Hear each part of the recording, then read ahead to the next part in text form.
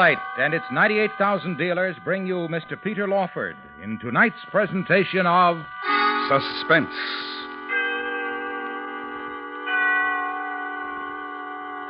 Tonight, Autolite presents a classic study of suspense, a new dramatization of one of the most terrifying stories ever written. Wilkie Collins' A Terribly Strange Bed.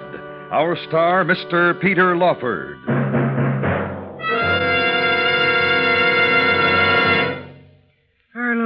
What is so wonderful as a day in June? Why, world-famous Autolite spark plugs, of course, Hap.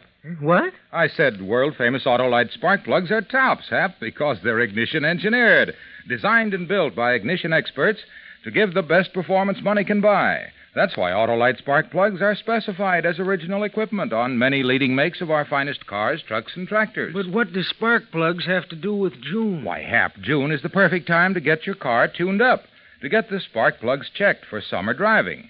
So, friends, see your Autolite spark plug dealer soon. He's a specialist on spark plug cleaning and adjustment for all makes of cars. And if replacements are needed, he will install ignition-engineered Autolite spark plugs, either resistor or standard type, best suited to your car and your style of driving. Remember, from bumper to tail light, you're always right with Autolite. And now, Autolite presents Mr. Peter Lawford in Wilkie Collins' story, A Terribly Strange Bed, hoping once again to keep you in suspense. Shortly after my education at college was finished, I happened to be staying in Paris with an English friend. We were both young men and lived, I'm afraid, rather a wild life in the city of our sojourn, and thus had probed the various refined pleasures suitable to our class, and searched for others less elegant. Searched for them in the neighborhood of the Palais Royal, which lies covertly against the dark River Seine, and from each closed doorway the small echoings of small promises. That one, Henry. That doorway there. Oh, you're drunk, Gerald. Pleasantly, exquisitely, modestly, delicately am I drunk. And therefore... Therefore what, Gerald? The doorway I have suggested and the word Frascati painted on it. Noble word, noble mysteries. I've been there. Oh, sly and traitorous friend. You have been there. And alone, slyly and without me. And it has a ghastly kind of respectability. 5 franc respectability, and it would not amuse me. Come along, Gerald. Come along, Gerald. That's it, Gerald. You're coming along very nicely. What I want, Gerald... Oh, what you want, Henry. Want and you shall find. Want and you shall find. What I want is somewhere where we can see a little genuine blackguard, poverty-stricken gaming, with no false gingerbread glitter thrown all over it. No gingerbread for my friend. Thank you, friend. A place not fashionable, not respectable... A place of evil, perhaps, and of emotions I've never known. Oh, Gerald, come along. Gerald will not come along. Gerald is content here. Look, listen to me. Gerald is content here to lean his weariness and his search against this doorway. Against... Gerald!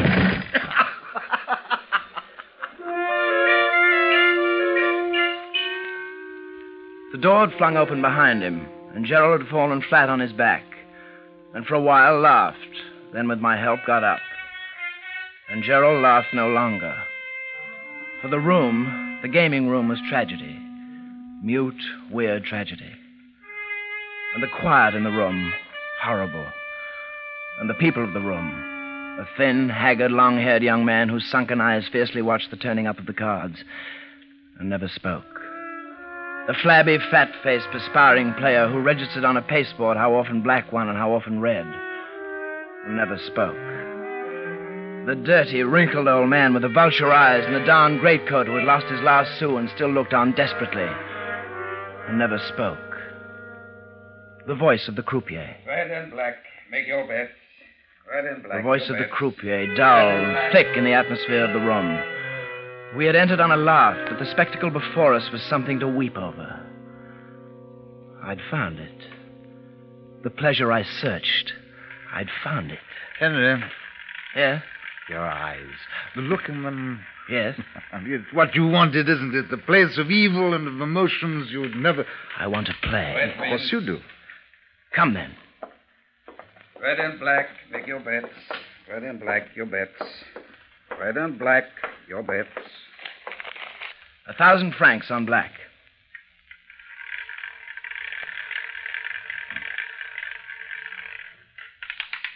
Black wins. Leave it. All of it black. Henry. Shh, wait.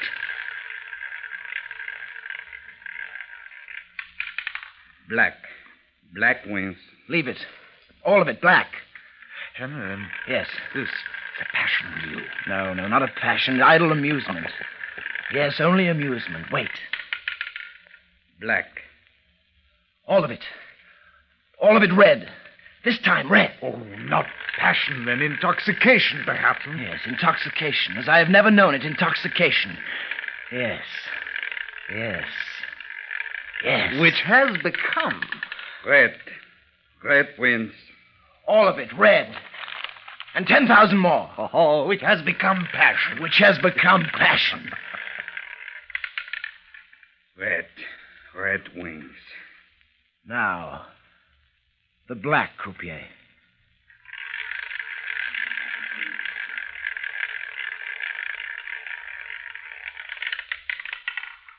Black.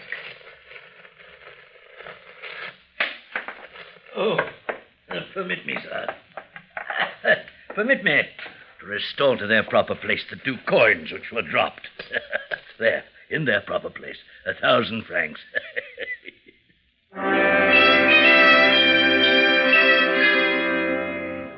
A tall man, and quite fat, pinched into a frogged and braided surtout.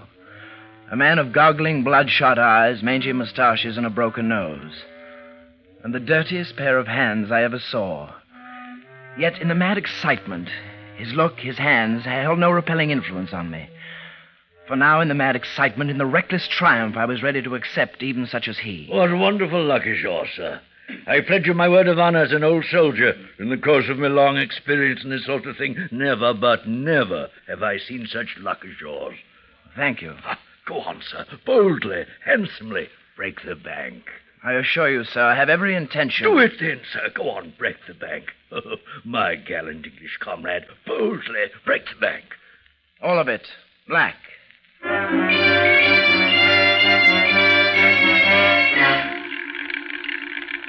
And I did go on. Went on at such a rate that in an hour... Gentlemen, the bank has discontinued for tonight. In an hour of a kind of ecstasy I'd never known, all the notes and all the gold in the bank now lay in a heap under my hands. The whole floating capital of the gambling house under my hands, waiting to pour into my pockets. No. No? No?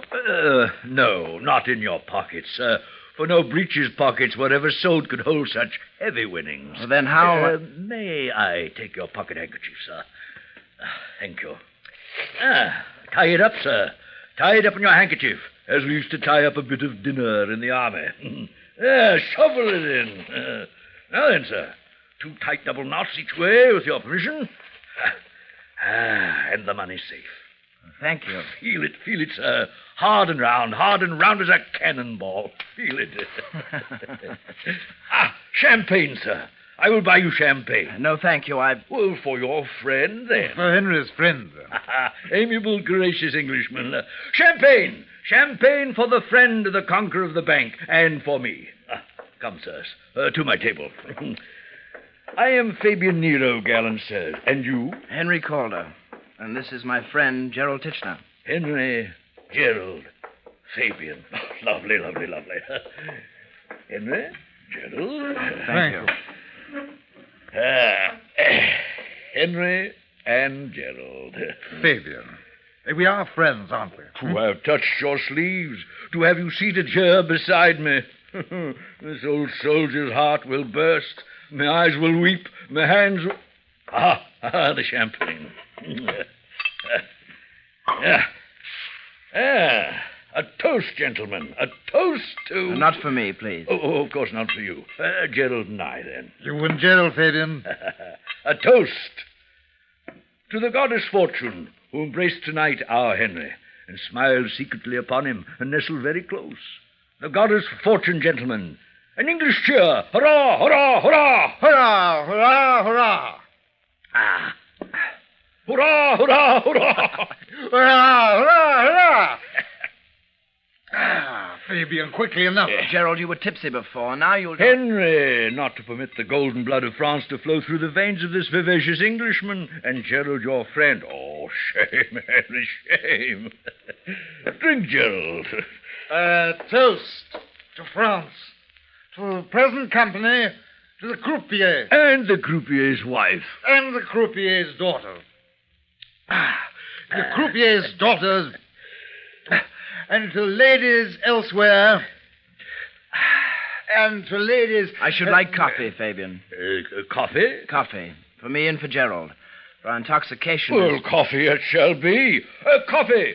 Coffee for the darling of fortune. Coffee.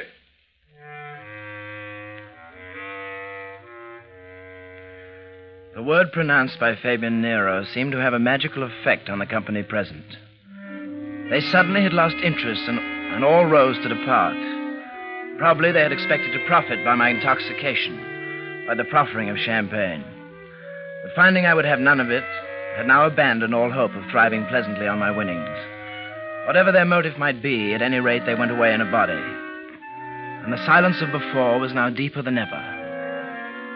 Then, from a sort of vestibule at the far corner of the room, a woman appeared, bearing a tray of coffee and glasses, and walked towards us, enveloped in silence. Woman of emaciated face and burning bright eyes and wisps of colorless hair drifting across her rouged cheeks. Your coffee, sir. Thank you. You will find it strong and good. Thank you. Strong and good, handsome sir. Here you are, sir. Thank you, for I am parched with thirst.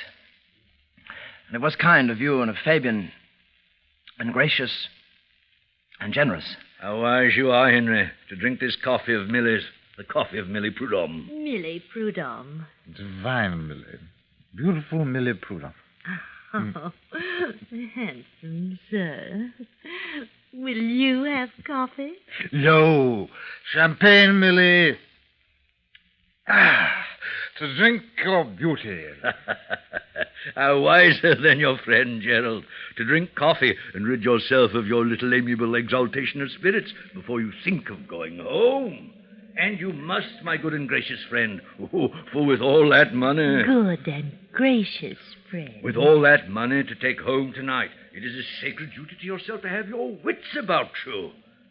Drink, Henry. Drink your coffee. You are known to be a winner to an enormous extent by several gentlemen present tonight who are but mortal men, sir, and have their own amiable weaknesses. Drink, Henry. Who'd surely rob and murder if you were to... Wait. Wait. Oh, you're still, Henry? I'm ill. I'm very... What? He is ill, very ill. I will weep. Henry is ill and I am drunk. Millie will sob. Will you sob, Millie? ill. A fit of giddiness. The room whirls round and round, furiously. Henry! Your voice deafens me, furiously. Oh, my dear friend, my dear friend. Madness to go home in your state. You would be robbed, murdered. You need a walking and then a sleep, and not a murdering. A walking and then sleep, and in a safe place, Henry. Yes, walk. Sleep. In a safe place. The place of Millie Prudhomme. A rooming house above the game room. And the capital beds of Millie's rooming house. I don't... Madness to go to your own home. Sleep at Millie Prudhomme's. And tomorrow... Go home safely with your winnings. Tomorrow, in full flow of life. And in broad daylight. Tomorrow. Gerald. Fabian's right, Henry. If anyone needs sleep, you surely need. Come then. Quickly. Come then, quickly. I will help you. Put your arm about me. That's the dear boy. Millie? Millie. Yes, Gerald. Come.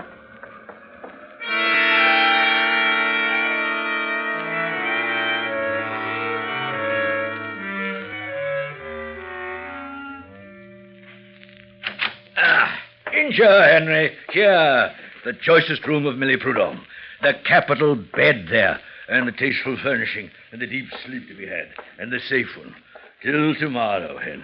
I don't know how to thank Oh, you. you have thanked me enough already with the exaltation of your splendid company.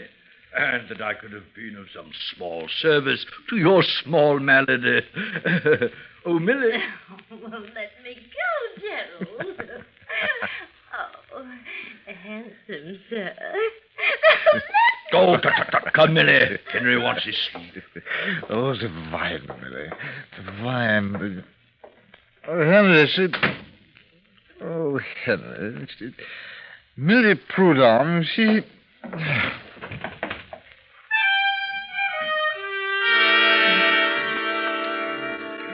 Gerald passed into his particular oblivion in the middle of a sentence. I walked over and locked the door.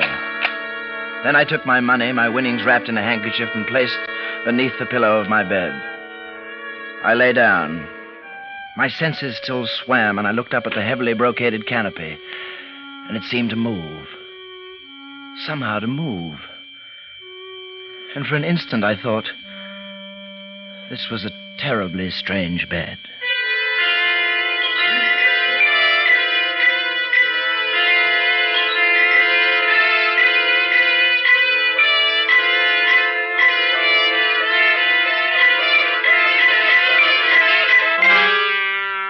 Autolite is bringing you Mr. Peter Lawford in Wilkie Collins' A Terribly Strange Bed.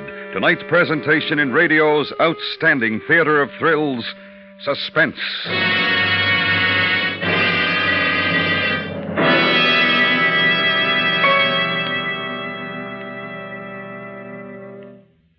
Well, Harlow, vacation time's nearly here. Yes, Hap, but not for spark plugs. They're the very heart of your car's ignition system. And if they're not right, the chances are you won't get smooth and efficient engine operation during summer's hot and heavy driving. That's why now's the time to check 'em, eh, Harlow? Yes, Hap, and when replacements are needed, wise drivers insist on ignition-engineered Autolite spark plugs, like the famous Autolite resistor spark plug.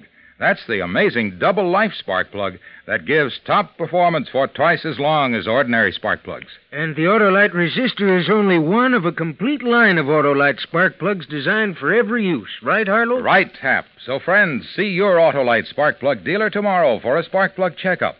And if you need replacements, take nothing less than ignition-engineered Autolite spark plugs, either standard or resistor type. You'll be glad you did, because from bumper to tail light, you're always right with Autolite. And now, Autolite brings back to our Hollywood soundstage Mr. Peter Lawford in Elliot Lewis's production of A Terribly Strange Bed, a tale well calculated to keep you in suspense.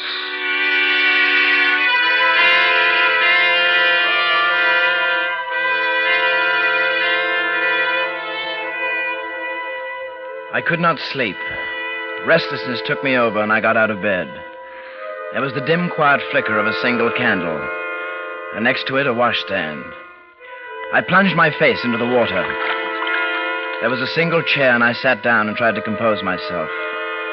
Slowly, the giddiness left me. A shutter. And a window. Shutter attached by a single hinge and flapping against the side of the house. And no lock on the window. No way of locking the window. Henry? Gerald, are you up? Where? In a room. Over the gaming place. It's all right. I've locked the door. But the window, it's... Window. And there's a window.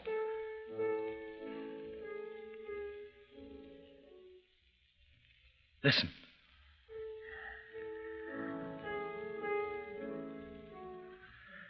Did you hear?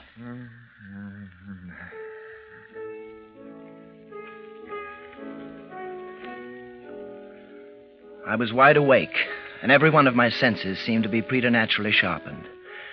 Piano and a song I had never heard, and then behind it, the laughter. Wide awake, yet somehow the effects of whatever drug I had drunk seemed suddenly to arise again. Exception, so that I reached for the wall to steady myself lest I fall down.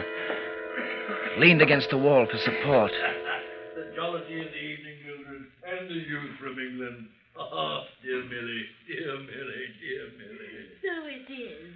And Fabian, Fabian, Fabian, the youth and his friend, and the handkerchief now. He's such a dear boy. Yes. Such a dear boy. Yes. He's such a dear boy. He's such a dear boy. He's such a dear boy. The moment their voices wavered and fled, a kind of melancholy seized me. I walked over to the window and looked out. Looked out upon blackness, a swarm of blackness. No shapes definable could be made out through the gloom, except a lighter grayness of a sort, as if an abutment of some kind, I supposed. Directly across the window and somewhat below it, but how far across and to what length below I could not determine. For all purposes then, I knew only that we were above the street level in some 3 stories, and having felt the walls directly adjacent the window, I found them to be sheer. No one could enter there. I walked over to the bed and took a pillow and placed it beneath Gerald's head. The bed again, and I lay down. This bed that now I was lying upon, I must again describe to you. A 4-post bed with a regular top lined with chintz. The regular fringed valance all around. It was ridiculous now that I tried to sleep. I couldn't even close my eyes.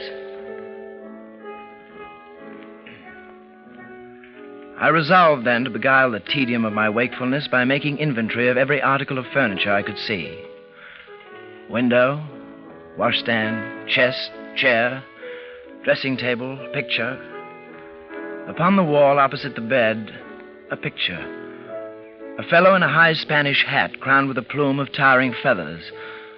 A swarthy, sinister ruffian, looking upward, it might be, at some tall gallows on which he was going to be hanged. Such was the picture. Another chair, candlestick, picture. It seemed to be moving.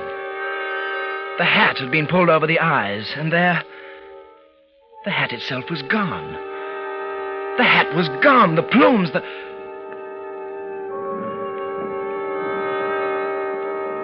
Was the bed moving? No. No, it was but a brief and terrible dream. How could the top of a bed move? A brief and terrible dream, trick of the eye, and the mind's going down for a moment into sleep. Yet I let my mind say it. The top of the bed had moved. Gerald, wake up. Huh? Open your eyes. Now what? Shh, quietly. Keep your voice in a quiet tone. Why? What? Shh, listen. Above you. Directly above you. Look, there's a picture. Do you see it? Yes.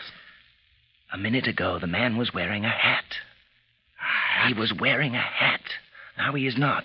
Oh, my friend, you're very drunk. I'm very proud of you. Fool, listen to me. All right, Henry. Where there was a hat is now a peephole, and we are being watched. All right, Henry. Now stay where you are, but be alert. All right, Henry. Henry. Yes? What are you going to do? Make sure of a thing. What thing? The bed. What? Keep your eye on the canopy. I'm going to lie in the bed now, Gerald, and make sure that they're not trying to murder us. How? By feigning sleep. What? By feigning sleep, Gerald, just that. Now, quiet. Yes.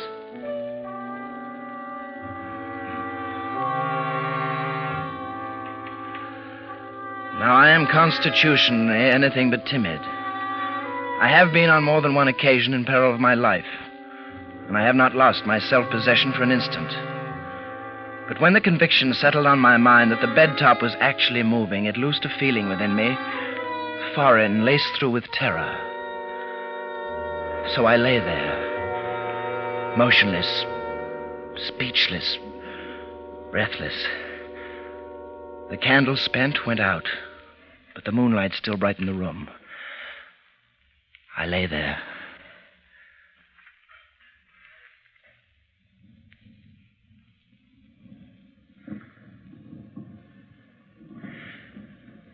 It descended. The whole canopy came down, close down. Henry. I lay there, Henry. literally spellbound by what was happening. Out of bed. At once I could not tell whether reality was here or my imagination was taking hold. Quickly, before they... Closer, closer. Henry. Gerald's voice shattered this warm sea of fascination that bound me, and I leapt from the bed. Look, Henry. Yes. There. The middle of the bed top. The huge wooden screw. Like a press. To smother me and relieve me of my winnings and then kill you. Young sir! Mr. Calder, open! Unlock the door! Open! The light of the morning, Gerald, and look. It comes up and through the window, across the narrow shaft. Another building. We can leap it. Not I. What? No, not I. My legs are still unsteady. If I should stand up on that sill, I'd fall into space. Then wait. And hurry. Yes. Hurry! Hurry!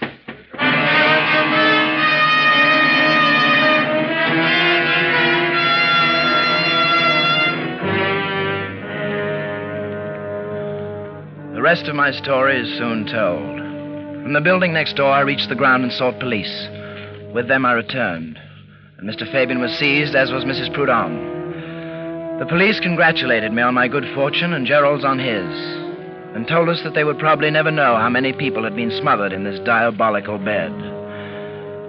So tightly was the canopy pressed to the bed that I could not retrieve my money. The mechanism had to be released from the room above. The police bade us go, and finding ourselves walking homeward, Gerald said to me, I know a place where gambling is carried on at such a fever pitch that you'll be carried to the heights of excitement. Needless to imagine, I refused to go along with Gerald. My adventure cured me of ever again trying rouge et noir as an amusement. The sight of a green cloth with packs of cards and heaps of money on it will henceforth be associated in my mind with the sight of a bed canopy descending to suffocate me in the silence and the darkness of the night.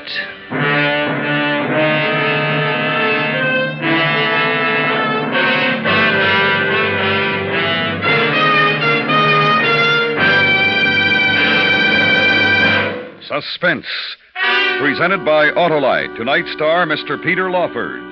Here are the results of the great $100,000 Autolite Family Charity Drawing. Over 5,200,000 entries were received for this event. Last week, the final drawing was held in New York under the supervision of a distinguished committee. Here are the names in the order of their selection. $50,000 will be distributed to the charity or charities designated by Desi L. Irish of Vallejo, California. $20,000 will go to the charity or charities designated by Lucille Foisey of Miami, Florida. $5,000 to the charity designated by Vincent W. Sisler of Howe, Indiana. $3,000 to the charity designated by Stuart Smith of Ogdensburg, New York. And $2,000 to the charity designated by L.G. Bridgewater of Kennewick, Washington. These people and 20 others who will each designate $1,000 to their favorite charities have all been notified. And now this is Harlow Wilcox wishing you a summer of safe driving with the reminder that wherever you travel, from bumper to tail light, you're always right with Autolite.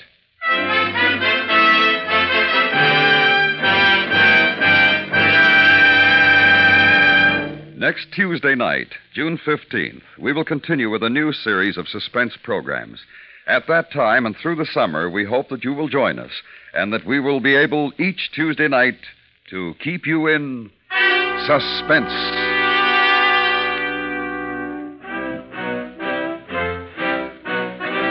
Suspense is produced and directed by Elliott Lewis, with music composed by Lucien Morawick and conducted by Lud Gluskin. A Terribly Strange Bed was adapted for suspense by Morton Fine and David Friedkin, from the story by Wilkie Collins. In tonight's story, Ben Wright was heard as Gerald, Paula Winslow as Mildred, Joseph Kearns as Fabian, and Vic Perrin as the croupier.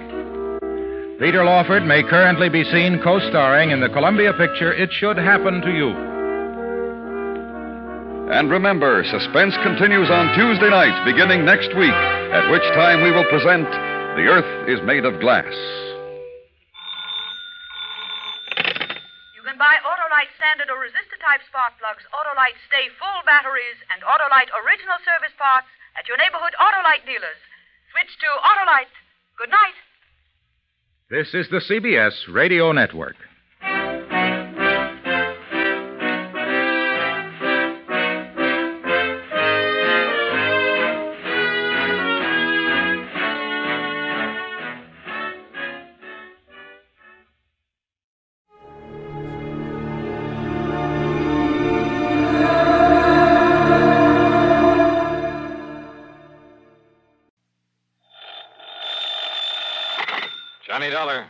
Johnny. Yes? Hello? George Reed, Floyd's of England. Oh, what's the matter, George? You sound a bit down in the mouth. I am. What's up? Well, Johnny, I understand you've handled quite a few investigations for the Continental Insurance and Trust Company. Oh, brother, I sure have. And you know something, George? Yes? Floyd's of England, you that is, have handed me some pretty wild ones over the years. I know. But believe me, they've been nothing compared to some of the cases that Continental has handed me. And you know why, George? Why, Johnny? Because of just one client of theirs. Well, He's a wealthy old screwball by the name of Alvin Peabody Cartwright. Cartwright? Yeah, he carries a lot of insurance, millions of it. And any company that has his account is making plenty. Yes, But, brother, I know. the fantastic problems that man comes up with. Why, it's enough to drive you off your rocker. I mean, I'm always the goat.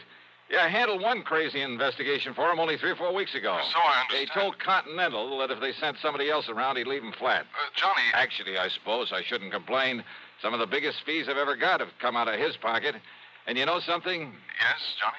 In spite of all his wackiness and these silly problems he hands me, well, over the years, I've really gotten to love the old character. And I mean, aside from those fancy fees I mentioned. Good, Yeah, I'm glad I think I'd do almost anything, within reason, that is, if it were necessary to help out Alvin Peabody Cartwright. Anything? Sure, anything. Thank heaven for that. But now you said you have troubles, George. I have. So I'm sorry I chewed your ear off about someone that Floyd's of England doesn't have to worry about, so... Don't we, Johnny? Huh? Well, of course not, because as long as he keeps his insurance with Continental... Unless... George. Unless... What, Johnny? Well, I mean, if he were to change companies for some... Oh, now, wait. Yes? George. I'm still here. Just who is your problem? I'm afraid you've guessed it. Oh, no. Yes, Johnny. Alvin Peabody Cartwright.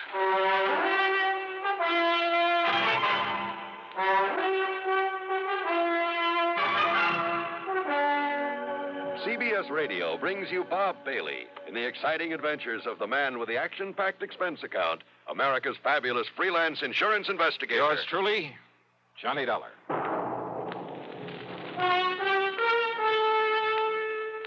Pepsi-Cola refreshes without filling. Why? Because it's truly light. Charlie, you're forgetting something. Wait, Kay, there's more. Yes, ice-cold Pepsi is the delicious refreshment that goes great at a picnic or a party. But, Charlie... And Pepsi goes fast. People like it, so keep plenty handy. There. Oh, you did fine, except for one thing. Well, I mentioned lightness and how Pepsi refreshes and how fast it goes. You left out Pepsi sociability. You know the Be Sociable song. But, Kay, I can't sing. I can. Listen. Be sociable, look smart, keep up to date with Pepsi. Drink light, refreshing Pepsi. Stay young and fair and debonair. Be sociable, have a Pepsi. Well, at least I can say this. Pick up an extra carton of Pepsi today. Please do. And now, Act One of yours truly, Johnny Dollar.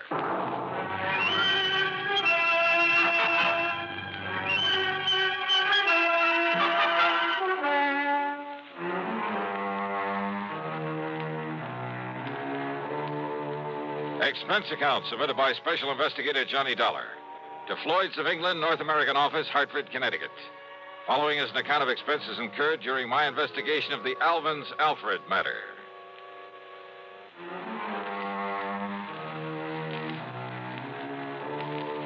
The assignments George Reed usually handed to me were usually bad enough. But a combination of both George and Alvin Peabody Cartwright could be just a little too thick.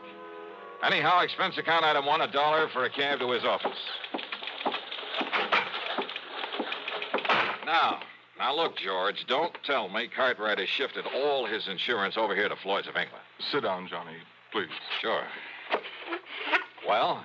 Yes, he has. Then, baby... As a matter of fact, after months of effort and expense, I managed to sell him on our company myself. Oh, brother. But if you have any idea of the amount of his annual premiums, well, Johnny, it's a real feather in my cap. But don't you realize what you've got yourself in for? I'm afraid I'm beginning to.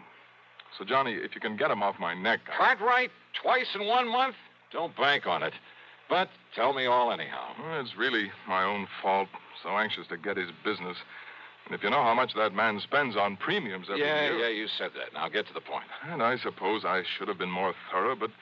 Well, we figured that Continental had known what it was doing, and we simply made a direct transfer of all his policies to this company, including the one that concerns us now. Only it should never have been issued. What kind of a policy? Straight life. On Cartwright? No. With all the riders attached to it. Johnny, it not only covers her life, but accident, injury, mysterious disappearance, just about anything you can think of. Covers whom? Well? The name on the policy. Alfred. Alfred? Alfred Cartwright. A relative? No. No. But if his last name No, is... Johnny, according to this policy, Alfred is a ward of Alvin Peabody Cartwright. That's funny. I never knew that Cartwright had a... Well, what's the difference? What's happened to this Alfred? According to Mr. Cartwright, it was an abduction. Oh, a kidnapping, huh? No, not exactly. Well, what do you mean? If he was abducted, that means he was... Wait a minute. Yes? A minute ago, you started talking about the insurance policy on her. That's right. And then you started talking about Alfred. Alfred is a she. Is a what? Hey, well, what do you mean about an abduction of her, it not being a kidnapping? Oh, I said not exactly.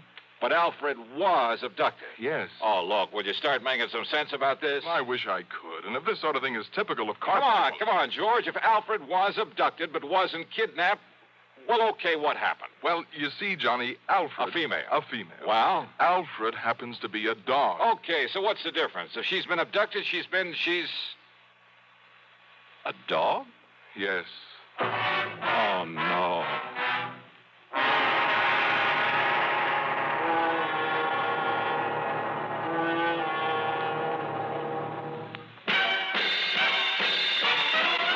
Are you smoking more now, but enjoying it less?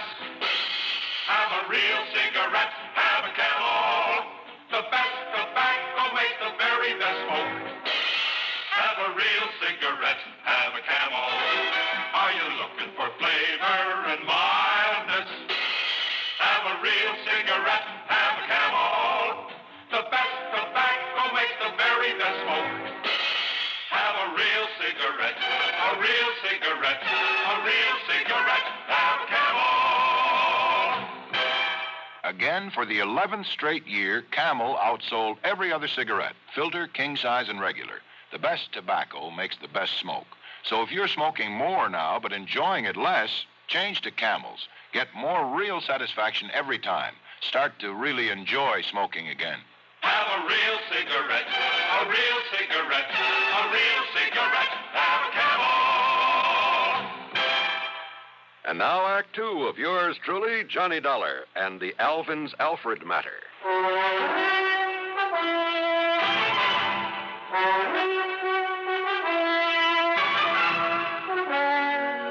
George, life, accident, injury, mysterious disappearance, all that insurance on a dog? Yes, Johnny. A female dog? Yes. By the name of Alfred? Yes. A pet of that lovable old crackpot, Alvin Peabody Cartwright? His ward, Johnny. At least that's the way it reads on the policy, and that's why we thought nothing of it when the policy was transferred to us from Continental Insurance and Trust. Oh, brother. But why Continental ever wrote such a policy in the beginning? Oh, that part's easy, George. But the premium's only a drop in the bucket. I mean, compared to that on the rest of Cartwright's insurance. Now, listen.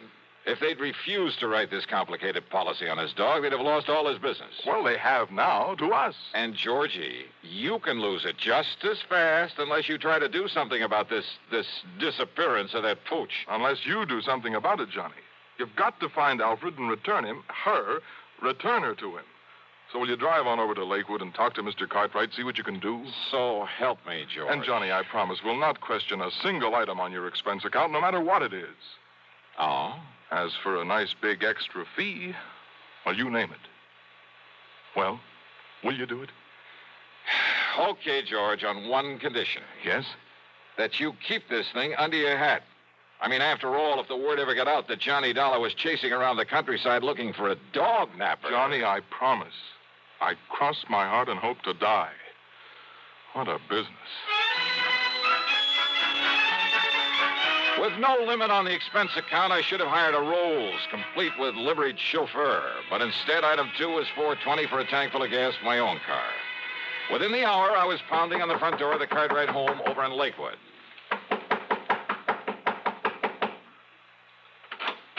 Hiya, Mr. Cartwright. No. I'm sorry, Young Man, but I'm far too upset to talk to anyone right now. So goodbye. No, wait a minute. Hey! Yes. Why, Johnny? That's right. Well, why didn't you say so? Come in, boy, come in. Sure. Well, sir, how are you? Yes, come in and commiserate with me in my hour of bereavement. How anybody could be so wicked as to take Alfred, my pride and joy, away from me. But somebody did. And, Johnny, you must find her and must bring the culprit to justice. Spare no effort, spare no expense, but come on, Johnny. Well, have you any idea, Mr. Cartwright, who might have walked off with the pooch? Pooch? Oh, Johnny, how can you use such a term? Alfred was almost like a child to me. Dear little thing. Oh, yeah, I'm sure. But you haven't answered my question. Do I know who committed this dastardly deed? Yes. Of course I do. Oh, sir. Come along, Johnny. I'll show you Alfred's picture so you'll know her when you see her. All right. But now, why send for me, Mr. Cartwright? What? Well, I mean, if you know who did this. I certainly do. And, Johnny, he must be made to pay the penalty for this nefarious deed. Now, look. Here's dear little Alfred's room. Huh? Well, do you like it? Isn't it nice? I could hardly believe my eyes. It was more like the playroom for some much too wealthy child. Why, he must have spent thousands on it. On the soft, thick, wall-to-wall carpeting, all the furnishings, including a bed in the corner with a foam rubber mattress. There was a growing tree in the middle of the floor and a half-dozen miniature fire plugs scattered about. There were rubber bones and balls and toys of all sorts and sizes Toys? In addition to everything a dog could possibly play with, there was a big table with a scale model electric train, an erector set, a microscope, a lot of other science toys, including a working model of a... Huh? Isn't it nice, Johnny? Oh, no. Look, Mr. Cartwright. Yes? Don't tell me the dog played with these things.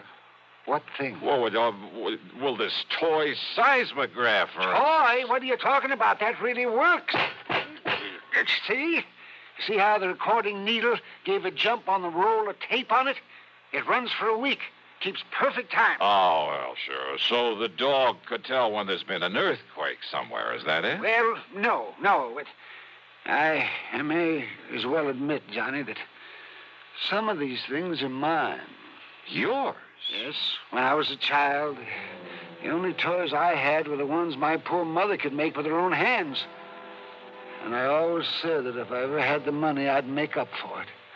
That I'd have all the things I couldn't have then. So maybe I'm just a silly old man, second childhood, that sort of thing. But I said I'd have them, and now I have. I see. Did you ever have a nice electric train when you were a youngster? Well, no.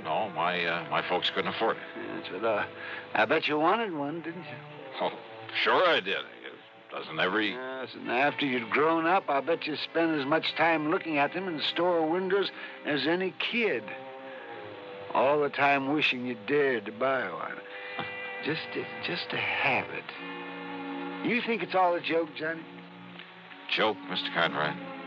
About the man who buys his son a train for Christmas and then, plays with it all Christmas morning? Yeah, maybe you got a point there. Of course I have. And that's the trouble with growing up. People get so proud or stuffy or something that they won't unbend. They won't let their hair down and enjoy some of the simple little things that they'd really like to do. They're so afraid that somebody might laugh at them. I'm not laughing, Mr. Cartwright. And that's why I like you, Johnny, because you've sense enough to realize that, well, maybe an eccentric old character like me isn't so eccentric after all. That he's just become smart enough to get rid of a lot of nonsensical inhibition. Yeah, you have got a point there. Well, maybe you can understand why this same old man is so upset about losing a wonderful companion, his dog. She was such a dear. I looked all over before I found her and bought her and brought her here. Her, Mr. Cartwright. That's right. Then why did you name her Alfred? Well, to be honest about it, Johnny, I'd really hoped for a boy. Yeah. Yes. Now, you say you know who who dog-napped her. Clarence. Clarence? Clarence Brixton. A stupid day servant I fired yesterday. He was the only one that could have done it. Who would have done it? When did this happen? Last night, between 7 and 8. I'd gone over to visit the widow Parkins. Oh, a bit of romance in your life, Mr. Cartwright? Oh, Johnny, how can you say anything? Well, she is very nice. I mean, there was nobody here but little Alfred. I'd even locked her in. Oh, what about the house? Was it locked? Of course it was. But Clarence still had his key to it. And if you know this house, Johnny, and nobody could have broken in. Oh, I'm sure of that. Besides, there was no sign of anybody trying to. There was no footprints outside. There was no ladder marks. There was nothing. Even the stupid local police agree that Clarence must have done it. Then why haven't they nabbed him? Because they believe his alibi. From that character, that wife of his. They live the other side of town, and she swears he was at home when it happened. And you're sure that only he had a key to this house? That's right, outside of my own. So he must have done it.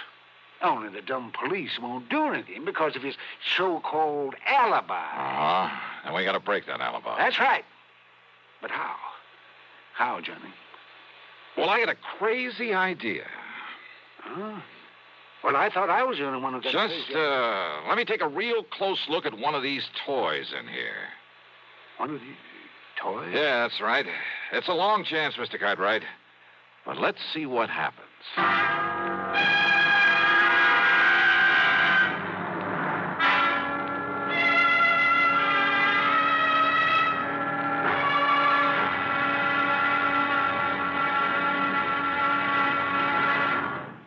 Act 3 of yours truly, Johnny Dollar, in a moment.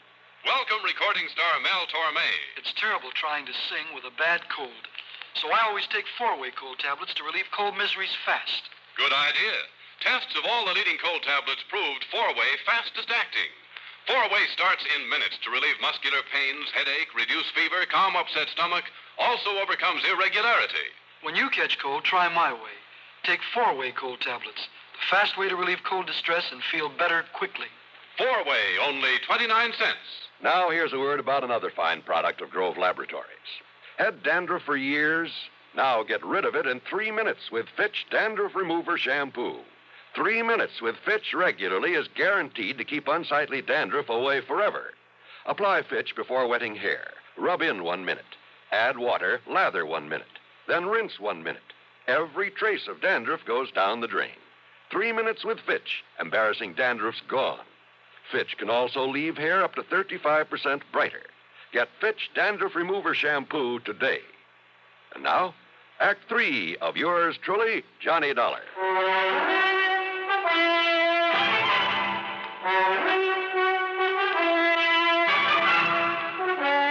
I got back into my car and drove to the address of Clarence Brixton.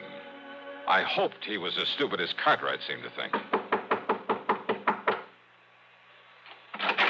Yeah, mister. Mrs. Brixton? That's right. I want to see your husband. No, who are you? Johnny Dollar, special investigator. No, get him out of here, Mabel. Throw him out. What are you so worried about, Brixton? First it was those dumb cops that crazy old geezer sends around here. Now it's you.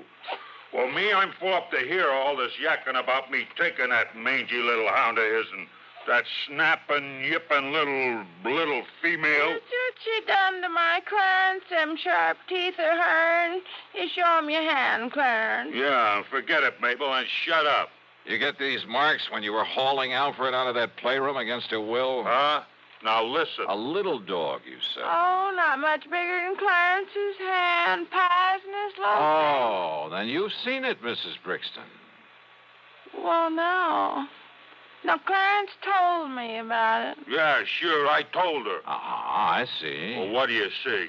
And I hope it means the dog is still alive. After all, if you took the trouble to bring it here. Well, what are you talking about?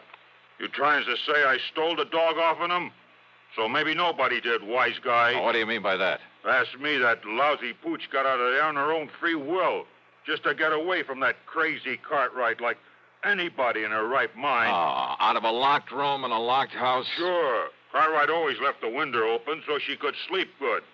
He left so the dog took off somewhere. A little dog jumped out of a third-story window? Why, it would have killed or crippled her. All right, so then he was wrong about when it happened. While he was out, he said. And he was out between 7 and 8 p.m. last night. And that's when somebody chased Alfred around until he caught her, then took her away. Prove it. Yeah, some big, clumsy ox like yourself, Clarence, who had a key, who knew the place, knew he'd better leave the place looking undisturbed before getting away. But he didn't. Yeah? Here. Take a look at this. What's that, huh? From a working model seismograph there in that playroom. What? You see, Clarence? Every clumsy footstep of yours registered in black and white for some 5 or 6 minutes during a period between 7 and 8 o'clock. Oh, don't look like his feet to me. But I didn't touch that thing. You didn't need to. You mean them squiggles on the paper, my footsteps? What do you think? Now, what do you think of modern scientific investigation, Clarence? Scientifical, huh? Gee. But listen, mister, please, it was only so's Clarence could make like he found the dog and then take him back and then maybe get his job back. Yeah, could have worked, too, only... Only what, Clarence? Some local cops. They was a pushover. But then you had to come along. All right, Dollar. Well? Dollar, I give myself up.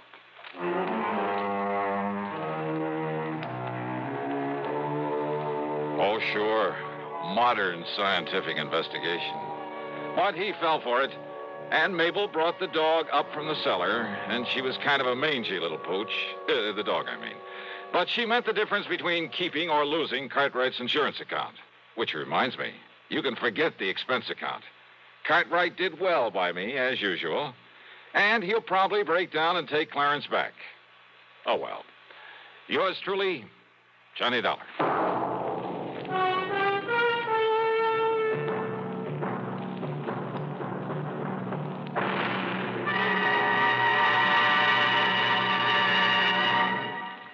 Our star will return in just a moment. Constipation can be a problem for anyone, even doctors.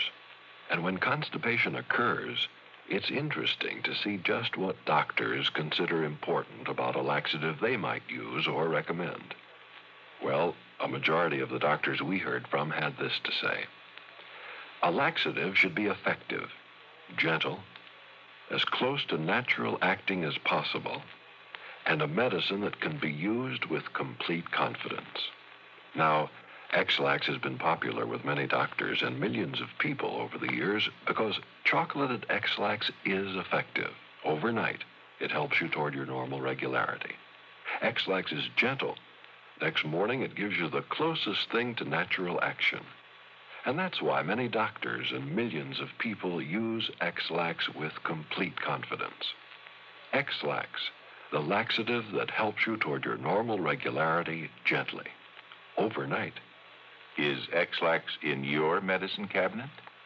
Now, here's our star to tell you about next week's program. Well, first, a real hearty welcome to WATV in Birmingham, Alabama, and to KSOB in Cedar City, Utah. Glad to have you with us on the network. Next week, I run up the biggest, the fattest expense account you ever heard of. Join us, won't you? Yours truly, Johnny Dollar.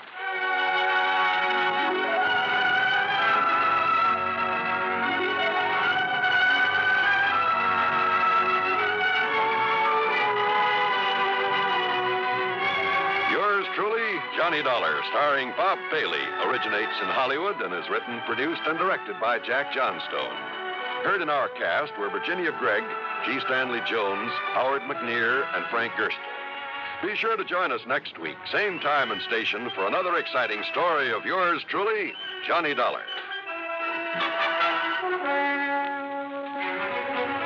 This is John Wall speaking.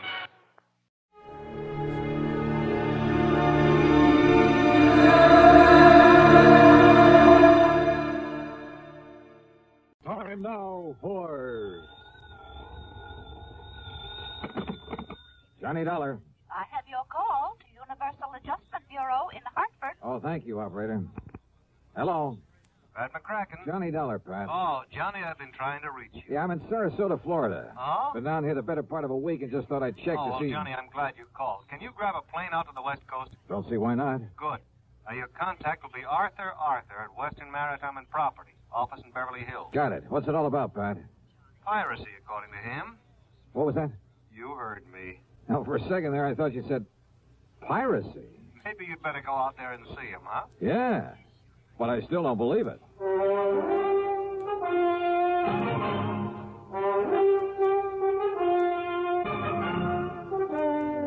Bob Bailey in the exciting adventures of the man with the action-packed expense account. America's fabulous freelance insurance investigator. Yours truly, Johnny Dollar.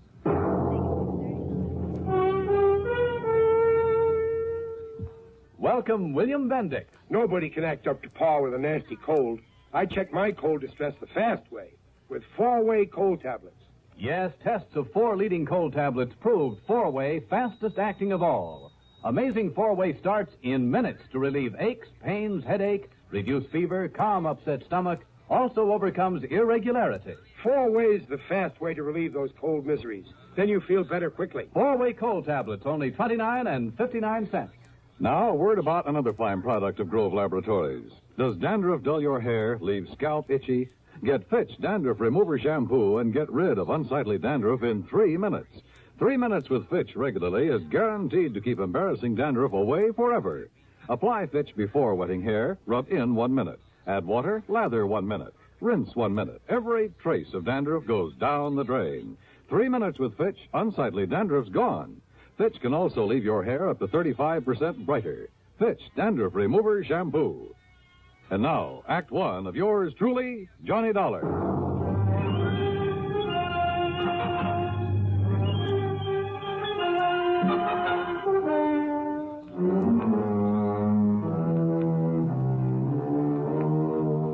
Expense account submitted by Special Investigator Johnny Dollar to the Western Maritime and Property Insurance Company, Beverly Hills office. Following is an account of expenses incurred during my investigation of the Baldero matter.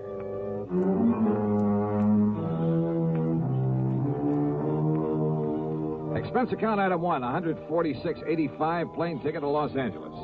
Earl Poorman, with whom I just finished working on a case, drove me from Sarasota to the International Airport in Tampa. Well, I don't know why not, Johnny. Oh, are you kidding? In this day and age, a bunch of bearded gorillas stripped to the waist, bandanas wrapped around their heads, waving cutlasses. I didn't say that, Johnny. And Long John Silver, I suppose, leading the boarding party. Oh, Earl, that kind of stuff went on a couple of 100 years ago. Sure. But do you remember that palatial yacht that was boarded and taken over just off San Salvador about a year ago? Well, yes. Convicts from a prison colony on the island of Isabella. They had control of that yacht for 3 days, Johnny. And when they left, they took along everything of value they could get their hands on. Yeah, I remember. You don't call that piracy? Well, maybe so. You think that's what happened in this case? There's only one way to find out. The flight to Los Angeles was uneventful. Thanks to the time zone differential, it was only 4:30 p.m. when I arrived. Item 2, $6 even for a cab to the Beverly Hilton, where I parked my bags. Item 3, 10 cents for a phone call to Arthur, who, if I remember correctly, was quite a character. Good insurance man, but, a character.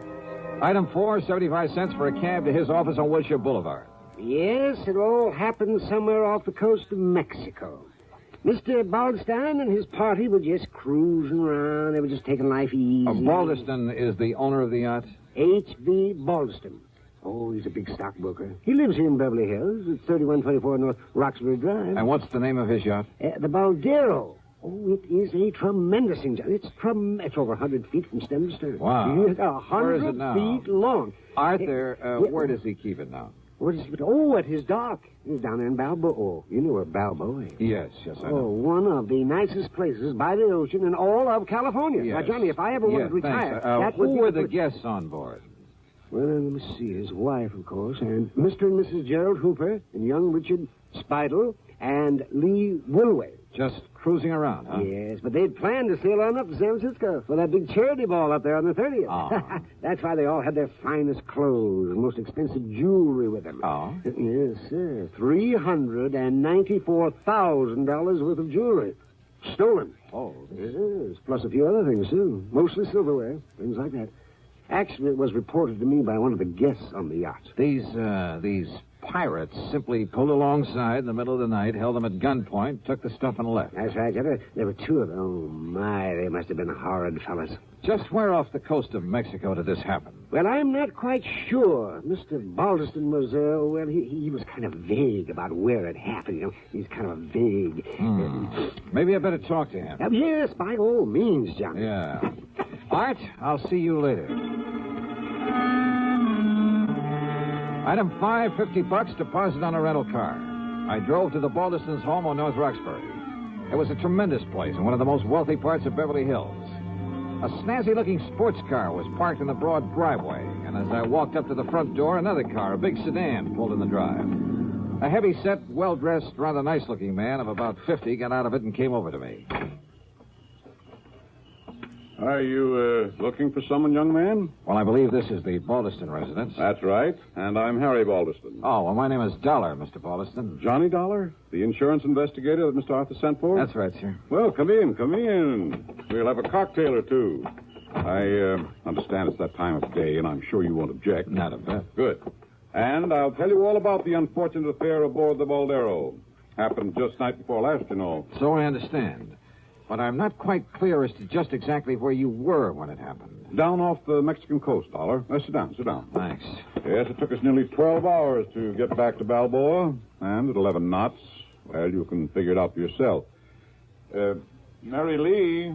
Yes, Harry? Come on down, dear. I want you to meet Mr. Johnny Dollar. Oh, all right, dear. Now, I'll pour us a drink and tell you all about it. So he poured. His wife joined us, and we talked. But I'm afraid I didn't learn much more than I already knew. They'd both been asleep when it happened. The so-called pirates had come aboard very quietly. Both they and their guests had been held in their respective cabins by one of the men while the other gathered the loot. The men had worn long oilskin raincoats, had nylon stockings pulled over their faces to conceal their identity. Only one of the guests, Lee Wilway, had even seen the boat they'd used. Baldeston never did tell me definitely where it happened.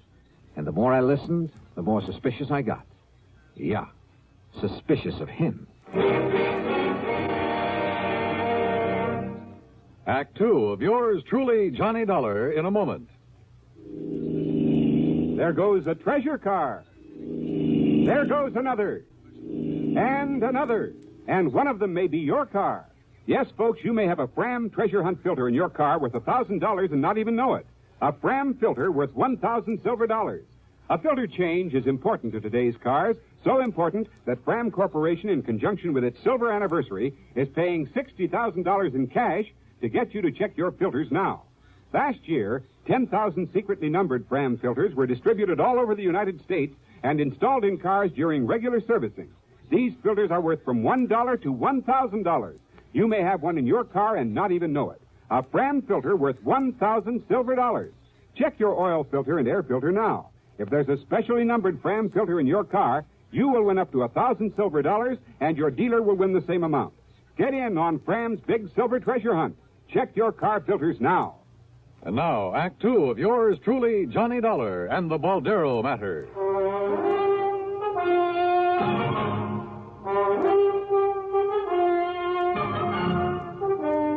Well, Dollar, it was hard to tell just where we were. I keep an engineer on board, and he'd been at the wheel most of the day. But you were anchored for the night. Yeah, that's right. You see, we were just killing time until it was time to head north to San Francisco and that charity ball the ladies wanted to go to. Yes, the charity ball. And after waiting 2 months.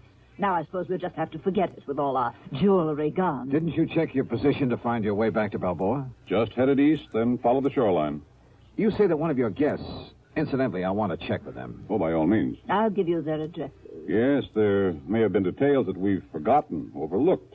After all, we were a bit upset over what had happened, And probably more than a little confused. Well, I know I was. You said that one of your friends got a look at the boat these men used. Yes. Lee Wilway ran up on deck. Of course, it was dark and there was some fog, but Lee said it was a black boat. Well, now you A can't. long black speedboat. Maybe. By the time the rest of us got up there, it had completely disappeared. Then I had Beacon start the diesels, and we made the run back to Balboa. You notified the Coast Guard, of course. Not until we got in. What? Well, Lee had been fooling with the radio earlier. The rest of us were in the main cabin playing cards. And, when we tried to send out a call, the transmitter wouldn't work. Where'll I find this Lee Wilway? Here, I've written down the address for you. And our other guests, too. Mr. and Mrs. Hooper and Richard Spidel. Thank you. Now, Mr. Dollar... Mr. Baldeston... Yes? I'll see you later. Yeah, there was something very funny about this whole thing. But I wasn't quite sure just what. I checked with Mr. and Mrs. Hooper. Elderly, very quiet and dignified. Their story was the same as the Baldestons. Except in one thing. They weren't at all sure it had taken them any 12 hours to get back to port. I drove to the address of Lee Wilway. It was a small apartment below Wilshire. After all, if Lee was the only one awake and alert enough to have taken a good look at the pirates in their boat. Yeah, and what about the yacht's radio that wouldn't work after Lee had spent the evening fooling with it? Yes? Oh, I beg... Well, that is, I'm looking for Lee Wilway. I'm Lee. Who are you? Believe me, Charles of the Ritz would have been proud of this one. A living doll. 23 or 4, she was tall, slim, and her pretty face topped with red hair that looked oh so carefully disarranged. Yeah, she was a beauty. And yet, as we talked, I couldn't quite picture this gal on a yachting trip with the Baldestons. Gee, no, I haven't the least idea where we were when it happened, Johnny. It could have been a million miles out to sea, but if Baldy... Mr. Baldeston says it took us 12 hours to get back. It must have taken us 12 hours. And you're sure you didn't recognize either of the men who boarded the yacht, Lee, huh? No, I certainly didn't. But I saw the boat they had. It was a long black one. Solid black? Solid black. Did anyone else on board see that boat? No, at least... I don't think so. What did you do after they left? Went up to the bridge, to the radio. Didn't they tell you? To call the Coast Guard? Well, yeah, sure, only... They said you were at the radio earlier. Yes, just listening. But after it was over and I tried to call the Coast Guard, well, it just wouldn't work. Like another drink, Johnny? The Baldestons and Hoopers were playing bridge earlier. Yes. Look, Johnny, have you had dinner yet? Where were the other guests? Dickie boy? Yes, Dick Spidel. No, I don't know. And what did he do after you were boarded and robbed? He was probably down in his cabin with his head under the covers, scared to death. If he had any nerve, he could have stopped them, too. What do you mean? Well, his was the one cabin they didn't go into. They didn't bother him. And he knew there was a rifle they used for shooting sharks. He knew it was on the rack just outside his door. And if he'd come up shooting with it, why, those pirates would have jumped overboard and run for home. I'll just bet they would. Apparently you don't think much of this Dick Spidel. Would you? Acting like that? Doing nothing when he could have? Incidentally, when I stopped at the Baldestons, I saw a sports car outside. Oh, yeah. Isn't that a dreamboat? It's Larry's. Who's Larry? Larry Baldeston. He's my... Oh, gee, Johnny, I'm getting hungry. Why don't we have another drink and then have some dinner? Sorry, but I'm afraid I can't. I'm not used to being turned down, Johnny. Well, I'm sorry, but there are a couple of people I've got to see. Oh, like who? Your friend Dick Spidel, among others. Oh. I'll see you later, Lee. I'll be here, Johnny. I guess I'm not as familiar with the streets of Los Angeles as I thought. It took me over half an hour to find Spidel's apartment. It was one of those ultra-swank affairs just off Sweetser Avenue below the famous Sunset Strip. I parked under a big palm tree. Then, as I backed out of my car, another one roared up and stopped behind me. The glare of the headlights partly blinded me. Just a minute, you. Huh? Johnny Dollar, huh? That's right. Who are you? Here. Oh!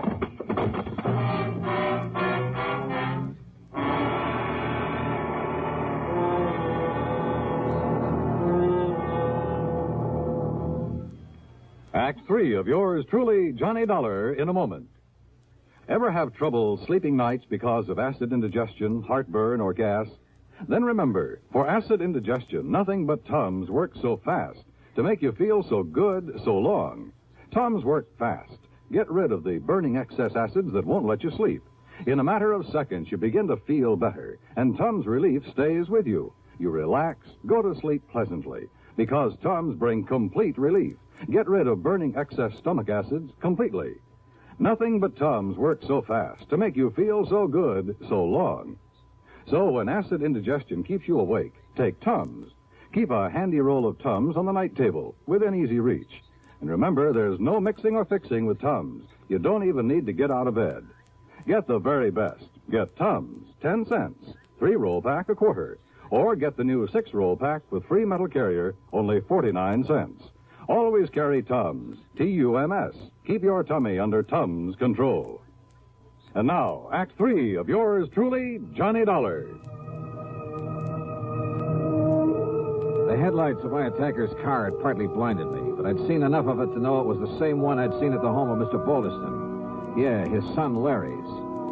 But I came to find myself parked behind the wheel of my own car. And lying on the seat beside me were 5 crisp $100 bills and a note. Take this money and get out of town, it said. You have no case anyway because the things that were stolen off the yacht have been returned. So you may as well leave while you have your health. No signature. There was only one person in the world I wanted to see at that moment, Larry Balderston. But I felt a bit rocky. Since I was at the front door of Dick Spidle's apartment, since I'd really come to see him, and if I was lucky, he might have a good stiff drink handy. Feeling better now, Mr. Dollar? Yeah, I am. Thanks, Dick. It's Richard, if you don't mind. Oh, yeah, sure. But go on with what you were saying. Well, the whole thing was absurd, of course. But the only reason Mrs. Balderston insisted on taking Lee on that yachting trip and to the charity affair, and of course I was supposed to be her escort, was to shame her, to show her up. How do you mean? Well, after all, in spite of her beauty, she is a rather common person, rather cheap. So Mrs. Balderston hoped that facing her with the ladies and gentlemen who attend the ball would embarrass her. Oh, I see. And that she'd realize she has no place among people like ourselves. People like you are just too good for her. Well, to put it bluntly, yes. In any event, Mrs. Balderston hoped it would break off this rather sordid romance. Romance? She and Lawrence Balderston. Larry, she calls him. And Lee is only after his money. But I take it Larry got wind of this little plan. Lawrence said that he would prevent its being carried out if it was the last thing he ever did. So he staged the piracy bet? Oh, I'm sure it was he. He's always done silly things like that, Mr. Dollar. Rich, headstrong, spoiled as he is. So when I heard the noise up on deck, I simply locked myself in my cabin and refused to budge when he and whoever he had helping him boarded the yacht. All because you were scared? I beg your pardon. Thanks a lot, Dick. It's Richard. You've been a lot of help. Oh, and incidentally... Yes? You think Lee Wilway was in on it, too? That's why she spent so much time on the ship's radio earlier in the evening? Indubitably, so that she could guide him to the yacht in his speedboat. His speedboat, of course, has all sorts of radio equipment aboard. What color is that speedboat? A mahogany. Why? Lee said the pirates were using a solid black boat. Which simply proves she was on to his plan. What do you mean? Well, the wench was lying, that's all. Yeah, maybe you're right. Thanks, Dick. It's Richard, if you don't...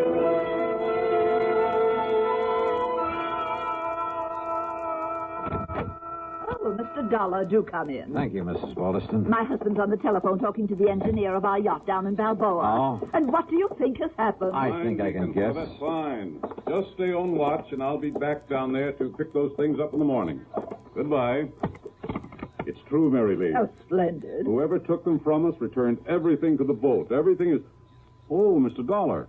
Did you hear that? Yes, I heard. Where's your son, Larry, or Lawrence, or whatever you call him? Larry? Well, as a matter of fact, Oh, the dear boy came in just a little while ago. Where is he? In the study, I believe. He said he had a call to make on the other phone. Thanks. Why, what's wrong, Mr. Dollar? Mr. Dollar? Yes, I saw you through the window, Lee, trying to make up to that guy Dollar. And let me tell you this. Let me give you this. Larry, what is it? Want some more, Larry? Now, listen, Dollar. Well, if that's the way you feel about it, you and that family of yours can... Well, I'm fed up. I said, do you want some more, or do you want to start talking? Okay, I did it. I rigged the whole thing, Jimmy Driscoll and I, because I was fed up with the way Mother was trying to run my life. Lawrence, dear. Yeah, but maybe she was right about Lee after all. Of course she was, son. Why, of course, dear. But now, look, Dollar, if you think you can get away with barging in here and slugging me... Oh, Dollar, you... Yes, why? More? Oh, my God, you big brute. Enough, Larry, huh? You had enough? Yeah, okay, Dollar. Okay. Sorry, Mr. Baldeston, but I kind of owed it to him. Dollar, I've been hoping somebody'd do that for a long time. What? Sure, I've spoiled him, too. It's been my fault as much as his mother's. My fault? But I never had any idea he'd carry things as far as he did. Of course, if you like, sir, I could prefer assault charges for his attack on me earlier. No, I don't think it'll be necessary. And I'm much obliged to you. But my poor boy... Just leave him alone, Mary Lee. Oh. And suppose you leave us alone while I settle things with Mr. Dollar.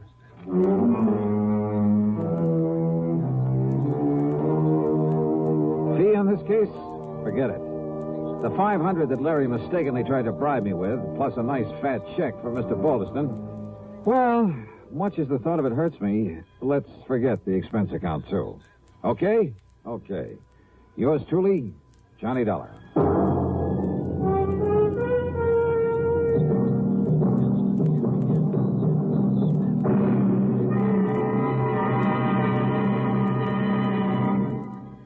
Our star will return in just a moment.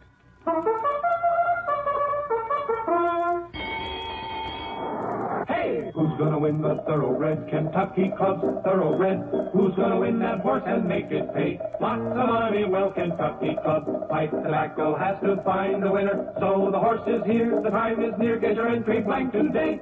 Yes, enter the annual Derby Day contest sponsored by Kentucky Club's 9 brands of pipe tobaccos. First prize, a Thoroughbred Bay Colt, son of famous oil capital, who won over $580,000. Jockey Ted Atkinson helped select this prize colt. You name him and he's yours. He could win a fortune for you. Get Kentucky Club Derby Day contest entry blanks free at tobacco counters now. Hey, who's gonna win the Thoroughbred Kentucky Club's Thoroughbred? Who's gonna win that horse and make it pay? Lots of money, well, Kentucky Club. Pipe Tobacco has to find the winner. So the horse is here, the time is near. Get your entry blank today. Now, here's our star to tell you about next week's story. Next week? Oh, wait a minute. Belated congratulations to station WJLS in Beckley, West Virginia on its 20th anniversary. Next week, I really go fishing. Yeah, for a body in the middle of Lake Mead. Join us, won't you? Yours truly, Johnny Dollar.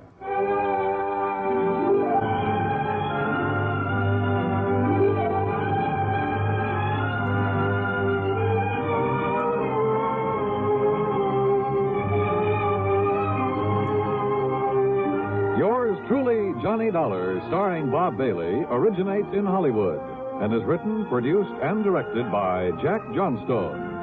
Heard in our cast were Virginia Gregg, Eleanor Audley, Vic Perrin, Howard McNear, Larry Dobkin, Will Wright, Carlton G. Young, and Jack Edwards. Be sure to join us next week, same time and station, for another exciting story of yours truly, Johnny Dollar. This is Dan Cubberly speaking.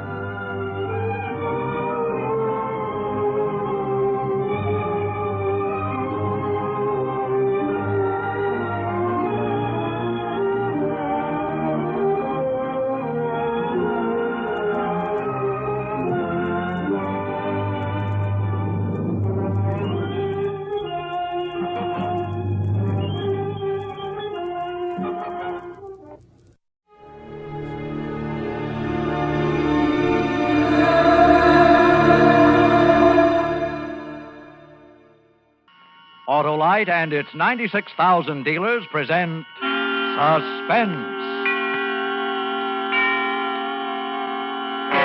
Tonight, Autolite brings you Mr. Edward G. Robinson in A Case of Nerves, a suspense play produced and edited by William Spear.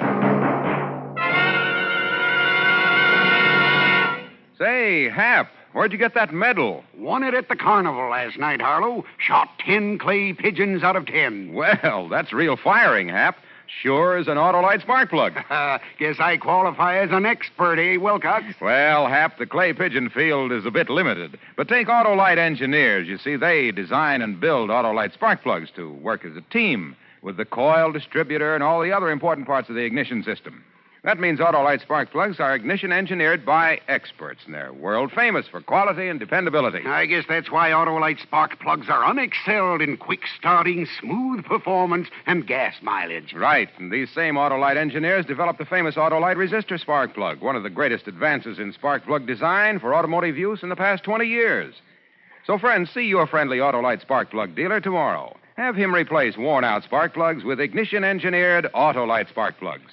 Whether you choose the resistor type or the regular type, you can't buy a better spark plug for your car because you're always right with Autolite. And now, with a case of nerves and the performance of Edward G. Robinson, Autolite hopes once again to keep you in suspense.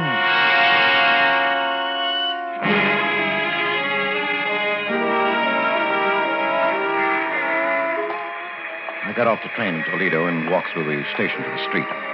I passed up the waiting taxi and swung aboard a bus. Taxi drivers are likely to remember you, and I couldn't take a chance on that. I hadn't paid any attention to the bus. I didn't know what the line was or where it was going. It didn't make any difference. I didn't know Toledo very well anyway. I watched out the window, and when I came to a likely neighborhood, I got off. Strange, unfamiliar quarter of the city, and yet familiar because every city has neighborhoods like it. Drab, faceless houses looking almost alike. And then most of them drab men and women anxious to make $1 by renting a room. Now, this here is a nice room. It's the best one I got. There's windows on two sides. There's a nice soft bed. Well, I'll take it. How long you figure on staying? Oh, just overnight. I'll pay you now. Oh, well, that's $2, please. Yeah. Oh. What's the matter, mister? Are you sick? Yes, I'm very sick. Is there a doctor near here? Hey, you are sick. Yeah, I think I'll go to bed. That doctor. Oh, yeah. There's Dr. Martin just around the corner. He's young, but he's good. Well, would you call him for me, please? Ask him to come right up. Oh. Yeah, sure. Right away.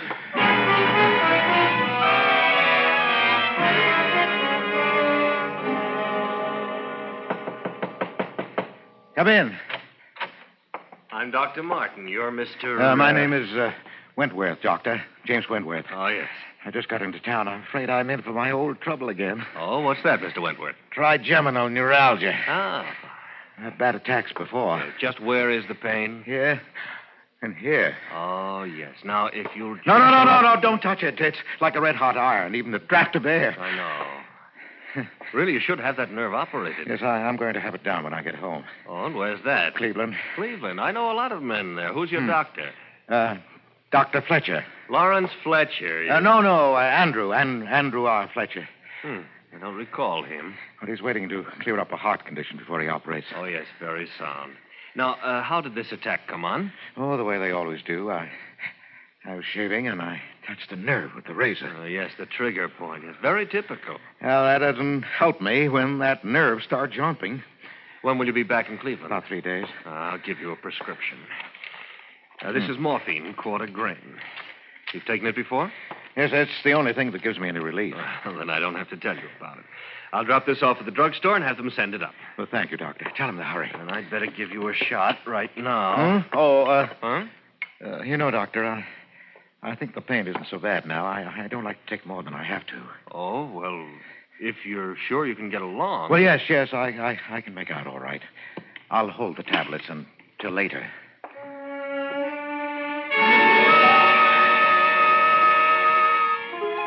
I paid Dr. Martin, young Dr. Martin of Toledo, and he left. I waited for the package to arrive from the drugstore. Then I stayed the night so the landlady wouldn't think it was peculiar. In the morning, I got on the train and went back to Cleveland, to the hospital with the little white tablets in my pocket. The little white tablets with which I would kill Louise.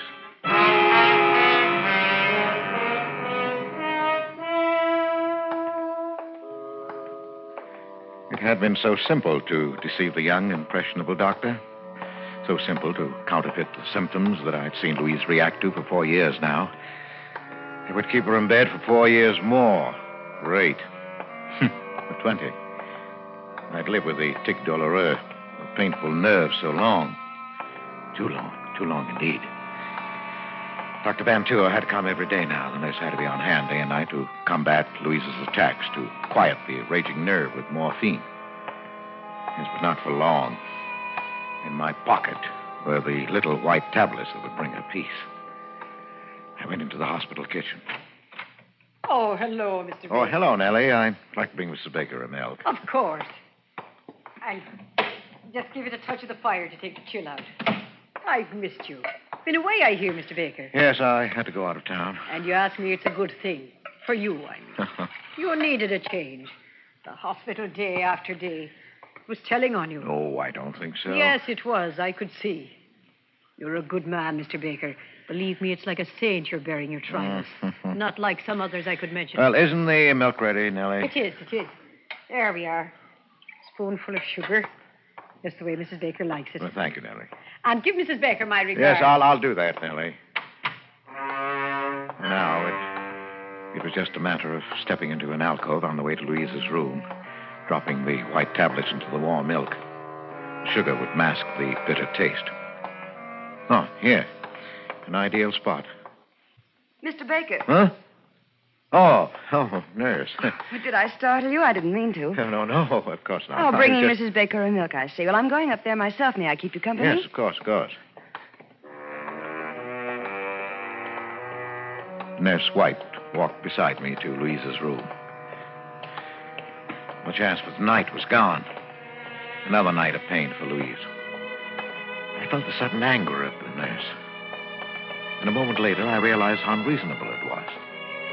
It was hard to be angry with anyone so pert, so alive, so beautiful. Even in her severe uniform, she managed to remain feminine, provocative. There was always a flower at her shoulder.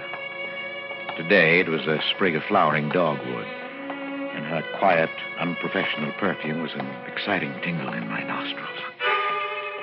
And then, we were in front of Louise's door. Hello, Mrs. Baker. Look what I brought you. Albert, dear. Hello, darling. Oh, I'm so glad you're back, darling. I missed you. I missed you, too. Here's your milk. You never forget, do you, Albert? How was your day? Just fine. Wasn't it, Miss White? Oh, yes, Mrs. Baker. A very good day, all things considered. Well, I'm glad. I brought you something else, Louise. Oh, the locket. Oh, thank you, Albert, for remembering. Look, nurse, isn't it beautiful? Oh, it is.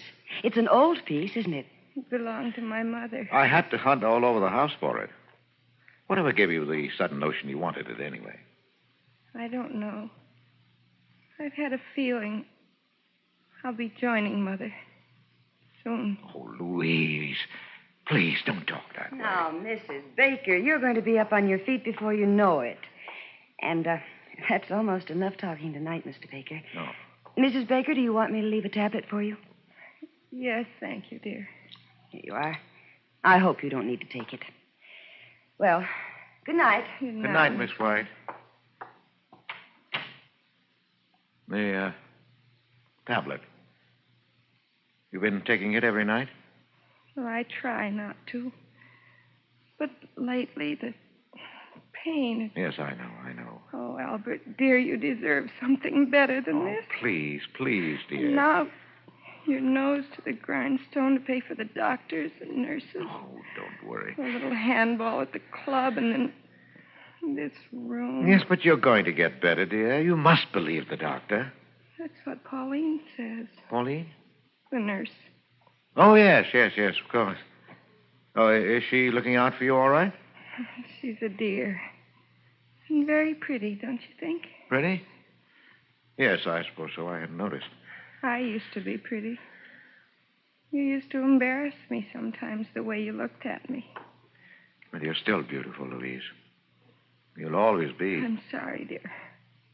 I won't talk like that again. You'd better go now, Albert. I'll try to sleep. Yes. Well, good night, dear. I'll see you tomorrow.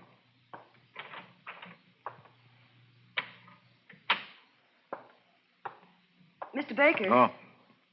Miss White.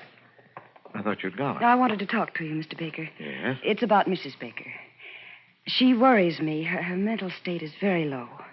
You heard how she talked Yes. about her mother, the locket. Yes, I heard. She needs something, I don't know what, to snap her out of this mood. I just thought I'd mention it to you. Yes, thanks. Oh, where are you going? To put the morphine away. You know, I don't see why Dr. Van Tour doesn't give her more of that stuff. She needs it. Yet you ration it out as though it were poison. Well, it is poison, Mr. Baker. That's why I'm particularly careful about Mrs. Baker. But you don't think she'd actually... Well, usually the ones who talk about it don't do it, Mr. Baker, so I wouldn't worry. Well, good night. Wait a minute. Yes? Miss White. Pauline, isn't it? Why, yes, I didn't think you knew. Well, would you mind, when we were alone, if I called you Pauline? I'd like it. Thanks. Well, you know, this is an awful thing to ask, but, well, you know, it's been pretty lonely for me. Oh, yes, I know. That is, I can guess. Well, would you let me take you to dinner this evening? Why, thank you, Mr. Baker. I'd love it. I'm off duty at 8. Well, I'll pick you up then. And, Pauline. Yes, Mr. Baker. My name's Albert. At 8, then. Albert.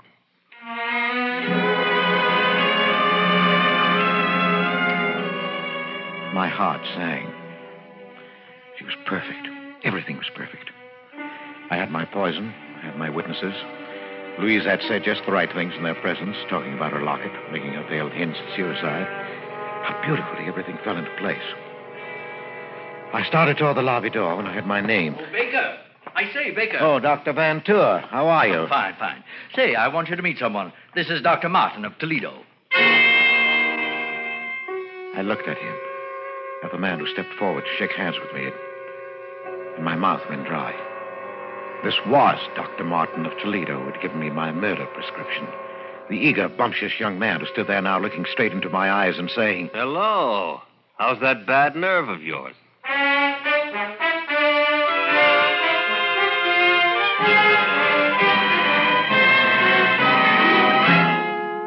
Autolite is bringing you Edward G. Robinson in A Case of Nerves, tonight's production in radio's outstanding theater of thrills, Suspense.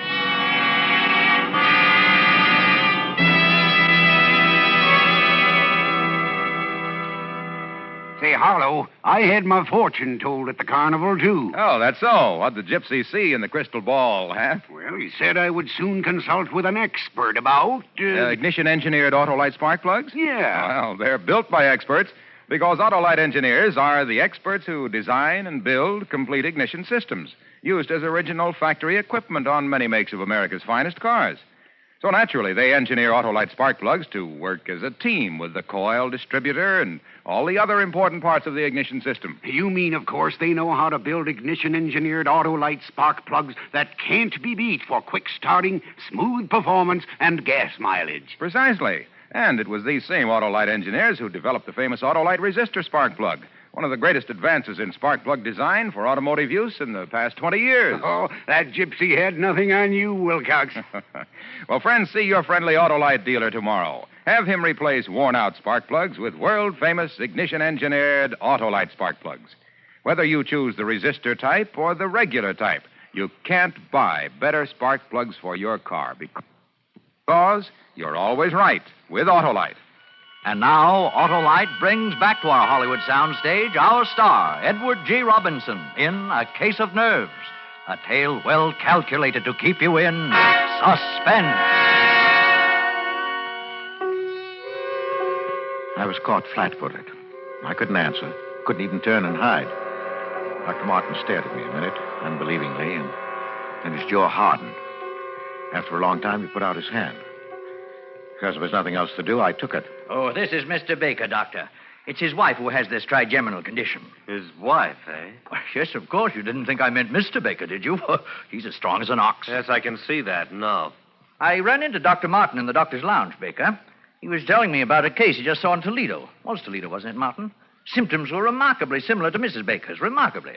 I thought he might like to look in on Mrs. Baker. You don't mind? She's sleeping, I think. Oh, it's too bad. Well, another time perhaps, eh, Doctor? Oh, yes, certainly, Doctor. Well, I've got to run. Glad I ran into you, Martin. Have lunch sometime, eh? Yes, glad to. I'll see you later, Baker. Yeah, sure, Doctor, sure. I'll have to be going myself now, Mr. Baker. Wait, Doctor. I want to talk to you. Don't see that there's anything to talk about. Yes, but there is. I want you to know that what happened in Toledo yesterday. You don't have to explain. I understand. You understand? You didn't say anything, Dr. Van Tour. Well, why should I? It's none of my business.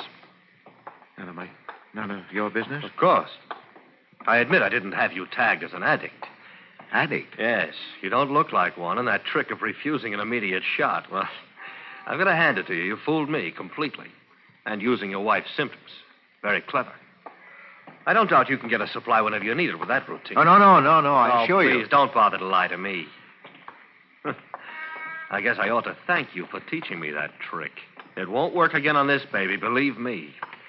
And now, if you'll excuse me, Mr. Baker, or Mr. Wentworth, I'm heading for a spot of handball. Oh, wait. Yes? No hard feelings? No, of course not. Look, Doctor, if you really mean that about no hard feelings, and if you haven't got a partner, well, I play a pretty good game. That's what I call a switch, anyway. All right, hop in.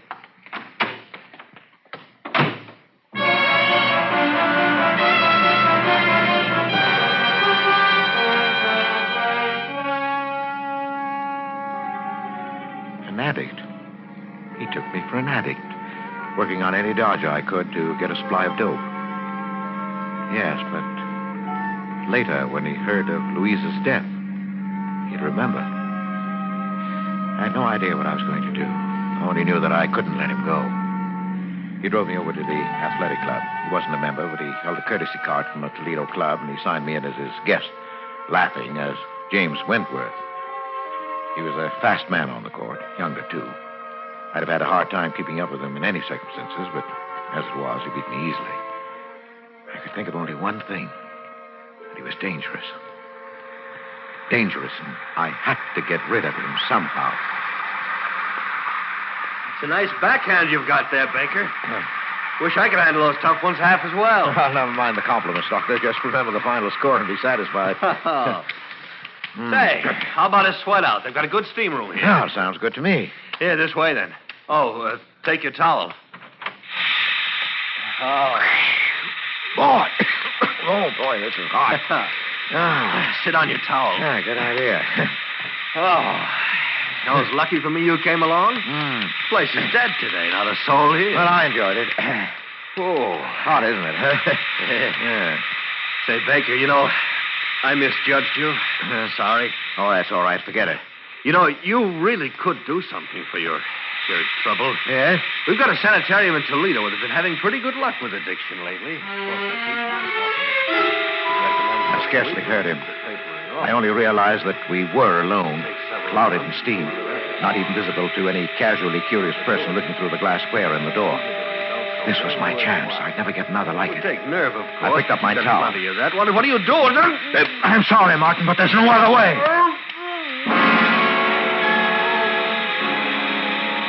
I whipped my towel over his head and got behind him where his flailing arms couldn't reach me. I didn't want to leave any marks on him. With my free hand, I covered his mouth and pinched his nostrils shut through the towel. He fought hard. But in a few minutes, he hung limp in my arms. And after a few minutes more, I knew he was dead. I left him there, hidden in the steam. In the locker room, I dressed quickly, parted my hair on the wrong side, and plastered it down in a way I'd never normally wear it. The man at the reception desk barely glanced at me as I passed him. Later, when they found Martin, they'd look for a man named Wentworth. They'd never find him because he didn't exist.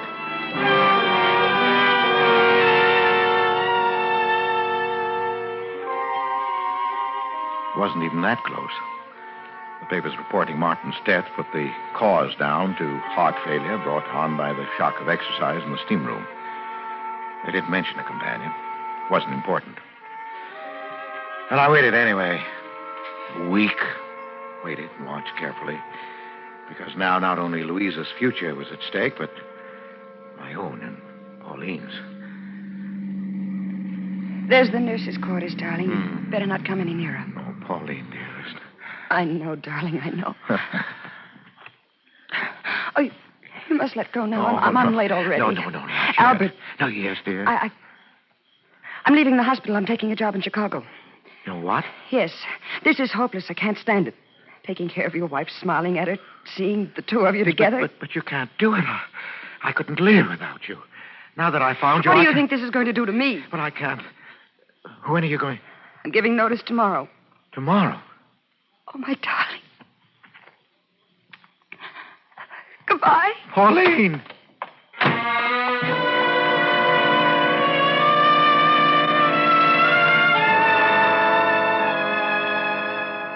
She was gone. She said goodbye. So I knew what you meant. When I saw her again, it would be in the hospital across Louisa's bed. She'd be Miss White and I'd be Mr. Baker. No, I couldn't stand that now. Yes, but there was one sure way to hold her. The little white tablets were still in my pocket.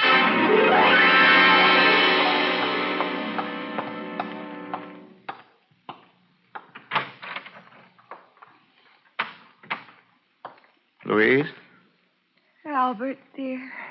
I brought you your milk. Oh, thank you, dear. Hold this, will you, please? What's that? Oh, your locket. It's beautiful, isn't it? Who shall I leave it to, I wonder? Miss White.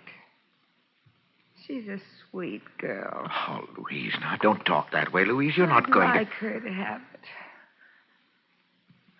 I'll take the milk now, Albert.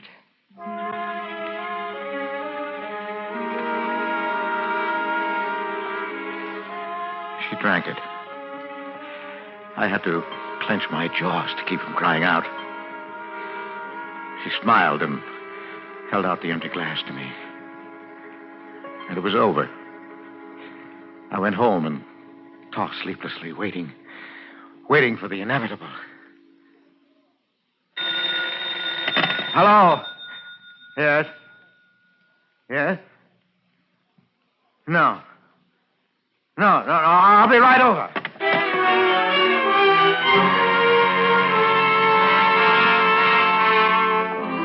Dr. Van Tour was outside Louisa's room, and a white-faced Pauline and Nellie from the kitchen as I hurried up the corridor. Oh, Baker. Oh, Doctor, can I go in? No. Baker, your wife is dead. What? Dead? Oh, but I don't understand. I thought she was improving, that you planned to operate. She died of an overdose of morphine. Oh. Oh, Mr. Baker, I'm terribly sorry. I am too, Mr. Baker. Yes, but how could she get it? That's what I intend to find out. She took it in this glass of milk. There are traces left. Nellie here says you brought it up to her. I didn't want to, Mr. No, that's Baker. all right, Nellie. Well, of course I took it up. I did every night. Everybody in the hospital knows that. Yes, I knew it also. Was anybody in the room when you brought it? No. Just Louise. And you saw her drink the milk? No, Doctor. She didn't drink it then, not until after I'd gone. She did that frequently. Well, that's right, Doctor. Yes, I know that, too. Only last night, before she drank it, she managed to dissolve in it a lethal dose of morphine. I've checked the hospital supply. Every tablet is accounted for. We keep a very strict count, you know. Yes, I know that. Have you anything to say, Baker? Well, I hardly know. I'm stunned. Doctor, what do you mean? Surely you're not accusing Mr. Baker. I'm not accusing anyone. That will be up to the police. Now, wait a minute, Doctor. You're making a mistake. It seems perfectly clear. Yes, but I didn't kill her. Oh, no? Then how did she die? Well, she took her own life. She'd hinted more than once. Miss White, you remember? Yes, Doctor. I spoke to Mr. Baker about it myself. You know she was very depressed. That's true, nurse, but the morphine, it must have come from the outside, or we'd have missed it. No, wait a minute. The tablet you left for her each night. Yes, I ordered that. Well, what if instead of taking it, she saved it? Well, she must have.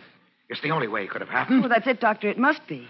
For the past week, she's been exhausted and drawn in the morning, yet the tablets were always gone. Well, if that's the case, nurse, how does it happen that you failed to find them? Well, she couldn't leave her bed. You bathed her and changed the linen every day. The locket.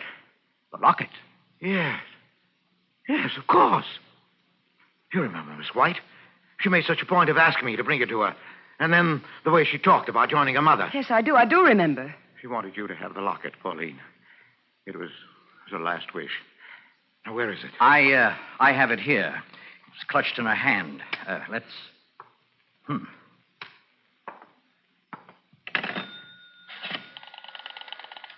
Police headquarters, please. You have to notify them? Yes, I do. Police headquarters, give me homicide. Please. Homicide? Yes, I'll wait. Are you out of your mind? I just got through explaining everything. Yes, you explained everything, including what still puzzled me. You see, Baker, you were right about this locket. Your wife did have a reason for wanting it. Look, I'll open it. You see, it's full. 1, 2, 3, 4, 5, 6, 7 quarter-grain morphine tablets that she saved at the cost of 7 nights of agony. And she would have taken them last night. Only you beat her to it.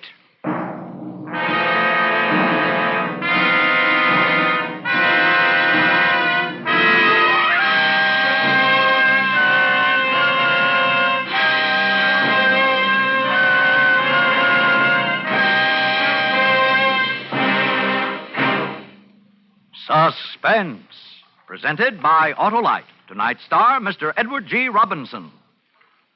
Say, Wilcox, do you know what else the gypsy saw in the crystal ball? Well, Hap, if it was a really big crystal ball, she might have been able to see more than 400 products made by Autolite for cars, trucks, planes, and boats in 28 plants coast to coast.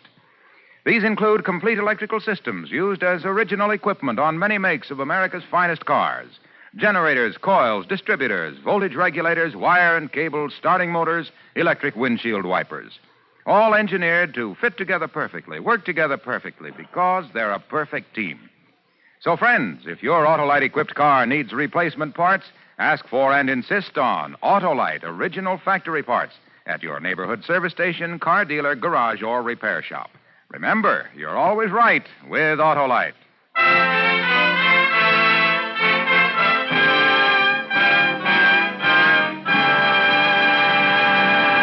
Next Thursday for Suspense, our star will be Charles Boyer. The play is called The Case of Henri Vibard. And it is, as we say, a tale well calculated to keep you in suspense.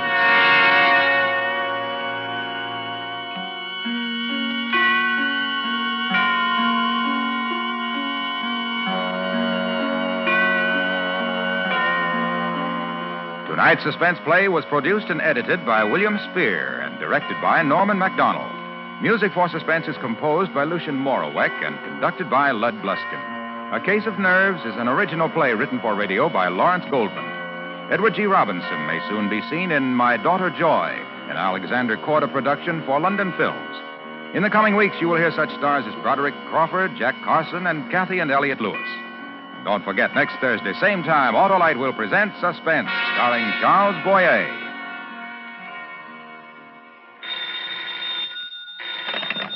You can buy world-famous Autolite resistor or regular spark plugs, Autolite stay-full batteries, Autolite electrical parts at your neighborhood Autolite dealers.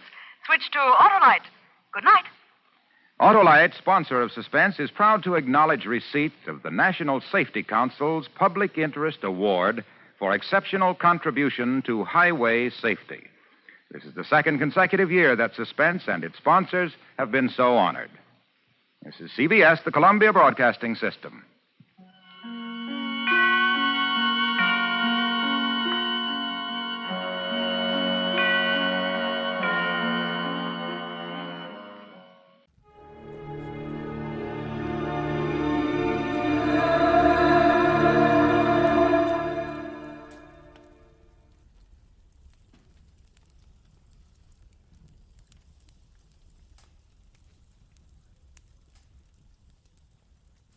Get this and get it straight. Crime is a sucker's road, and those who travel it wind up in the gutter, the prison of the grave.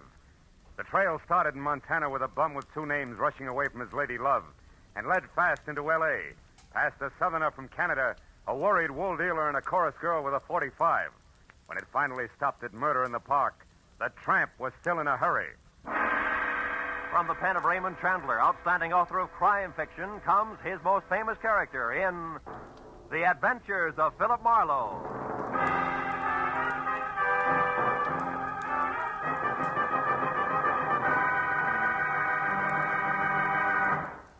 now, with Gerald Moore, starred as Philip Marlowe, we bring you tonight's exciting story, The Bum's Rush.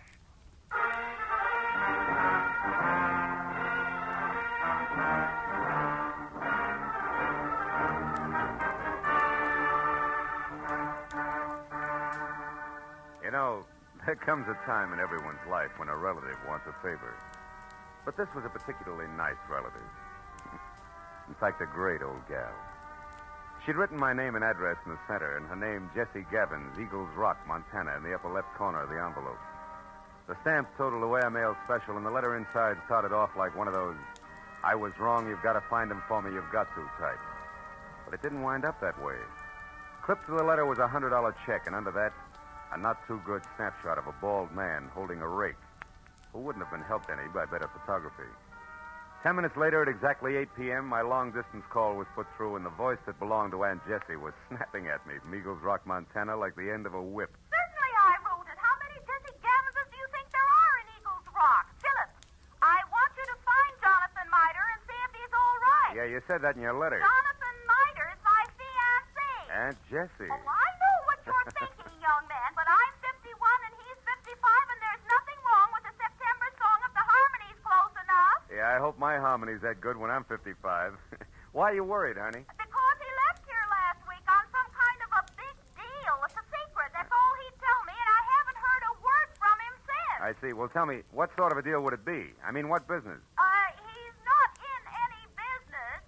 Oh. What was his work before he retired? Well, he's not exactly retired either. He's not Look, Aunt Jessie, I'm getting at this. What does he do, or what did he used to do for a living? Frankly, not... Well, I might as well tell you. Most folks around here, Philip, think Jonathan Miter's just a bum. Maybe he is. He came to town, Philip, on a freight train a month ago, and he's been raking leaves for handouts ever since. That's how I met him. But he's a fine, honest, proud man, and I'm going to marry him. Congratulations. Yes. Look, you didn't happen to give that fine, honest, proud man a wad of money to finance this big deal of his, did you? No. Well, then don't. Because I'll be frank. Sounds to me like a broken-down con man warming up a new routine. Then I'll gladly pay to find that out, Philip. But I think you're wrong. Jonathan told me that he had to prove himself by making some money of his own before he'd marry me. As if I didn't have enough to take care of two people already. Okay, Jessie, it's a little off-center, but I'll buy it. Philip, Huh? when you find him, don't tell him that I hired you. As I say, he's very proud, and it'd hurt him. And now all I can give you to go on, aside from that snapshot I sent, is an address, 764 Hope Street in Los Angeles. 764 Hope Street. Well, how'd you get that? From checking through every single thing of his I could lay my hands on. It was on the back of an envelope. Of course, it may not mean nothing. You're so right, Jessie. Please, now, don't joke with me, Philip. Jonathan was so serious and in such a hurry, and there was a funny, brave glint in his eye when he left. Do your best. A brave glint. Oh, no. Okay, Jessie, no jokes. Goodbye, darling.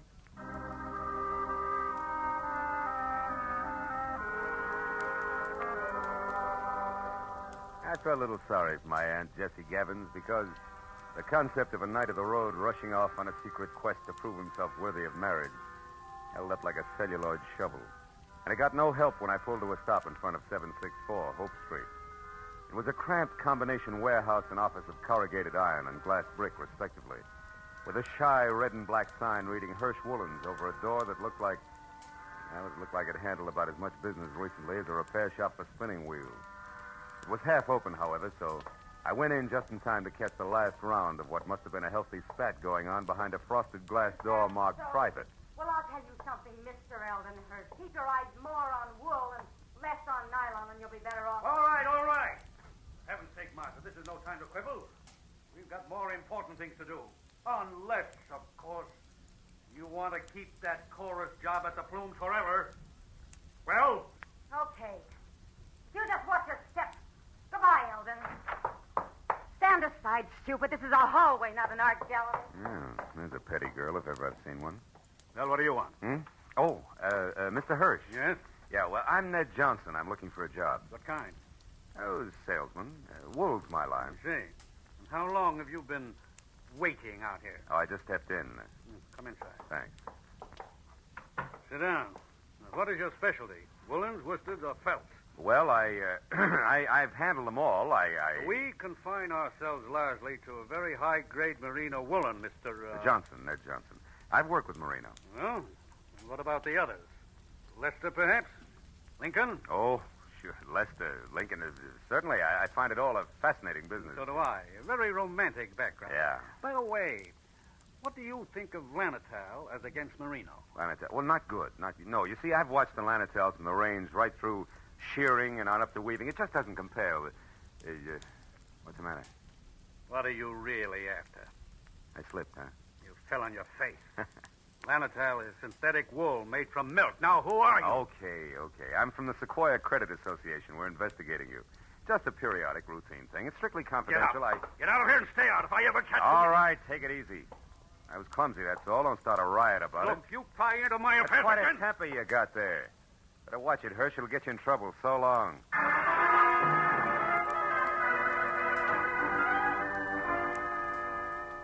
I hadn't exactly been wool gathering with Hirsch and Company, but I hadn't exactly made strides on the connection between a bum in a hurry and 764 Hope Street either. However, I couldn't help wondering what Hirsch had meant when I'd overheard him speak to the girl in the office about more important things to do. So when he slammed the door on my shoulder blades, I went around to the alley for a peek in his warehouse. But I skipped that when a man stepped into view wearing the identical face I had in my pocket on a snapshot. It was Jonathan Mitre. He'd swapped the rig for a silver-tipped cane and patches for 14-carat class from spats to a Hamburg, which might well have covered a bald head. But it was the same man, no doubt about it. So I decided to play this one strictly three cushions with reverse English. Hey. Huh? Hey there, you. Oh, were you addressing me, sir? Yeah. Don't I know you?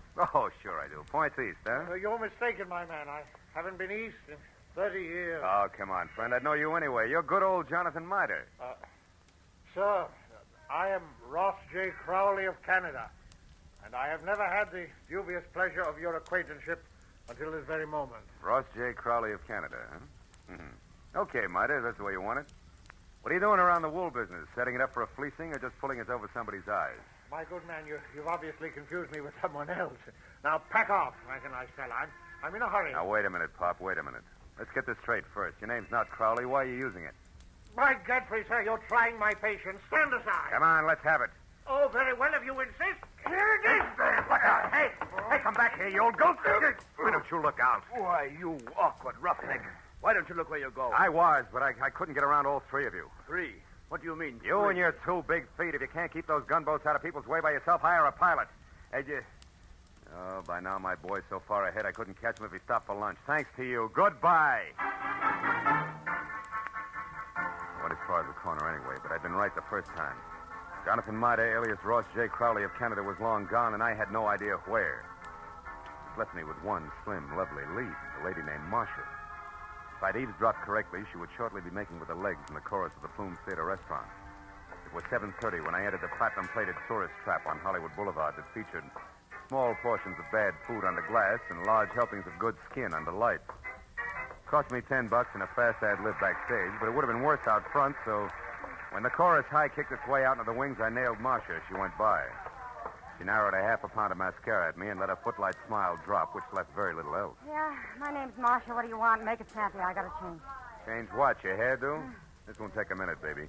All I want to know is where Jonathan Mitre can be found. How should I know? I never heard of him. You're stalling on your own time, baby. I got all night. Nuts to you, Jack. Blow. Come back here. This is important. Now, listen, you. I don't know anybody called Jonathan, what's his name? And put one more fingerprint on my arm and you'll get bounced out of here on your head. You know, there's just a chance you could be on the level. Look, the guy wants about 55 and spats with a Hamburg over what is no doubt a bald dome. Carries a black cane with a silver tip and for some reason answers the name of Crowley. Crowley? Yeah, that's it, Ross J. Getting warmer, huh, kid? And don't bother telling me you never heard of him. So I've heard of him. So what? He's a good pal of mine. Met him a couple of nights ago. He's quite a sport. I'll bet he is. Where can I find him? What do you want him for? I want to talk to him, that's all. Where's he live? Up a tree. Like I said, Buster Blow. And like I said, baby, this is important. So important, I'll have a lopsided line in the next number if you don't talk, because you won't be there. You'll be on your way to the pokey. Now, where does he live? I don't know. He's from Canada. You can come closer than that, sweetheart. Give. All right. He tells me he takes a walk in the park every night. He raves about the gladiolas. Like they grow in Coldwater Canyon Park, maybe? Maybe. Thanks. You're a good kid. Keep your powder dry, baby. I'll see you.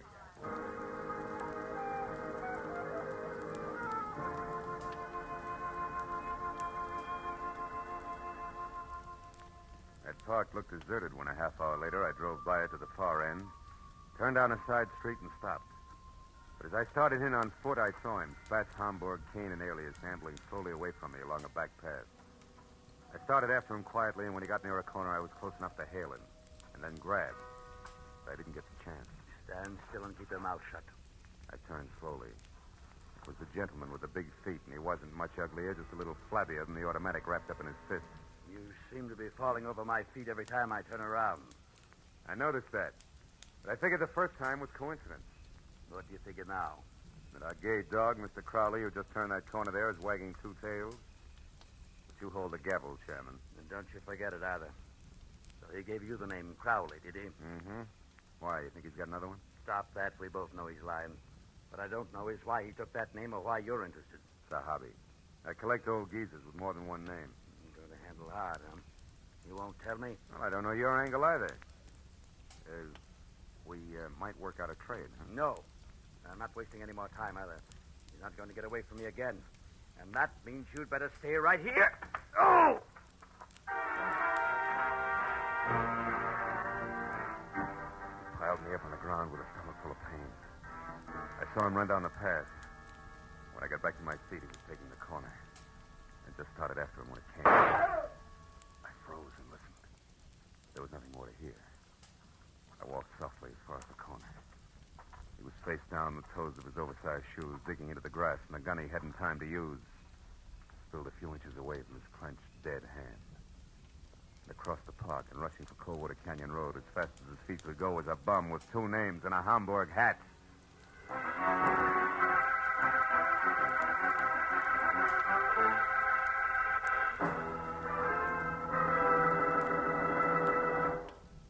In just a moment, the second act of Philip Marlowe. But first, 30 minutes packed full of talent, music, and fun. That's the Horace Heidt Original Youth Opportunity Show, coming your way every Sunday evening on CBS.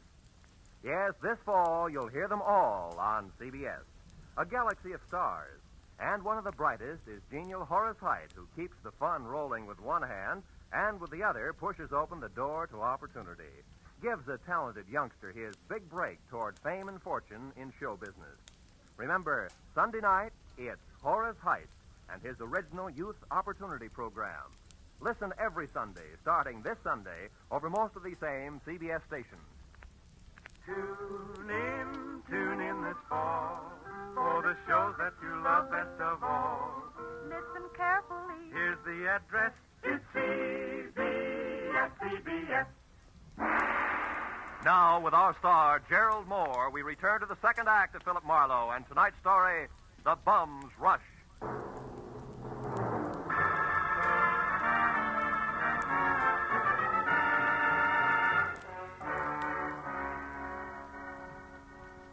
When I took after the fleeing figure known to my Aunt Jessie as Jonathan Mitre, or Ross J. Crowley, he was still barely visible ahead with arms and legs flailing the night air like so many test streamers in a wind tunnel. I didn't know any more about his double identity than I had before, but I did know that what might have started as only a confidence game of sorts had now mushroomed in a murder with the aforesaid gentleman very much involved.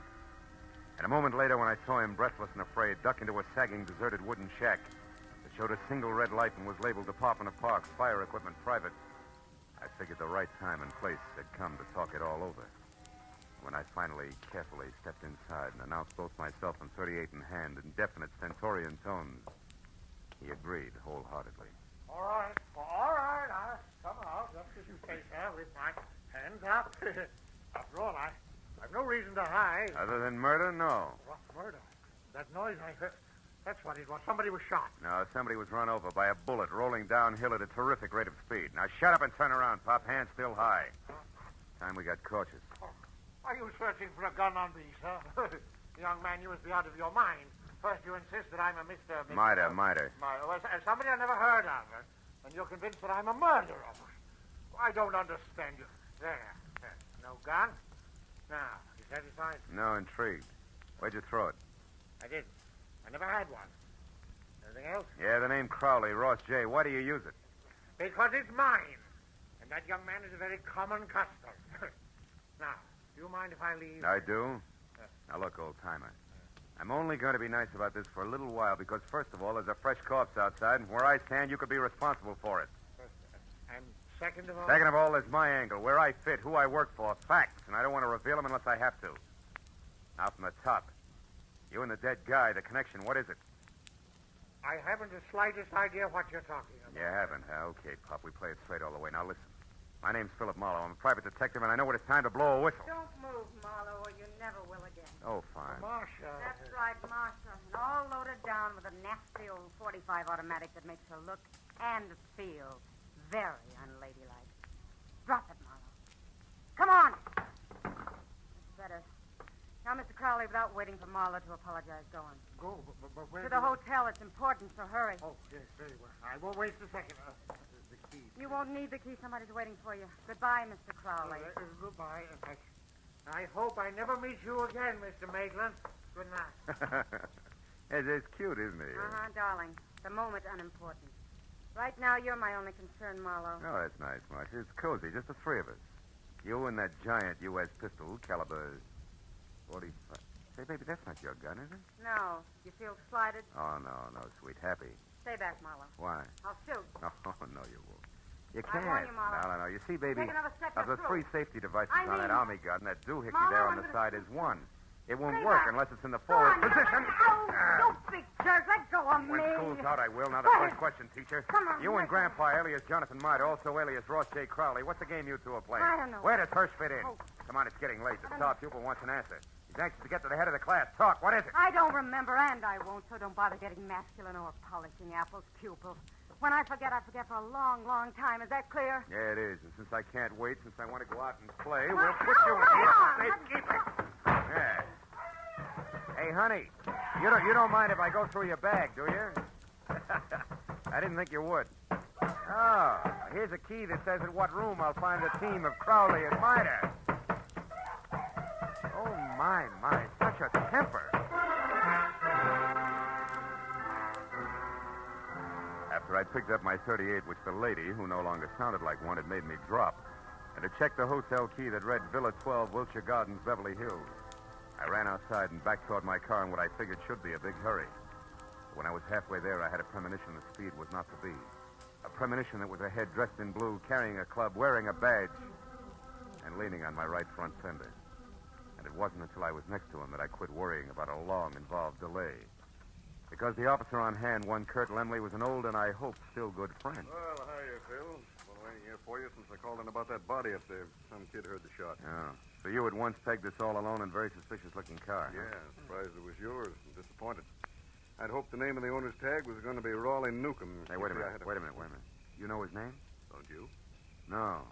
No, we were on different sides when he got shot. No, he's from Canada. What? Yeah, Vancouver. He had a business up there with a guy named Ross J. Crowley. Crowley? Mm-hmm. Hey, Kurt, how'd you find all this out? I found a clipping in his wallet. It's got a picture on it. Oh, wait, right here. Wait a second, I'll put a light on it. Yeah, hurry up, will you? See, two guys in front of a building. That's Raleigh right. Newcomb and Ross J. Crowley officiated the Kurt. opening of the... Sure, it's what I figured. The guy's a liar. I've already met a guy who insists that's his name, and he's bald like the Crowley in the picture. Yeah, but there's the similarity ends, even though the picture's anything but clear. What guy are you talking about, Phil? Jonathan Miter, an old geezer I was hired to find. Bum who's pulling something fancy that incidentally ties in real tight with that murder over there. You know where he is, Phil? Sure, I know. That's where I was heading when I ran into you. Oh. Ran into what, Phil? What is it? The picture. What is it? The picture. What? Kurt. Yeah? Move your thumb up a little, will you? The way you just had it. My thumb? Yeah, move it. That's it, like that. Oh, brother, have I got a hunch. How about what? Another murder, neat when the schedule will come off any minute at the Wilshire Gardens Hotel. I'll see you later. Goodbye.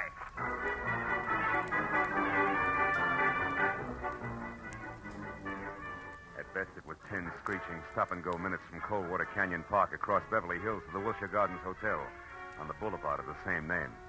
And all the way, I kept hoping, over time, that one of two things was so. Either my hunch was wrong and nobody else was going to get hurt for a while, or it was right and I was still on time. But when I was there, parked and running toward the villa number 10, which was a silent stucco square, choking to death under ivy, and showing only a single light in the living room, I was almost sure that it was going to play still another way. Me right and too late to do any good. when I tried the door and found it open.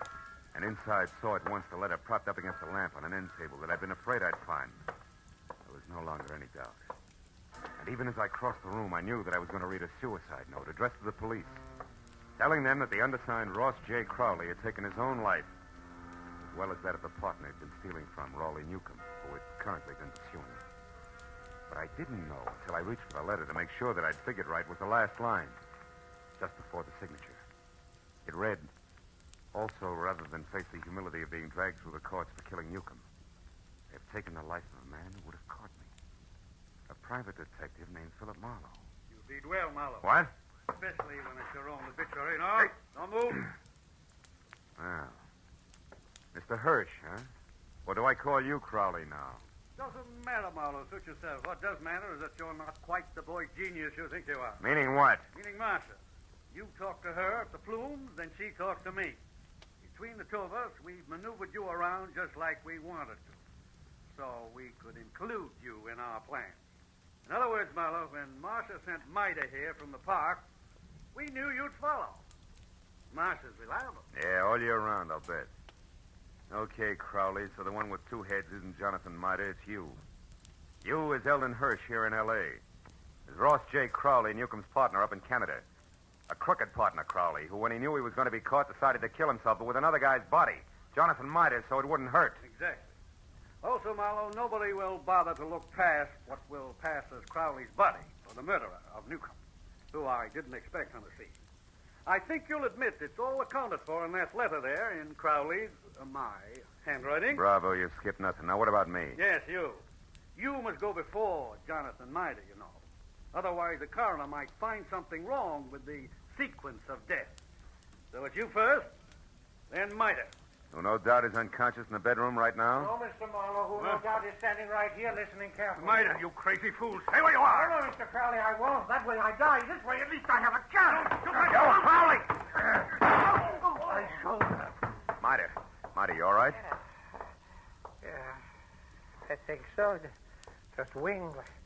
Oh, you got him, didn't you, Mr. Marlowe? Yeah, No. No, Jonathan, you got him. That rush did it, you big... Bum, Mr. Marlowe? Yeah, bum.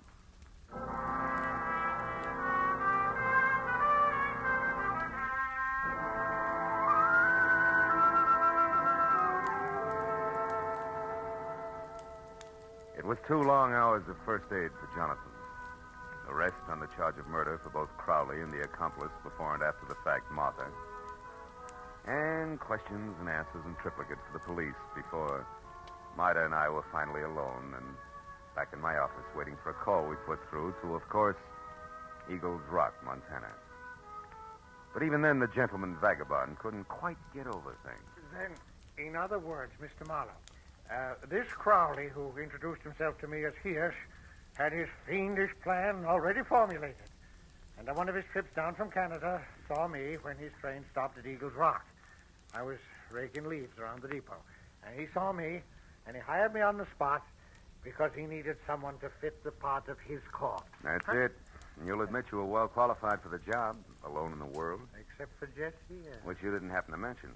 And the fact that you were bald. That's too true. Don't be sensitive. You see, Crowley, or Hirsch, was also bald. What? All that hair of his a week? That's right. Toupee, every bit of it.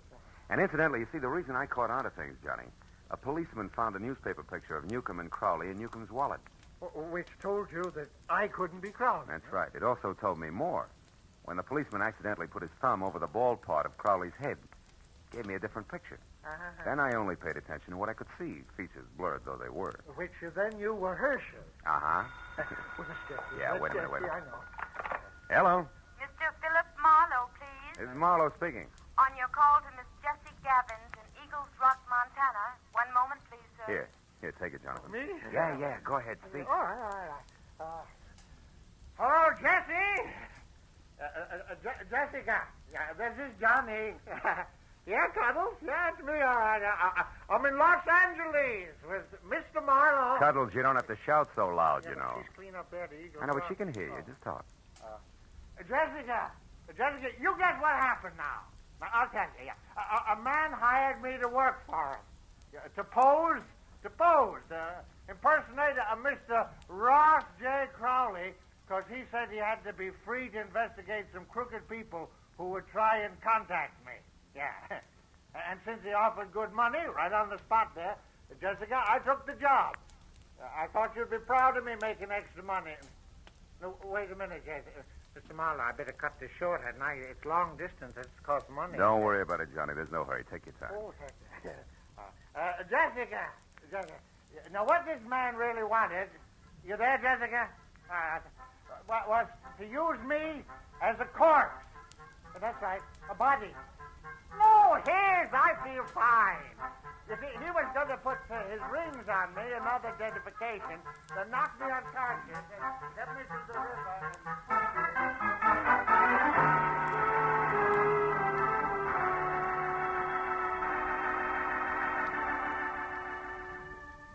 By the time I got Jonathan Mida down to Union Station and aboard a northbound train with specific instructions to stay away from strangers, and got back to my own apartment on Franklin, it was better than 3 o'clock in the morning. Oh, and I was tired. I emptied out my pockets and started to undress. But I forgot about that when my eye fell on the picture that Jessie Gavins had sent me in her original letter. The picture of Jonathan. Well, now Aunt Jessie was going to be happy. But I wondered for how long. Somehow the portrait of the man with a hoe with the solid look of the ages didn't fit the spare frame of Jessie's night of the road. A lonesome train whistle would blow in the night, and Jonathan Mida would be gone.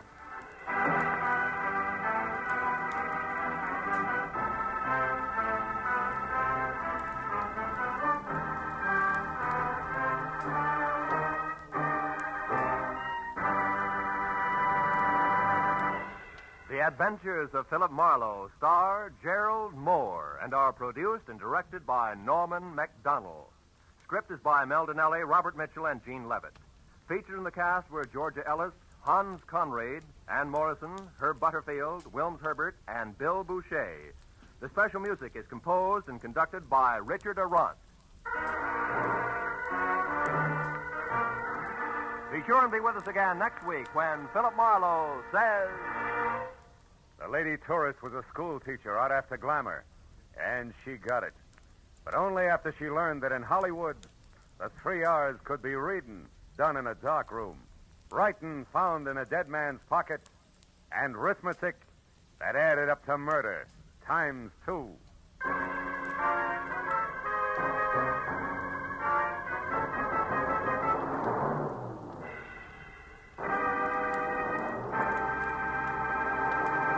If you think you've got troubles, you should be married to Liz Cooper. She can scare up more trouble than a tropical hurricane, but it's always the kind of trouble you can laugh at because it's all part of My Favorite Husband, starring Lucille Ball.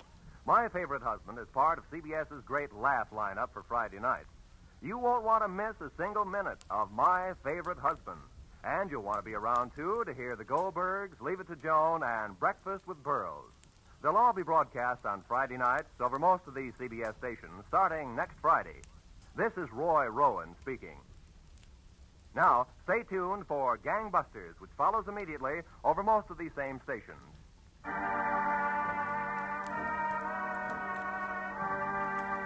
This is CBS, the Columbia Broadcasting System.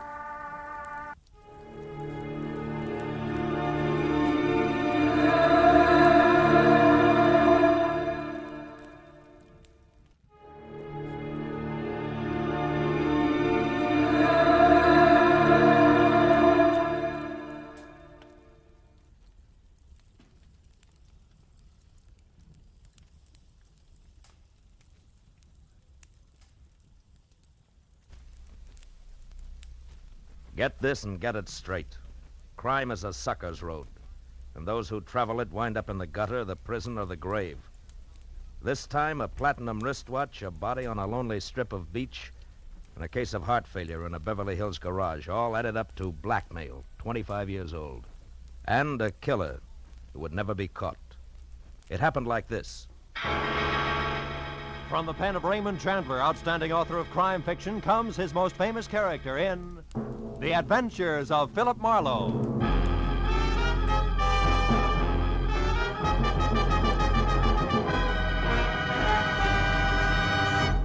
In just a moment, tonight's story. But first, a message from the Ford dealers of America.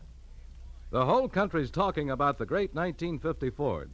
Listen to what Mr. Carl Moore of Kingston, Pennsylvania, one of more than 420,000 delighted owners, says about his new Ford. I leave my car out on the street a lot in winter, but you'd never know it to look at my 50 Ford's paint job. It's still as new-looking as when I bought it. I'll never stop wondering how Ford can sell a car that stands up so well for so little money. And speaking of getting a lot for little money, my Ford gives me up to 22 miles to a gallon of gas. Yes, it's hard for Ford owners to keep the good news to themselves. The news about the economy of the big new Ford. From its low initial price to its high resale value. From its low cost of maintenance to its thrift on gas and oil. Ford is a real economy buy. But prove it for yourself. Your neighborhood Ford dealer has the facts on Ford economy, and he'll be glad to have you test drive the big 1950 Ford in your own way. And now we bring you tonight's exciting story, The Anniversary Gift.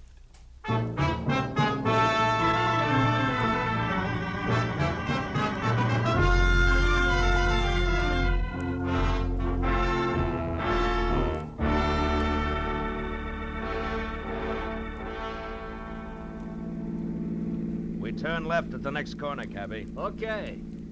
Boy, this Beverly Hills in a sunny afternoon is really something, ain't it? Yeah. Wide streets, classy homes. Boy, these jokers got it made. Some life. Nothing ever gets to them to bother them except the income tax, maybe. Yep. Here it is, mister. 8834 Beverly Road. What a joint. Yeah. Wait for me, huh? Sure, mister.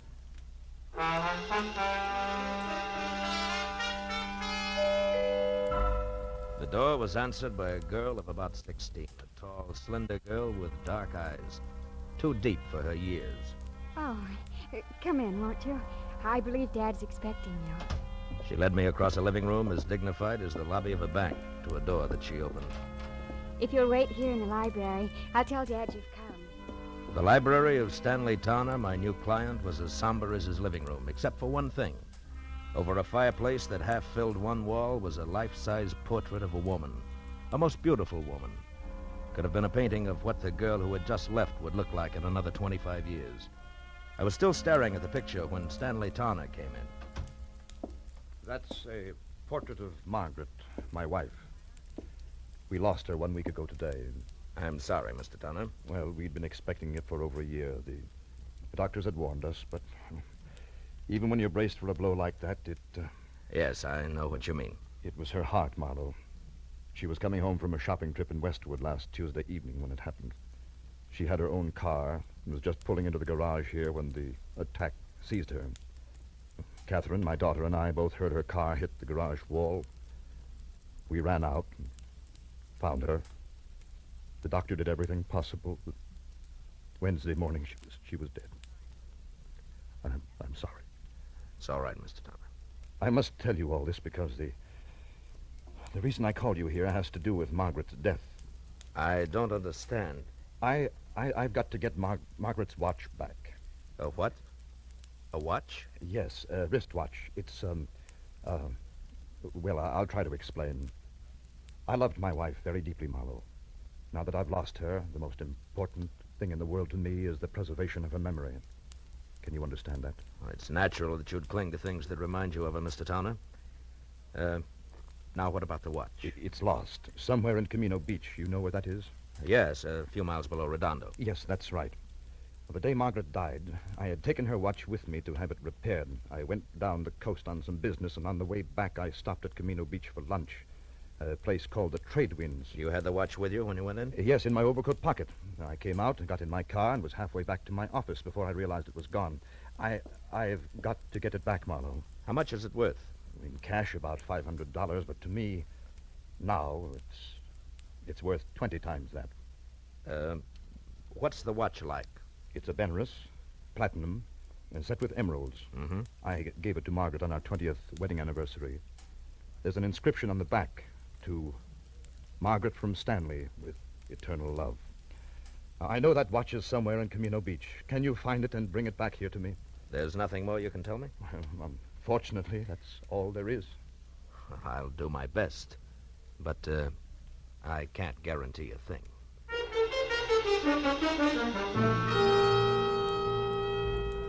The cabbie waiting outside drove me back to the gas station on Wilshire, where I picked up my own car, fresh off the grease rack, and headed for the ocean and the sunset. It was getting dark by the time I reached Camino Beach, a rickety, salt-caked little town jumbled in between the highway and the surf. Yeah, my first stop was the Tradewinds Cafe, a waterfront shack on spindly legs standing knee-deep in a smelly backwash. It only took 10 minutes to find that there was nothing there for me. After that, I drew a blank at each of the 3 hock shops in town. Wound up an hour and a half later, no farther than the sidewalk curb, where I watched a traffic cop brand my tire with his parking marker, plant a heavy foot on my bumper to steady his bike, and light a cigarette. Hiya. Is your car? Yeah. What is it? Am I overparked? Nope, not yet. Just borrowing your bumper a minute. Mine? Of course not. Got a lot of scratches already. Say, that's a fancy chalk label you put on the side of that tire there. Z, the mark of Zorro, huh? No, the mark of Ziegler. That's me. Just a little thing I worked out to add a personal touch to my business. You're a stranger around here, aren't you? Yeah, from L.A. Uh-huh. Saw you coming out of the pawn shop there. You don't look like the type. Well, I'm not, as long as my luck holds. Actually, a friend of mine lost a wristwatch here in town. I'm trying to locate it. Pretty good watch, is it? Yeah, good enough. The really tough part is that it has a very big sentimental value. I've tried all 3 of the pawn shops in town, but no dice. You know, if I had a friend who'd lost a good watch, I think I'd check in at Sean's bicycle shop on 3rd Street. Well, thanks a lot, Ziegler. Don't mention it. Oh, incidentally, I wouldn't bother to tell him who sent me down if I was you. So long.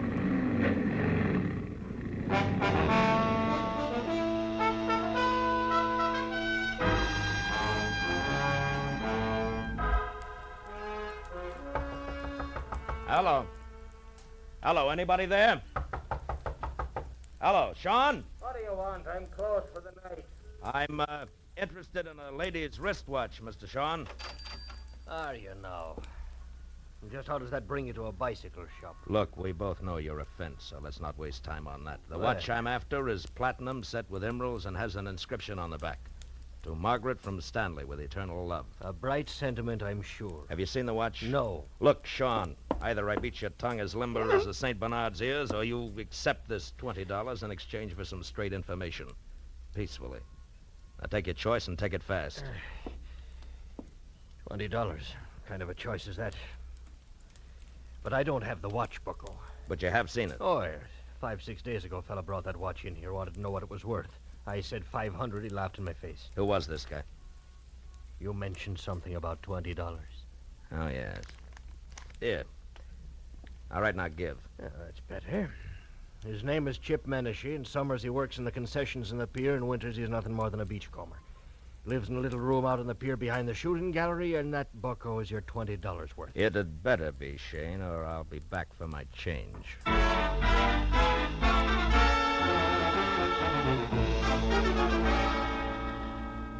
The amusement pier was deserted.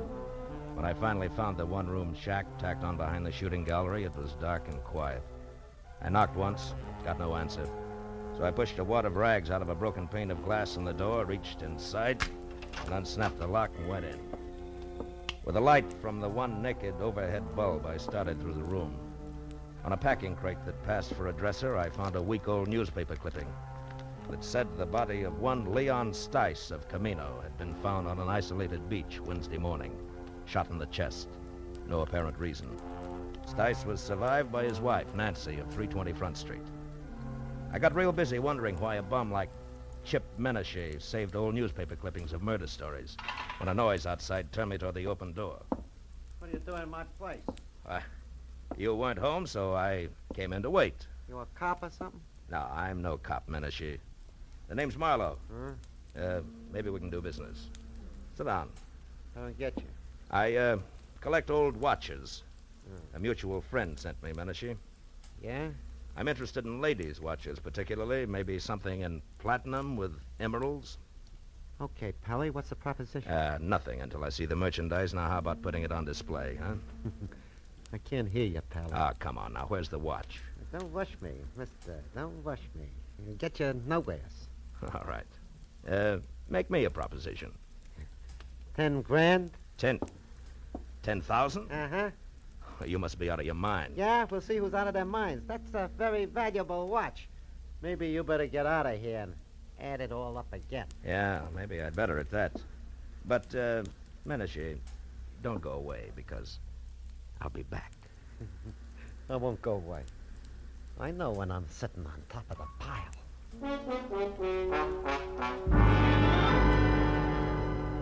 As I walked away, a hunch kept whispering to me that the body of a guy named Leon Stice, found on a lonely beach, was somehow tied in. So I decided to pay a call on his widow. I drove down Front Street to number 320, but there was nobody home. As a matter of fact, the only sign of life on the entire block was a red neon Pelican in a blue neon martini glass above the door of a bar across the street. So I walked over and went in. A couple of questions later, I found Nancy Stice sitting alone in the back. The offer to buy a drink was the only introduction I needed. Sure. You can buy me a drink. Hey, Charlie. Okay, Nancy. I'm an old friend of your husband's, Nancy. I just heard. That louse didn't have no friends. Yeah, Nancy. Something for you, mister? No. Here, keep it. Mud in your eye.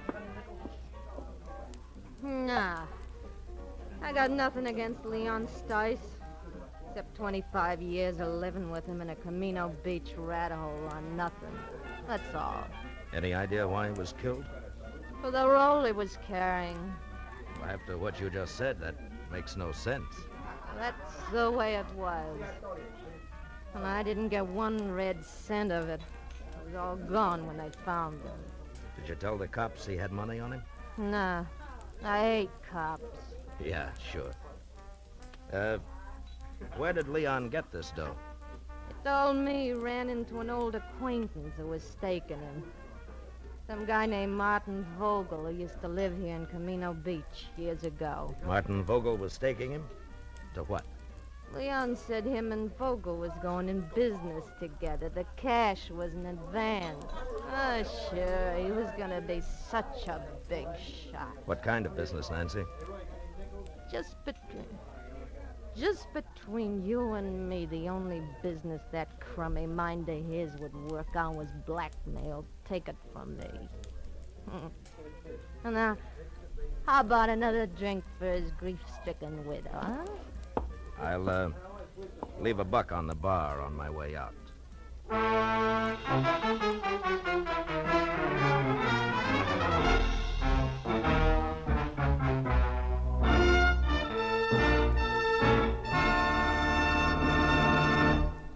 In just a moment, the second act of Philip Marlowe. But first, a brief message from the Ford Dealers of America.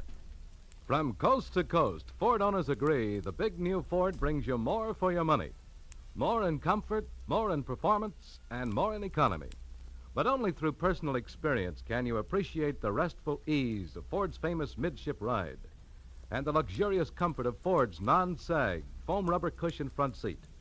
Only by driving this great car can you enjoy its smooth power and solid roadability. And only by getting the facts about Ford's economy can you understand that so powerful, so smooth riding, and so beautiful a car can cost so little to buy. To run and to maintain. But see what the new Ford gives you. Find out how much it saves you. Yes, before you buy any car at any price, it will pay you to stop by your local Ford dealers. Take the wheel of the 100-horsepower V8, or its companion in quality, the 95-horsepower 6. Once you've driven it, you'll agree the new Ford is the one truly fine car in the low-price field. Now we return to the second act of Philip Marlowe and tonight's story, The Anniversary Gift.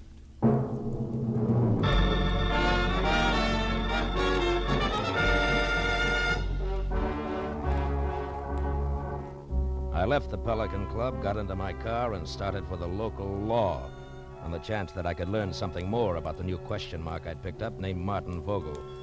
10 minutes later, I parked my car under the cracked globe that oozed sick purple light over a weather-beaten sign, Camino Beach Police. A fat sergeant huddled over what could have been the original teletype machine. When I presented my credentials, he jabbed a fat finger at a dirty glass door marked Captain Alvin Bush, Chief of Detectives. Inside, a small old man, neat in a clean white shirt, groomed silver hair, and a gentle smile, was strapping on a shoulder holster when I put my license on his desk. When I stopped talking, he got up and extended an almost delicate hand. I certainly hope we can help you, Mr. Marlowe. Martin Vogel, you say? Yes, it might have been a long time ago, Captain, maybe even 25 years, if he was mixed up with the police at all. Do your records go back that far? Oh, yes, by the apple crate load. And I mean that literally, Mr. Marlowe. You see, in Camino Beach, police files, fixtures, and furniture are somewhat lacking. City appropriations only go where they show. Public bird baths, statues of the mayor. Oh, here. This bottom crate here. Marked, let's see. 1921 to 1930. Figure he was arrested along in there, this Vogel? Yeah, if he was arrested. Yeah, it's dusty, isn't it? Well, the cards are alphabetical. Yeah. And let's see. Riker, Rooney, Stemple. By the way, Mr. Marlowe, what's your angle? I'm not sure, Captain. Svensson, Underley, Utterman, Van. Vogel. Martin. Got it, eh? Yeah, picture and all. Bring it over here in the light. Yeah. Martin Vogel arrested Camino Beach Hotel, May 28, 1923, on warrant from Chicago, Illinois police. Returned to Chicago, sentenced to 5 years in state penitentiary for embezzlement. Arresting officer, Patrolman Alvin Bush. Picked him up myself, did I? Well, I've locked up a lot of people in the last 35 years. Yeah, I guess you have it. Holy smokes. Huh? What? That can't be. What is, Mr. Marlowe? You look kind of pale. There was no mistaking it. The time-yellowed picture of Martin Vogel made it plain. Vogel and my client, the distinguished Mr. Stanley Towner, were one and the same. That meant that Towner had lied to me, and more important, had no doubt killed Leon Stice, who was blackmailing him because he knew he was Vogel.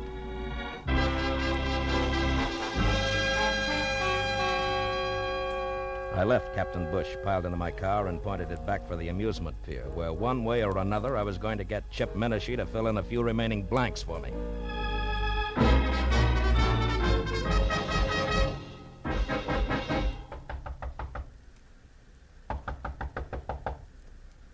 Yeah, who is it? Marlowe, Menashe. I want to talk business. Okay, Marlowe. Looks like I doped it right. I thought you'd come back. All right. Now get up. And listen hard. I want the watch and the story that comes with it. I told you my price. It's still 10 grand. You're bluffing, Menashe. You know the watch means money, but you don't know why. Yeah, Mr. Wisen. All right, now come on, talk. Okay, quit. I'll tell you what you want. I took the watch from Leon Stice. I found him dead on the beach. It was clenched in his fist. And the dough you're spending? Was in his wallet. Let me up, will you? All right, come on. Now sit over there. Hands in your lap. School isn't out yet. What more do you want, Marlowe? How do you tie the watch in with Stanley Towner? What makes you think I did? The fact that I was sent here to Camino Beach and the fact that you were ready and waiting for somebody. Well? Okay. I was lucky. When I read about Stice in the papers, I also just happened to read another article, an oddity, you might say, about a woman in Beverly Hills, a rich man's wife who got a heart attack in her car just she pulled into her garage. Woman called Towner, front name Margaret. Wife of a big shot broker, also called Towner, front name Stanley. I went from there. I was shrewd. Yeah, genius. Okay, now give me the watch. Come on, let's have it. All right, get your mitts off. All right, get your mitts off. Here. Now you're real happy, Muscles? Happy that you... Hey, cops. Come this way. Hey, Menashe, wait a minute! By the time I got to the door, he was halfway across the boardwalk to his car. But Captain Bush and his sergeant were ready and waiting. When Menashe was next to the gun he kept in his glove compartment, the spotlight on the squad car slashed through the dark, found him, and froze him in a position. We've got you, Menashe. You'd better quit. Menashe, do you hear me? Yeah. No, you listen, copper. Let him have it, Becker. The windshield sprang into little pieces. That got him. Come on, Becker. I waited until Captain and Becker were next to the body and had lifted it off the steering wheel. Then I moved quietly along the side of the buildings as far as the squad car. There, I turned and started back toward them. Hey, what happened? Oh, it's you, Captain. What brings you around here, Mr. Marlowe? A guy in town told me that somebody named Chip Menashe might give me a lead on Martin Vogel. You won't be able to now. That's Menashe. What? We wanted him for a week-old stick-up murder. Stick-up murder? That guy on the beach? The same. Say, Becker, you find the money on him? Right, some $300, Captain. Good. Well, you better call for the wagon now. Check. Funny thing, Mr. Marlowe. One fingerprint did it. Oh, how's that? That guy on the beach, Leon Stice. We found his empty wallet in the sand next to him. It had an isinglass front over his driver's license with a thumbprint that wasn't his. But was Chip Menashe's, huh? Well, we got on to Menashe because he was spreading a lot of dough around. Today, Becker got down here and lifted one of his prints. That cinched it, huh? Yes, that and the shot he just threw at me. Strictly a stick-up killer who got caught. Marlowe, about this Martin Vogel, you still want to let it go that the Beverly Hills police are going to get in touch? I think so. Good night, Captain Bush.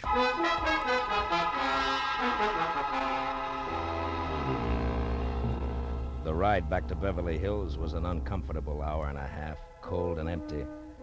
I was glad that I had things to do like stop and start and shift gears. It kept me from thinking too much about a lot of things and a lot of people I wish I'd never heard of. People like Stanley Towner, who I had every reason to be against, but who I was starting to pull for. Stanley Towner, a man who had started all over again after a single mistake made 25 years ago. A man who had fought to build good things, like a comfortable home, a marriage to a woman in a painting, a 16-year-old likeness named Catherine. But Stanley Towner, who was also a killer on a lonely stretch of beach far from home, destroying something rotten who would destroy him. A killer that nobody knew about, except me. Well, I pulled into the driveway and parked behind the car that had been Margaret's. As I got out, the light of the garage went on and the side door of the house opened.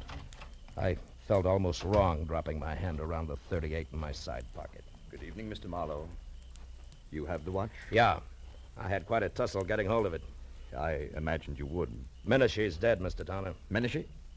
Who is Menashe, Mr. Marlowe? The reason you hired me? The man who called you and dangled this bait? Yeah, you were right. It's a beautiful watch, Mr. Vogel. Vogel? You know about it? Yeah, they keep police files a long time. I know about everything. Except why you didn't go after the watch yourself. Well, I was afraid. Afraid to show yourself in the town where somebody might remember you, huh? The town in which you had committed a murder, is that it? Yes, that's it exactly. Dad, is that you down there? Yes, dear. Me, Mr. Marlowe. Well, why don't you come into the house? It's so late and it's chilly. You'll catch your death of cold out there. Yes, in a while, dear. Now go back to bed. All right. Good night, Dad. Good night, dear. Well, good night, Mr. Marlowe, and please make him do as I say, will you? Yes, I will, Catherine. Good night. Do you mind if we go along to the police at once, Mr. Marlowe? I'd rather she didn't know right now. Tomorrow's soon enough. And, can we take your car? Yeah. The lights go off out here? Yes. The switch is on the garage wall over there. Okay, get in. All right. You know, Mr. Towner, I'm sorry about Catherine and the way she's going to be hit by this thing. The switch is there on your right. On your right, Mr. Marlowe. Yeah.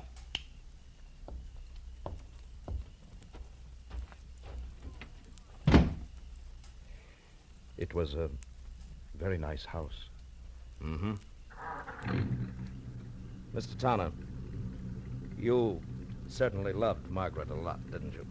Completely, Mr. Marlowe. And her memory, too? Why do you ask? Something that makes me awfully happy.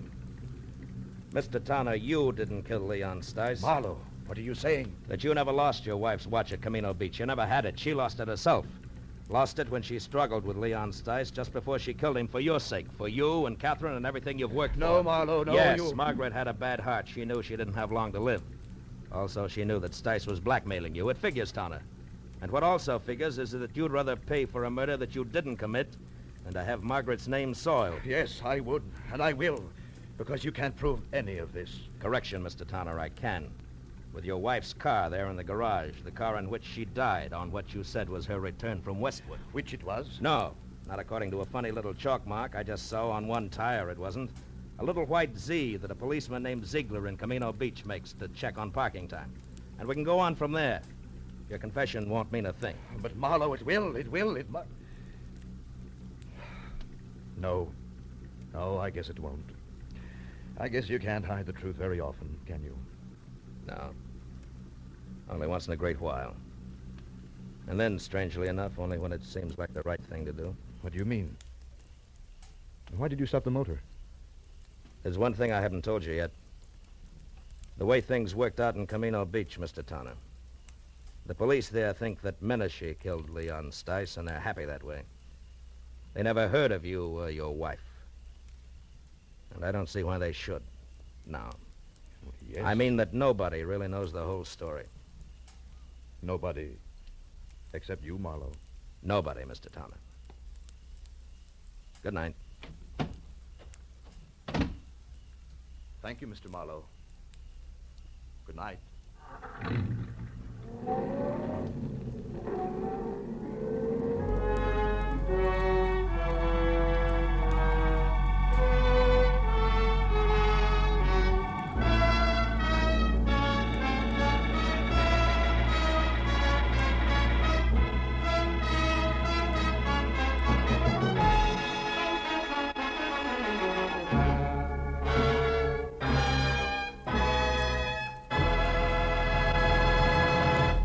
Philip Marlowe will be back in just a moment. But first, a word from the Ford Dealers of America. Tonight, there are more than 420,000 enthusiastic 1950 Ford owners, and it seems as though most of them are talking about this car. Listen to what Judge Richmond B. Keach of Washington, D.C. has to say about his new Ford. I was so satisfied with my 49 Ford that I decided to get a 50 as soon as they became available. I've been more than pleased with the 50. Truthfully, I see no cause to pay more when a Ford gives me all the performance, quiet, and comfort a man can ask for at such a reasonable price. The Ford is wonderfully easy to handle, particularly in traffic. Yes, ask any Ford owner how he feels about his big new Ford, and he'll tell you it's tops for performance and for comfort. But prove it for yourself. Drop into your neighborhood Ford dealers and test drive this truly great car. You'll be amazed when you discover how little it costs to buy, to run, and to maintain. Do it tomorrow. Test drive the big new 1950 Ford. Be sure and be with us again next week when Philip Marlowe says... This time I was in the country where the night should have been nothing but peace and quiet. But a pair of angry eagles changed all that. One was solid gold and too close to a battered corpse. The other weighed 160 pounds and was too quick with his fists, in or out of the ring.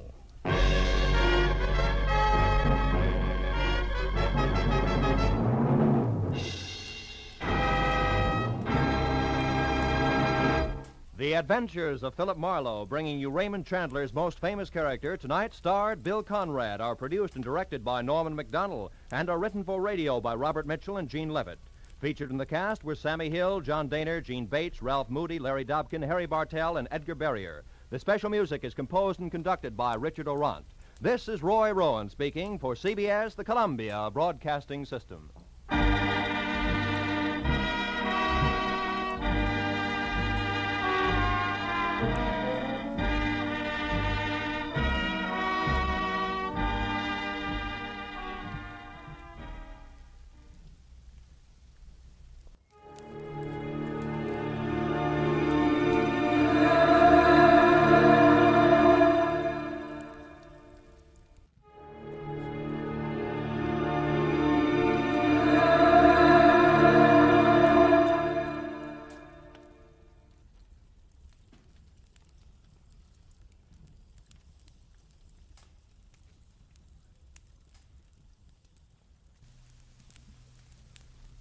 Most Saturdays at this time, we spend an exciting half hour of adventure and action with America's public hero #1, Hopalong Cassidy. Well, even two-fisted cowboys take summer vacations when they can, and Hoppy is no exception. Hopalong and Topper will be back with us riding the CBS air trails again 10 weeks from tonight, September 22nd. Get this and get it straight. Crime is a sucker's road, and those who travel it wind up in the gut of the prison of the grave. There's no other end, but they never learn. From the pen of Raymond Chandler, outstanding author of crime fiction, comes his most famous character in The Adventures of Philip Marlowe.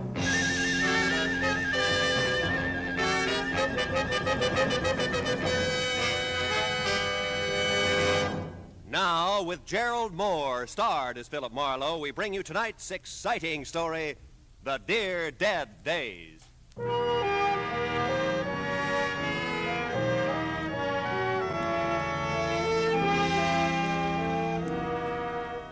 I stood at the window and looked down at the Saturday morning traffic. 1,000 inchworms playing follow the leader to the beach, to the mountains, to Aunt Millie's, to any place. I had time, a book. There was food in the refrigerator and a coffee cup in my hand. Across the room, there was an easy chair and cigarettes on the table beside it. The clock said it was 9:15. I hadn't shaved and I wasn't going to. It was Saturday all day, and it was mine.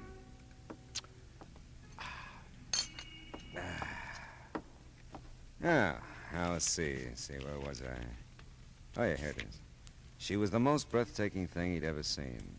She lay back on the divan, stretched, smiled languorously up at it. Oh, no. Okay. Hello. Mr. Marlowe? Mr. Philip Marlowe? Speaking. You don't know me, Mr. Marlowe. My name is Phoebe Cardwell. Mrs. Phoebe Cardwell. Yeah? Well, I thought perhaps the name would mean something to you. Cardwell?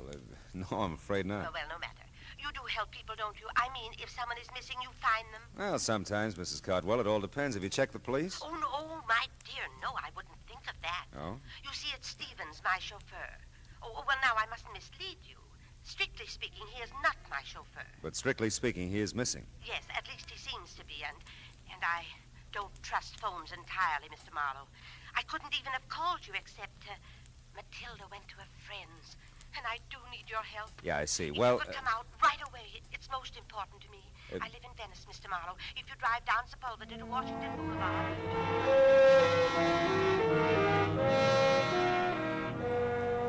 Well, what do you do? Maybe I thought about my grandmother. Maybe I thought of $25 a day. I don't know. Whatever it was, I joined the inchworm anonymity that was the traffic line of the beach cities.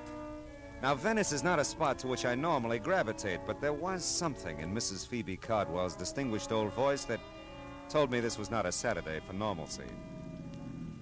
The house was what used to be called a bungalow, and the ramrod little figure waiting for me in the doorway was what used to be called beautiful. Phoebe Cardwell, for all her 75 years, had worn well and knew it. It's just possible that I didn't make myself entirely clear on the phone, Mr. Marlowe, about Stevens. Well, he's your chauffeur and he's missing, huh? He was my chauffeur. It seemed like a very long time ago since I've seen him. You see, after Horace died in 1948, Horace was my husband. Oh. You see, after Horace died, Stevens stayed on to drive for the family who took our Pasadena house. Oh, he did this with my blessing, of course. Horace, rest him, left me very little, really. I say this with no malice, Mr. Marlowe, merely to point out that for me to retain Stevens was quite out of the question. Yeah, I suppose so. So I moved in with my younger sister, Matilda. She's visiting a friend at the moment.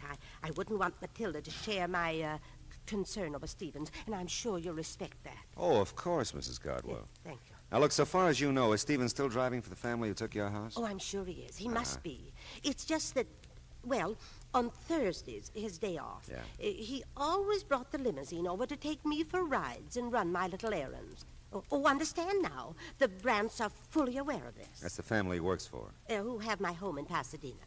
And Stevens hasn't been to see you in some time. In weeks, and not a word, you understand.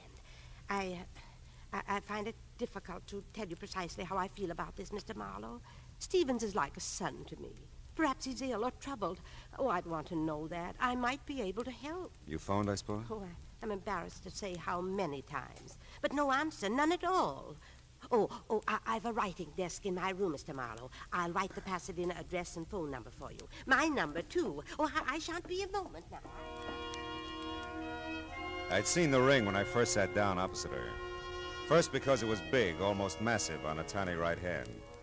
Then because it didn't fit the rest of the lavender and old lace picture that she presented. A mass of jade and gold carved with oriental figures. A foreboding thing that reeked quality of its kind and value. After she left, the vases jumped out at me from the mantel. Small, gold, and jade again. And as incongruously out of place as Phoebe Cardwell in Sister Matilda's bungalow. There. Now, that didn't take long, did it? Oh, not long at all. Oh, I like you, Mr. Marlowe. You'll find Stevens for me, I know. Well, I hope so, Mrs. Caldwell. And if I do, what'll I tell him? That I want to see him or hear from him. Stevens will understand. Yeah, well, Oh, dear. Huh? That's Matilda. Phoebe, I'm home, dearie. So I see, my dear. Mr. Marlowe, may I present my sister, Miss Reed? Miss Reed? With an eye like Wallace Reed. I'm sure, Mr. Oh, but maybe you don't remember Wally? Well, I tell you, Matilda dabbled in theatricals at one time, Mr. Marlowe. Dabbled in theatricals. I was in pictures in the golden era, Mr. Marlowe, when silence was golden. Oh, that Wallace Reed, yeah. Mr. Marlowe's in insurance, my dear, and some younger than we are. Did you see the covered wagon? Ernest Torrance, I had a big scene with him on the prairie, right by one of the wagon wheels. No, not first run. I'm waiting for it to come to my neighborhood theater. Matilda was a doll. Real live Cupid doll, but her role in this thing was strictly comedy relief. The drama, if there was any, was Phoebe Caldwell. A missing chauffeur that wasn't hers anymore, and the glaring memory of jade and gold that didn't seem to fit anywhere. Well, I missed the house on Orange Grove Avenue by 2 numbers, parked the car, and walked back. The old Caldwell place was set well back from the street, and its solid red brick looked big, important, and empty. Nobody home. Hmm? Nobody home. At first, I thought there were 3 honey-colored Afghans on the lawn next door. But the one in the middle was talking to me. And as I walked closer, I could see she was by far the prettiest. And undoubtedly something more than man's best friend. The Brants are at Emerald Bay for the summer. I thought I'd told everyone. Yeah, well, I'm the one who forgot to ask you. My name's Marlowe. I'm Kip Harcourt. Margaret Really. Kip's for the reserve section. Hello, Kip.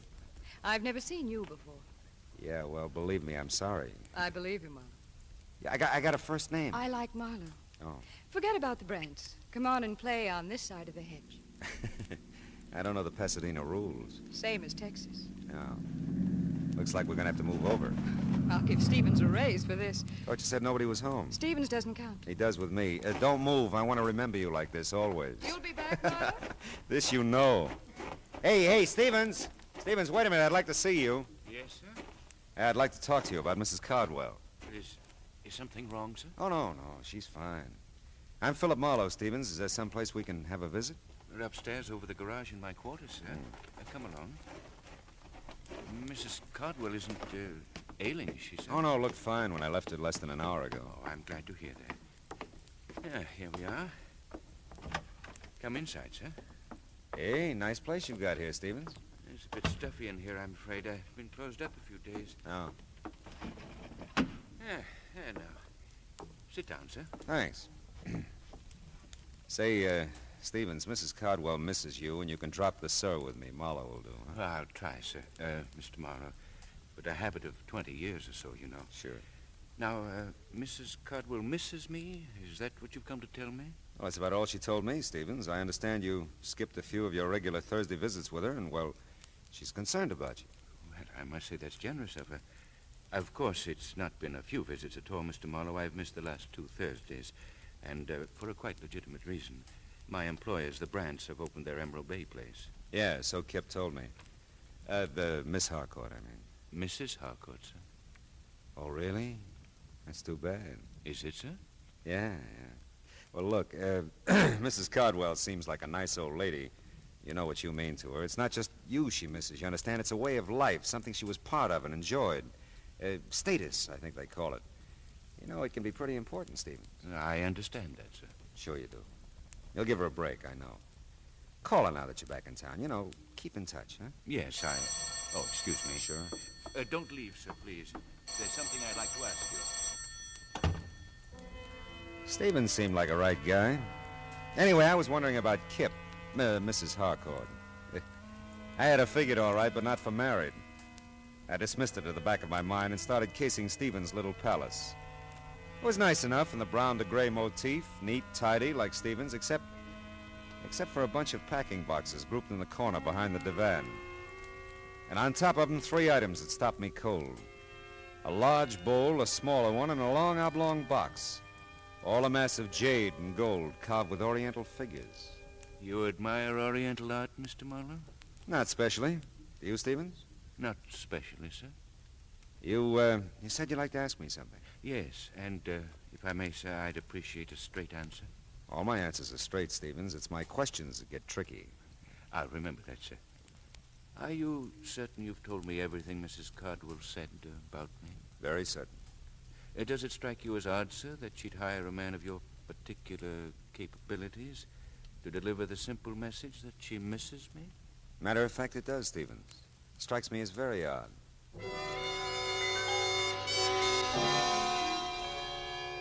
I couldn't tell Stevens anymore because I didn't know anymore.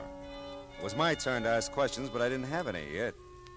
I was closing in on a pretty good one as I started down the drive again, but it got lost in the shuffle. I knew you'd be back, Marlowe. You always arrive unannounced, don't you, Mrs. Harcourt? Henry's in Balboa. You're here. Henry's out of his mind. Don't you want a drink or something? Yes, Kip. There is something I want. Well, come on. At the moment, a telephone. Come on anyway. You know, Marlowe, you're an odd one. Yeah, everybody says so, yeah. You're really coming into the house to use the phone, aren't you? Well, like I said, I'm an odd one, yeah. Where is it? To the right in the library. Thanks. Are you a friend of Stevens? Why? Because you're not a friend of the Brants. Yeah, well, I'm really a friend of Mrs. Cardwell's. Phoebe's? Why didn't you say so? Would it have mattered? Well, little. I lived next door to Phoebe and Horace for years. Here? Here. It's my house. Henry married my money. Poor Phoebe. Horace didn't leave her a thing. No one understood it. Leans against the estate as big as a house. Big as the Cardwell house? That's how the Brants got it. Is she still interested in art, or do you know? Oh, I think so, only on maybe not such big scale. Beautiful wings she donated to the museum. I guess she never gets over here anymore. No, not much. Say, you know, I forgot the name of that museum. She mentioned it. Live Oak Museum on California Street. Oh, yeah. I liked Phoebe. Tell her Kip says hi when you see her. Yeah, I will. You still want to use the phone, Marlowe?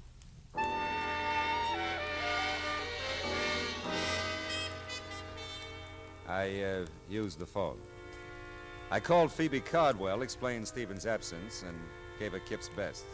And the case was closed. All I had to do was wait for a check. But all of a sudden, I didn't feel very good about any of it. It was like a hangover. You know, I felt something should make sense, but nothing did. The jade and gold at Phoebe's, the stuff in Stephen's quarters that looked just like it. Was it hers? Did she give it to him? Did he take it? Questions I had, but no answers.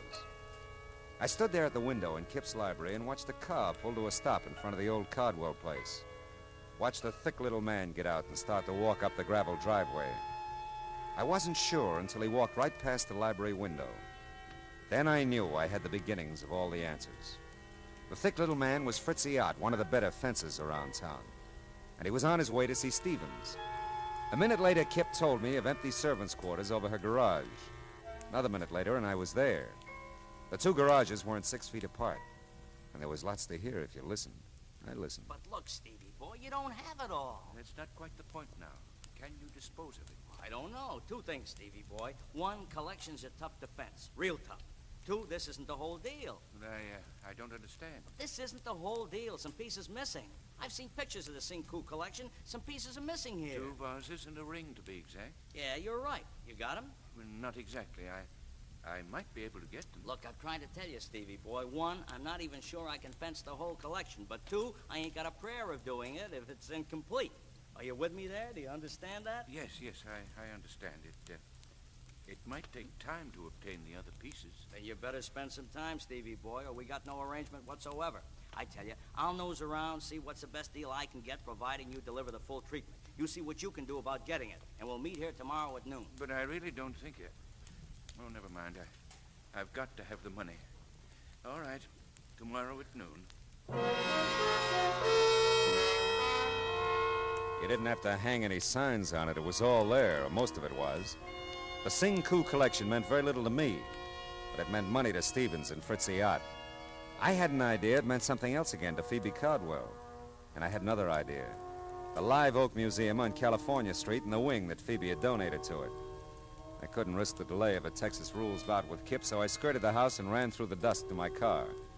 5 minutes later, I stood in front of the words Live Oak Museum, Percival Wallace, director, open to visitors 9 to 5 weekdays, 9 to 12 Saturdays, 12 to 5 Sunday afternoon. Oh, nuts.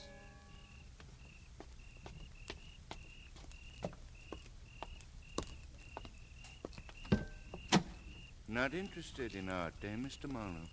We've done that bit, Stevens. My answer was not specially. I dislike dissuading you in this manner, sir, but I'm a quite accurate shot. You know, I believe that, Stevens.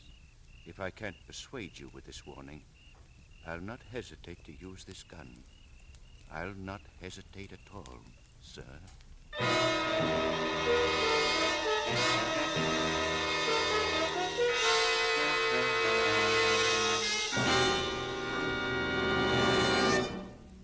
In just a moment, we will return to the second act of Philip Marlowe. But first, now that vacation time is here, our streets and highways are more crowded than ever. Don't take chances. Obey the traffic rules and drive carefully. The life you save may be your own. And now with our star, Gerald Moore, the second act of Philip Marlowe, and tonight's story, The Dear Dead Days.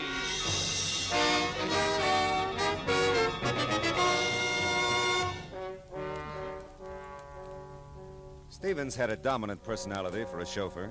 He could give orders as well as take them. And I'm not a man who's at his best staring down the nose of an automatic. Well, we told each other a very proper good evening, and he left me with my thoughts, which were several and urgent. I bundled them together and headed for the Times office in downtown L.A. Note, there's just one thing mustier than an old newspaper file. It's the man who files it. 1948 was a big year, news-wise, Philip. The files are heavy. Well, how was it obituary-wise, Belden? That should lighten it. Local, national, or international? Local, Pasadena. Name, address? Horace Cardwell, Orange Grove Avenue. Cardwell, Horace. That's it. January 30, 1948. Page 1, part 2.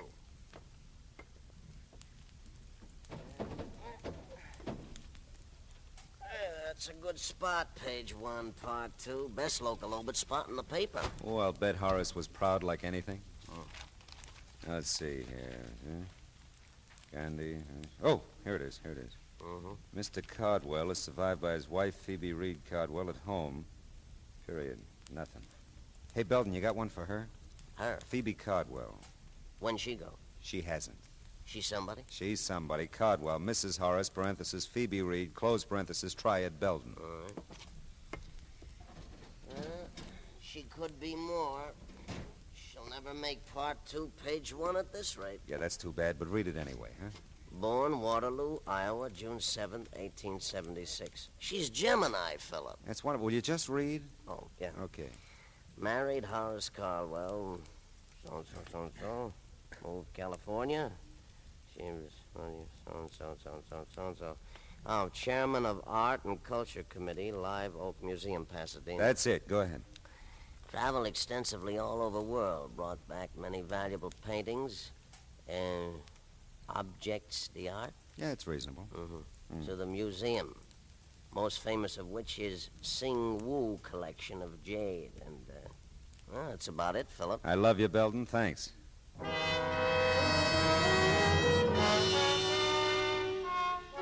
So Phoebe had brought the Sing Woo jade collection to Live Oak Museum in the first place.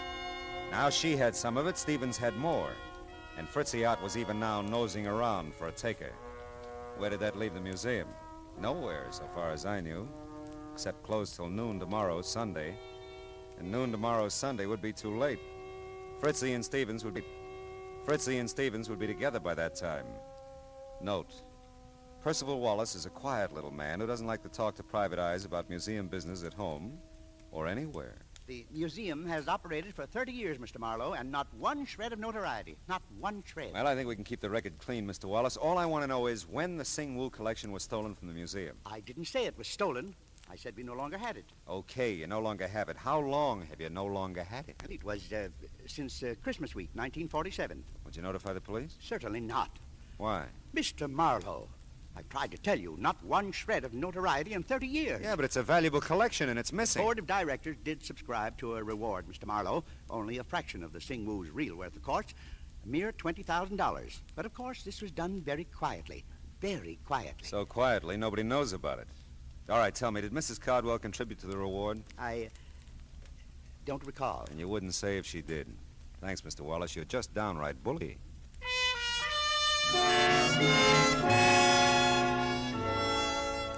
I got to Phoebe Cardwell's small bungalow in Venice in time to see a liveried limousine pull away from the curb. A few minutes after I got lost with the rest of the inchworms, the light-up-at-night variety, Mrs. Cardwell ushered me into the living room. When she turned on the lights, everything in the room jumped out at me again. The pink dogs, the blue cats, the souvenir pillows.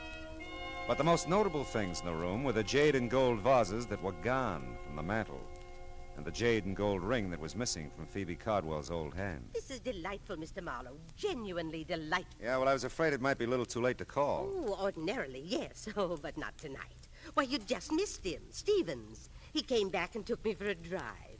I just this minute got home. Oh, that's fine. Oh, thanks to you, Mr. Marlowe. I'm so grateful. He hadn't forgotten about me, you know. No, he'd been busy. Oh, sure, yeah. I bet he has. I'm embarrassed not to have mentioned it sooner, but I have your money for you. Your fee. Oh, there's no hurry, honey. In fact, I've done so little that I... No, I won't hear that. I'll pay you in full, of course. All right. Say, this morning I was admiring your ring and the vases on the mantel. Were you indeed? Yeah. Well, I'm glad. They're quite nice, you know. Yes, they were. Did you give them to Stevens, Mrs. Cardwell? I beg your pardon? Did you give them to Stevens? Why, really, Mr. Marlowe, you surprise me. That is none of your affair, you know. I'm a curious fellow. I secured your services to perform a specific task. You've done that. I certainly do not intend to discuss Stevens or anything pertaining to him with you, Mr. Marlowe. All right. We'll leave it that way, huh? Not a word of any of this to Matilda now. All right. Phoebe, dear. Oh, and Mr. Marlowe again. Yeah, I was just leaving. I told the girls at the club all about you, and I am right, aren't I? You are Julia Marlowe's son. Julia Marlowe, The actress. She played Barbara Fritchie for years. She did. Well, I'm sorry, but there were no Fritchies in our families for years, either side. Really, Matilda, Mr. Marlowe's busy. He was just leaving. Yes, wasn't I? Philip Fritchie Marlowe. Oh, 'twould have been a beautiful name.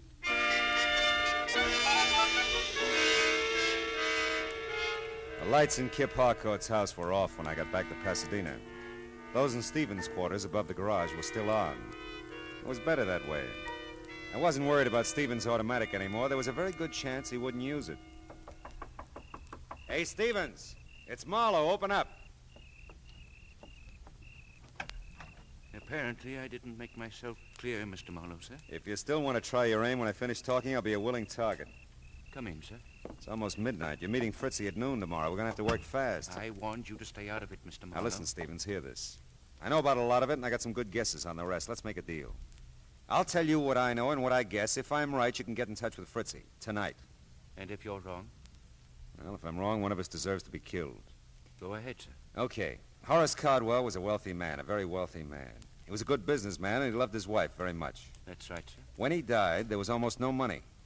A small amount maybe for Phoebe, but the house, everything in it, the cars, everything, went to pay off debts, liens against the estate. What else do you know? That Phoebe Cardwell contributed a wing to the Live Oak Museum. That she brought art treasures from all over the world to put in it, including the Singwu Jade collection. That the collection's been missing from the Cardwell wing since Christmas 1947.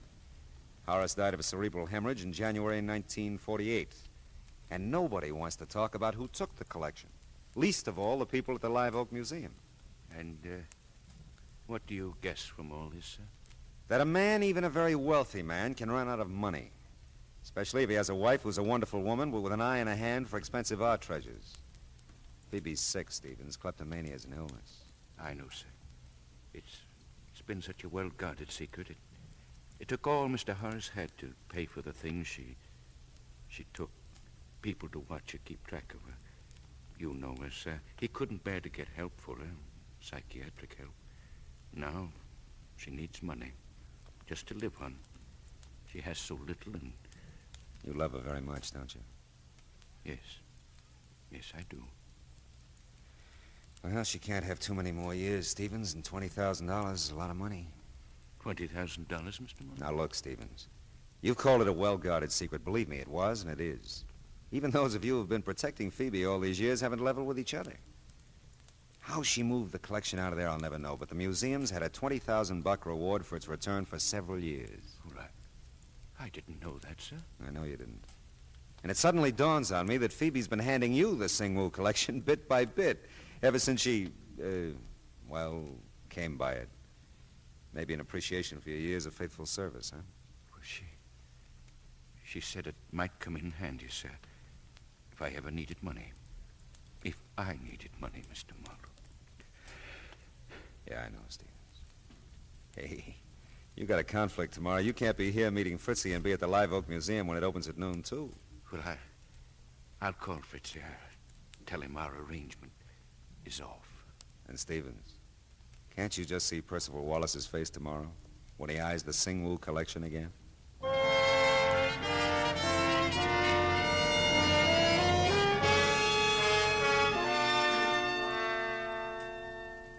Footnote to a happy ending.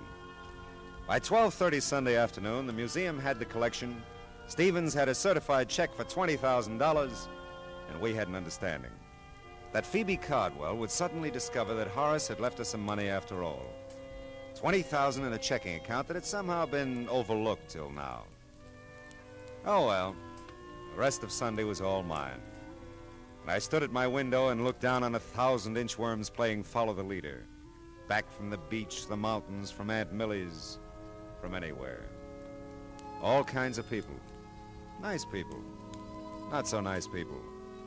Dames like Kip, whose husbands took trips. Sweet, harmless old ladies who took collections. Oh, well, where's that book?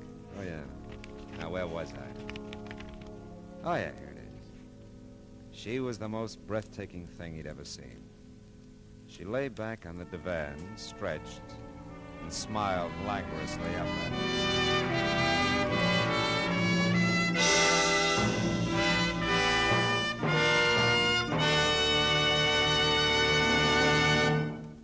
The Adventures of Philip Marlowe, bringing you Raymond Chandler's most famous character, star Gerald Moore, are produced and directed by Norman MacDonald, and was written for radio tonight by Kathleen Height and Adrian Jondot. Featured in the cast were Verna Felton, Bill Johnstone, and Lynn Allen, with Ann Morrison, Ralph Moody, Jerry Hausner, and Sidney Miller. Gerald Moore may soon be seen in the Santana production, Sirocco. The special music is composed by Pierre Garrigank and conducted by Wilbur Hatch. Be sure and listen again next week at the same time when Philip Marlowe says... This time a pair of green eyes held a promise. A house on Bedford Drive held a murder. A Malibu motel held a secret. I almost held the sack.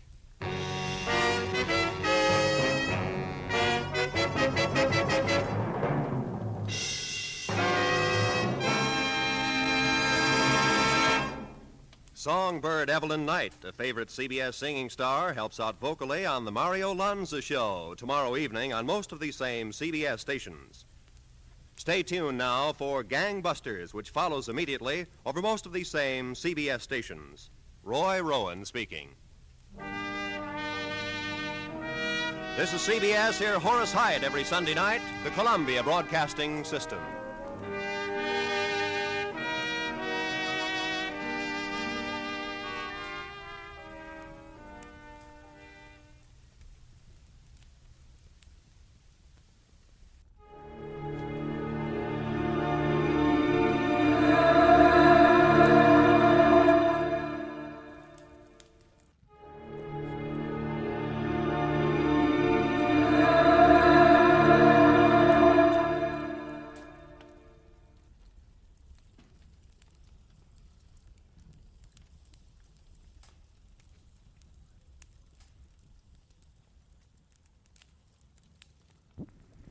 Get this and get it straight.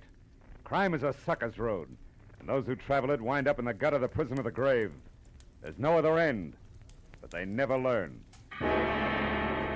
From the pen of Raymond Chandler, outstanding author of crime fiction, comes his most famous character in The Adventures of Philip Marlowe.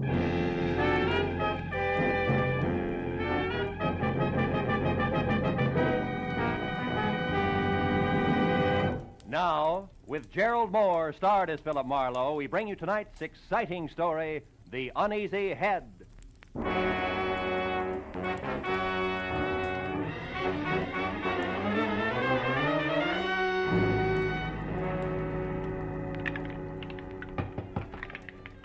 Hey, Slattery, you running a bar Let's here? don't be neglecting the regular clientele. Okay. Everybody relax. Remember, them also serve who only stand around and wait. I'm calling them like I see them. Hey, you're dry again, chum. Another shot? Yeah. Say, Slattery, you happen to know a guy named Sammy Archer? I was supposed to meet him here at 6. That was an hour ago. Hey, yeah, chum. Another shot. What's yours, friend? Rye, wander on the side. Rye and a little help. Slattery, I asked you a question. Listen, chum, I sell whiskey. I sell gin. I sell beer. Pretzels I give away, but only pretzels. If you're busting with questions, try Louis. Louis? And a punk in the corner there, the guy with the patent leather hair. Oh. Louis welcomes visitors. Now, you want to pay for this drink? Oh, wouldn't miss it for the world. Mind it for me, will you? Hey, round boy, I'm going to forget I'm a lady. Your name, Louis? That's me. Slattery tells me you might have some information I want. Could be. What race? Don't want any dope on ponies, Louis. I'm looking for a guy. A guy like who? Archer. Sammy Archer. Do you know him? No. What's the matter? You welch on a bet? No. Well, thanks anyway, Louis. I got something good at Beaumont if you... Check. Beer twice. Bourbon once around. Coming up now. No luck, huh, chum? I thought maybe Louis could help you. He knows everyone in town. Yeah? Well, here's the Sammy Archer, a guy I never met. Well, so long, chum. Yeah. Don't go away mad, huh? Oh, not a chance, Slattery. After all, you...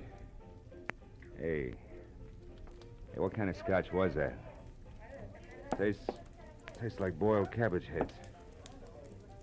Slattery, what did you... I drink it was dope. Are you no good, two-timing?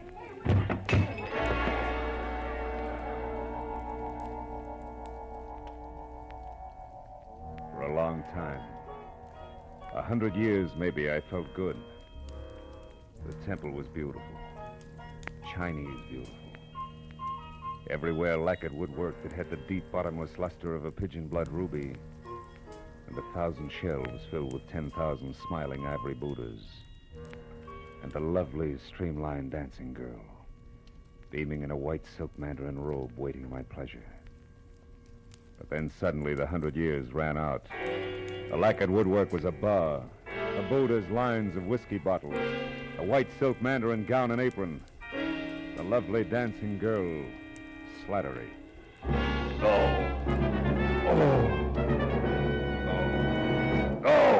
Easy now. Yeah. Chum, come on, try this. It'll bring you around. Yeah, thanks, Oh, it's you. How dumb do you think I am, Slattery? Hey, easy. No way. You got it wrong, chum. I didn't slip you that Mickey. Come on now. Lay back. You're going to be okay. How long have I been out? Oh, about an hour. You're in the storeroom behind the bar. Now, just take it slow, Mr. Marlowe. How do you know my name? Oh, I checked your wallet when you folded, chum, and saw you with a big-shot private dick from Hollywood. Yeah? That gave you my vote. Really? Oh, yeah. I heard all about you, Mr. Marlowe. The time you nailed that lousy Paul Miles who was hitting all the bars for some old-time protection. Yeah, but you should have said who you was. Yeah. Oh. Hey, Slattery, got any idea who got to my drink? No. It must have been the bird next to you. Rye and water on the side, man. You know him? Here, come on, help me up. Yeah, sure. Oh. Steady, easy now. There we are. No. Never seen him before. He shoved off when you went to see Louis. What'd he look like, Slattery, think? Oh, well, he smoked a cigar. Yeah? He had kind of a red face and was wearing a camel hair overcoat. Oh, yeah. He was nervous. He kept playing with a book of matches. He tore them out one at a time, and then he bent them up. See? Bent him up, huh? Yeah. You don't know his name, where he hangs out? No, zero, chum, except that Louis heard him ask someone about how to get to Palm Springs, but, Mr. Marlowe, I do know about Sammy Archer. You do? Yeah, I didn't want to talk up before Mr. Marlowe because I didn't know you. Slattery, where can I find Archer? Well, you ain't putting him on the spot for someone, eh? No, nothing like that. He called my office today, said he had some kind of a business deal with a guy he didn't trust. Wanted me to meet him here at the bar, get the details, and play bodyguard. Now, come on, tell me, Slattery, who is Archer? Where can I find him? He's a second-story man, Mr. Marlowe. He's a... You mean that... Yeah, he knocks off fancy places. Beverly Hills most of the time. He's strictly a prowler. Oh, fine. Well, you could probably tag him over at 31 West Grand. He's got a basement apartment there. But, look, you ain't gonna be careless about the dope I gave out, are you now? Don't worry. I'm not gonna work for him, Slattery. I still handpick my clients. Well, then, why are you going there? For a lead, Slattery. A lead on a nervous guy in a camel hair coat. You see, I also handpicked my enemies.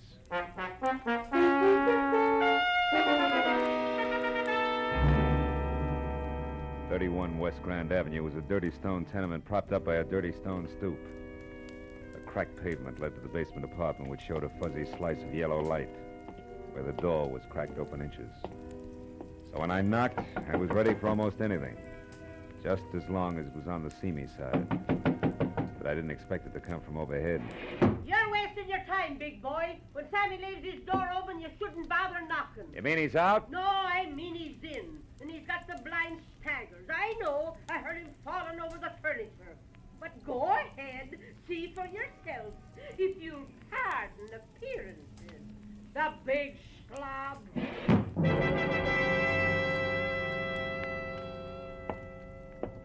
The lady was right.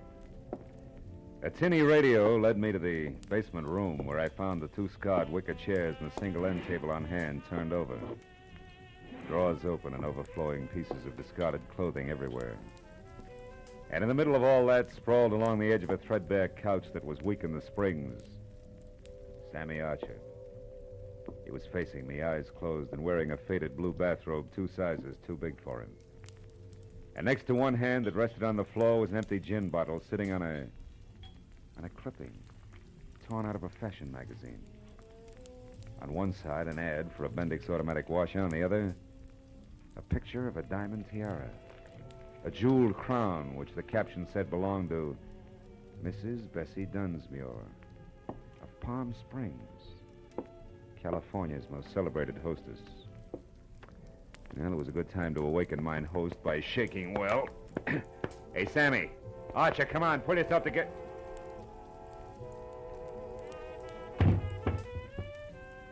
I should have known better. You can't wake a dead man by shaking him, especially when he's got a knife buried in the middle of his back.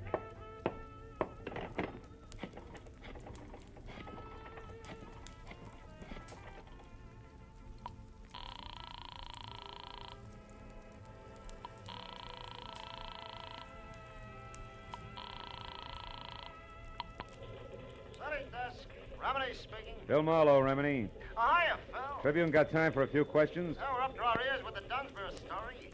What do you got, Phil? Beauty, beast, or traffic accident? Skinny guy with a golf ball complexion and the name Sammy Archer. Ever hear of him? Sure, a 2-time loser out of Joliet. Jewelry. Team with a French named Christy Roach. Roach, huh? Say, tell me, Tony, what is he... Hey, wait a minute, Remini. What did you just say about Dunsmuir? Huh? Oh, that. Didn't you catch PM sheets? No. Someone got away with a precious tiara last night. Was insured for $100,000. They tag anyone for it? Not yet, but they're working on it.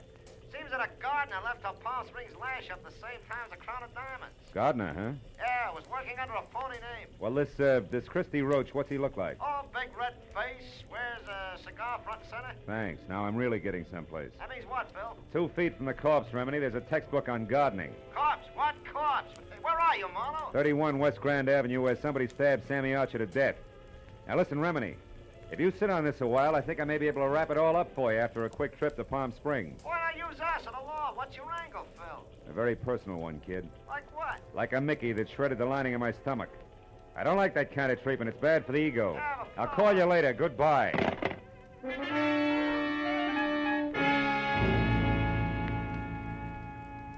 The trip to Palm Springs was 2.5 hours of hard driving through sterile wasteland. And there was plenty of time for me to add what always came out to the same thing. Sammy Archer, posing as a gardener, swiped the Dunsmuir tiara to peddle through Christy Roach, whom he feared. But Roach had double-crossed him, in a permanent sort of way, taking care of me and then headed for Palm Springs. Yeah, but there I got stopped each time. Why Palm Springs? Unless, of course, Archer's apartment turned inside out meant that the tiara was still hidden someplace in a desert hamlet. Yeah, that really would make it a cinch to find.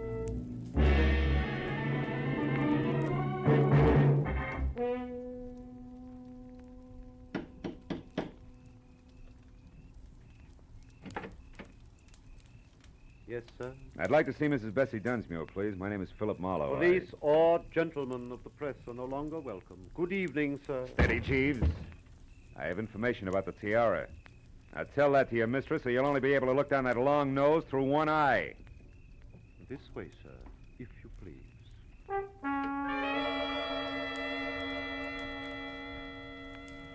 The interior of the Dunsmuir shanty was strictly colossal. From a foyer the size and shape of the Union Station to a plush, leather-lined den that was about as cozy as a parking lot. And Mrs. Bessie Dunsmuir herself fitted perfectly, because as the renowned party giver glided into the room, I saw enough jewelry on her arms, ears, and neck to match Tiffany, carat for carat. She listened intently while I brought her up to date. After that, she ushered me into an uncomfortable chair, rang for Long Nose, and then asked a sensible question. Mr. Marlowe, this Sammy Archer, what did he look like? Well, he was thin, Mrs. Dunsmuir, and sandy hair. Does that fit your ex-gardener? Precisely. Now perhaps we're actually going to make some progress. The police here haven't, and... come in, Martin. Oh, a liqueur, Mr. Marlowe? Oh, no, thanks. No. Thank you, Martin. Mrs. Dunsmuir, Yes. did you ever notice a red-faced man who smoked cigars hanging around talking to Archer, perhaps? No, I never did. Did you, Martin? No, madam. I don't believe I did. Excuse me, madam. Good evening, Dunsmuir resident. Who's calling, please? One moment, sir. Mr. Endicott, madam. Endicott? I don't seem to know any Endicott. Hello? I'm sorry, Mr. Endicott, but I don't seem to recollect... what? You... Well, yes. Yes, of course. I'll see you tonight here. Goodbye. What's wrong, Mrs. Dunsmuir? Oh, just some more trouble over the estate. Ever since my husband passed on 3 years ago, we've had a mountain of trouble with his investments. I see. Well, about the tiara, Mrs. Mr. Marlowe, do what you can about locating it. You'll be rewarded handsomely by the insurance company if you're successful, I'm sure. They stand to lose $100,000. Yeah, but Now, can't you tell me anything about Archer? I'm afraid not. I don't believe I ever said more than 2 words to him. Now, excuse me, Mr. Marlowe, and thank you for your interest. Martin, Madam. please show the gentleman out.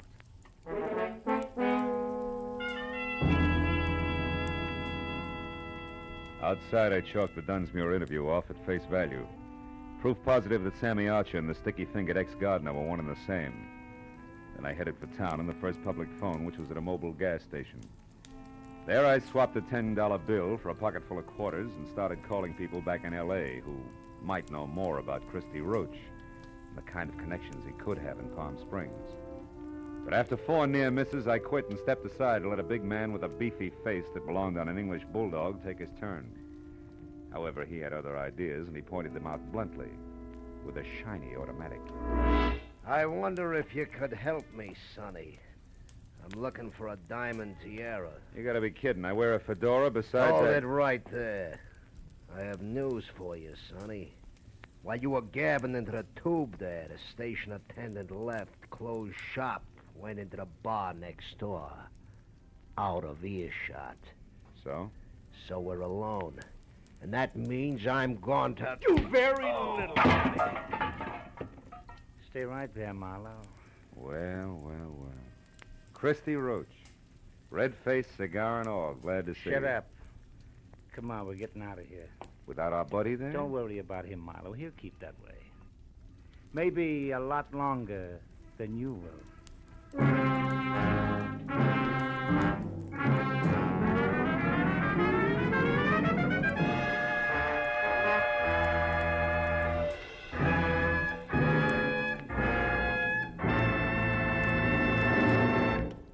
In just a moment, the second act of Philip Marlowe. But first, every Wednesday night, CBS, the network of the stars, brings you Groucho Marx in his dizzy quiz, You Bet Your Life. To hear You Bet Your Life starring Groucho Marx this Wednesday night on most of these same CBS stations, as well as Dr. Christian and that bright new musical show, The ABCs of Music. Now with our star, Gerald Moore, the second act of Philip Marlowe, and tonight's story, The Uneasy Head. From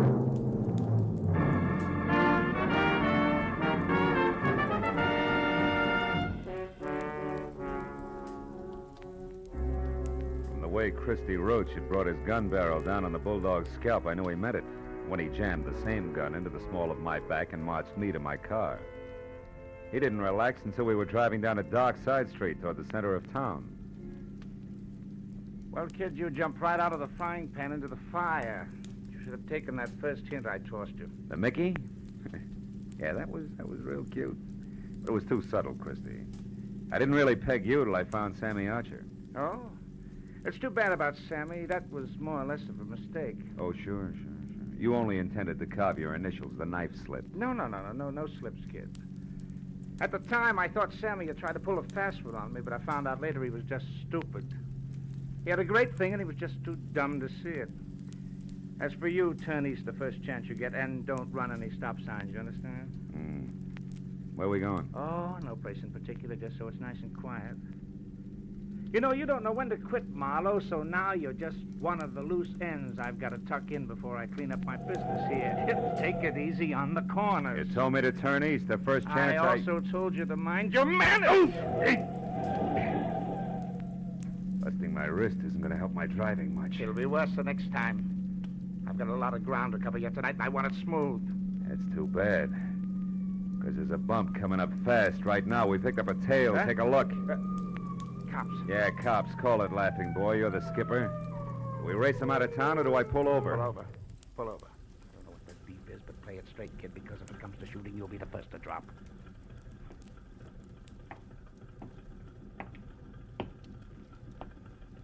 I got your read, buddy. You're on a one-way street. You're telling me. Yeah, only you're going the wrong way. Yeah, I know. Well, you see, my friend... I warned you. What about him? Well, he's in a hurry, officer. I was taking him as far as the corner there. He said it was okay to come this way. I didn't. I'm a stranger here. Uh-huh. Also, you're a big boy now. You should make up your own mind. You're so right. So, Mac, if you're in a hurry, you can go, but you better get out and walk. Thank you. Your friend here is going to be tied up for quite a spell. All right, let me see your license. Maybe the limb of the law and I should have nailed him right then and there. But there were still too many loose ends, and I wanted Christy Roach to clear them up for me. So I watched him walk out of sight while I listened with half an ear to a lecture on blind drivers. Well, it was a small enough price to pay for the service rendered, so I thanked the officer for the ticket and then headed back to the filling station in a bulldog with a headache who might be in a mood to talk. But when I got there, I found he hadn't waited around. After that, I checked the neighborhood and was 15 minutes getting to first base, which turned out to be the bar of a French restaurant across the street, run by one Monsieur Jean Corret, a high-octane number who apparently had overheard a phone call earlier. I immediately notified the police. Nothing, they said. Ah, believe me, my friends, the lowliest gendarme in Paris would have more sense. Throw away an important clue? Never. I tell you, our police... Mr. Corret, can I see you a minute? I? But of course, monsieur. What is it? Well, it better be in private, huh? It's about the Dunsmuir case. Ah, nom de nom. Step this way, monsieur. All right. You naturally are a detective. Naturally, yeah. Now, look, I understand you overheard a phone call. Oh, yes.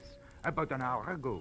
A suspicious man called the Dunsmuir place from here. What did he look like? Ah, I am desolated, monsieur.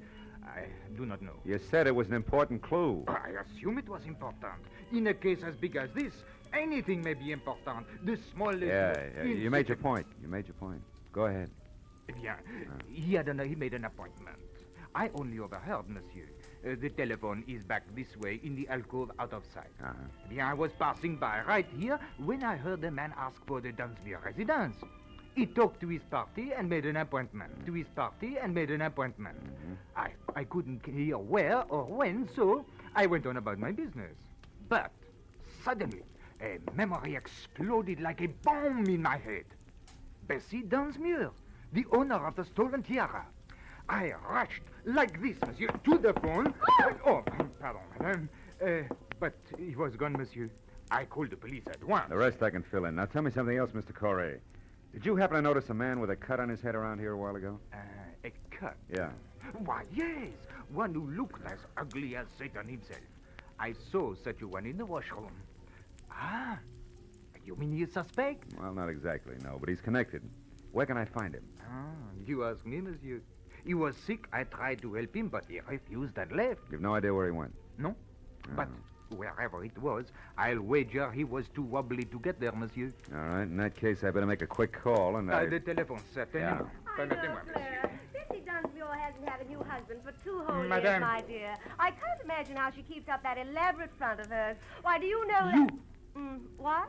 Madame, hang up the telephone at once. I insist. Vitement. I beg your pardon. In the name of the police, monsieur is a detective. I demand you clear the line. I've paid my nickel and I... Never mind. Skip it. But I would like to know about those bent matches on the floor. What do they mean, monsieur? I better skip the call and get going fast. You've been a big help, Corey. Maybe I can get you the Croix de Guerre.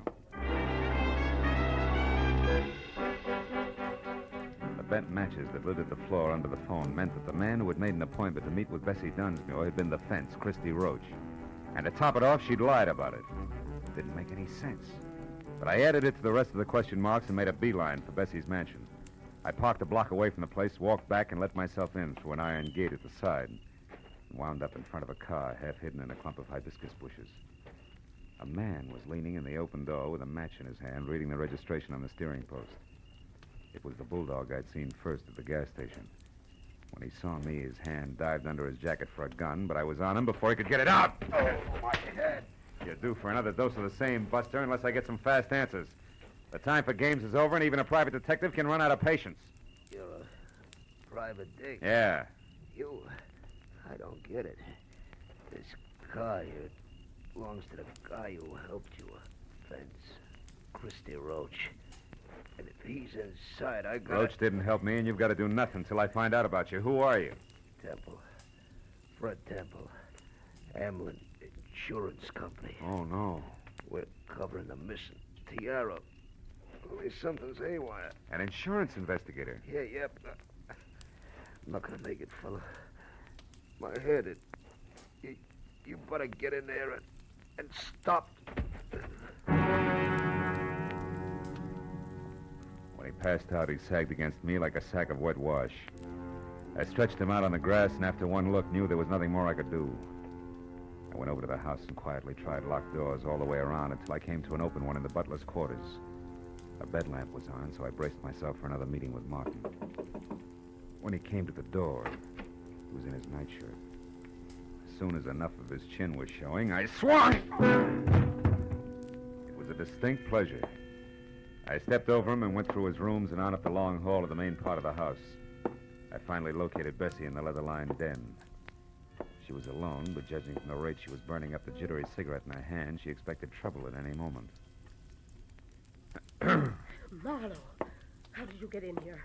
Why are you here? Just checking up on a lie, Bessie? Lie? I don't know what you're talking about. A late date tonight. Incidentally, he's due any second now. His car is outside. On my grounds? Yeah. Surprised? What's so important about that? Now, look, you better tell me all about it, Bessie. No. Get out of here. Get out. Later. Right now, this setup is so full of holes, even the truth is leaking out. First, Roach the fence, figuring Sammy Archer, the guy who swiped your tiara, was pulling a fast one. And he changed his mind and got a new angle. Second, you brushed me off because actually you're afraid of finding the tiara. And third, the insurance company that's covering your loss is suspicious. Yeah, it's screwy, but it can only add one way. Like the tiara that was stolen from here yesterday is worthless. Are you insane? It was famous, fabulous, worth a king's ransom. Yeah, the original, maybe.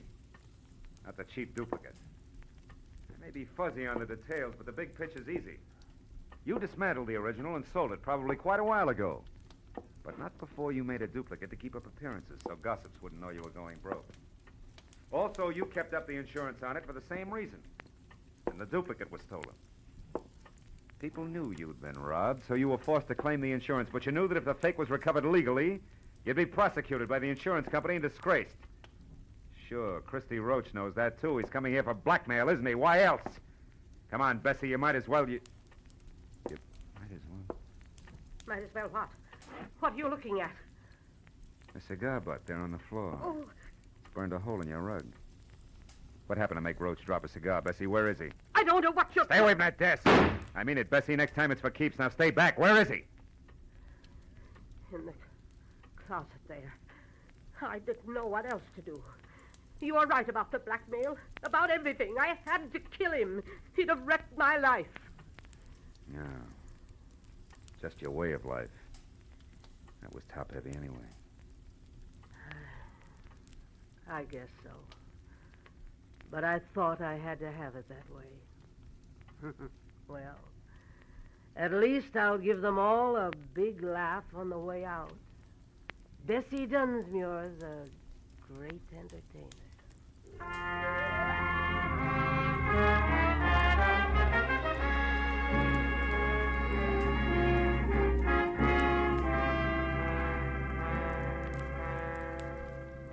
Bessie Dunsmuir, the world's greatest hostess, invited the police and reporters out herself. The fake tiara was found in the back of Roach's car. And she wore it cocked over one eye to the benefit of the press, the photographers, and her friends. By the time that party was over, it was almost dawn. Bessie was right. The papers came out and the giggles began. But Fred Temple drinking coffee under a head full of bandages didn't see much to laugh at. It's pathetic. Something awful sad there someplace, Marlowe. I agreed. Uneasy lies the head that wears a crown, even a phony one.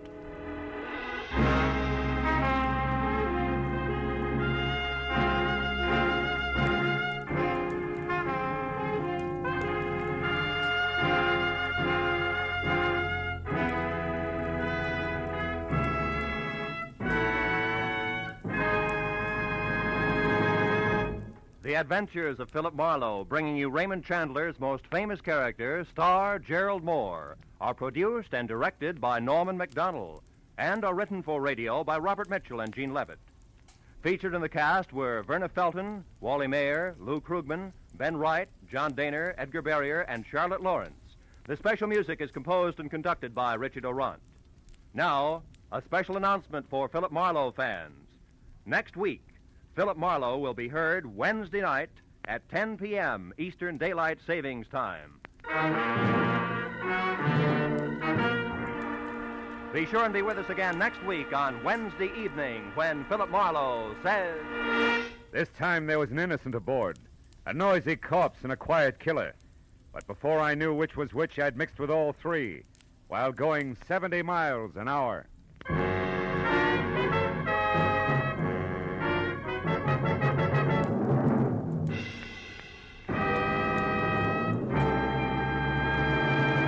Now that warm weather's here, many of us will be doing more driving and more walking. It's the duty of every motorist and every pedestrian to take every precaution so that we may cut down on the terrible injury and death toll exacted by traffic accidents. These accidents don't just happen. They're man-made. Somebody causes them. Make sure that you're not responsible for a traffic accident. Walk and drive carefully. The life you save may be your own.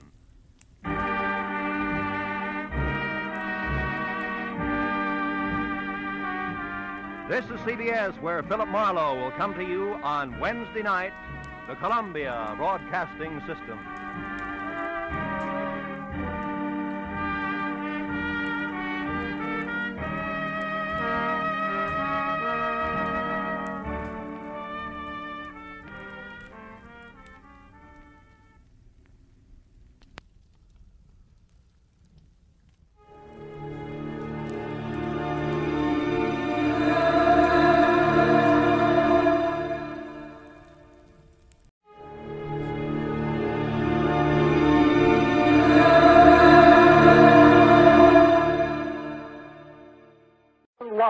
As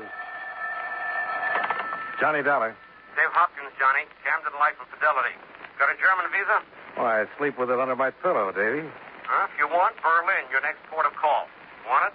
Oh, what's the story, Davy? It's like this, Johnny. A client of ours, Sam Harvey, category 50,000, 20 paid life. A couple of years ago, Harvey went to Berlin as consulting engineer for a machine tool firm. 6 months ago, he upped his policy from 10 to 50,000. Good head on his shoulders. Just listen, huh? Also, he changed beneficiaries from his mother to a woman he married over there. Well, that's allowed, isn't it, Davy? Maybe, maybe not. Yesterday, we got a cable from Berlin police. Herr Sam Harvey is newly dead in the Rhineland.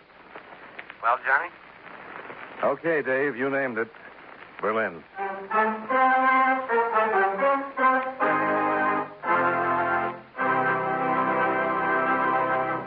How about taking a minute or so to talk about seals and fish that have some connection with the government of the United States?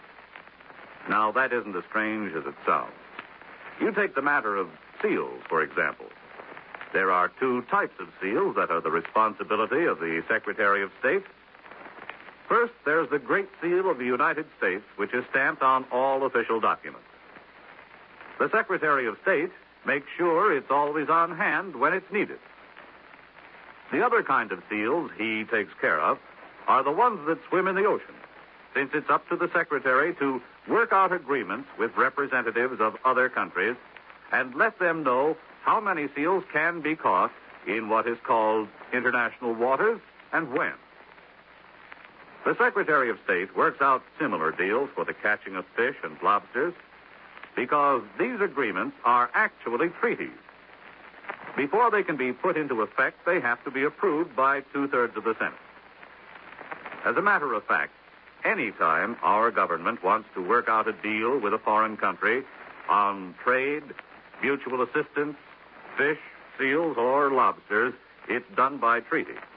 And all treaties are signed by the President, though some of them aren't drawn up until after the Secretary of State has worked over the rough spots in order to pave the way for prompt ratification.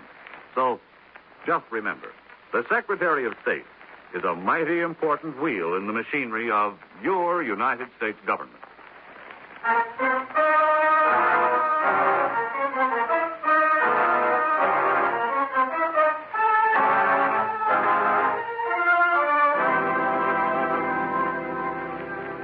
Expense account submitted by Special Investigator Johnny Dollar to Home Office, Camden Life and Fidelity Company Limited, Camden, New Jersey. The following is an accounting of expenditures during my investigation of the Berlin matter. Expense account item 1, $546.73, airfare and incidentals to Berlin via New York City.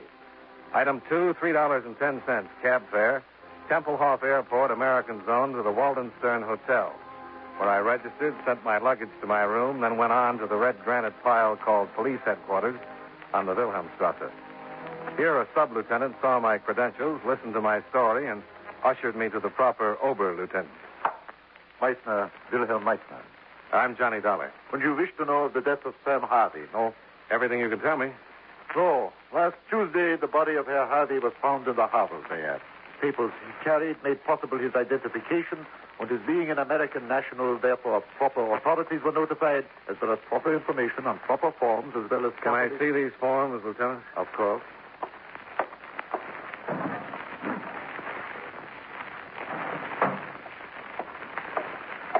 Here, as you please. Thank you. It says here his body was found just north of Spandau. Where's Spandau, Lieutenant? British zone. Well, what would Sam Harvey be doing there? Please. Well, it says here Sam was employed by Koenig Machine Tool, which it also says here is in the American zone. So I'd like to know, Lieutenant, if you have any idea what he was doing. I will show you something. It will make things easier. Good. Map of Berlin.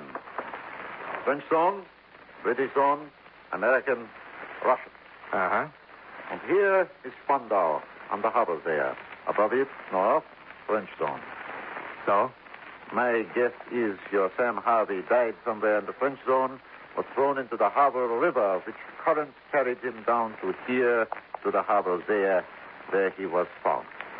But that's only a guess. Unofficial. Official, it would be written down, but it is not. Why do you make a guess like that, Lieutenant?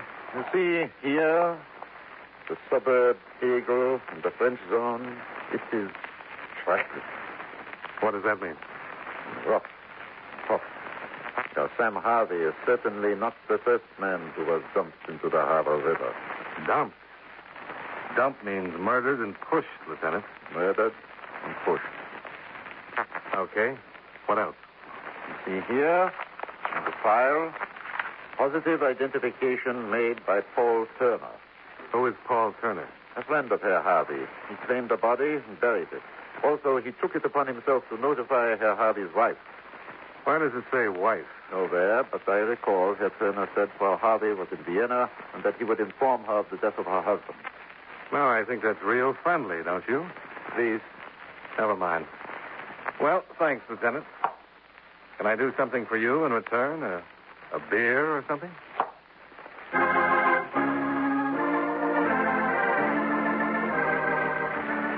Expense account item 3. 90 cents for 2 rounds of brown beer with my newly found friend, Lieutenant Willie Meissner, at the beer stube across the street, where I told him all I knew about Milwaukee and got in return a promise of continued cooperation. Expense account item 4, $1.20 to number 15 Kendenstrasse in the American Zone. The address of Paul Turner. That's right, Dollar. I identified him. Who killed him, Mr. Turner? Oh, now listen. Yeah? Don't get cagey with me and say who killed him and lean closer to me to see if I'm going to go to pieces. I didn't even know he was killed. He was pushed into a river.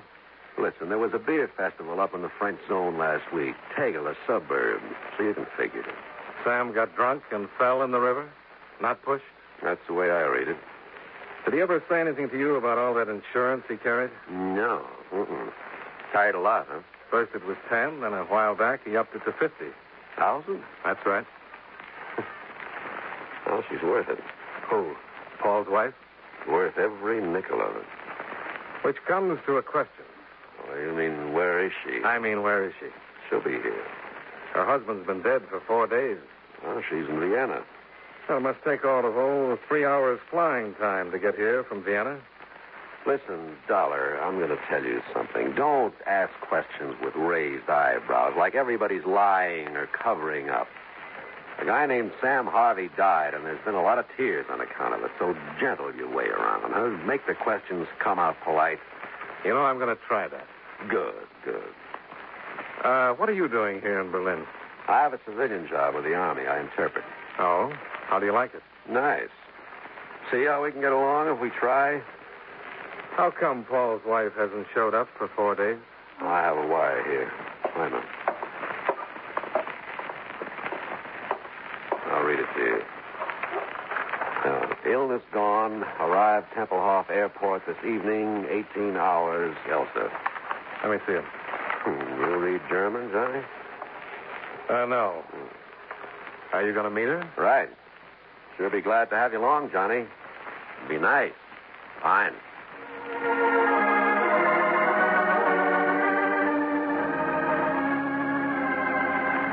Expense account item 5, $3.40. Full tank of petrol for Paul Turner's Volkswagen. He had his hand trapped in his pants pocket. We had a little time before Elsa's plane landed at Tempelhof, so we rode around Berlin, a 3-zone. The 4th didn't encourage sightseers. At a little before 6, we got to Tempelhof.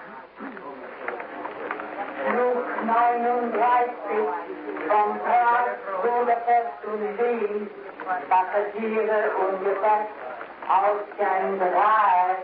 Oh, she's a little ahead of schedule. Yeah. You'll know Mrs. Harvey when you see her? You know, you ask polite, but you don't listen polite, Johnny, kid. I told you Sam's wife is worth every penny the 50 grand you say he left her. Now, would I say a thing like that if I didn't know her when I saw her? Well, you hadn't mentioned it. Now, before he married her, the 3 of us went around a bit in Vienna. Then Sam married her, and Elsa stayed in Vienna. I haven't seen her since. 6 months now. Why did she stay in? Yeah, it must be Elsa. See? Black dress, heavy black veil, black gloves. Classy dresser, that Elsa. Yeah. Come on. Elsa?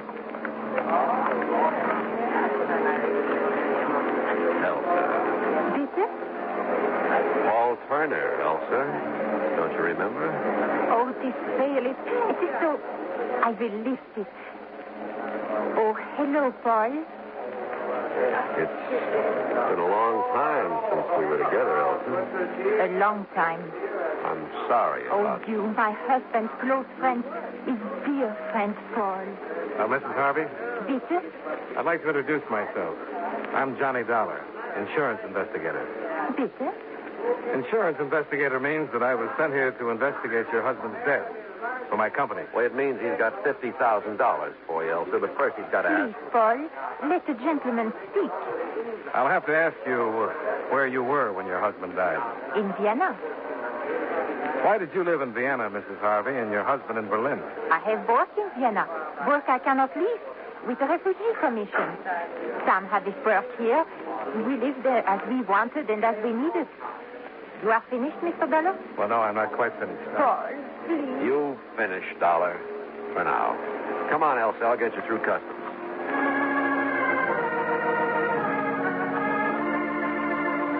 Expense account item 6, $2.20. Cab fare back to the Walden Stern Hotel. Item 7, $1.50. Supper. Knockwurst and sauerkraut washed down with black beer. After which, 10 hours sleep with no dreams.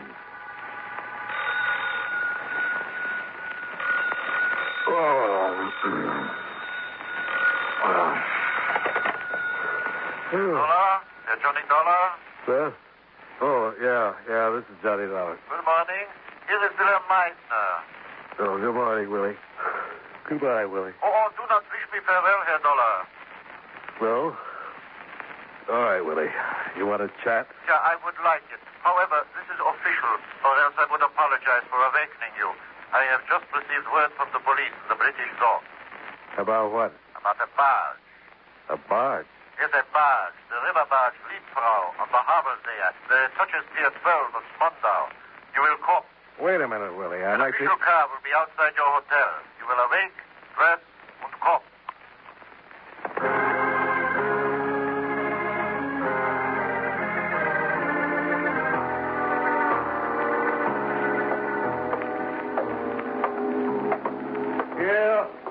Here, on the barge, Dollar. Come here. Yeah, here, Dollar.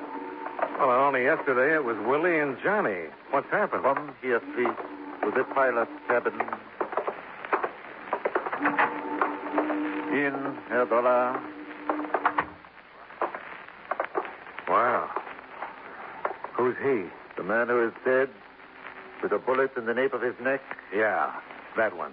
Kurt Hausmann, captain pilot of this barge. Observe what else, Herr Dollar? What? On the desk, under his arm. Come please close with me. A letter Herr Pilot Hausmann has begun to write. It is, of course, in German. I will translate it. If you wish of Sam Harvey to know, come you to the barge. Now I will move his arm. You see to whom this letter is addressed? To me. To you, Johnny Dollar. What do you say to that?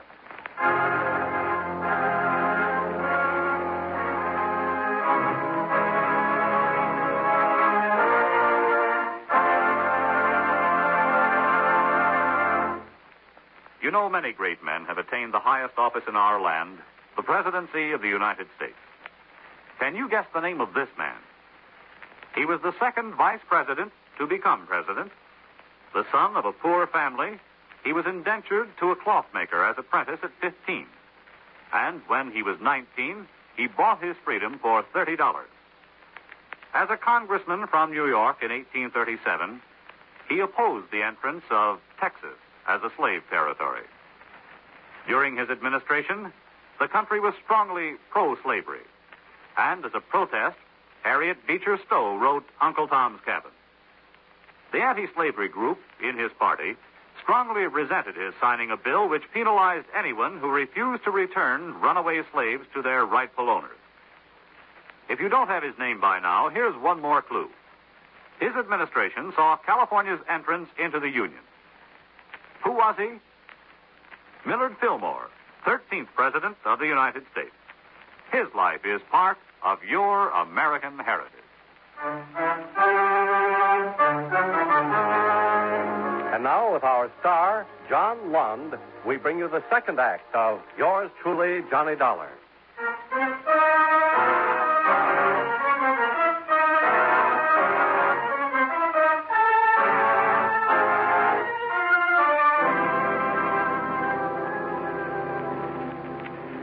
Herr Dollar, since you have arrived, you have talked with people. With me, with Paul Turner. And at Tempelhof Airdrome, with a widow. What words did you speak to them, Johnny Dollar, that makes this man dead? Read it this way, Willie. I'm on a job. Insurance investigation. Yeah, into the dying of Sam Harvey. Into the murder of Sam Harvey. $50,000 worth. So, perhaps you have discovered a thing which I, too, should know of the death of Sam Harvey, which will explain this death. If that is so, then tell me. So far, I've found nothing. Nothing you don't know already. Not one thing. Please. I tell you, I don't... Please. I believe you. Well, you've got a way with you, Willie. schöne Danke. You want to tell me things now? Happily, I do. This Kurt Hausman, who is he? Pilot of a river barge. What else? Thief, petty, also grand. What else? Before he grew out of it, a black marketeer. And after that, what? Smuggler. From west to the east zone. Also vice versa. Very rich. And still you let him get away? Please. Go ahead. Kurt Hausman, besides what he was also an eel. You understand? A slippery eel. Many times arrested, many times released. Insufficient evidence. An eel. And he's murdered on the Harwell River and found at Spandau, near the French zone, where also was found the body of Sam Harvey, where... Please. Forgive me. Near the French zone, where also was found the body of Sam Harvey. And he begins a letter to me saying if I want to know about Sam Which Harvey... will become an exhibit on the official files. Which figures he knew something about Harvey's death. I would say so. Then someone stopped him from getting the letter to me. I would say so. And that's all? No. Kurt had a friend. A beloved friend. Fräulein Mary Fuller. She came with a troop 4 years ago to entertain your occupation forces. She entertained them. When they left, she stayed. Unter den Linden was what she wanted, she says. Where do I find her? Where do we find her? Yeah, you and me. Where? At Zehlendorf. There's a carnival there. A carnival? Yeah, waxworks, the hula dancers, knife throwers. Fräulein Mary stands in front and beckons so. Well, we just better see this Fraulein, Willie. Yeah, after the ambulance has taken away the body of Herr Hausmann.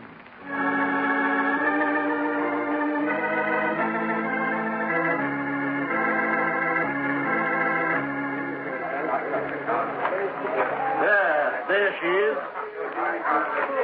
Hey, now, your culture's right inside. We got a snake charmer and we got a... Now, here's a Yankee Doodle, if I ever saw one. And dandy. Hiya. And look who you've got to be with. Fräulein. Go away, Willie. I'm earning a living. It is necessary to talk to you, Fräulein. You too? It'll be my pleasure. Doll. Something has happened, Fräulein. Kurt. What about him? He is dead. Fräulein, I'm sorry, but sometimes it becomes necessary for me. There's a bench over there. He's a bum. You know that, don't you? Sure you know that. Fräulein, please, sit down. Thank you, Willie. How did Kurt die, Willie? By a bullet in the back of the neck. How else would he die? He was writing a letter to me when he was shot. Oh? Why would he be doing a thing like that, Mary? Who are you? Johnny Dollar. I'm an insurance investigator. Why? I mean, why? Why are you here now talking to me in front of a tourist trap? And with Willie here, what's happening? Just take it easy. That's the latest word. Just take it easy. All right, okay. Brave smile. Brave smile. How is it? Fine. Great. Questions, Fräulein? Whenever you're ready. Do you know who killed Kurt, Fräulein? No. Fräulein, 5 days ago, an American by the name of Sam Harvey was found in the harbor there, drowned. Did you know him? Old Sam? Old Sam Harvey? What about him? He was a thief. How? The barge on the river. Kurt's barge? Sam owned it with Kurt. Anything illegal that could be done on the river. Smuggling, black market, name it. Anything from Potsdam and up the canals all the way to Hamburg. If it was illegal and could be carried by barge, my Kurt and good old Sam Harvey. I thought Sam was a machine tool engineer. Only when the barge business was slow. Did you know his wife? Practically. What does that mean? I was a shopper. Sam would give me money and say, buy for Elsa. Presents. Silk stuff they make over in the French zone. Leather from the British zone. Lots of these ceramic earrings, see, like I'm wearing? Yeah, real nice. Just make them for pierced ears. Sam showed a pair of them to Kurt, and Kurt made me pierce my ears so I could wear them, too. Yeah? Sam would get me to buy sweaters and woolens for her. Buy them and send them to her. To Vienna? Sure. One more thing. You know a lad named Paul Turner? No. You want me anymore, Willie? Thanks. Hey, mein Herr, Fraulein, now come on in. Now come on in. We got a snake charmer. We got a nice I asked Willie to drop me off at Paul Turner's in the American Zone. There, I asked Turner the address of Sam's widow, Elsa Harvey. He sent me to the Tyrol Hotel, where on the third floor rear, Elsa opened a door to me. What do you wish here? To make an apology, Mrs. Harvey, Consider you have done so. Good day, Herr Dollar. and to do another thing. To give you the papers you'll need to sign, so you can get that $50,000 insurance of your husband. Come in. Give them to me. Sure. Take your time about it, Mrs. Harvey. Read them over. I'll wait till you're A finished. messenger will bring them to you. Yeah, sure he will. Mrs. Harvey, Yes, you're a very beautiful woman. thank you. Very beautiful. You always wear your hair like that? Long, falling to your shoulders? Do me a favor. What? Put your hair up for me. Put my... I don't understand you. Oh, please. Just to see how you look. I've been wondering. Yeah. Yeah, like that. Und what, Herr Dollar? Well, I've already said it. You're a very beautiful woman. You must go. Sure. Wiedersehen. Auf Wiedersehen, Herr Dollar.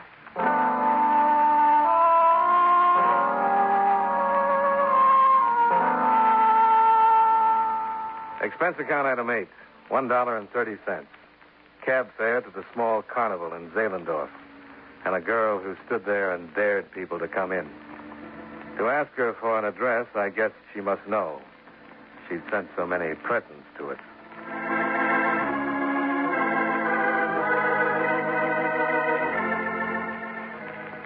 Expense account item 9, $63.95 airfare and incidentals to Vienna. Expense account item 10, cab fare, $1 even, to a red brick apartment building 5 stories high and a block square. Frau Harvey? That's right. Mrs. Harvey is dead. When? Yesterday morning, early. Listen, did she get a wire from Berlin last Tuesday? Yes, she did. But of course she could not read it. I gave it to the other lady. What other lady? Her friend, who lives across the hall, who was kind to her and took care of her, who paid for her funeral. And who moved out right after it was over? Yes. But how did you know?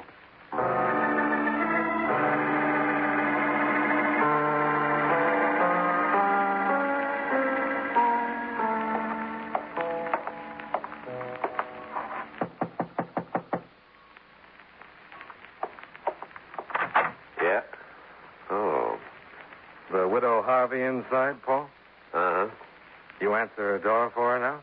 Mm-hmm. So I have to get past you to speak to her, huh? Elsa, Yes, boy. it's Johnny Dollar. Good. Come on in. Hello, Frau Harvey. Here are the papers, Herr Dollar. I have signed them. Oh, fine. Thank you. What are you doing? Tearing paper? Are you going crazy, Dollar? No. I always tear up policies this way, Paul. What is the meaning of this? What's your real name? My name? Cut it out, honey. This Dollar's no slob. How much do you know, Dollar? All of it. For instance. Well, I just got in from Vienna. A girl died there. Sam Harvey's wife. Mm-hmm. See, I told you he wasn't any slob, honey. She was sick. Then she died. Her husband died. Why shouldn't I have the money in the policy? I took care of It's her just and... not legal. That's all, honey. How could he know, Paul? How could he possibly know? By a stupid little slip. Earrings. For pierced ears. Like Sam's wife had and like you don't. Which made me go to Vienna to make sure. And I did, and I'm sure. Okay, Dollar. Okay, what? You tore up the policy. Blow. Paul, you knew this girl was a phony right away at the airport. But you went along with her. I asked myself why. You got an answer? You're trying to hide something, too. Murder? Yes, something's got to give, Dollar. Sam's murder? Carl's? You know what you know, and I know what I know. One of us has got to go. Killed Sam because you wanted in on the barge business. The smuggling, the black market. But Carl. Why Carl, Paul? Why did you kill him? He didn't want me in. So bad he didn't want me in, he threatened to get to you. He almost did. And you almost got out of Germany, darling. But now I don't...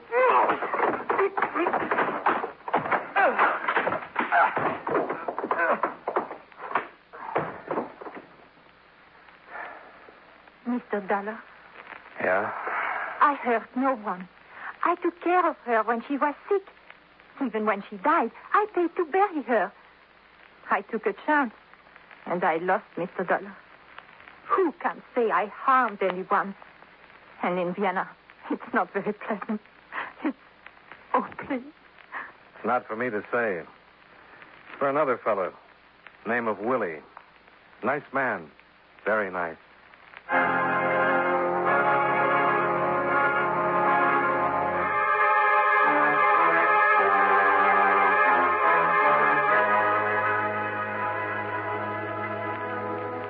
Expense account item 11, $67.70. Hotel bill and incidentals while in Berlin and Vienna. Expense account total, $693.03. Yours truly, Johnny Dollar.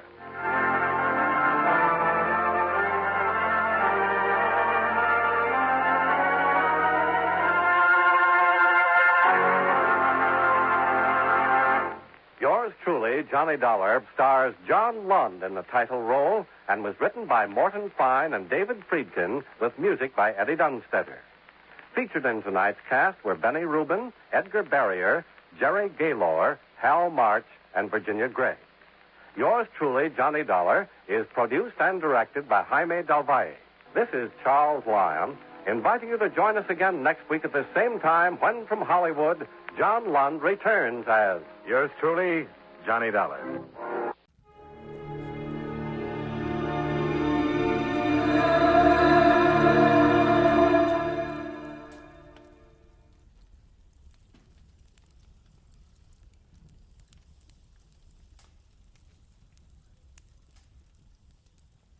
When it started, it was simple, just a lawsuit for damages.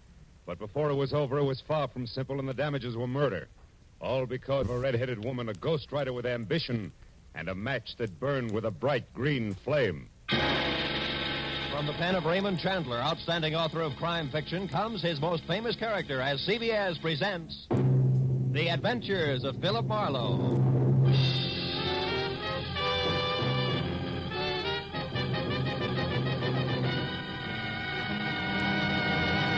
Now, with Gerald Moore, starred as Philip Marlowe, we bring you tonight's exciting story, The Green Flame.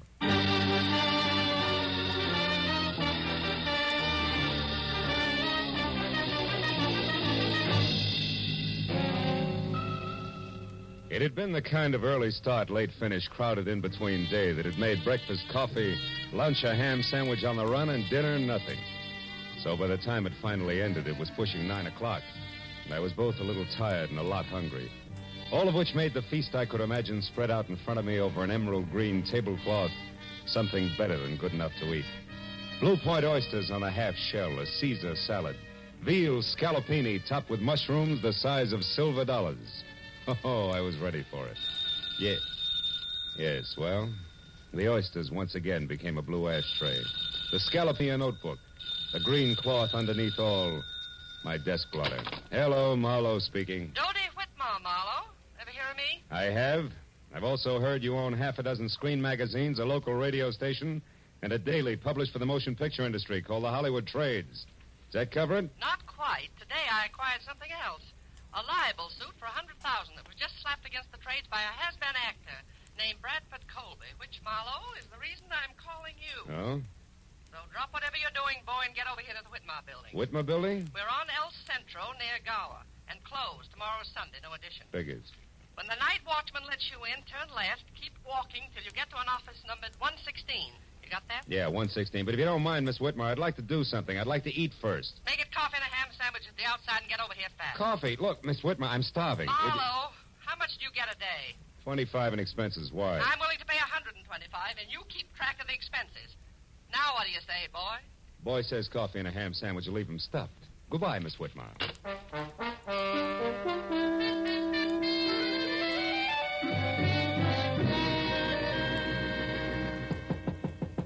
Come in, Marlowe. Sit down over here, and if you smoke cigars, don't. I can't stand them. Drink? No, thanks. Marlowe, our A1 gossip columnist, Stanley McGrath, had this to say in today's edition of The Trade. Mm-hmm.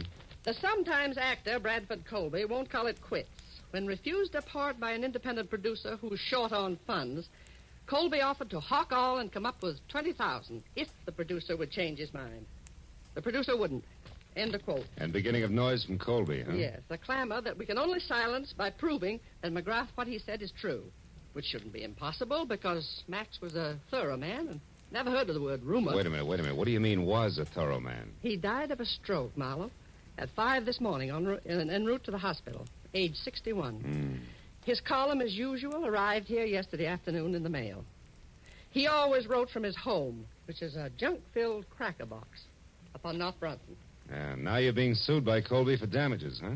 The late Mr. McGrath isn't around to prove what he said is true. You catch. And being very unpopular with producers myself these past 30 years, Marlowe, I've no chance of any help from the one who actually turned Colby down for that part, whoever he is. All of which makes my job what? Precisely this. Find Mac's source of information. Come in, Larry. Larry North, Marlowe. My editor and anybody's Napoleon. Larry, meet Mr. Marlowe. How do you do? How do you... Dodie, I've just found out that old Mac's only lakeman, a queer duck named Leonard Phipps, left town sometime yesterday for San Diego. May or may not be back by now. Where's Marlowe going to start? Well, I At figured... old Mac's place. Larry and I have already checked there, Marlowe. 8312 North Bronson. Maybe you'll grab onto something that we overlooked. Here's the key. Thanks. Mac lived alone. Don't get wrapped up in his notes. They're gibberish.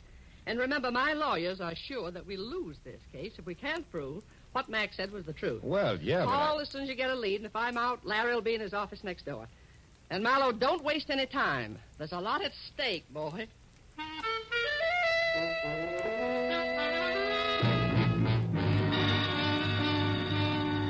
What Dodie Whitmer had labeled a cracker box turned out to be a 5-room, slightly beat down, almost square house set back some 50 carelessly landscaped feet from a high stucco wall that said the late Mr. McGrath had lived alone and liked it.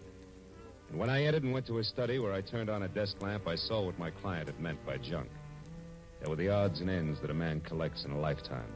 On his desk, a tarnished loving cup for excellence in reporting, dated 1927. Beyond that, on the mantel, an autographed picture of Teddy Roosevelt, and next to it, a paperweight from Niagara Falls. And then an item I hadn't expected. In a shadowed corner of the room, there was somebody else. A tall, gaunt somebody else, wearing horn-rimmed glasses and papers sticking out of every pocket. He was slowly, an inch at a time, backing off from the edge of the circle of light in which I stood. I took one casual step toward the desk and then nailed him. Get your hands off me. Why? Take a start running, Mr. Leonard Phipps? How do you know my name? I'm psychic. I also know you just got back from San Diego. What I don't know is what you're doing here. Now, come on. Talk, fast. Please let go. Leave me alone. I'll talk. I've got nothing to hide from the right party. Who are you? Philip Marlowe, private detective, was working for Dodie Whitmer, a lady impatient to know which producer McGrath was talking about. In that article on Colby this morning. Now, do I qualify? Yes, of course. We're both after the same piece of information, Mr. Marlowe. No? I want to find that answer, too, and then whisper it into Dodie's ear. Just to save her $100,000? No. Just to get a chance to fill McGrath's shoes. And don't laugh, because I've been ghosting that column for the past month now. Didn't McGrath write this morning's column himself? No, he didn't. I did. But the piece on Colby was not mine. McGrath must have added that himself, the fool. Well, you don't sound like you're happy in your work, Phipps. I wasn't. Mac was a tyrant. I put up with him because he promised sooner or later to let Dodie Whitmer know that I was doing his work. Don't be too bitter, Phipps. Mac couldn't have known exactly when he was going to die. Well, what if he But could? to get back to the subject. Have you any idea where we can get a hold of something real to go on? Yes. Yes, I do. Out there in the living room. Yeah. Follow me, Marlowe. If you can, in the dark. Come back here. Ow! Ooh.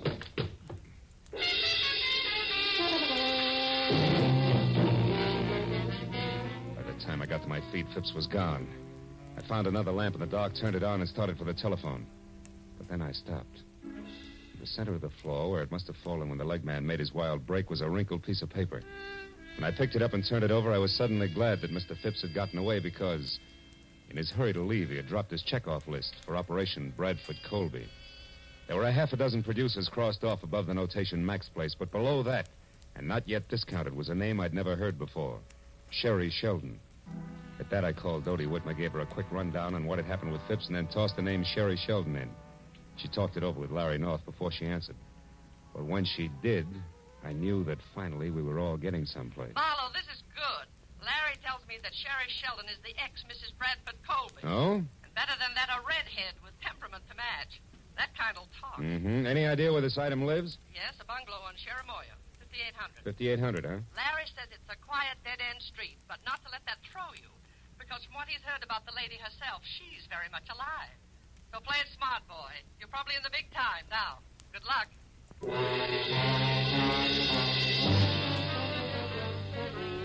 It's only a furlong past the bungalow on Cherimoya, so when I pulled up and parked away from number 5800, I was still wondering exactly what play it smart, boy meant.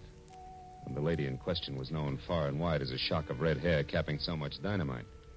But a minute later, as I walked toward the house, I labeled that thought introspection, dismissed it, and concentrated instead on an acre of tweed jacket that was unfolding out of a long, honey-colored sedan, parked a little ahead of me. When it straightened up to something over 6.5 feet, slammed the car door shut, and stomped inch-thick soled brogans off in a king-sized huff, I knew that this was an angry man. And in the next second, I knew that it and the thespian Bradford Colby were one and the same. When Colby got to Sherry's doorbell and jabbed at it impatiently for attention, I ducked below a hedge nearby. When the door opened and then slammed shut again, I left the hedge in favor of an on-the-bias palm tree that bowed toward Milady's chamber, where I could both see and hear what had to be an exciting reunion. You said that you knew something that couldn't fail to intrigue me on this of all days. So now that I'm here, start intriguing, Sherry, darling. All right. How's this for a starter? I want, to the penny, exactly 1/2 of the money you're going to get from Dodie Whitmer. Oh, Sherry, how droll. Now, why in the name of the great American dollar do you think I'd give you so much as a sly glance at that delightful little fund? For 2 reasons. The first, I deserve it for putting up with both you and your abominable conceit for exactly 1 year. Still droll, darling. Go on, keep laughing, Mr. Colby. Keep laughing while I light my cigarette with one of these matches, these cute ones that burn with a green flame. Where did you get those? In a little known lodge out beyond Malibu called the Green Flame. Don't you remember, darling, I ran into you there one day last week when you were having lunch with a mysterious stranger whom you tried to keep me from seeing. You nasty little sneak, Sherry. When you were so engrossed in keeping yourself between me and your guest that you left this souvenir book of matches at the bar after you graciously lit my cigarette for me. And what of it? They give those matches out by the thousands. That they do, but, Brad, dear, they all don't have numbers penciled on the inside. Numbers? What numbers are you talking about? Now who's being droll? What are you getting at, Sherry? This. I had a call a minute before I got in touch with you from a delightful gentleman who's very interested in what I'm getting at. So here, take your stupid book of matches and get out. No. I don't need them anymore. No, wait, Sherry, now please. Brad, I am going to have exactly 1/2 of that easy money that's coming your way. And after the gentleman I mentioned and I get together, I may want more. So don't say anything you'll be sorry for later on. Oh, Just Sherry. get out now. And don't come back until I send for you. Dear Brad. It was the better part of a minute before Colby, the actor, quit running the gamut of theatrical expressions indexed onto hate, and Colby, the man, stopped biting down hard on his lower lip. Then, without another word, he slammed out of his apartment, ran to his car, and started off. I waited long enough for the steam in the room to condense, and then I walked to the front door and rang the bell delicately, the way I imagined a delightful gentleman like Mr. Leonard Phipps might. Yes? Can I help you? I think so, Miss Sheldon. It's only a matter of a simple question. Did you give that Brad Colby story to McGrath yesterday? Wait a minute. Who are you? Why, Leonard Phipps, of course. I talked to you on the phone, remember? Oh, yes.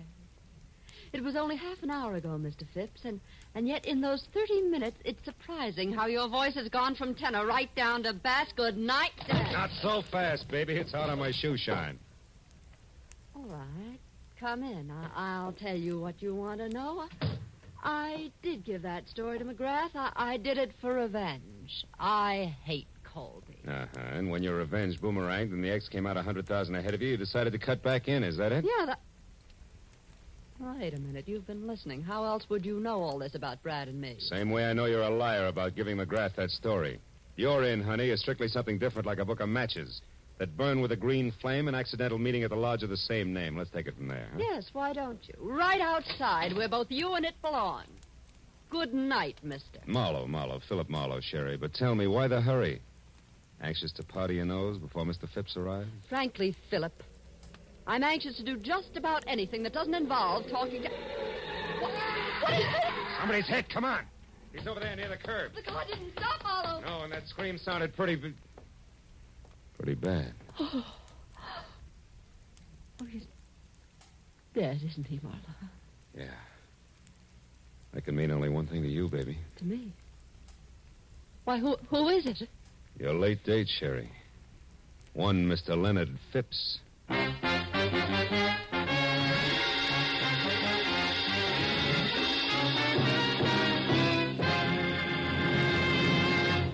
In just a moment, the second act of The Adventures of Philip Marlowe. But first, on the special program, One Great Hour, later tonight on CBS, President Harry S. Truman will be joined by Gregory Peck, Ida Lupino, and Quentin Reynolds to tell the story of what American religious groups are doing to bring relief to the world's war-stricken people.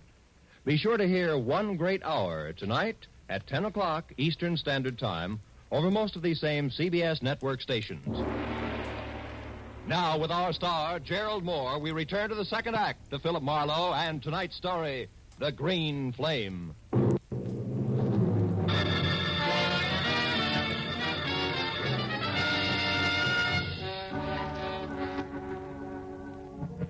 As the red-haired, sophisticated eyes stared down at what seconds ago had been Leonard Phipps, the sound of the powerful car that had slammed the life out of him whirred into silence far down the street. All that was left of Stanley McGrath's overambitious leg man was a twisted, broken scarecrow, sprawled over the curb and half up on the sidewalk. It wasn't pretty. And the sight of it cracked Sherry's self-assurance like a rock through a window pane. When she stopped pressing the knuckles of one hand against her mouth and looked at me, she was scared. Clear through. Marlowe, this horrible thing, it was an accident, wasn't it? Oh, sure. About as accidental as if they'd use a sledgehammer on him. Oh, yes. You only wish it was an accident because you're next in line and you know it. Remember, he was on his way to see you when this happened to him. I don't know what you mean. I mean, it's a high-priced game, baby, and they're playing for keeps. So you better level with me and fast. What's so important about those green matches? I don't know. You're a liar. You're going to wind up looking like Phipps here before the sun comes up. No, And stop tell me it, the Marlowe. truth, you little fool. Come on. I am, I swear. Phipps called me because he thought I might have given McGrath that story on Brad, but I didn't. And why was Phipps still interested? Why do you want to talk to you? Because I told him I'd seen Brad with someone at the Green Flame last week, and that Brad was very upset when he found me there. All right, who is he with? I don't know. That's not the impression you gave your ex-husband, beautiful. I was swinging in the dark, Marlowe. 5 people left the Green Flame at the same time. I couldn't tell which one had been with Brad, but I'd know them if I saw them again, and Phipps thought that together we could figure out who it was. Go on. What about the numbers in that book of green matches? What were they? 811. 811? Yes. What does that fit, a hotel room? Well, I don't know that either. You mean it was just another swing in the dark? Yes, but it connected, Marlowe. It scared him when I mentioned it, so it must be important. Yeah? Take another look at Phipps, baby. See how important it is. Now try again, real hard. Remember what 811 means. Marlowe, I just don't know. Please believe me. Maybe you're just thick. Maybe you got too much nerve, but I'll tell you one thing, Sherry. I wouldn't be in your spot for 10 times $100,000 because I don't think you're going to live until morning. Oh, I didn't think that Brad would go this far. What I've told you is the truth. Wait a minute. Shut up. Somebody's coming. It might be Bradford. Now you get out of here. Well, I don't have my car. Take mine, that coupe. Here are the keys. Go down to the office of the Hollywood Trades. He won't show his face around there. Find Larry North or Doty. Well, all right, but what about you? Go on, will you? Beat it. I stepped into the shadows of the trees that bordered the walk and waited. I heard Sherry slam the door on my car and burn $5 worth of rubber off my new fist tires getting away. A second later, the visitor I was expecting showed up, but it wasn't Brad Colvin. It was Larry North. He ran 3 bustling steps out into the street and watched my coupe scoot out of sight. Then he spotted the corpse. His mouth fell open and he tiptoed slowly toward it like he was afraid he might wake it up. When I moved out into the light, he saw me and turned. Marlowe!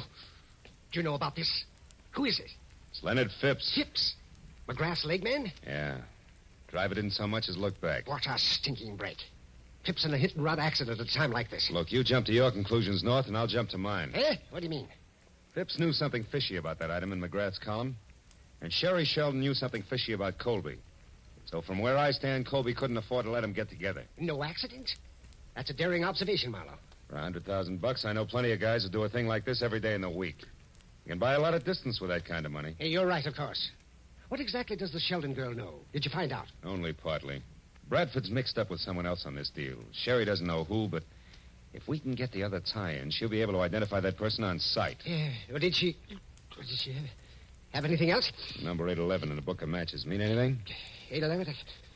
No. Hey, come on, North. Quit staring at him. You're making yourself sick. Let's get out of here. Yes, all right. Well, I guess I better. Bradford Colby must be out of his mind. Maybe. I'll let you know. I'm going to drop in on him now before the cops do and check my theory over with him. Where does he live? Yeah, on Wilcox, a villa in the Midcliff Gardens. Marlowe, I'm going in and talk to Sherry. Maybe I can find out who Colby's working with. She's not here. I sent her down to the paper in my car to stay with you or Doty until things cool off. Yes, but Doty isn't there. She went out for some reason right after you called. There's no one there now but the night watchman. Oh, great. Now, look. Drop me off at Colby's place, and you get down there and find Sherry. She's worth $100,000 to Doty Whitmer, but only if she lives. Now, let's go. While the natty little Napoleon in the elevator scurried off to fetch his car, I ran inside, put a fast call through to the police, and submitted the shortest report on record of a hit-and-run death. By the time I got back, North was waiting at the curb with the door open. I piled in beside him, and 10 minutes later, we glided to a stealthy stop on Wilcox at the ivy-covered archway over the Midcliff Garden gate. Neat slices of amber light poured through a big Venetian blind on the window of a villa at the rear of the court, which North identified as Colby's. And in the same breath reminded me that the actor was a strapping 6'6" and a desperate man. He urged me to be careful, and I urged him to hurry, and as he left, I walked toward the big window and saw Bradford inside, slumped deep in the lap of a suede easy chair, doing a solo with a bottle of Paul Masson champagne, and looking about as desperate as a sleepy St. Bernard. I walked around to the front door, decided to try the shock treatment to blast him out of his blasé attitude. Yes, what do you want? Get inside. Go on, move. Take your hands off me. You might have gotten away with that trumped-up suit for damages, Colby, but you're not going to get away with murder. You killed Leonard Phipps, didn't you? What are you raving about? Who's Leonard Phipps and who are you? Name's Marlowe, and I'll tell you something, Colby. The only reason I'm not busy knocking your head off at this minute is because I want to hear the whole story right from the top. Now, first, who wrote that item in McGrath's column for you? Are you mad? McGrath wrote it himself, the venomous little creature. He and Doty Whitmer used that to damage my reputation, and now they're going to pay for it. Oh, stop it. You knocked your reputation into a cock's head every time you step in front of a camera. Well, your damage suit's a phony, and you know it. Now, where's that book of matches with the famous 811 inside? 811? Mm-hmm. Oh, yes. Those that burn with a green flame. Yeah, You've been talking with my imaginative ex-wife, I see. She's burning with quite a green flame herself, isn't she? How that woman hates to see me get ahead. Never mind. Where is it? If you'll allow me, Marlowe, I'll just answer this. Bradford Colby speaking. I see. Yes, I heard. That's right. Well, I'll do my best, darling. At least 10. Now, goodbye, Helen. Just an old friend, Marlowe. You can let your eyebrow down again. Helen, huh? You know, you always were a lousy actor. I'm getting a little sick of you, Colby. And I've got a hunch I'm due for quite a stall, so start talking, huh? Where's that book of matches? Easy, Marlowe. Take it easy. Here it is. Come on, let's see it. Of course. Here, take a good look. Oh! What a character. Up to your chin in trouble and you make waves. Lousy snoop. Oh! Yeah, that does it. Tough guy. You're not leaving, Marlowe. You're staying right here. And just to make sure... No, you don't, Colby. Oh! You sucker. Should have loosened your corset. I waded through the chunks of glazed ceramics that Colby had smashed on my head and worked hard to hold back the wave of darkness that kept rising up under me until I made it to the kitchen, where I splashed a few quarts of cold water on my face. Then I went back. Colby was still holding down the hooked rug he landed on, and the book of matches that had started the argument was on the floor beside him. I picked it up and opened it. The number was there, inside, written in blue wax pencil. But I thought I'd made a mistake. Until I realized that maybe Sherry Sheldon had made the mistake. When that idea hit me, it brought another one along, and I remembered that Colby had received orders by phone to delay me. Oh, my... Then I knew I'd better hang onto my head and move, but fast. I rolled him over and found the keys to his car. And was halfway out the door when he came to. Stop. Come back. You can't leave here. It's my exit, not yours, ham-bone. Good night.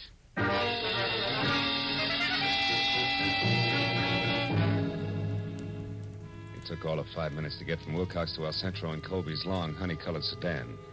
And on a hunch, I drove down the alley to the back door of the Whitmer building. The hunch paid off. Because I had stopped and turned on the parking lights when the door opened and I saw exactly what I'd expected. The watchman was on the floor out cold, and the little Napoleon in elevated shoes was staging a big exodus with his arms full of a very limp redhead named Sherry Sheldon. As soon as he saw the honey-colored car, he started talking. Brad, you idiot. I told you to stay home. Did you do it? No, she's only unconscious. There wasn't time. We'll have to finish it someplace else. Put her in the back seat. All right. Here. Now, let's get out. Marlowe. Don't move, little man. I'm too tired for any more trouble. I'll shoot first. So you're the boy on the inside with all the brains, huh? You cooked this whole thing up with Colby. He gets libeled and sues Dodie Whitmer for damages, and then you two split the settlement between you. Correct me if I'm wrong, North. You got your chance when McGrath died after turning in his copy. All you had to do was write that one libelous item, include it in McGrath's column, and nobody could ever explain where the story had come from. That stupid fool, Bradford. I could never trust him to do anything right. Is that why you killed Phipps? Yes. And if Brad Colby had held on to you for another 5 minutes, I would have had time to get out of here. Yes, and so would I. Sherry, are you all right? No, not yet. Hey! No. Oh. Where he and Brad are going, Marlowe, I'd never get another chance to even the score. Oh, baby. You handle a spiked heel like Babe Ruth handled a bat. He's out. Yeah, but Phil, you should see what he hit me with. Oh, brother. Come on, beautiful. It's time to turn out the lights, get in touch with Dodie, and call the law. Let's go.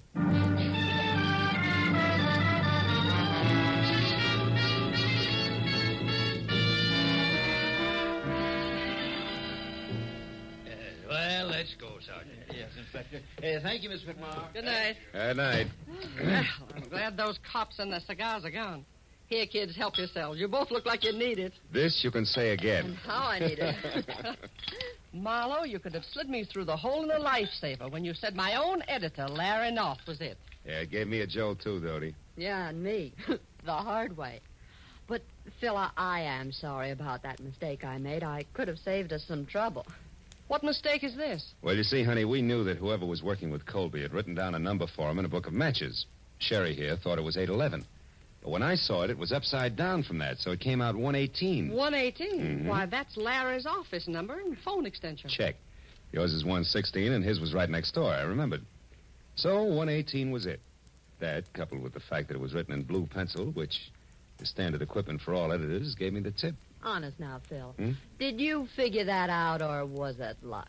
Well, it's a trade secret. Hey, you know something? I missed dinner tonight. You know I'm starving? Well, I know a wonderful place. Oh. They have matches like this, see? It burns with a green flame. Will you join us, Dodie? Yes, we would love to have you. You'd rather have whooping cough. Go on, you. Get out of here and good night. Good night, Dodie. Oh, and it will be from here on in. I guarantee it.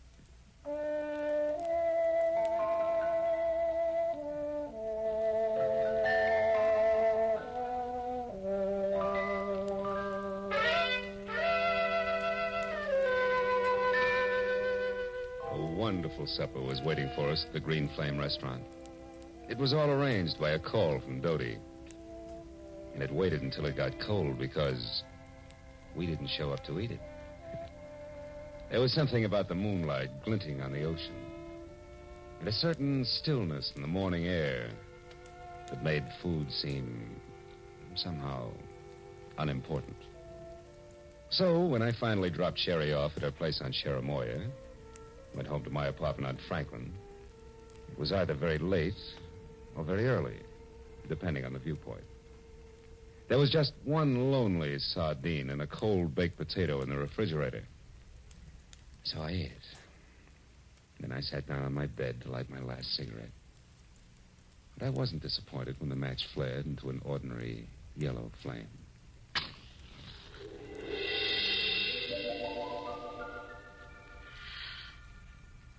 Good night,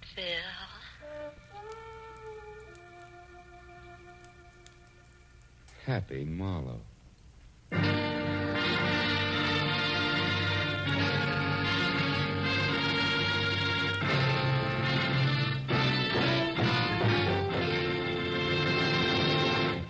The Adventures of Philip Marlowe, created by Raymond Chandler, star Gerald Moore, and are produced and directed by Norman MacDonald. Script is by Mel Donnelly, Robert Mitchell, and Gene Levitt. Featured in the cast were Fay Baker, Larry Dobkin, Myra Marsh, Howard McNear, and Parley Bear. The special music is by Richard O'Runt. Be sure and be with us again next week when Philip Marlowe says... It was a grim joke that started when 6 heirs came to an ugly house on a rain-swept island to hear a madman's will. But the joke soon turned to murder. And in the end, it was hard to tell who had the last laugh.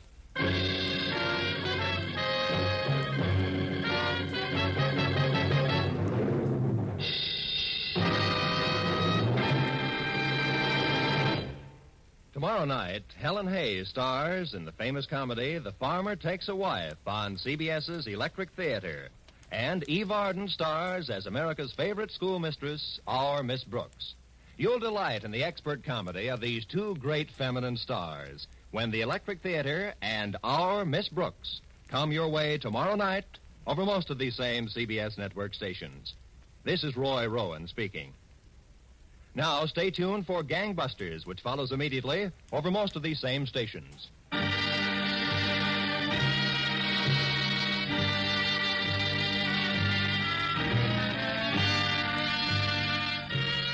This is CBS, the Columbia Broadcasting System.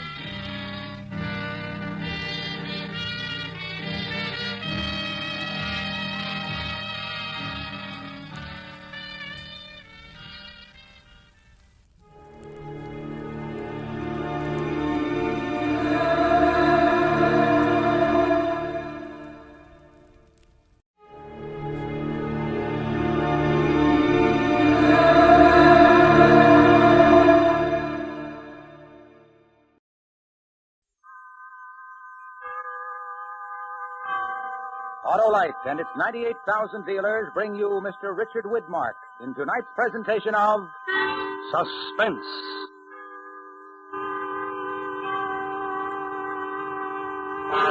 Tonight, as Suspense begins its 11th year on the air, Autolite presents the dramatic recreation of an exciting historical event, A Message to Garcia. Our star, Mr. Richard Widmark.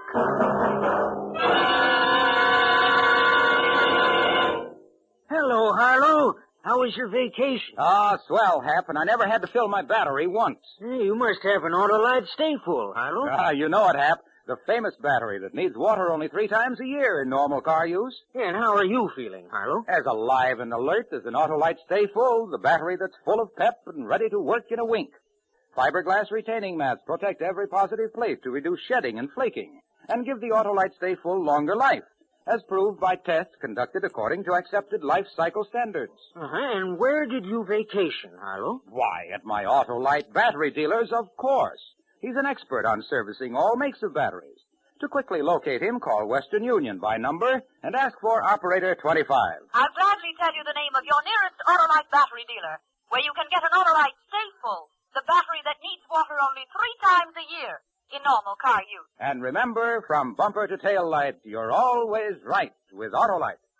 And now, Autolite presents transcribed A Message to Garcia, starring Mr. Richard Widmark, hoping once again to keep you in suspense.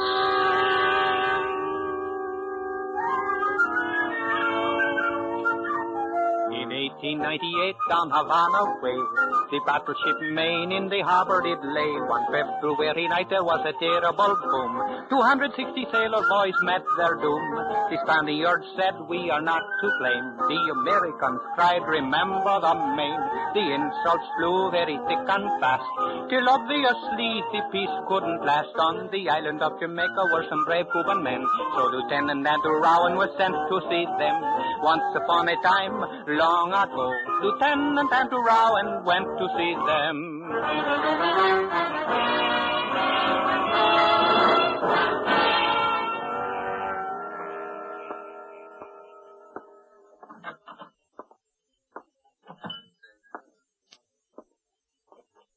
Rowan. Over this way. I was just beginning to wonder if you'd gotten lost. Hello, Mr. Carter. Sit down. Thank you. I took the liberty of ordering you a drink before dinner. Best rum in Jamaica. Thanks. Well, this looks like quite a place. American consul's job to see that tourists are introduced to interesting places and to point out interesting people. This is a sort of diplomatic hangout. Oh, that's the German consul over there and the Spanish charge d'affaires at that table. I see. The only other person you should know is the man sitting by himself near the window. He's Cuban, an exiled patriot. His name is Dr. Jose Rubio. Now, pick up your menu. I've got a good look. He's the one? I'm not positive, but everything I've found out points to Rubio. It'll take more time to make sure. How much more time? Another 2 days at least. Then the quick way to make sure is to talk to him. The quick way, yes, but... Huh? Of course, that's up to you. How do I reach him? 474 Perch Street. Just be careful. Everyone knows Jamaica's the jumping-off place for Cuba. The Spanish could be watching him, too. Thanks, Mr. Carter. And if we don't see each other again, cable Washington. I'm on my way. Oh, the Spaniard's leaving. He'll walk past us.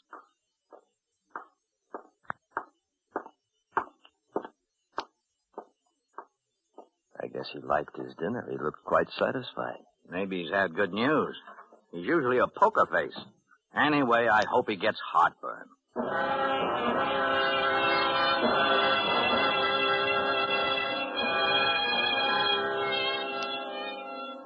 Jamaica was the edge of it.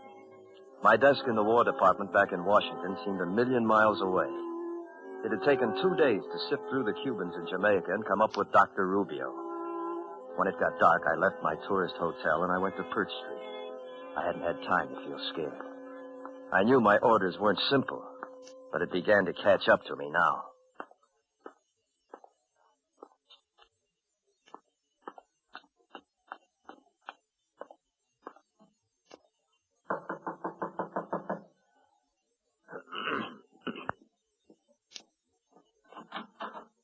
Yes?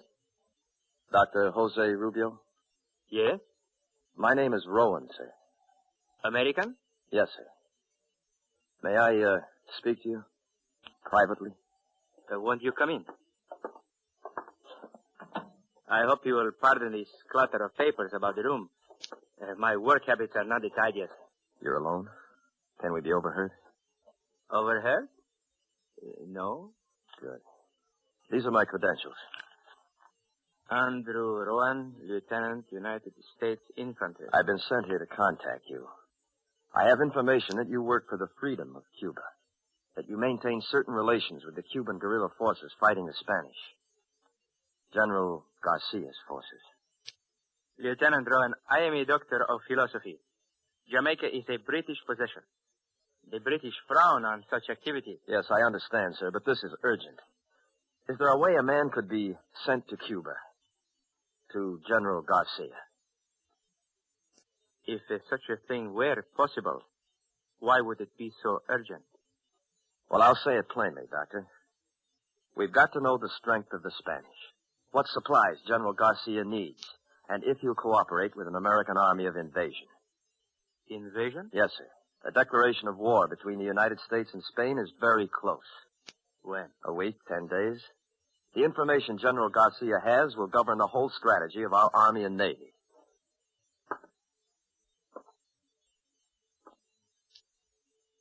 You should have come a long time ago, Lieutenant, when the cause of Cuban independence first needed help. Maybe so, sir, but I don't make policy. I will tell you truthfully. I do not know of what assistance I can be. The Spanish have suddenly become very strong. They use this new force to press General Garcia tremendously. Well, if you could get me to him, sir, I'm sure I that... want to get you to him, Lieutenant. I have received no word from Cuba in 6 weeks. I am not sure where General Garcia is. I'm not sure even that my communications are still secret. Is there any proof that they're not? No, unless silence is proof. I want to help you, Lieutenant, but you must know the risk to me, to you, to General Garcia. I'm ordered to get to the general, sir. If you're the only way... You like to fish, Lieutenant? How's that, sir? Fish. Out to sea in a boat. I have a friend who knows all the best fishing places between here and Cuba. Oh, yes, sir. I like to fish. When can you be ready? I'm ready now, sir. How about tonight?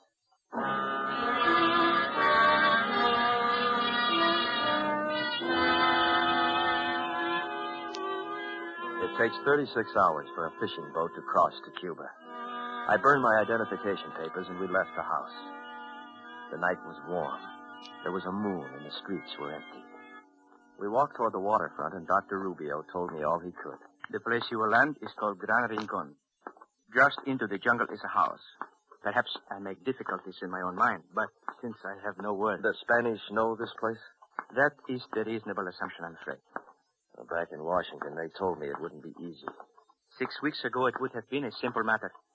The insurrectors held this part of the coast. Garcia would have been easy to reach. Where are the lines now? The hills, the jungle, to the east is all I can tell you. At Gran Rincon. The people there will know... If there is word from the General. Only one thing you can be sure of. Where the guns are firing, that is where you will find Jalisco Garcia. Where the guns are firing. We go this way now, across the plaza. Right.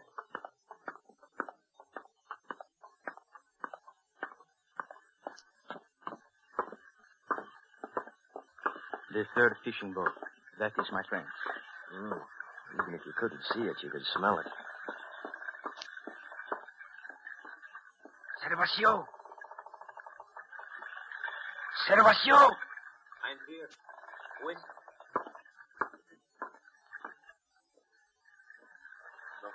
Servacio. The dogs are busy tonight. Can you sail? As long as there is wind. Dragnet. To Gran Rincon. Rincon? I will take him then. What? Ashore? It is urgent. It must be done. He is American. His country sends him to Garcia for Cuba Libre. Americano, come aboard.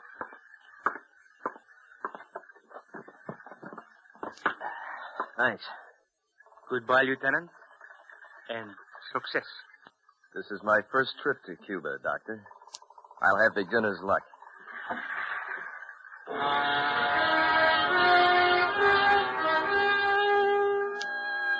Servacio hoisted the big shingle sail. It caught the wind easily, an ordinary fisherman on an ordinary sea. But I remembered what Carter had said. Everyone knows Jamaica's the jumping off place. And there was a moon. The dock dropped behind us, and Rubio's white suit faded into the dark. I felt the boat take the main swell of the ocean. And then something caught my eye. There's not much of comfort on this boat. What do you look at? That light at the edge of town, the way it blinks. Huh? The shimmer of the air. I watched it. Maybe it was my eye, but the blink seemed more than just a shimmering in damp night air. Then it went out. And somewhere behind us... Servacio, you hear it? A steam launch. Supply boat for one of the plantations. You sleep. I will sail. I stretched out on a pile of fishnets and I listened. The sound disappeared in the night. And we were alone on an empty sea.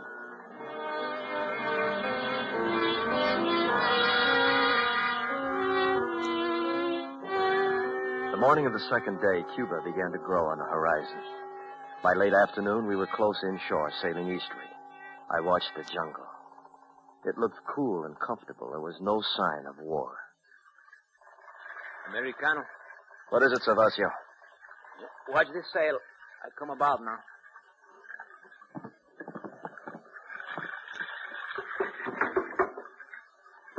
You're in Cuba, Americano. Thanks, Servacio. Aha, it feels good. There's a path that leads into the jungle. I see it. Then I leave you quickly. Spanish patrol boats hide in the coast. Thanks. It is all for one, Americano. Cuba Libre. Our eyes held for a moment, then I pushed the boat away from the dock. She caught the wind and curved outward. And then I felt the nakedness of standing there, and I started toward the jungle. My imagination was very good, and I was sure that 1,000 eyes were watching me. I looked for some movement, something, somewhere ahead, and then I reached the cool, vaulted overhang of the first trees. There was a house. I walked toward it.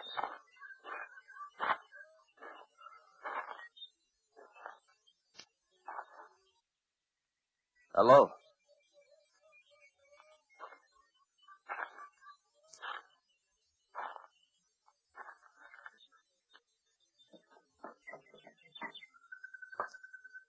Anybody here? Hello? Is anybody... Put up your hands. Huh? Put up your hands. Look, I'm not armed. You don't need that gun. For 3 years I carry a gun. I will decide if I need it. I was told the people at this house would help me. Help you how? Who told you this? Dr. Jose Rubio. Come in, Jean. Teresa. Who is it, Teresa? He says Rubio sent him. Rubio? I watched you come from the boat. You wear plain clothes, but you walk like a soldier. How do I know you come from Rubio?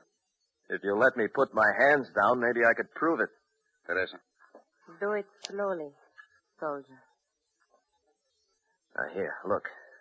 These coins. This one's British, Jamaica. And this one's American. You see, United States of America. And on this side, Liberty. Oh. You are American, no? Yes. Why does Rubio send you? To see your general, Calixto Garcia. Garcia? Garcia was leaving from this part of the country 6 weeks ago. Can you take me to him? Take you? Yes. There are many Spanish between here and Garcia. Now, look, believe this or not, the United States will land an army to help Garcia if you can get me to him.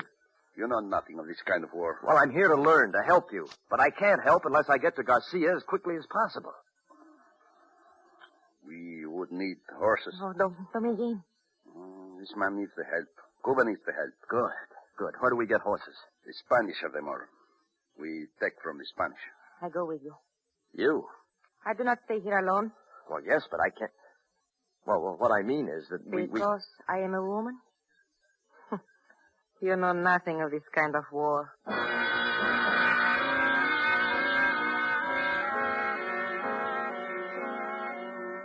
The sun was almost down when we left, and the jungle had filled with shadows. I walked between them. Dominguen in front, Teresa behind. Dominguen carried a machete. He hacked at the jungle in front of us expertly. If we were going in any definite direction, I couldn't tell. Americano, do you have a name? My name is Rowan. And like Garcia, you are the general of this army of yours? No, the general sent me. I'm a lieutenant. Teniente, I was a capitan. Oh. Where'll we find these horses? The jungle ends soon. There is a valley. The Spanish have a remote of cavalry mount. Wait. Look, this guy behind us. Fire. They're burning the house. Who is it? Spanish. You are not so secret, Americano. They know you are here.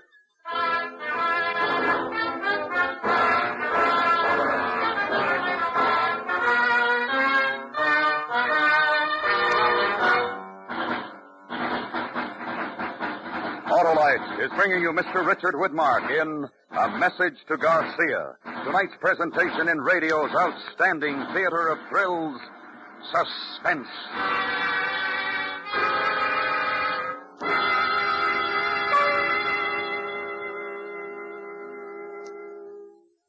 Well, Harlow, I guess everybody needs a vacation. Not the Autolite Stay Full Battery, Hap. That energetic instigator gives quick, dependable starts day in and day out in heat and cold, and needs water only 3 times a year in normal car use. And the Autolite Stay Full leads a long life and a happy one, eh, Harlow? Yes, sir, Hap. Fiberglass retaining mats protect every positive plate to reduce shedding and flaking, and give that Autolite Stay Full longer life, as proved by tests conducted according to accepted life cycle standards. Best battery money can buy, right, Harlow? Right, Hap. So, friends, visit your nearest Autolite battery dealer and have him test your battery. If you need a new battery, be sure you get an Autolite Stay Full. The battery that says right on the case, needs water only 3 times a year in normal car use. You can quickly locate your nearest Autolite battery dealer, phone Western Union by number, and ask for Operator 25. And I'll gladly tell you the name of your nearest Autolite battery dealer. And remember, from bumper to tail light, you're always right with Autolite. And now, Autolite brings back to our Hollywood soundstage Mr. Richard Widmark in Elliot Lewis's production of A Message to Garcia, a dramatic recreation well calculated to keep you in suspense.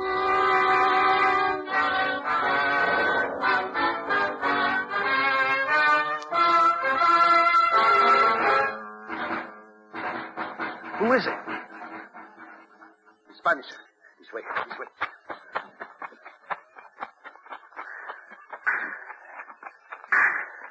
Here. Stop the arrest. Teresa? I'm all right. We hide here before. They won't find us.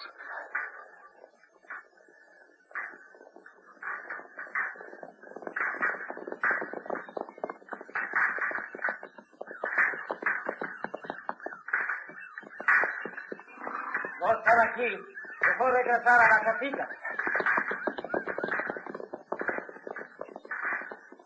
They think they're shooting at us off there. Cohen? Yeah? You sure you're not the general of your army? You seem to be very important to them. I don't understand. How could they have found out about this? You? The Spanish are more clever than you think. Yes. I'm very sorry about the house. In this war, a burning house is nothing.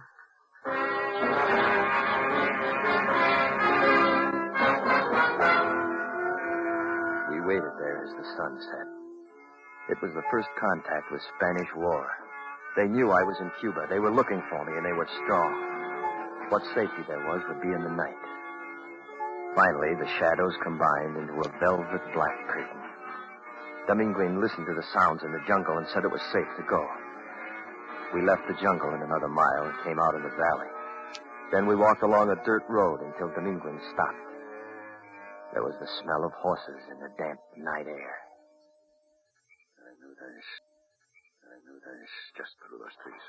Teresa, wait for us here. Si. Give me the gun, Teresa. No gun. There are only a few cards. If it is necessary, I use the machete. She'll be all right? Teresa? She can take care of herself. 4 horses. Saddled and ready to go. Presents from the King of Spain. You take yours. I will lead Teresa's. Oh, boy. Dominguez. What? A soldier.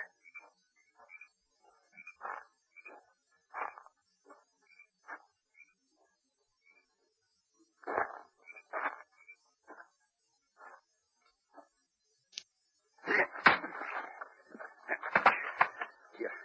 Help me drag him out of the way. Right.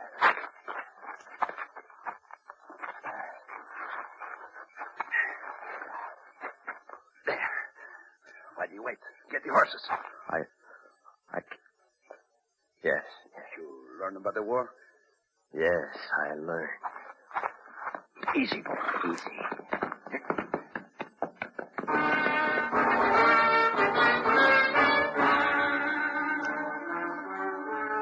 We rode for 3 nights through burned cane fields, jungle, and the tall Cuban grass. Garcia had done a lot of retreating in 6 weeks. Then on the 4th morning, just before daybreak, Dr. Rubio's words came back to me. Where the guns are firing, that's where you'll find Calixto Garcia. I cannot see where they are shooting. Just so long as it isn't in this direction. To enter Miami, we must cross the field. No more jungle to hide us. Is Garcia there in the town? I think so, yes. Then we've got to go.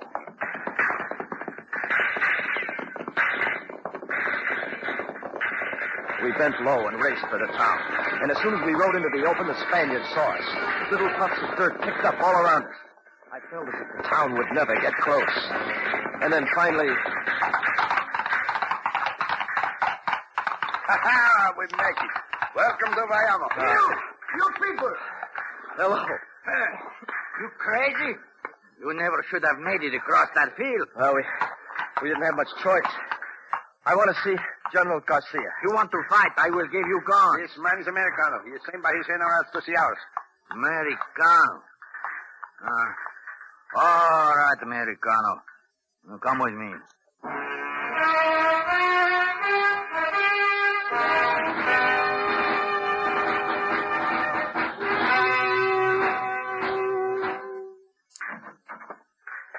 is the situation? What are you waiting for, Mendoza? Send your men to the front position. Gomez, I want a report on the ammunition. They tell me I should make time for you. You are American. You want to see me. Yes, sir. Lieutenant Rowan, United States Infantry. You have aroused the whole Spanish army. Did you have to bring them with you? My orders were to get to you, sir. I'm instructed to tell you that the United States is prepared to enter the war against Spain. The War Department requests your knowledge of the Spanish Army and wishes to know if you will cooperate with our forces. The destruction of your battleship, is that it? That, sir, and the Spanish treatment of your people. When will this war be declared? It might be already declared. When I left Washington, they told me the Spanish would declare on us or we on them in a week to 10 days. And that is why the Spanish drive me so hard. To destroy the insurrectos quickly so you will have no base. I will need supplies before your army gets here. Guns, ammunition, food. I need them quickly. They'll be sent to you, sir. The guns, Lieutenant. What kind will you send? Our standard guns, sir. Then I will show you something. Can they compare with this? Mauser. It's German. And it fires a clip. 5 shots by working the bolts. A man does not have to reload by hand. And our guns fire single shots. Each man who has one is made into 2. The Spanish are armed with Mausers. Well, we don't have anything like it. Then send me your automatic guns, the Colt, the Gatling, and make many more. Tell your generals they come to no simple war. Yes, sir. I see. May I take this with me? Take it, and get to your generals quickly. General Sanchez? General. I want you to escort Lieutenant Rowan as quickly as possible to the north. See that he leaves the shores of Cuba safely. Sí, General Garcia. I trust you are the forefront of your army, Lieutenant. For Cuba Libre.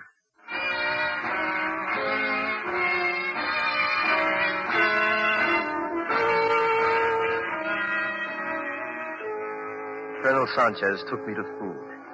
And again there was the waiting for the night. I watched the Mauser in action, and the Spanish knew how to use them. It was no simple war. As the shadows began to lengthen, the fighting died down. Sanchez picked 3 men, and we started north. There was luck, and we reached the ocean in 2 days. The boat is not much, but at least it does not leak. Thanks, Sanchez. With the good wind, you should make the British island of Inawa tomorrow. We will be waiting for your army. It'll be here. Cuba Libre.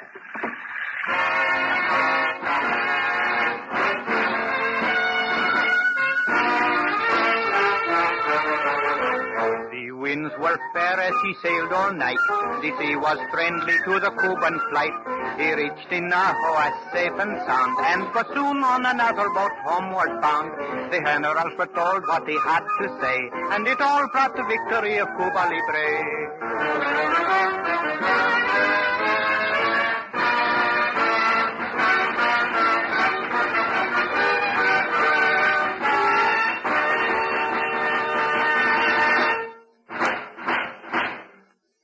Suspense. Presented by Autolite. Tonight's star, Richard Widmark, will return in just a moment. This is Harlow Wilcox speaking for Autolite, the world's largest independent manufacturer of automotive electrical equipment. In 28 plants from coast to coast, Autolite makes over 400 products for cars, trucks, tractors, planes, boats, and industry. These products include batteries, such as the famous Autolite Stay Full, ignition-engineered Autolite spark plugs, both standard and resistor types, Autolite starting motors, generators, coils, distributors, voltage regulators, wire and battery cable, and Autolite original service parts for all Autolite electrical systems. Autolite is proud to serve the greatest names in the industry. So, from bumper to tail light, you're always right with Autolite.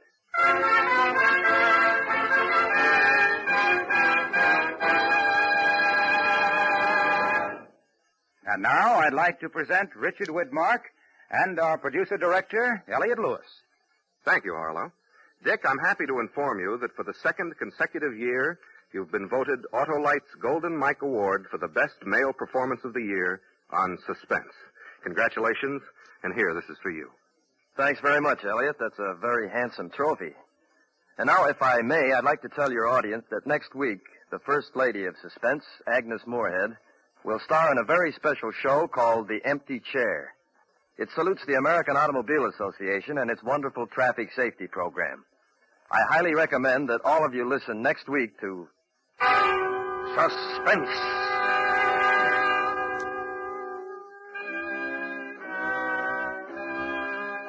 Suspense is produced and directed by Elliott Lewis, with music composed by Rennie Garrigank and conducted by Lud Gluskin. Portions of this program were transcribed. A Message to Garcia was adapted for Suspense by Richard Chandley. Featured in tonight's cast were Anthony Barrett, Joseph Kearns, Lillian Baeff, Jack Crucian, Ted DeCorsia, and Edgar Barrier. Our singer was Ernest Newton. Richard Widmark appeared through the courtesy of 20th Century Fox, producers of the Technicolor production The Robe in CinemaScope. No special glasses needed. World premiere in New York, September 16th, in Los Angeles on the 24th. And remember, next week, Miss Agnes Moorehead in The Empty Chair. This is the CBS Radio Network.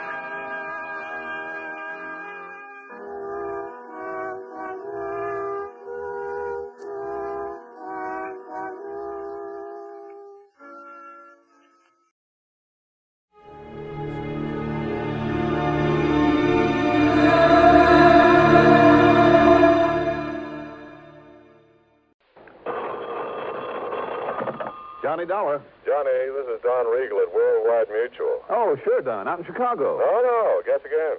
You've been moved? Yeah. Where? I hope it's been a promotion. Well, Johnny, I'm sitting here looking out the window of my office at the vast blue expanse of the mighty Pacific. Or at least I would be if the fog weren't so dark and thick this afternoon. San Francisco. Right. One of my favorite towns. Go on. I'll bet you say that to every city in the United States. No, I mean it. I have some real fond memories. Oh, yeah? Who is she, Johnny? I mean memories of nice, big, fat fees. Uh-huh. You know, Don, every case I've handled in that fair city of yours over the years has paid me very nicely. How about this one, Don? Let's wait and see, huh? What's the problem? Man missing. Anybody I might know? Well, I doubt it. His name is Harvey Lehman. And, Johnny, I find we have the gentleman insured to the tune of exactly $250,000. Wow. Yeah. Okay, Don. I'm on my way.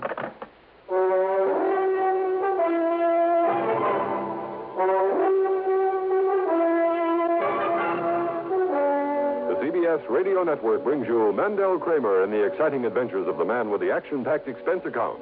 America's fabulous freelance insurance investigator, yours truly, Johnny Dollar.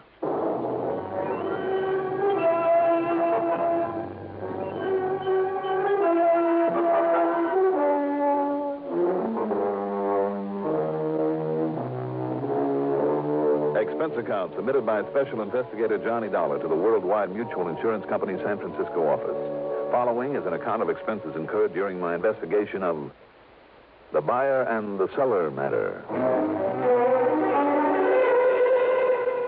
Item 1, after a quick early dinner, is $6 for a cab out to Bradley Field, and item 2, $175.70 plane fare.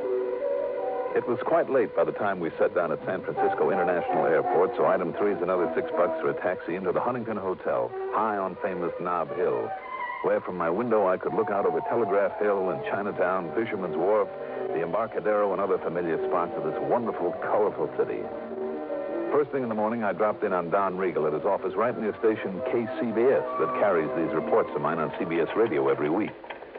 You know, come to think of it, the last time I was in San Francisco, a couple of the men at KCBS helped me solve an important arson case. Yeah, I remember that one, Johnny. Where are you staying this trip? Over at the Huntington, as usual. Well, I hope you didn't bother to unpack your bag. No, why? Well, you may have a little more traveling to do. What do you think I did to get out here? Had my way, I'd stick around and enjoy this town of yours for a little while. Well, no reason why you shouldn't. You can come back after you've cleared up this case for us. And believe me, I hope you can, Johnny. What's it all about, Don? Well, as I told you on the phone, the man's name is Harvey Lehman. As I also told you, he's disappeared. And if somebody's knocked him off, you'll have to pay a nice hunk of insurance. Yeah, exactly $250,000. But if that man ever had an enemy, I'm crazy as a bedbug. Well, I've always suspected that. Who's the beneficiary? His wife, Doris Lehman.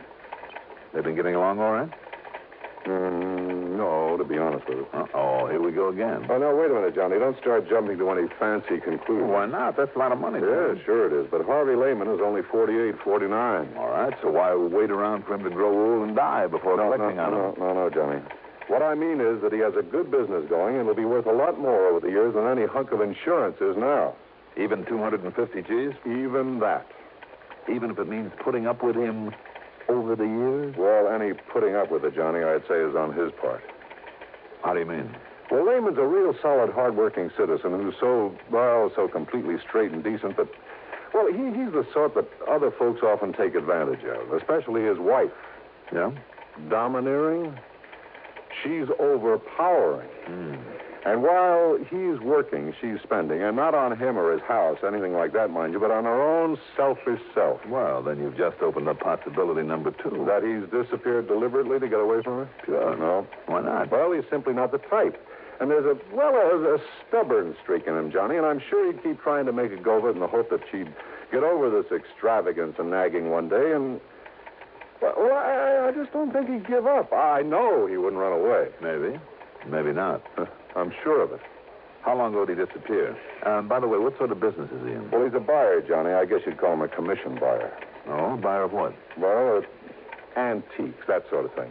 You want a giant ruby from some ancient Persian idol, Lehman would get it for you if anyone could. Or the suit of armor that King Arthur wore. Or even a whole room from some Scottish castle. You know, that sort of thing. Uh-huh. Well, anyhow, he left here just a week ago. A week ago? Mm-hmm. Well, that means a pretty cold trail. Yeah, I know. He told his wife he was going down to Los Angeles, to Beverly Hills to be exact, to see a man. Told her he'd be back the following day. But he wasn't. Any reason why he couldn't have just stayed over for a while? Well, look, Johnny, if Lehman said he'd show up at 9:16 on Tuesday morning, he'd be there at 9:16 on Tuesday morning on the nose. Not a minute sooner, not a minute later. That kind. Yeah, that kind. Anyhow, Johnny, I've checked every hotel and apartment down there, so have the police. There's been no sign of him. What about this man that he went to see? Well, his name is John Arthur Whittington Maynard. I've been on the phone with him. The police have been on the phone with him half a dozen times. Lehman never showed up. Maynard. John Arthur Whittington. Yeah, you remember him, Johnny. Big produce-nick of a lot of big movies some 30 years ago. Well, at least they made a lot of money. Yeah. All of them horror films, Edgar Allan Poe and vampire and werewolf sort of stuff, before all this science fiction type of stuff came along. Well, the old screwball made himself millions. Well, why did Lehman say he was going down? Well, like I said, Lehman was a buyer of some pretty unusual stuff on commission. And I understand Maynard has a house full of it. Wait a minute now. Don, isn't he the one who had an old movie set, an old castle moved onto some property to use for a home? Yeah, that's the one. You've probably seen it in one of the picture magazines. But now, to get back to Lehman. You better give me his description. Let's see. Here's the dope on him, Johnny, all scribbled out for you. Thanks. And if you want a picture without having to go to the police, his wife has promised to have one for you. Good. Because she's the one person that I want to talk to about this. Now, have you got a car I can use? No, sure, you can have mine. But listen, Johnny, so far as Mrs. Lehman is concerned, I thought I made it clear a couple of minutes ago Okay, Don, okay. Let's just wait and see. The Lehman house was up in Marin County over the Golden Gate Bridge, and it was quite a mansion. From the minute I stepped inside, it was plain who dominated this household. The rugs, every piece of furniture, every bit of decoration, everything was in the unmistakable taste of a woman. Even Lehman's so-called study would have done much better as a sewing room. There was certainly no place where a man could open his collar, take off his shoes, put up his feet, and relax. And the more I talked with Doris Lehman, the more I became convinced that one of two things had happened. Either he, in spite of what Don had told me, either he'd skipped out simply to get away from her, or she had done him in for that insurance.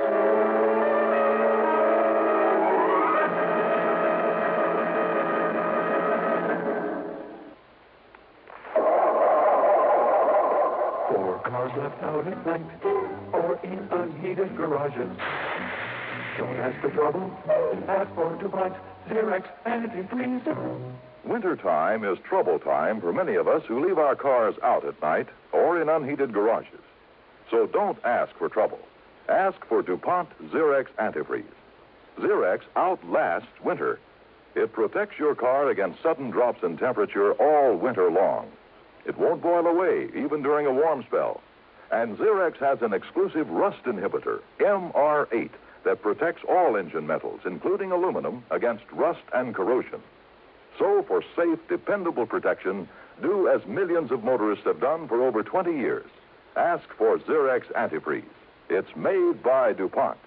Remember, Four cars left out at night, or in unheated garages. Don't ask for trouble. Ask for DuPont Xerox Anti-Freeze.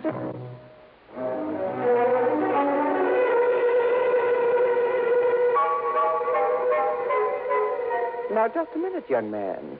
If you came out here to insult me... I'm sorry, Mrs. Lehman. You very well should be. But in my job, we have to consider all the possibilities. Ridiculous.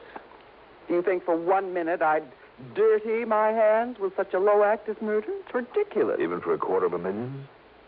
Make no mistake about it, Mr. Dollar. Harvey is worth a great deal more to me alive than he might ever be dead. He's done very well for me and will continue to. If you can find him and bring him back to me... I'm sure he will. Of course he will. Have you considered that he might have just wanted to get away from you for a while? I beg your pardon. Harvey just run off and leave me? Well? He wouldn't dare. I wondered. Well, you can stop wondering right here and now. Harvey would no more... He would no more... Yes? Go on, Mrs. Lehman, or if I hit a sore spot.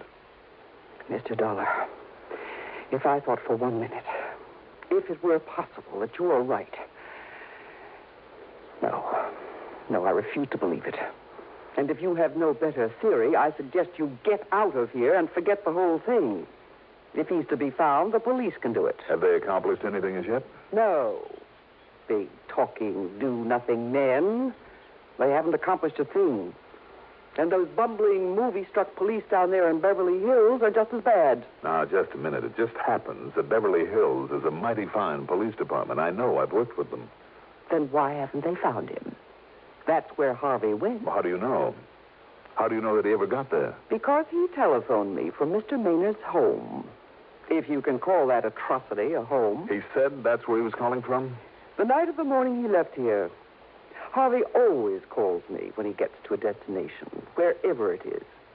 I insist on it. And naturally, Harvey obeys. I'm sure he does. Did you tell that to the police? Of course I... Yes? No, I guess... I was so confused.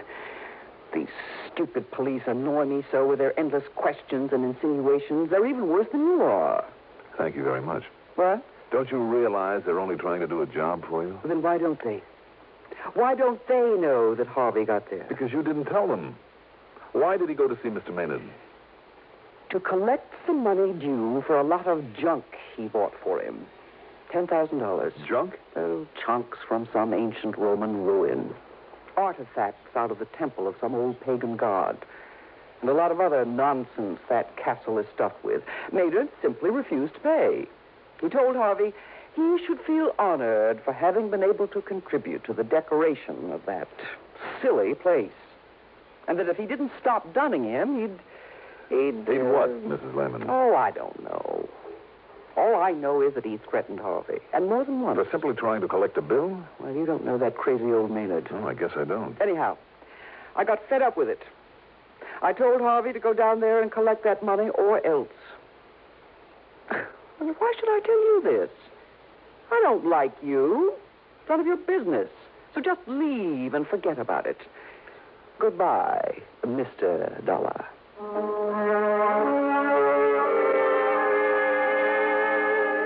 I was afraid if I lingered any longer, she'd literally throw me out. So I got the next bit of information, her telephone number, from the phone book in my room at the Huntington.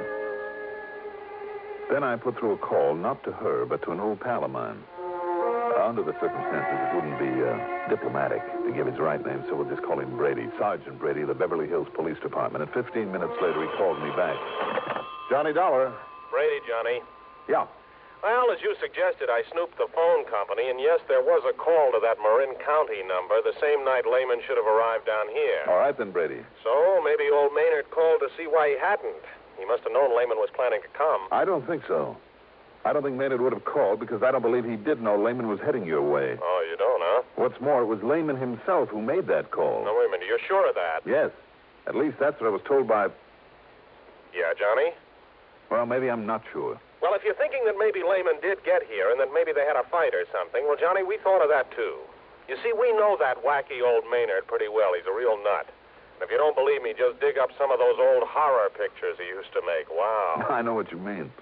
Made a lot of the props for him, too, with his own little hands. Anyhow, just in case, some of the boys and I went through that joint of his from stem to stern. And? Nothing. Zero. No sign of Lehman or anybody else. We even tapped on walls and took measurements, looking for hidden rooms or secret panels, that sort of thing. Nothing. But you did suspect him. Did? Yeah. But only because that crazy old man, just to be dramatic, might try most anything just for kicks. Even murder? Murder. So what's a murder to him? I mean, after all those he put on film? But you know something? No? If that ham ever did kill somebody, why, Johnny, he'd be the first one to ask us over.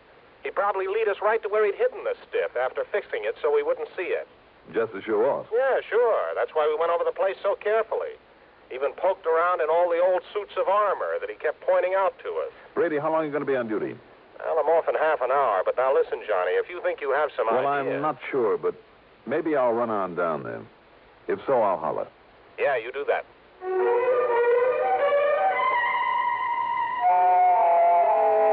Item 3, $83 even for a cab to the airport, a jet to Los Angeles, and a deposit on a rental car. I drove into Beverly Hills to police headquarters. As I suspected, Brady wasn't there, nor did a phone call raise him at his home.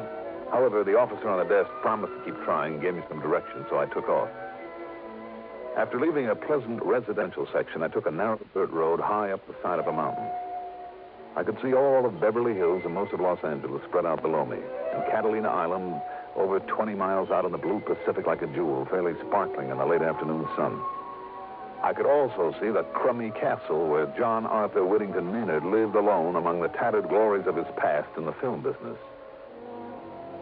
And suddenly, that wee small voice in the back of my brain spoke out loud and clear. Watch it, Dollar. You may be getting into more than you bargained for, so watch it, Dollar. Watch it.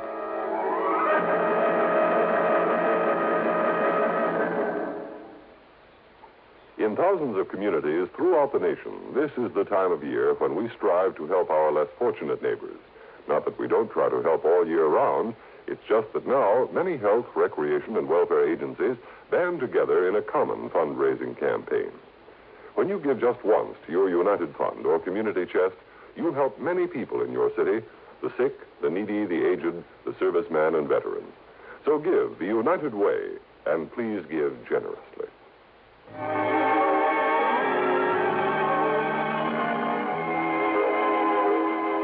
Picture it for yourself. This castle, once a movie set, built up among the rocks and boulders at the top of a mountain. Complete with gray stone walls, battlements, a gallery between the towers, and believe it or not, even a moat with a heavy wooden drawbridge. I almost expected to see the bridge thumped down and a half a dozen fully armored knights come galloping out to challenge me with lances at the ready. Instead, as I drew up in front of it, the bridge was lowered slowly. There was something almost ominous about the creaking and clanking of its iron chains. And then standing there, the man. Or rather, the caricature of a man. He was short, heavy-set, and in a way almost grotesque. The ugly face, the eyes of a pig, the long, black, straggly hair and 3 or 4 day growth of beard, the heavy, beefy shoulders hunched forward. I thought of Quasimodo, the horrible hunchback of Notre Dame. Welcome, sir. Welcome to my castle. Oh, how do you do, Mr. Maynard, is it? That's right. Surely you heard of me. As a matter of fact... Come in. It's not often I have visitors. Someone to show my place to. So few people even know of my beautiful castle. My name is Dollar, Mr. Maynard. I'm an insurance investigator. Insurance? Not a salesman. I'll have none of it. Get out. Leave my place. No, I said I was an investigator, Mr. Maynard. I'm trying to find out what happened to a Mr. Harvey Lehman. Harvey? Oh, yes, of course. A very old and very dear friend of mine. Come. Let me show you some of the wonderful things he has brought me over the years. Well, I would like to ask... Magnificent suits of armor, regal pennants and banners, beautiful tapestries.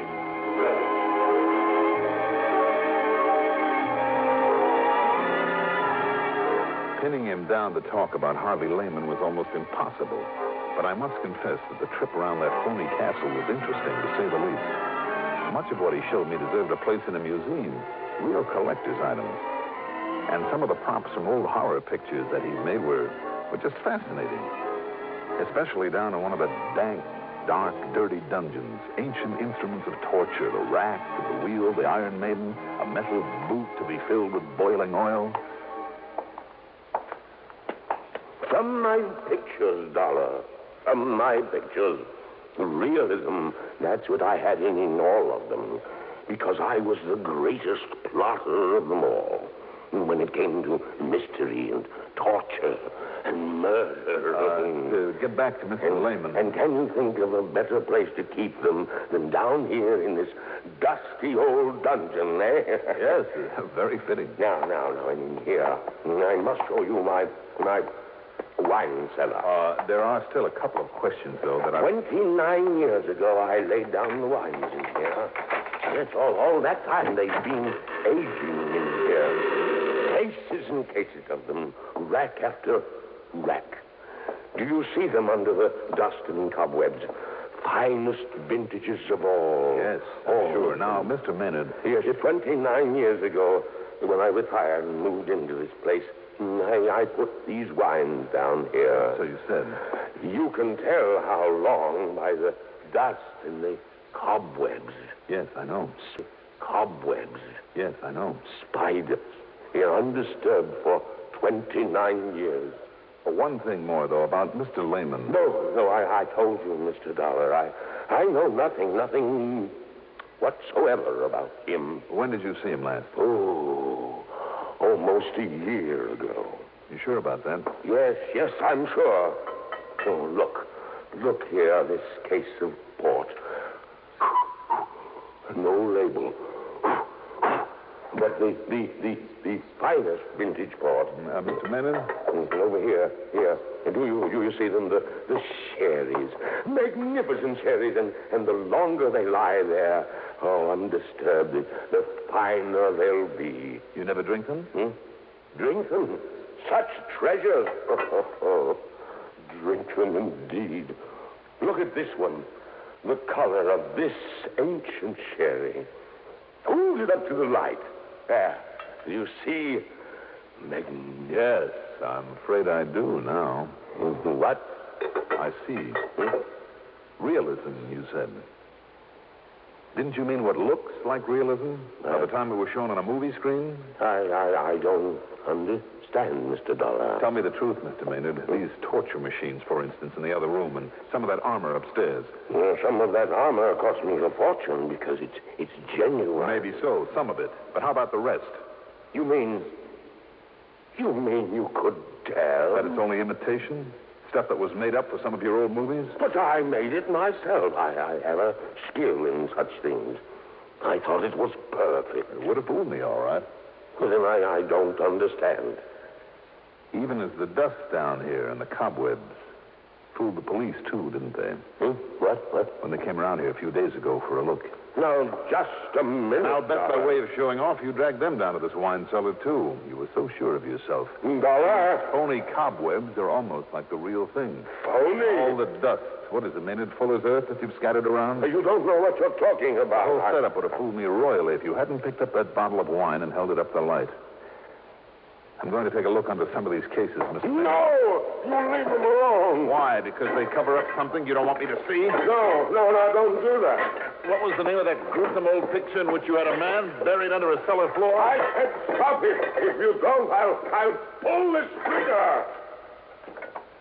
Oh, I see. There. That wild, silly guess of mine paid off. That's right.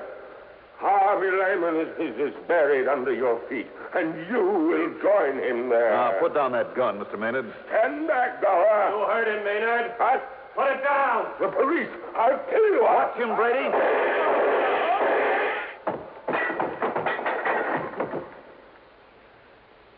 Thanks, Brady.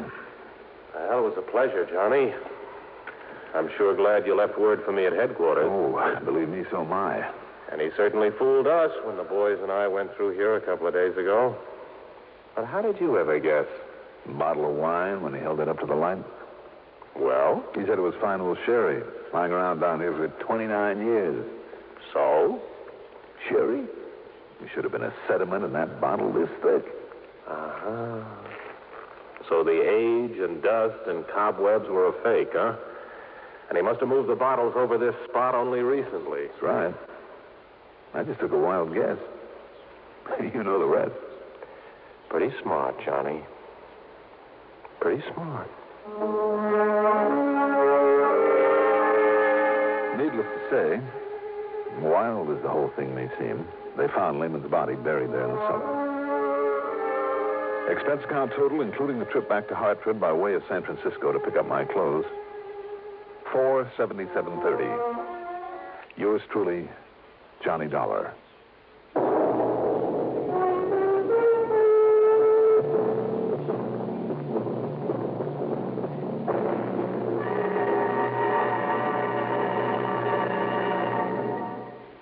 Now, here is our star to tell you about next week's story. Next week, Savannah, Georgia, after one of the cleverest crooks I've ever had to tangle with.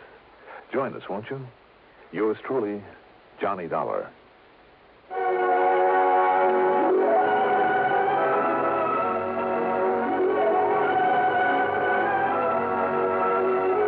Yours truly, Johnny Dollar, is written by Jack Johnstone, produced and directed by Bruno Zerato Jr., music supervision by Ethel Huber. Johnny Dollar is played by Mandel Kramer.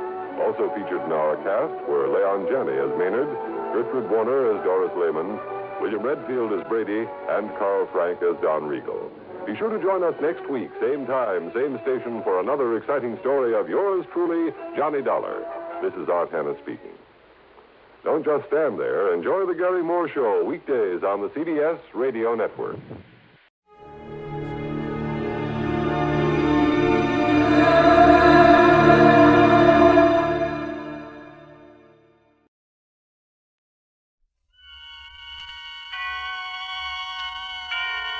Autolite and its 96,000 dealers present Suspense.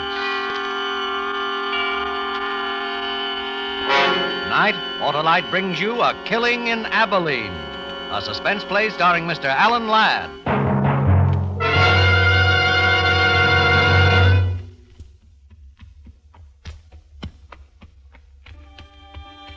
I traveled hard for 300 miles to find the man who killed my brother. I'd come down out of the Snake Range that morning, followed the river trail through the canyon. And that afternoon had found Pleasant Valley. A handful of buildings, desolate and huddled in the cold shadows of the mountains around. Tall, dark. No man appeared as I rode through the town. Only a dog challenged, and he from a safe distance. Then it was quiet. About a quarter of a mile beyond Uneasy rise, I saw what had happened to the people of the town. There were maybe 60 or 70 standing in a circle. And as I got closer, I saw they were gathered around two men. Two men who were digging. You stay put, horse.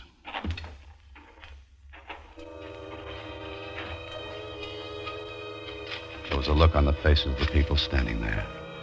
Even the kids peeking from behind skirts and trouser legs. And it was something I'd seen before. It wasn't a good look. It was the look some people had had 2 years before in Abilene, when we'd discovered my brother's body. In just a moment, Mr. Alan Ladd in the first act of A Killing in Abilene.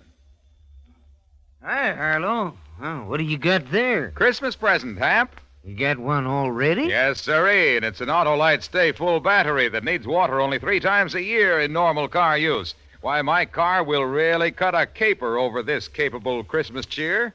You believe in giving your car some holiday spirit, too, eh, Harlow? I sure do, Hap. And because the Autolite Stay Full battery has over 3 times the liquid protection of batteries without Stay Full features, it helps eliminate one of the greatest causes of battery failure.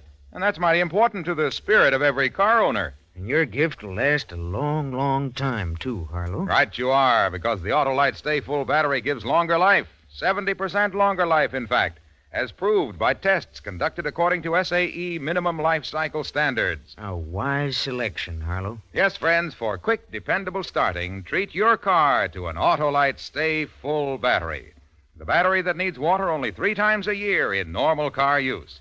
See your neighborhood Autolite battery dealer. And remember, You're always right with Autolite. And now, with the killing in Abilene and the performance of Mr. Alan Ladd, Autolite answers many requests in bringing you a story of the Old West, hoping once again to keep you in suspense.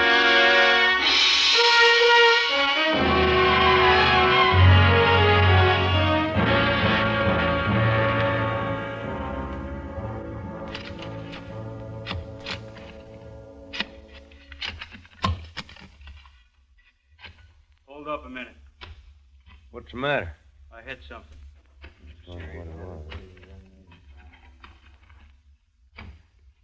Wait. Better go slow. Dig around this side.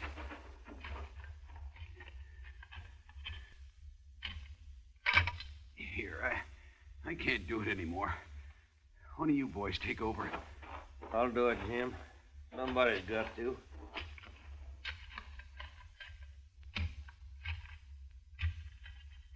It's him, all right. I seen his shirt. You were right then, Ben. Jake Garvey, you're a sheriff. Better come take a look. Yeah.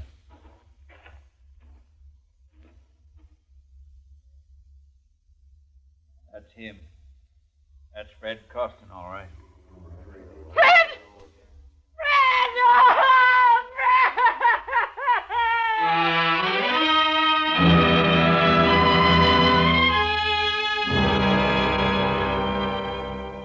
The other women folk led her away.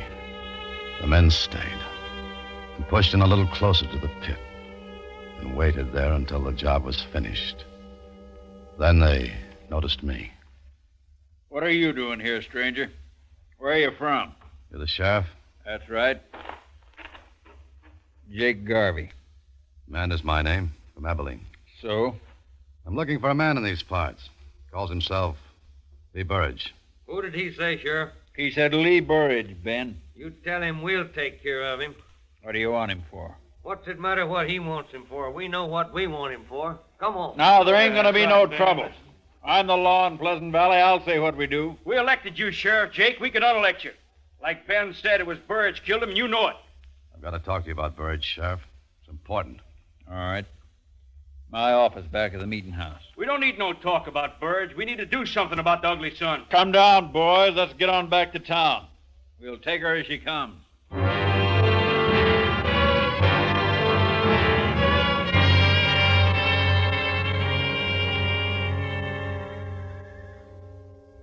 Smoke? No, thanks. The boys want to know why you're here. So do I. We don't like strangers. What do you want with Lee Burridge? I had a brother. Killed out in Abilene. Burridge did it. Oh? He and another one drove a herd into the railroad. Burridge got drunk and killed my brother. Buried him same as here. We found this pouch near the grave. His name burned into it.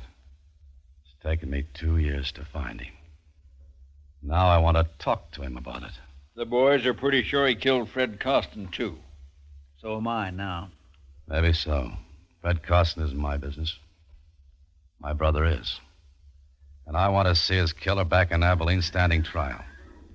I made a promise I'd bring him back, that there'd be no more killing. We didn't know your brother, but we knew Fred and we liked him.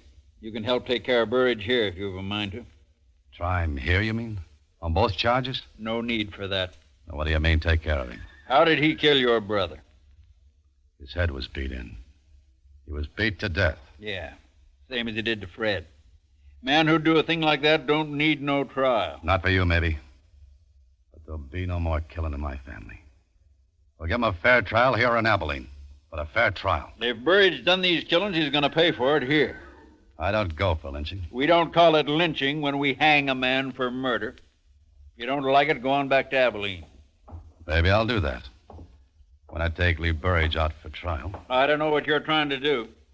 I suspect it's get Burridge out of town. If I'm right, you're heading into a lot of trouble. Let's go get him, Ben. It's about time. Hold it. One of you boys going to direct me to where Lee Burridge lives? We could. If we felt inclined. What do you want with him? Just want to talk. Anybody got objections? Yeah. Who are you? Ben Chafee. There ain't gonna be no talking. He's done what he's done. He's gonna pay for it. Ain't nobody gonna stand in the way. It's time you was riding out of here. And if I don't?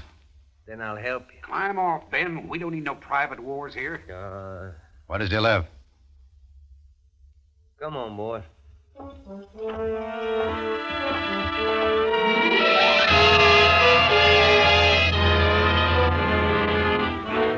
He turned away from me and moved into the sheriff's office, leaving me alone to walk down the strangely quiet street. Towards the hills, the thunderhead was beginning to gather, moving in slowly. Near the end of the street, two men were building a coffin in front of a small house.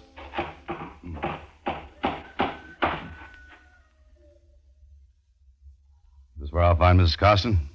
Why do you have to come meddling around here at a time like this? Can't you leave her with her through her sorrow? Because he's a stranger, Bob boy. And strangers don't have no time for other people's sorrow.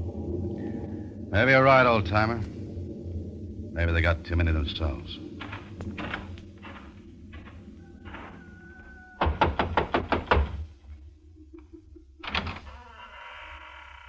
Yes? I'd like to talk to you, ma'am. Could I come in? Can't you see this house is in mourning? Ma'am, I know how you feel. How can you know what I feel?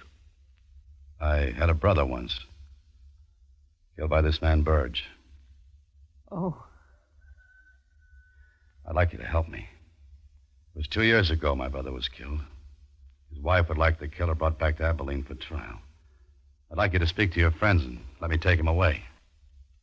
He didn't give my Fred a chance before he killed him. He's a cruel, ugly man. He's a killing man. You can see it in his eyes. I understand how that woman feels. I feel the same way. I want him killed, too. But here, where I can watch. And will you tell me where he lives? Don't tell him nothing, Mrs. Costin. You'll go warn him off. Let him go if he wants. I say a man's got one life to live, and he's got a right to lose it any dang way pleases him.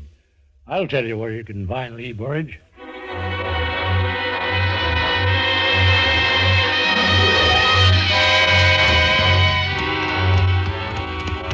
A few miles outside of town where the canyon spread, I saw his hut. Set against a fire-blackened hill. There's no growing thing in the rocky ground except one sick, twisted tree. Stunted limbs reaching out empty, waiting. Hold it. Easy, horse. Easy. Throw your gun down, you. Or I won't miss with the next one. Lee Burge? Throw it down. I'm Jeff Mander. It was my brother Seth you killed in Abilene. That's who you are. You've caused me enough trouble. Get out of here. They'll give you a fair trial there. Stay here and you're going to be lynched for Fred Costin's killing. Don't come no closer. Nobody's going to lynch me while I got this. Listen to me. I don't hold no love for you. I shouldn't care what happens to you. But it took me 2 years to find you. Now I'm taking you out. Don't come no closer. Put up your gun. I'm warning you. Put up your gun! I knew he was shooting to miss. But I didn't know what would happen if I moved closer. So I got out of his canyon.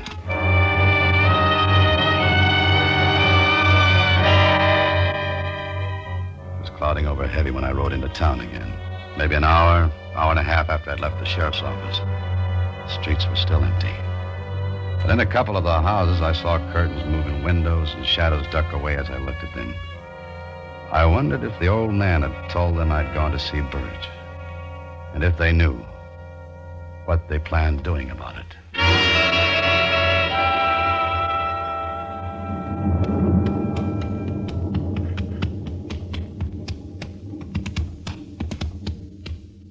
Old-timer? Yeah. I see you had to talk with Burge. You see. You ain't wearing a gun. He get the drop on you? Yeah. Surprised he didn't kill you. So was I. Did you tell them I'd gone there? Yep. What'd they say? They said if you get Burge first, they'd get you. They said you should go back where you came from while you still can. I will after I settle with Burge. Where's the sheriff? I went off with the boys. After Burge? Yep. They're going to wait till dark. Then they're going to string him up. Why are they going to wait till dark? I want to be with them. I thought you didn't like lynchings. I don't, but I want to be there. Well, I was told if you come back to town, you'd have to be with them. Don't make me use this, son. Just turn around and we'll join the rest of them. All right. And I'd suggest you stop your talking about Lee Burridge. From what I overheard, you're close to sharing a rope with him.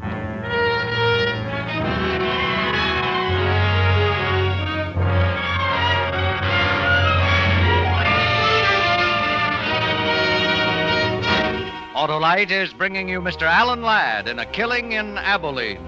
Tonight's production in radio's outstanding theater of thrills, Suspense.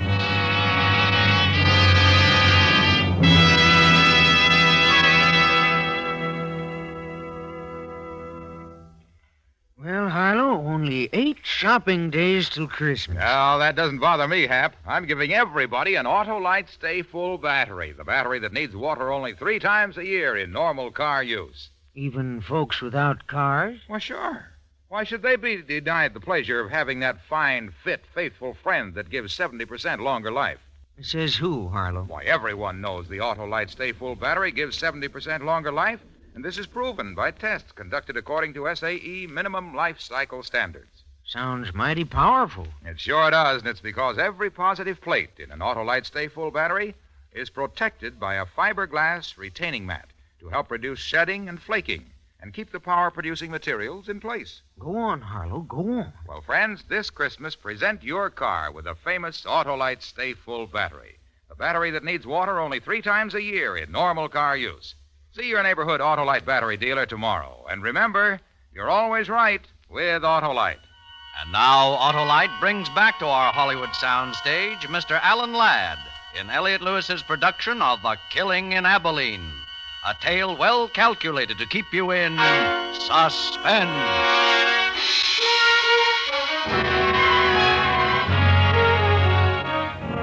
We rode out of Pleasant Valley, the old man and me.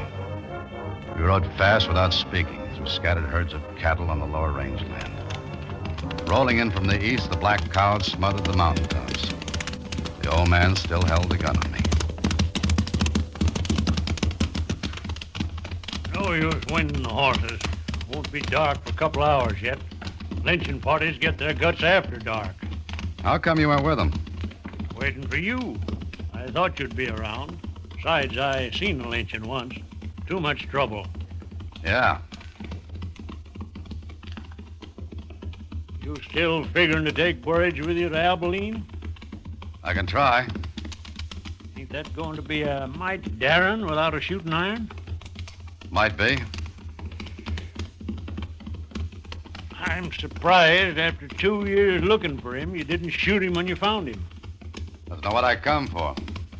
Why not? Killed your brother. I made a promise to somebody. His wife? Yeah. Mine, too.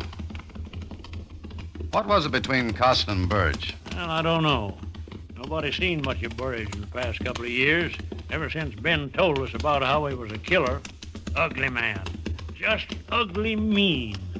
You said Ben told all of you Burge was a killer? Yeah. Guess it's your brother he killed. That right? That's right. And now because of him, you might get killed. But why? They think you made it up about your brother. They think you're trying to take Burridge away. Do you? Well, I haven't decided yet. We ford the stream here.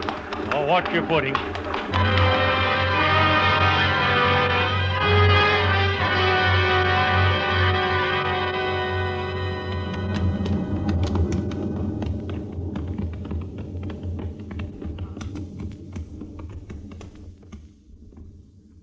Sonny.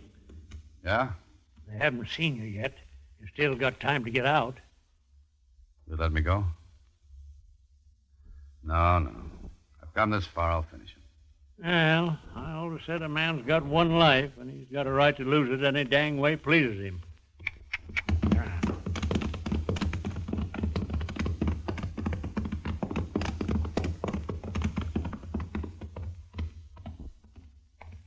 Hello, Sheriff. Thought you'd left Pleasant Valley. We decided he ought to come with us where we can watch him. You decided, Ben. What do you say, mister? I'll tell you what he says, Sheriff. He says he wants Burridge one way or the other. He asked to join. That's what he says. Get off of the horse, mister. All right. Now say that lie to me, and I'll make you choke on it. I want Burge as bad as the rest of you. I'd prefer him to stand trial. That's the difference. I don't want this lynching if we can avoid it. Why, you... Take your hand off your gun, Ben. He ain't armed. Take it easy, Ben. We decided what to do. You're here because I want you here. Burge killed Fred Costin in a fight, now we're going to settle it. Burge kills easy. I've seen him do it once before. He's not going to do it again. You saw him kill my brother? I thought you didn't believe me. I saw it. You need more of a trial than that.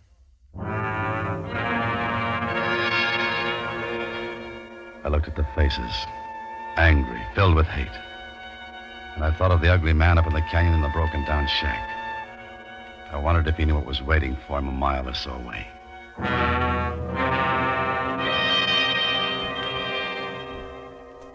It was quiet then. Storm clouds are quickening the end of the day. The party became shadows sitting nervously or smoking. Two of the men had some whiskey and were building their courage for the night's work.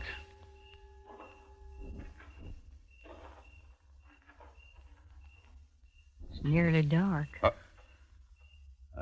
didn't think you'd come. I had to. All the way? My Fred's dead. So's my brother. My Fred was a good man. Never hit me, but he was a dark man with drink. Like those two.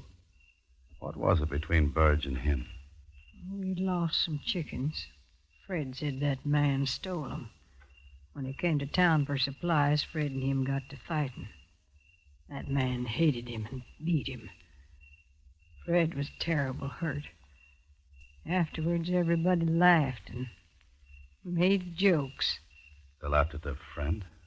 Oh, it was man laughing, no harm, but to a dark man like Fred, it was bad. He swore to get even. That was last Saturday. He went in to drink. And didn't come back? We all thought he rode out someplace for shame. Why do you think Burge killed him? They were all talking about it. Who was? All the men, Saturday night. They said Fred and that man were arguing. Who heard them? Ben did. When Fred didn't come back, we all knew that man had killed him. He did, and he's going to pay for it. Who found the grave, ma'am? Ben did. I'm sorry for your brother's wife. But it's got to be this way. Just like the Holy Book says. An eye for an eye. Let's go, boys. It's time to ride.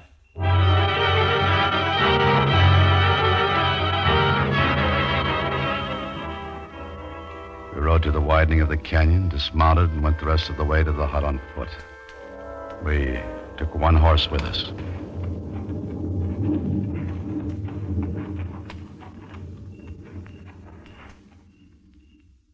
He's there, all right. There's a light inside. Hold up, boys. Bob, you, Jim, and Need'll come with me. Right, Sheriff. We'll bring him out. The rest of you stay here. What's the idea? You're too quick tonight, Ben, and giving too many orders. You stay. Still trying to get him away, son? I might.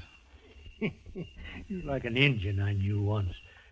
Had to shoot him 5 times before he knew he was dead. What do you want here? You know what we want, Burridge? Get out of here. Get off my land. You come outside quiet like. We don't want no trouble. Trouble? I ain't asking for trouble. You asked for it when you killed Fred Costin. Costin? Well, who killed... I didn't kill him. Save your breath while you still got it. Come on. Oh, let go. Let Let go of it! Look out, the lamp! Let her go up in smoke. He won't be using it anymore. I'll kill you all for this. You done your last killing. Get that rope over that limb. Is this your doing, Ben? Shut up. Tie his hands, Bob. I'll hold him. You're gonna blame this one on me, too, Ben? Shut up, I said. He didn't do it. He didn't do it. Let it go, son. You can't stop him now. I gotta talk to him before they do. He didn't do it. Now I know it. Wait a minute. Take my gun. Thanks.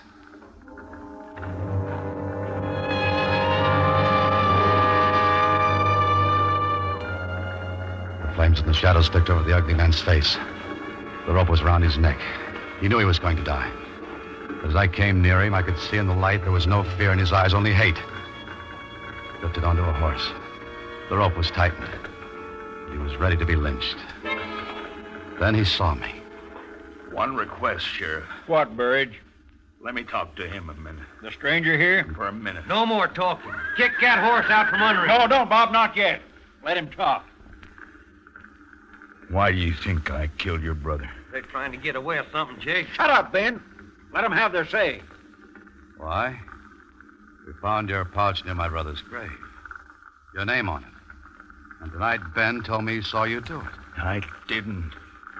I wasn't with Ben that night. Ben wanted to drink, and I didn't. He left me. Took my pouch with him. What does it matter about his brother? It's Fred Costin we're hanging him for. I didn't kill Fred Costin either.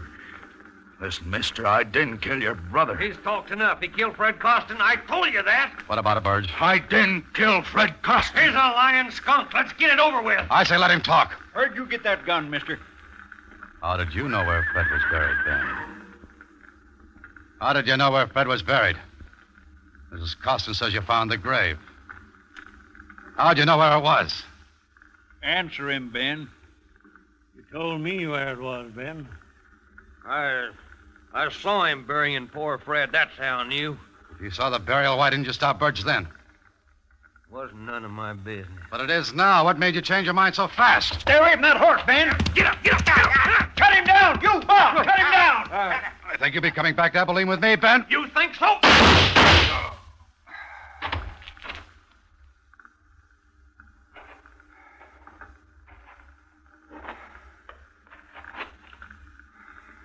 You all right, son? Yeah. Burge? He live. Rest easy, son. You done a good job. But you ain't going to keep your promise about your brother's killer. There's no sense taking Ben Chaffee back to Abilene. We'll bury him here.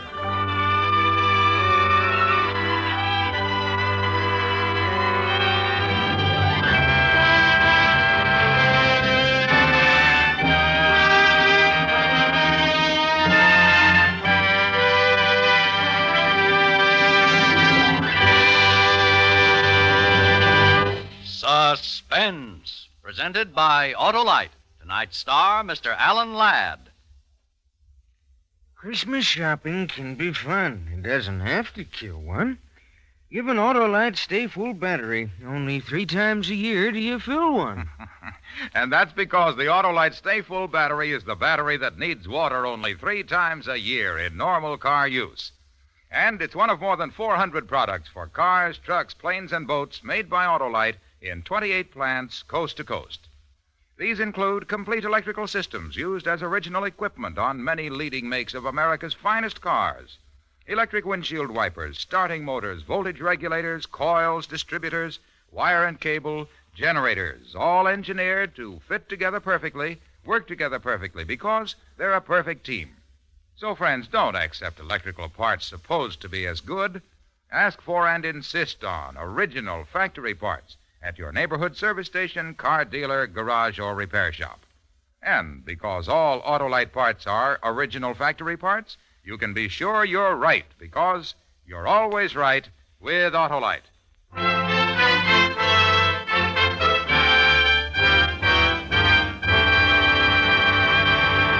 Alan Ladd will soon be seen in Paramount's Technicolor production, Branded. Next week on Suspense, Mr. Dennis Day is star of Christmas for Carol.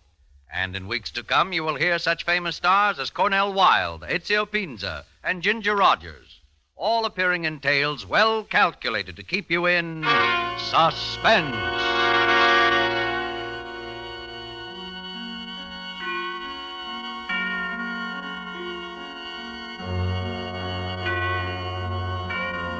Suspense is produced and directed by Elliott Lewis, with music composed by Lucien Moraweck and conducted by Lud Bluskin. Portions of this program were transcribed. A Killing in Abilene was written for Suspense by Gil Dowd and Anthony Ellis. And remember, next week on Suspense, Mr. Dennis Day in Christmas for Carol.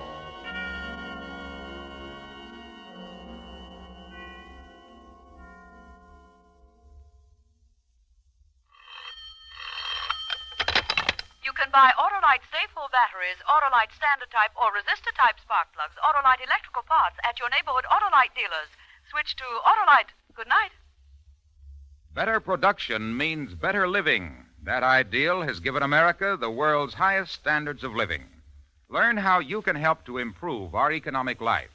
For the free booklet, The Miracle of America, write Box 10, Times Square Station, New York City. This is CBS, the Columbia Broadcasting System.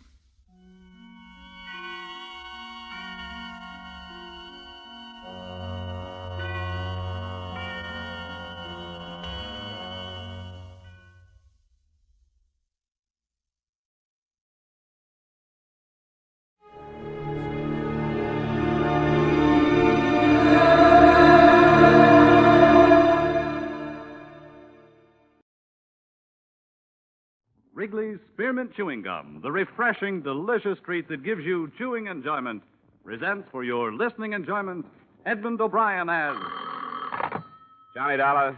George Donnelly, Swanson Industrial, Johnny. Afraid we're having engine trouble. Come again? We got a substantial policy on the Belo-Horizonte Railroad in Brazil, both equipment and personnel. It's only a small road, but our losses in the past few months have been extensive. What happened? 4 locomotives piled up in 2 months, 20 dead. We got a pair of conflicting reports. Looks like either insurance fraud or murder. With my luck, George, it's probably both.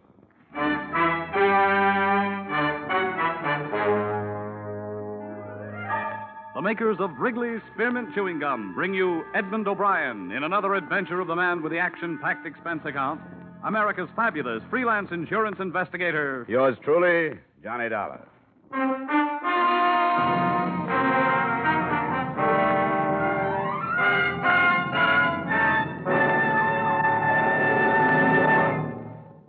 To make every day more enjoyable, treat yourself often to refreshing, delicious Wrigley's Spearmint Chewing Gum. Here's a taste treat you can enjoy indoors, outdoors, at work, or at play. The cool, long-lasting mint flavor refreshes you. The smooth, steady chewing helps keep you fresh and alert. Adds enjoyment to whatever you're doing. Wrigley's Spearmint Chewing Gum. Healthful, refreshing, delicious.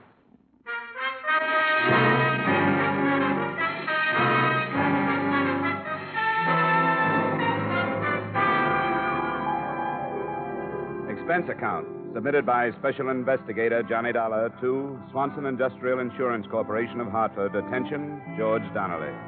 The following is an accounting of my expenditures during investigation of the Belo-Horizonte Railroad matter.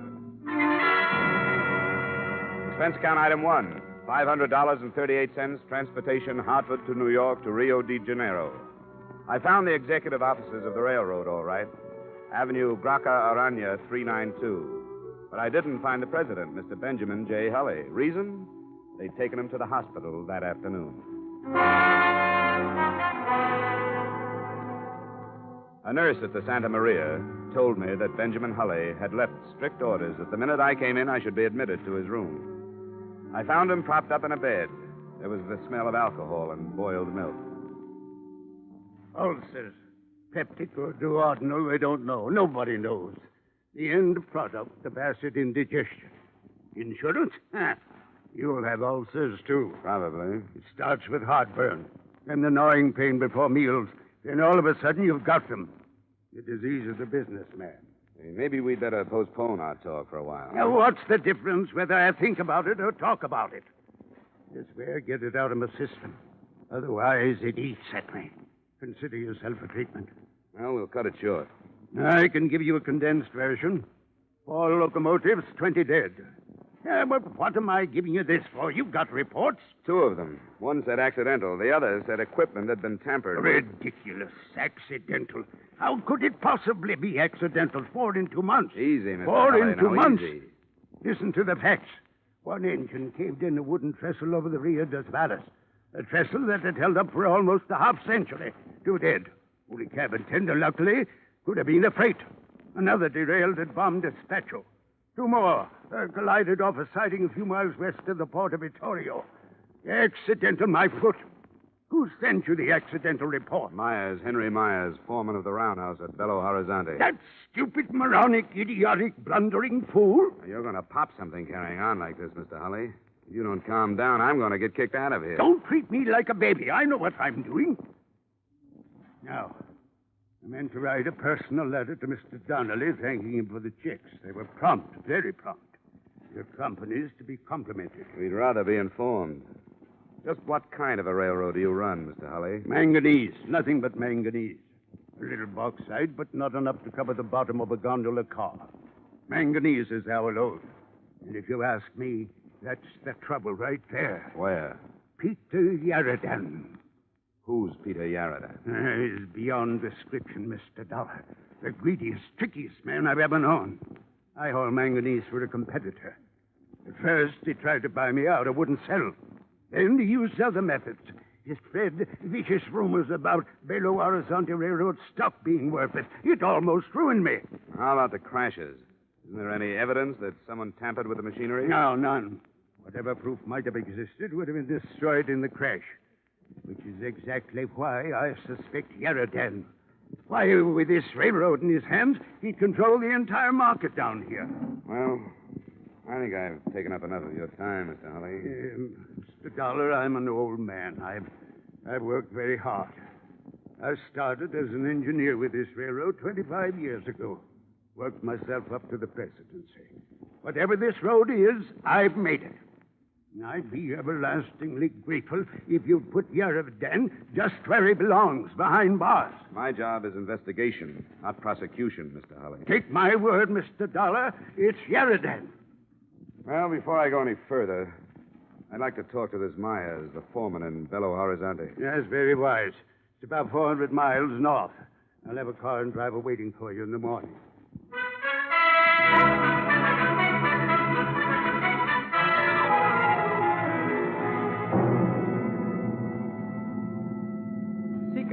That is what my mother has named me. I do not know why. Perhaps after a pig or a cow. My mother named all her children after animals. It is what you might call nickname. Of course, nicknames are terrible things. They stick to you like paste. You like the way I drive? Ah, you drive swell. Swell? Good, fine, great. Oh, no, not that. The compliments are too much. Maybe fine, perhaps good, but not great. Why you go to Belo-Horizonte, Mr. Dollar? Business? You're silly. You're silly. You think you can keep your business from me? You think you are hiding something in the state of Minas Gerais? You're foolish to try. Then why am I going to Belo-Horizonte? Your name is Johnny Dollar. You investigate people for an insurance company. You are here by the engine crashes. You are going up to see Mr. Myers, who worked for me to Holly. You will find nothing. Is that enough? Why did you find out these bits of information? Well, around the town. How do you know I won't find anything? A brilliant mind. A gift of my father, who also had a brilliant mind. Tell me, do I really look like a driver? Why? What are you supposed to be? This is merely a costume. I am in reality a poet, philosopher, a seventh son. Say, can't you make this thing go faster, seventh son? Americans. Through the mountains faster. You are crazy. That is why you make so much money, and that is why Americans have ulcers.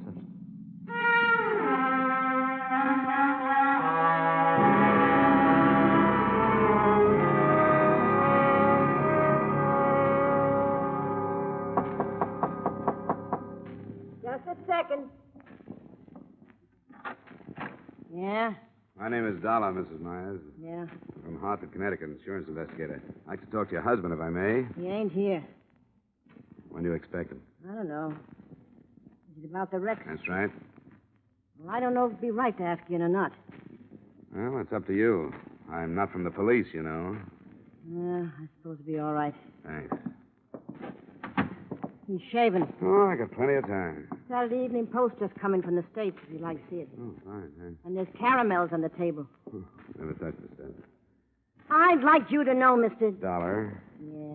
Well, I'd like you to know Henry don't know a thing about this business. I just wanted to ask him some questions about the accident report he sent into our office. He wrote what he seen, and that was all he wrote. I wouldn't be concerned, Mrs. Myers. And no matter what anybody says, Henry had no more to do with the busted pins in them rods than the man on the moon. He checked before it went out of the yard, and he checked just before... Uh-oh. Said enough. Get into the kitchen. I didn't say nothing to him. Go on. I didn't say a thing. She talks a lot. Dollar, did you see? That's right.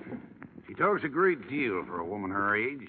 Her parents let her gab all the time. Have a caramel? No, thanks. Hey, what's this about busted pins? Yeah, she mouths. Come on, Myers. If you've got nothing to hide, there's no sense evading the questions. The pins were sawed. Somebody, I don't know. I should have checked them before they left the yard, but I didn't. That's why you reported the crashes as accidental? All right, I was scared. A man gets scared for his job. How do you know about the busted pins? After the wreck, one of the guys told me. You mean somebody knew the pins were broken, and he let the engine leave the yards? Yeah. Who? Come on, Myers. Who? You'll have to find that out yourself, Dollar. You're in plenty of trouble, Myers. I told you all I'm going to tell you. Now get out of here. Okay. But if you change your mind, I'll be at the San Carlos Hotel. I'll remember that. The San Carlos. All day.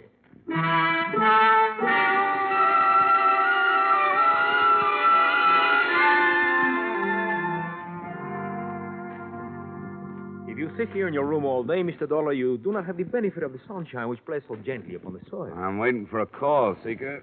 Are you certain you would not like another game of Monopoly? No, you won. Yes, company you are dull. Sorry. If it were not orders, I would go back home.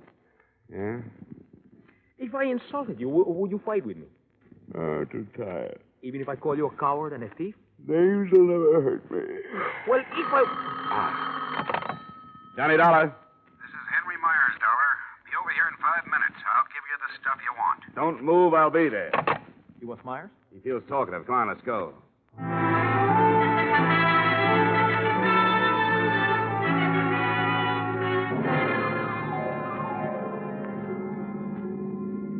How did you know he would call? I didn't. Then why were you waiting? What else could I do?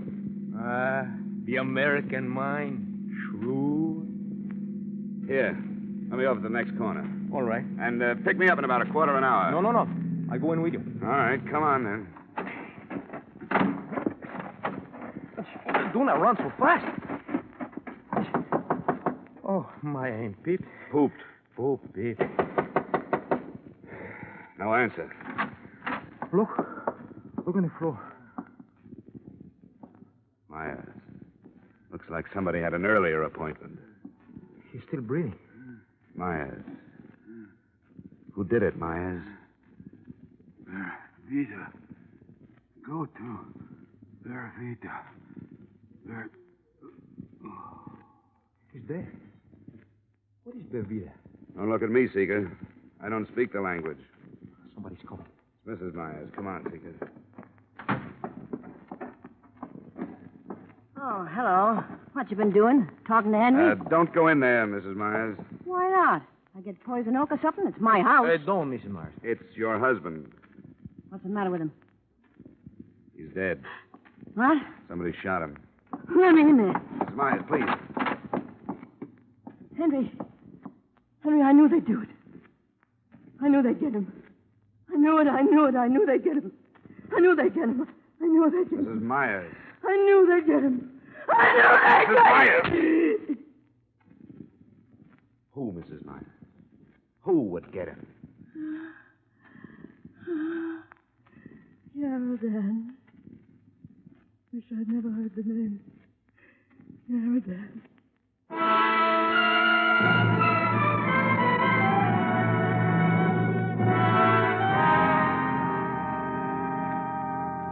Come on, Mrs. Myers. Now try to remember. What does the word mean to you? Vervita. Is it a town? I don't know. A mountain? A person?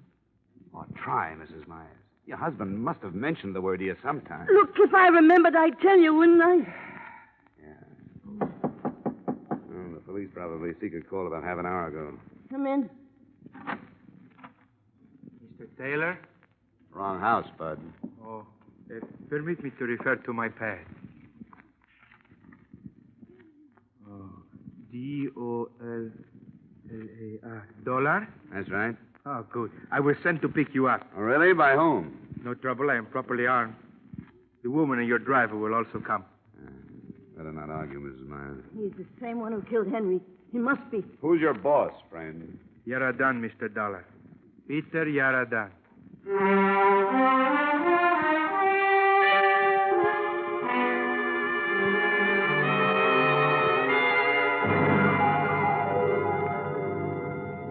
You may go in now, Mr. Dollar. How do you do, Mr. Dollar? Mr. Yaradan? Correct. Be seated, please. I will send my man for something cool. No, thanks, but I'm not going to be here long. You have faith in my tolerance, Mr. Dollar. In your intelligence, Mr. Yaradan. A man of your reputation should know better than to play with guns. At times, a man of my reputation has no choice. Careful, Mr. Dollar. Let's get to the point. Very well. I hear that your investigation is not progressing very satisfactorily. I thought perhaps arrest might gain you a new perspective. I doubt it. Tell me, how is dear Mr. Hutt? He's not so good. Oh, shame. He tells so many tales that are untrue. He is lucky to be dying of natural causes. Something I hope I should be spared. Just keep piling up that manganese, Mr. Yaradan, and you won't have to worry. Is Mr. Holly telling that silly story again? If you mean the one about your wrecking locomotives and spreading false financial rumors, yes. Oh, you don't really believe that nonsense, do you? I'm not paid to believe anything, Mr. Yaradan. I'm like an old hound. I just follow my nose. That is not very complimentary. You can take it for what it's worth. I like you, Dollar. Business-minded, dogged, courage to the point of bravado. You would not consider taking a position with me at, let us say, 3 times your present annual income, would you? Funny way to offer a man a job, Yaradan. With one finger on the trigger. Well, I would prefer to keep our relationship on this plane until I find out your position. I'm afraid we wouldn't get along, Yaradan. You are probably right. And it is such a shame, Mr. Dollar. You could have gotten so much more per hour while you were still alive.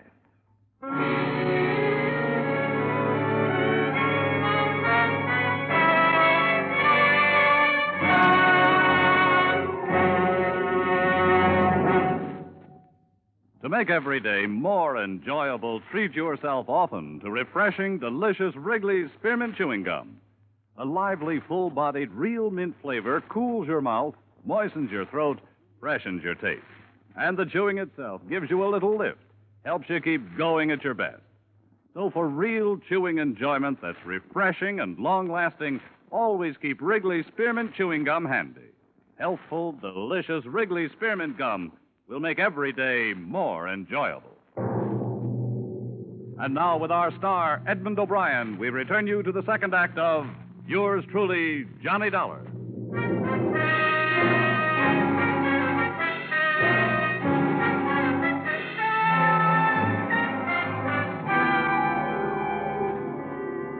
Yaradan smiled, but this was his living room.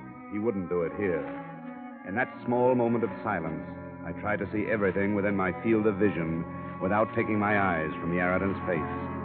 There was the blur of something metal to my right, something that curved toward the ceiling, something a few inches from my hand. I reached out and pushed it over on top of him. The floor lamp landed on his chest, and the shot went wild. I threw my arms in front of my face and jumped out a latticed window. I landed about 10 feet down in Yaradan's rock garden, right in the middle of a clump of stubby cactus. I ran out through the open gate, and I didn't stop running until I found myself at the San Carlos Hotel. Expense account item 2, 3, 4, 5, and 6, $30.59 miscellany to tie up the loose ends. For example, telegrams, one to Holly, wishing him better health and asking him for a definition of the word Vervida. 2 more to the police of Bam Despacho and Victoria, requesting reports on the crashes. Another to the company in Hartford, gently hinting at foul play. I wrote a full report of my findings, including names, left it with the notary public at the hotel, and ambled casually back to the large house of Peter Yaradan.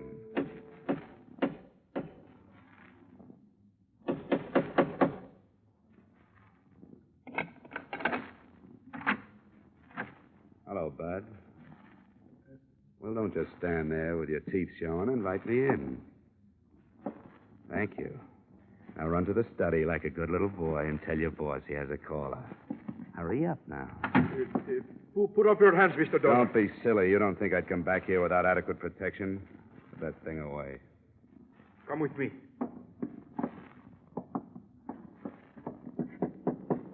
Come in. Mr. Yaradan, it is Mr. Dollar. I'm back. Couldn't leave without getting an apology, Yaradan. This is a surprise seeing you again. All right, Flash, you can go. But, Mr. Yaradan, last time... It is all right. I will be perfectly safe. Yes, sir. I will be at the door. You made a brilliant exit, Mr. Dollar. However, it is a shame I frightened you with my innocent conversation. Fear comes in handy sometimes, Yaradan. It saved my skin a couple of times lately. You have contacted the police? Not about you. You have come alone? Alone. You have a remarkable mind, Dollar. You think I can allow you to leave this house? Not only leave this house, mister, but leave with some information. I filed a full report, complete with names, places, and time of day. If I'm not back to get that report in 2 hours, it goes to the police department. And just where did you file this report, Mr. Dollar? That's the little secret right there. I am holding 2 friends of yours, you know. I know. I would exchange their lives for the report. I'm sick of your offers, Yaradan. You're going to release Mrs. Myers and Seeker, and you're going to tell me all about the word Bervida. Tell me all about the word Bervida. How I wish I had a man like you working for me. Bervida, Yaradan. Of course, Bervida. But what you are really asking is, did I have any part in the railroad matter? You can answer that one, too. The answer is no. You don't believe me. Go on. The Belo-Horizonte Railroad has been on the verge of bankruptcy for 2 years. But Mr. Benjamin Hulley is a very stubborn man. I have offered to buy him out 1,000 times. And he'd rather sell to the devil. I think he would. You see, the manganese fields in the Minas Gerais are owned by a competitor of mine. A small competitor, but a competitor. These fields are very valuable. At the rate of their present exploitation, however, they make little profit. Small operation. Exactly. If I had the fields, I could make them pay, and pay very well. If I owned the railroad, I could boost the freight rates, force my competitor out of business, and take over the fields. But Hulley refuses to sell, even at a large profit. And the crashes? They should be obvious, especially to you, an insurance man. The railroad is failing. So he is scuttling his equipment and getting the insurance money. And Bervida? If I could get to him, I would have all the information I need to put Hulley where he belongs. Okay, Aaron. I sense something of disbelief in your tone. There are other possibilities. Oh? Right now, I'll keep them to myself. Dollar, I will give you $10,000 not to deliver your report. I'm glad you made that offer, Yaradan. That tells me a lot. Tells you what? That you've been giving me a nice mixture of fact and fancy. Now bring Sika and Mrs. Myers down here. We're going back to the hotel.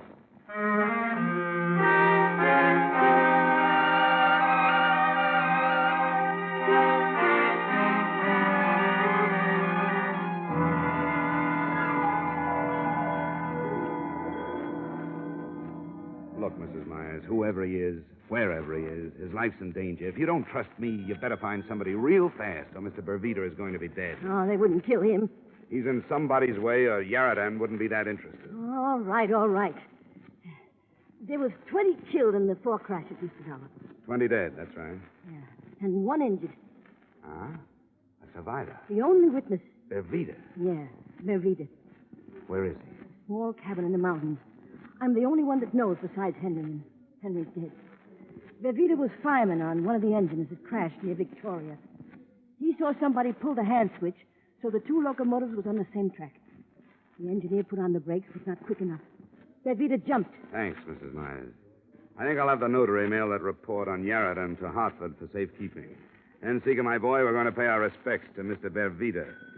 You stay here in the hotel, Mrs. Myers. I want to know who killed my husband. I'll give you that information when I get back. I'll contact Rio and have Mr. Hulley's secretary put through an authorization for a locomotive and engineer to take me up. There's a dirt road, Mr. Dollar. Why don't you take a car? No. I think the locomotive is much faster. Seeker's right, Mrs. Myers. We'll go by rail. Mr. Dollar. Yeah? Would you mind very much if I stayed here in Belo-Horizonte? Wife and children, you know. Well, I never would have put you down as having a family, Seeker. Well, to tell the truth, I don't, but someday I hope to have.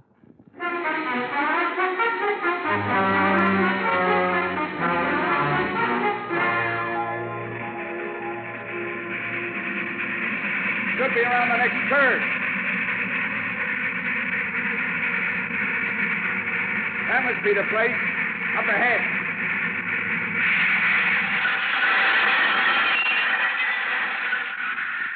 I won't be long. Keep the meter running.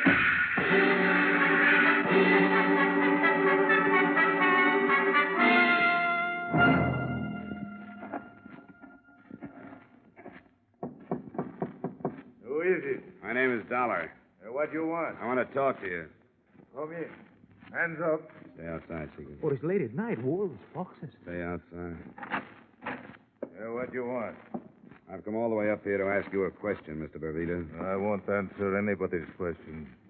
Even for Henry Myers? What about Henry Meyer? They killed him. Good. I'm glad they got him. As much as I hate them, I hate him worse. He was the one who sought the wheel pins. I'm glad they got him. And who pulled the switch handle? I'm not answering any questions. Go away. Go away or I shoot. Go away. Look out! Down, down! Who is it, Seeker? It's so dark I could not see. He's running toward the engine. Get that light out. We'll make too good a target at the door. Yes, come this way. He's just guessing, Seeker. Yes, but that was a good guess. I could hear it. Come on, Seeker. Let's get down to that engine. Oh, I wish I had a gun. I wish you had a gun. I wish one of the two of us had a gun. Hey, someone is climbing into the cab. The engine's on a hill. It will not take too long to start. Look, he's dumped the engineer to the ground. The engine is starting. We'll never get there in time. Stop! Stop! He's going too fast. There's a curve up ahead. Much too fast. Look! It can't make the curve.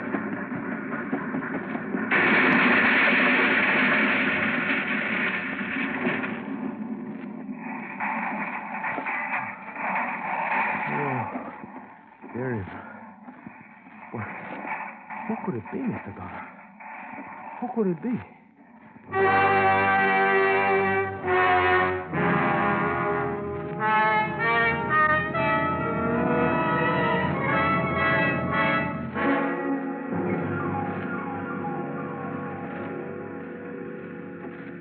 There is nothing left of it, Mr. Dollar. Nothing but twisted pipe. Look out. Don't touch it, Seeker. Most of it's still at boiling point. There is no sign of anyone. Yeah, but there was someone in that cab. Must be a trace of them somewhere around here. Come on, let's keep looking. But the boiler exploded. You think there was any part of a man in this bunch who wrecked you're crazy, Mr. Dollar. Seeker. Look, up there. You find something? Yeah. There's a wallet. The outside's burned to a crisp. Can you open? Yeah, but I can't read the cut. Wait. Here's one that isn't burned. What does it say, Mr. Dollar? It says, this certifies that the holder is a 25-year member of the Railway Engineers of South America. And the name? What is the name? Benjamin J. Hulley, late president of the Belo-Horizonte Railroad.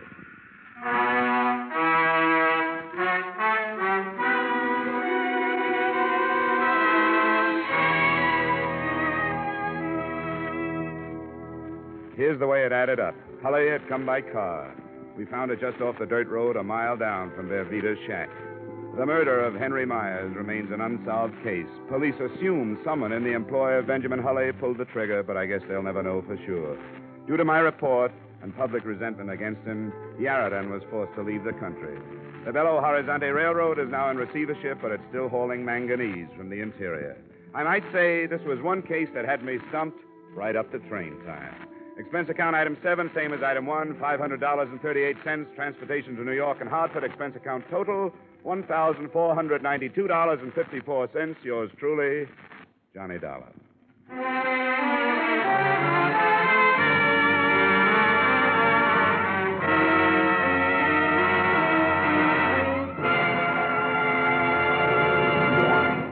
Remember, friends, to make every day more enjoyable, treat yourself often to refreshing, delicious Wrigley's Spearmint Chewing Gum. There's lots of cooling, real mint flavor in every stick. And chewing Wrigley's Spearmint helps keep you feeling fresh and alert. You feel better, work better, get more fun out of doing things. So indoors, outdoors, wherever you go, keep some healthful, refreshing Wrigley's Spearmint Chewing Gum handy. To make every day more enjoyable, treat yourself often to delicious Wrigley's Spearmint Chewing Gum.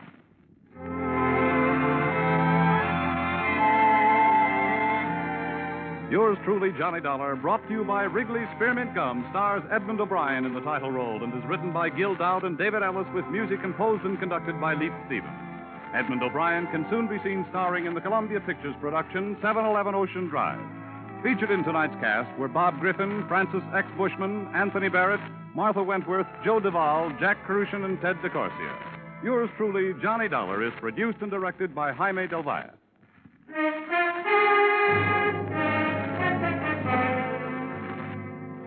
The makers of Wrigley's Spearmint Chewing Gum hope you've enjoyed tonight's story of Johnny Dollar and that you're enjoying delicious Wrigley's Spearmint Chewing Gum every day.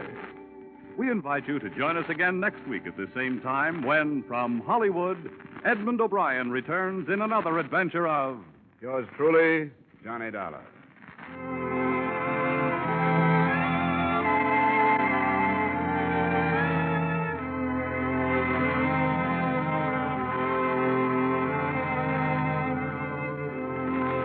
Bob Stevenson speaking. This is CBS, the Columbia Broadcasting System.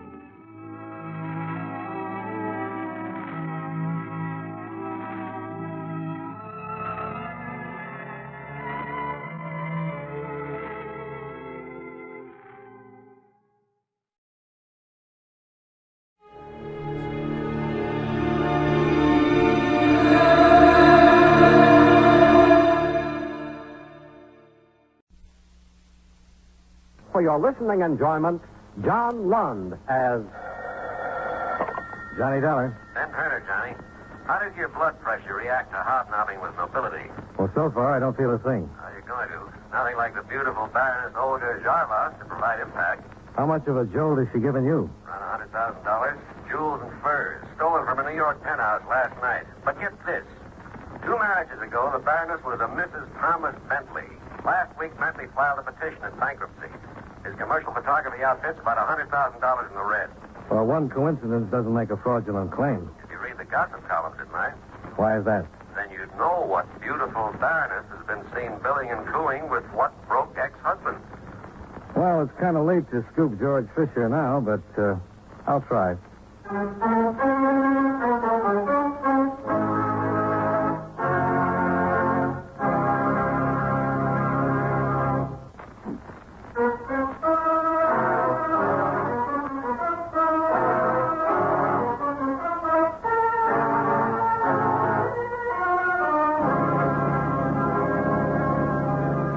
Expense account submitted by Special Investigator Johnny Dollar to Home Office, Eastern Indemnity and Insurance Company, Hartford, Connecticut.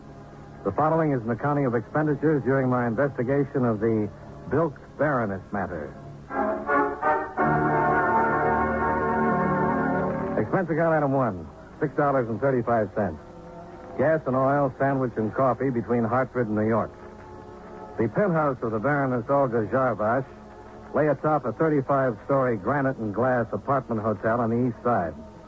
I ran the gauntlet of suspicious doorman, supercilious desk clerk, and snobbish elevator boy, only to find myself in what was destined to be a short-lived interview with the Baroness. I am so terribly sorry, Mr. Dollar, but you have come at a most inopportune time. Oh, that careless maid of mine. It is her day off. I am rushing to attend a cocktail party, and I simply cannot find a thing. Not one thing. It is a most inopportune moment. Well, I wouldn't want to keep you from a cocktail party, Baroness, but there is some information I'd like to have. But I have told everything I know to the police. So why not run along like a dear man and get your information from them, huh? Oh, my gloves. Oh, that stupid maid. Where did she put my gloves? Well, while you're looking, maybe you can tell me when you first noticed the loss? It was when I returned home last night, of course. 2, 3 in the morning. I pay no attention to time. The police will know. I called them immediately. Mm-hmm. Anybody with you when you came back home? My dear man, is all this questioning absolutely necessary? After all, I did not steal my own furs and jewels. Now, why do you not go after the criminals who are responsible? Well, some cooperation from you might help me do that. Very well. I will tell you all I know. Early last evening, I had a few friends up for drinks. We left for the theater at approximately 8 o'clock. Afterwards, There was the supper club. Dinner, dancing. I came home. My things were gone. Anyone come up with you? If you must know yet, Thomas got me home. That's Thomas Bentley, your former husband? Yes, of course. Now, you simply must excuse me, Mr. Dollar. I'm terribly late. My friends will never forgive me. You sound more worried about your friends than you do about the robbery. But, of course, the loss of dear friends is irreplaceable. But so far as those trinkets and furs are concerned... Yeah, I know. You're insured.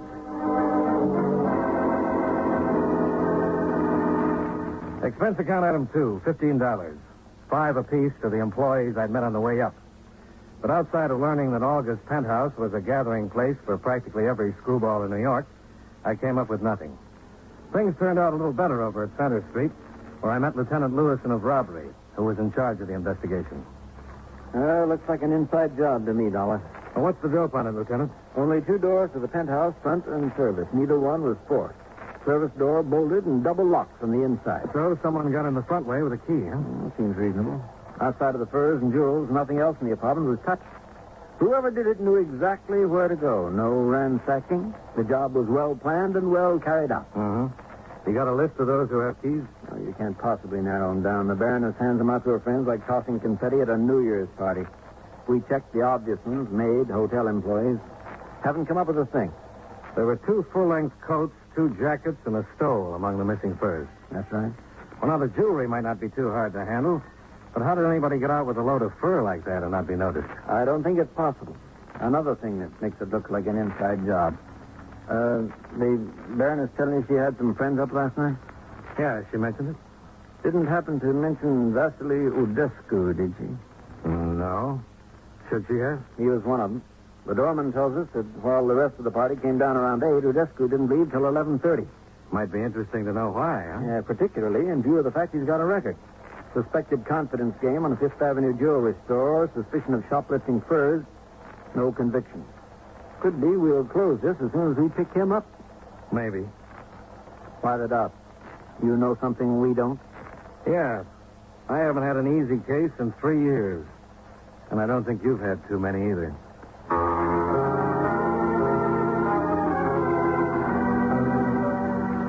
My next stop was East 56th Street and the commercial art studios of Thomas Bentley. Inside the converted brownstone, a lovely blonde in fur parka and ski pants was posing on a big heap of artificial snow under the glare of sweltering lights. All right, move the number 3 spot about a half foot to the left there, Joey. A little more. Oh, yeah, that's it. All right. Now, smile, darling. Make like you were enjoying it. No. I said smile. Try thinking of a nice, cold, extra dry martini at Antoine. That's it. Hold it. Good. Set up for the next shot, boys. Okay, Mr. Are you Tom Bentley? Yeah. What can I do for you? My name is Johnny Dollar, insurance investigator. Oh, you want to talk about that stuff of Olga's? That's right. Well, make it some other time, Dollar. I'm pretty busy right now. Yeah, I was wondering. About what? How you could be in full operation when you're supposed to be dead broke. Trying to figure some tie-in between the $100,000 of insurance and my bankruptcy petition? Might not be too big a jump. The beautiful Baroness always moves onward and upward, Dollar. You better break that down for me. I was only sucker number 2 on a list of 4 husbands. How could I top number 4? The Baron Jarvas? Legitimate title, bulging with boodle. And he kicked off after 1 year under the strain of keeping up with Olga. Believe me, she hasn't the slightest inclination of getting involved in fraud to help out sucker number 2.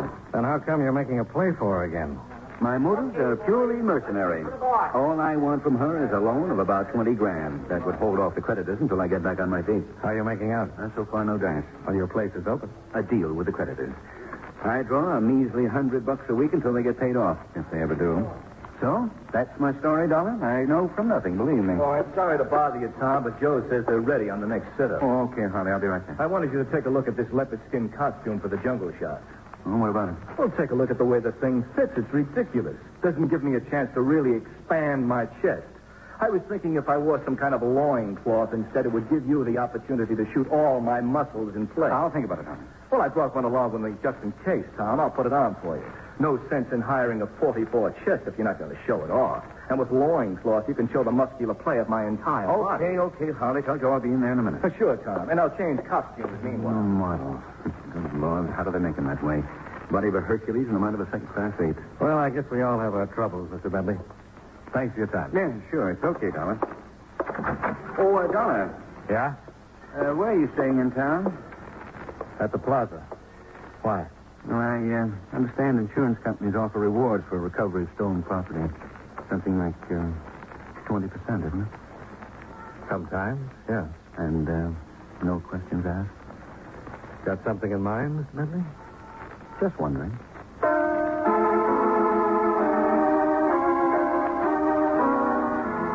It was getting late in the day and time for the inner man to be cared for. So I headed for the Plaza Bar. En route, I stopped to telephone Lieutenant Lewison. You know, Dollar, this case might not be so tough as that. What have you come up with, Lieutenant? Vasily Udescu picked him up 20 minutes ago. Don't tell me he confessed. No, not that, baby. I didn't think it could be that easy. No, it's not. We'll just have to be satisfied with the stolen jewelry we found in his apartment.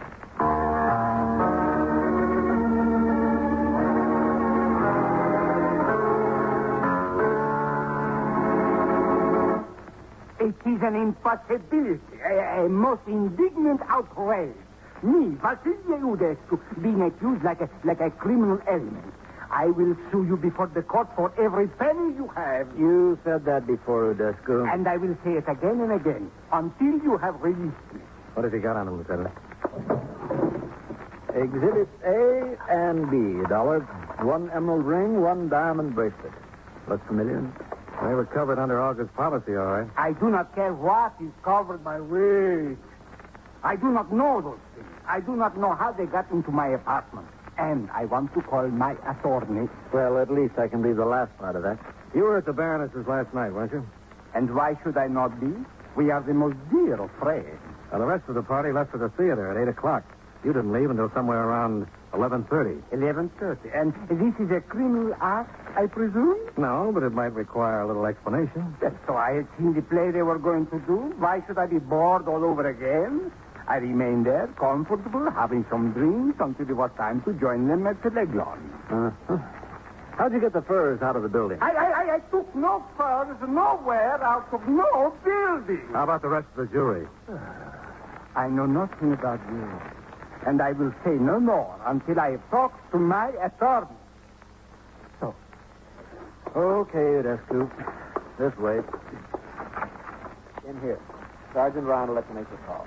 After he gets through, Ryan, book him on suspicion of robbery. Believe me, you will regret this, Lieutenant. I will commence proceedings to sue you as well. Yeah, okay, Udescu. What do you think, Dollar? Well, you've got enough to book him on. Meaning it's not enough for you? No, not quite. How do you figure? Well, that bracelet appraises around 10,000, the ring around 3. I've still got 87,000 to go.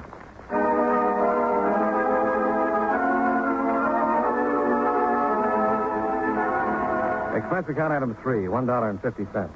Double scotch at the Plaza Bar. I could have saved the double. Halfway through, I was called to the phone. John Bentley, Dollar. Come over here to the studio right away. Why? I've got something for you on Olga's robbery. Oh, what's that? I just happen to know where the loot is. I'll be right there, Bentley.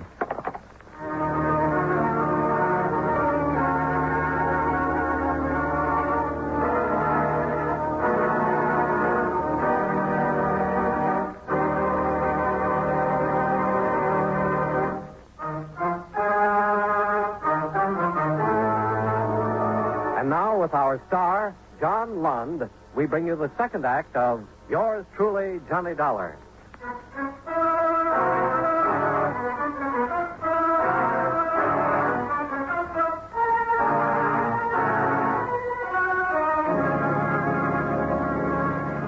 I put in a call to Lewison, and after violating some minor traffic regulations and the composure of a few New York drivers, I pulled up in front of Tom Bentley's studios. The headquarters car was parked out in front, and Lewison was waiting for me just inside. Oh, it didn't take you very long, Dollar. No, I caught all the lights. Mm-hmm. Where's Bentley? Back here. The funny thing about people, Well, what's that? if they'd stop trying to chisel the law, they'd save themselves a lot of trouble. See what I mean? Yeah. size of the hole in him looks like it came from that .375 Magnum Winchester on the floor over there. A rifle of that caliber is more suited for hunting elephants than a job like this. Bentley probably used it as a prop. Looks like they were taking some jungle shots in the studio. Adds a few complications, doesn't it?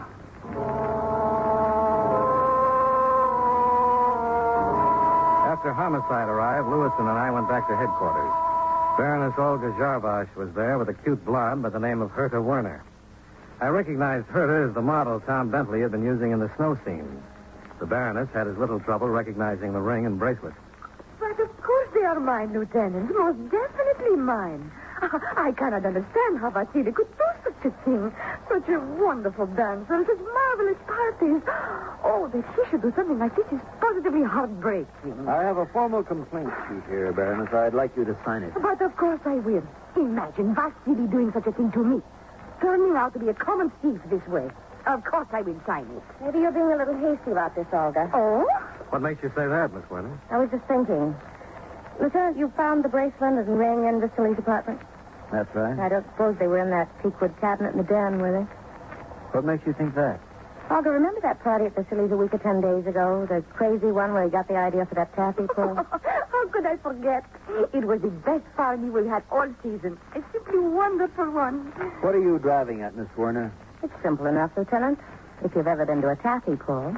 Yeah, rings sort of get in the way, don't they? Bracelets can, too, if you're really in the mood for it. Oh, but of course. How forgetful can I be? Of course, the ring and bracelet were in the way. So you took them off and put them in that teakwood cabinet? Yes, that is exactly what I did. I had completely forgotten about them. How sweet of you to remember that. You reported them missing on that itemized robbery list you gave us. Oh, naturally I did, Lieutenant. There was a robbery. They were missing. Of course I included them. Oh, poor dear Vasily. What an injustice I nearly did to him. To think I was about to sign a complaint that he was nothing but a common thief. Oh, but now everything will be all right for him again. Yeah. Miss Werner's got a remarkable memory for the whereabouts of other people's jewels.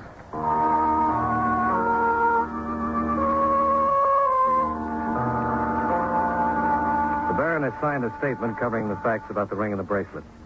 It was witnessed with a flourish by Herta Werner and more sedately by myself. Then the two of them left. Well, there it is, Dollar. If those two weren't lying, Vasily Odescu is in the clear. Well, even if they were, he couldn't have killed Tom Bentley. Yeah. I wonder if homicide come up with anything. Anything new about the employees at Olga's building? Their alibis are checking out one by one. Doesn't look like we've... Lewis and robbery. Anything turn up on that Bentley killing on 56th Street? Uh-huh. Yeah, well, keep us posted. No, not much help there. It seems pretty certain the .375 Winchester did the trick. Ballistics will verify in about an hour. No prints on it. So far, no witnesses. Looks like we're right back where we started from.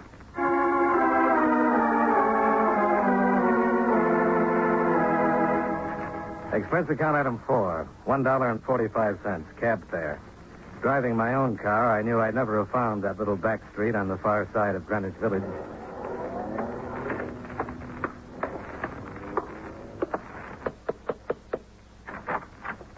Oh, there, Mr. Dollar. Come in. I've been expecting you. Yeah, I gathered that. You look like the type who'd be sharp enough to get what I meant back at police headquarters. Well, the way you underlined your address on that statement and then batted your eyes at me wasn't exactly subtle. It wasn't meant to be. Well, now that that's settled, what do you want to tell me about the robbery? And how much do you want? Not very subtle yourself, are you? You weren't thinking about my personality when you issued that invitation. No, I was thinking about $1,000. You've got expensive ideas. $100,000 loss is even more expensive. Mm-hmm. You know where the stuff is? If I could tell you that, I'd ask for 20%. Well, what can you tell me? Come here to the den, Mr. Dollar. Yeah, sure. I can't show you any etchings, but there's some pretty fine photos hanging on the walls. What do you think of them? Yeah, very nice. But I like my cheesecake on the feminine side. Hey, didn't I see that massive muscle down at Bentley's earlier today? You did. His name's Harley Townsend. Your boyfriend? My husband. Oh, congratulations. Don't bother. He won't be for long. What that big ham has on his mind are his muscles and other people's money. What's he got to do with the 1,000 you had on your mind? Plenty. He has a key to August penthouse.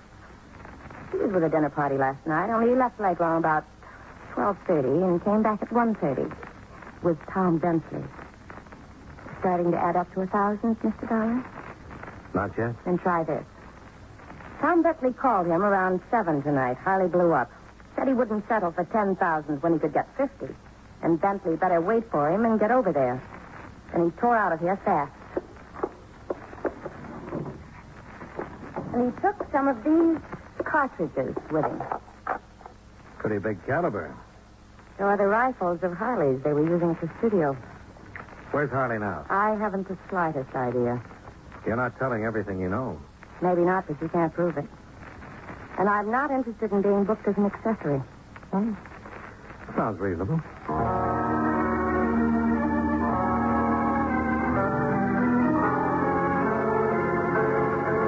Expense account item 5, $1.75. Cab fare back to Center Street. So, Herder Werner came up with something, huh, Dollar? Well, if $1,000 is the going price on selling out husbands, she is. Might tie in at that if Harley and Tom Bentley worked it together. Bentley wants to take a safe $20,000 for turning his stuff back, and Harley objects with a .375 Winchester. I can't think of a neater answer. We'll check it out when we pick Harley up. Not much we can do until then. We could try to figure how those furs got out of the building without being seen. I got a couple of possible answers. They could have been worn out on some woman's back or smuggled out by an employee. Uh-huh. Say, a lot of those buildings have their service pickups at night, don't they? Yeah. Saves traffic jams. Why? Well, somebody posing as a cleaner or storage man could have carried them out without anyone paying too much attention. I thought of that too, Dollar. Trouble is, the side street the service entrance opens on was torn up for repairs. No service calls or deliveries were made yesterday or last night. When is that repair job supposed to be over? Sometime late this afternoon or tonight. Why? Well, then maybe our boy could still use the serviceman gag. Not unless the stuff is still in the building. You know, that's a thought, Lieutenant.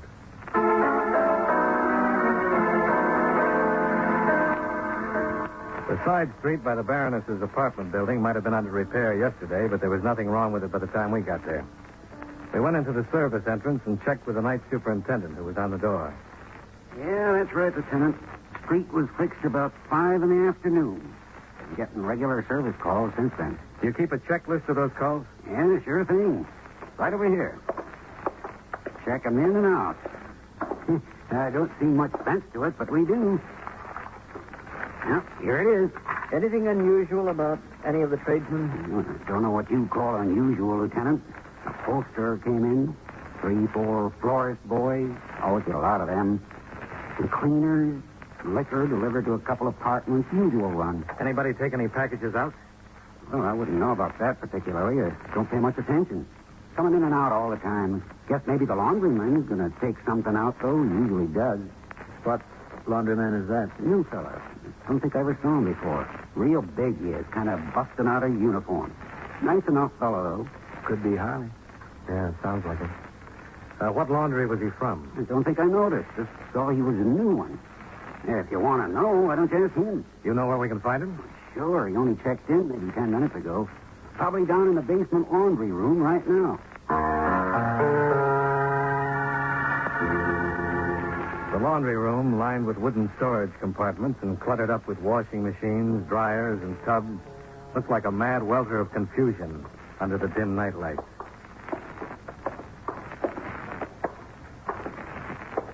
See him, Dollar? No, not yet. He's got to be down here somewhere. There's no other way out. One of the storage compartments. Yeah, down at the end.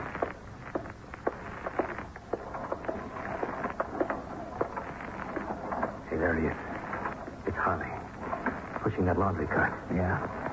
Okay, Harley, stop right there. Police officers. Watch it, Lieutenant. Don't drive, Harley. Stop that gun.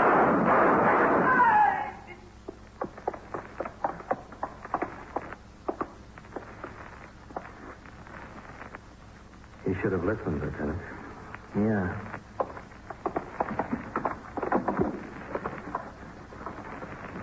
There they are, Dollar. The furs under the cylinder. Jewelry, too. Must have kept them in an empty storage room overnight. Uh-huh. You know, one of us had better sharpen up on the target range. There's a bullet hole through the sleeve of this mink. That'll cost your outfit something, Dollar. Well, under the circumstances, I don't think they'll mind.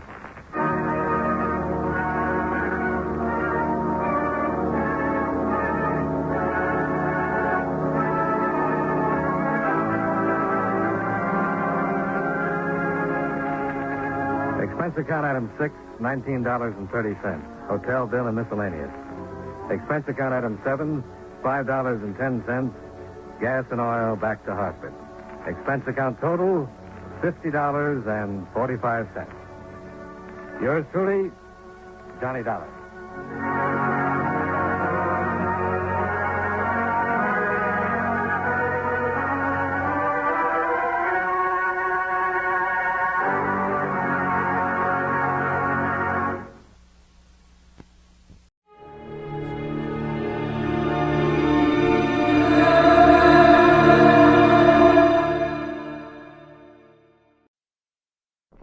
The encyclopedia says that the island of Haiti can be called San Domingo, Santo Domingo, or Hispaniola. Well, after my visit there, I could suggest a few more things they can call it, but they probably wouldn't get past the censors.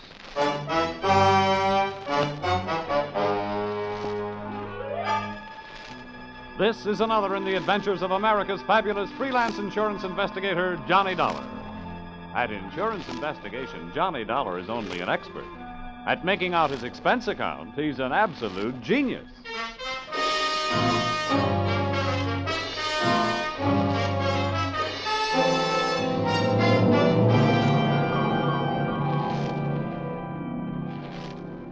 Expense account submitted by Special Investigator Johnny Dollar.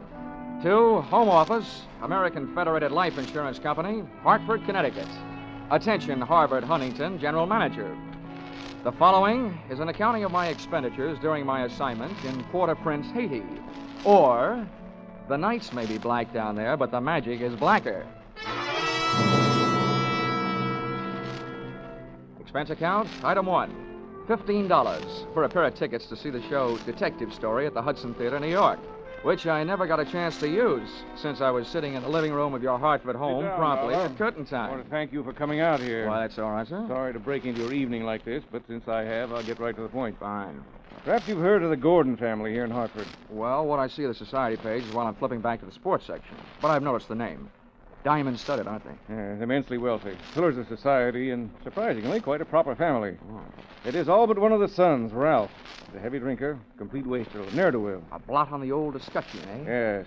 Continually getting into one scrape or another. Now he's done it again. I take it that you're not worried about Ralph the man, but about Ralph the policyholder. Well, to put it bluntly, yes. I don't think it's unethical for a company to protect its interests.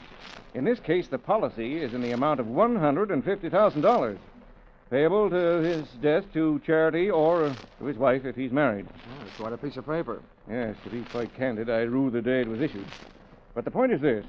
Ralph Gordon, at last report, is dying aboard his yacht at Port-au-Prince, Haiti. Oh, you don't need me, Mr. Huntington. You need the Mayo Clinic.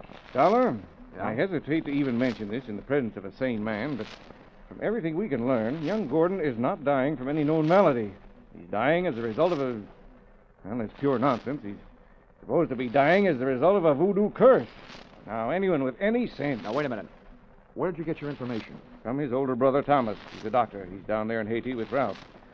I want you to go down and debunk this thing, Dollar. Find out what's wrong. Why, any sane man knows there's no such... voodoo. You don't believe in it, do you? No. Not unless I see it working.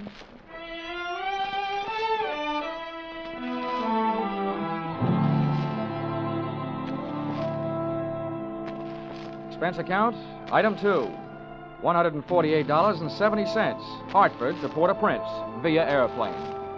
Expense account, item 3, $32.50, tropical clothes. They didn't fit me, but they fit the weather. And item 4, $25, spent while I browsed the waterfront bars in Port-au-Prince, looking for somebody who knew where the Gordon yacht was moored. When I found him, he not only knew that, he knew everything. Ask me first. My name's Cap Reagan, and I've been here since before repeal. Give up my citizenship, I did. With the help of a couple of prohibition agents. Oh, you don't say. Uh-huh. And I figure on sailing out my final days right here. What do you want with the Gordon craft? I want to see the owner, Ralph Gordon. How do I get to it? Oh, I reckon you pay me to row you out to her. My dinghy's down at the foot of the pier, just a short hail from where we're at. Oh, well, good. Come on, let's shove off then. Just wait it down my ration here.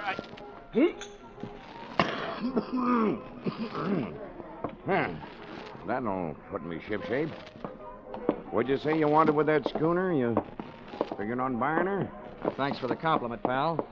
Listen, if I bought a boat today, it would have to be a surplus life raft. Now, I told you I want to talk to Gordon. Friendly visit or other kind?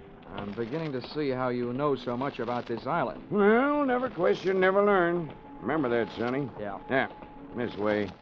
Veer off to starboard.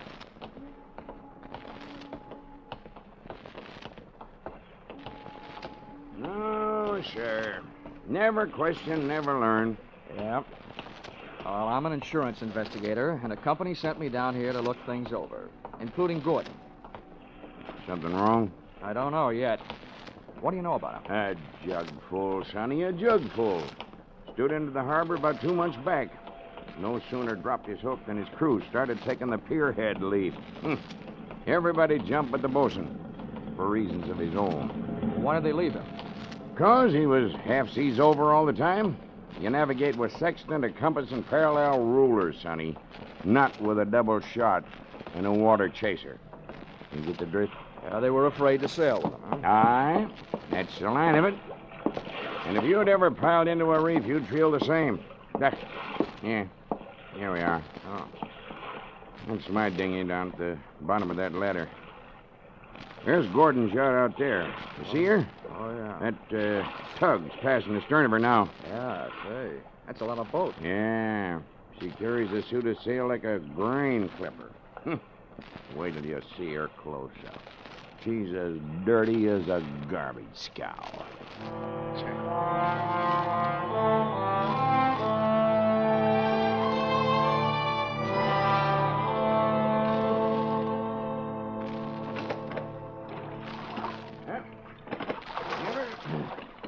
Give her a hail now, Sonny. They're close enough. Hey! Anybody aboard? Hey, aboard the yacht! Anybody home? Yes? What do you want?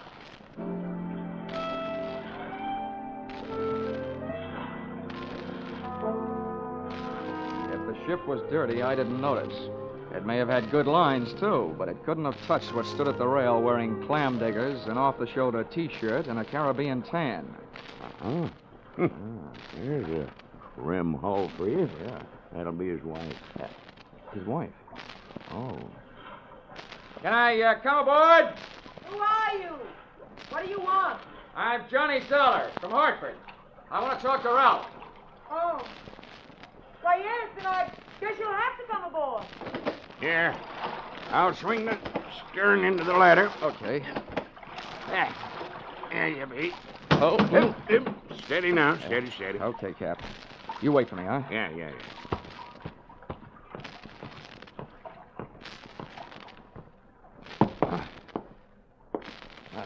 Well, how are things in Ralphie's old hometown? Cold. But not as cold as this reception. Don't let it throw you. What is this, a friendly drop-in? Business? Or just plain snooping? If it's the last, I'm Edwina. The wife they haven't heard about at home. Oh, congratulations. Now I know why you like to wear your shoulders bare. The better to keep a chip on them. If you're through being sharp, I'll let you hear what's left of my husband. Come on, through here. Okay.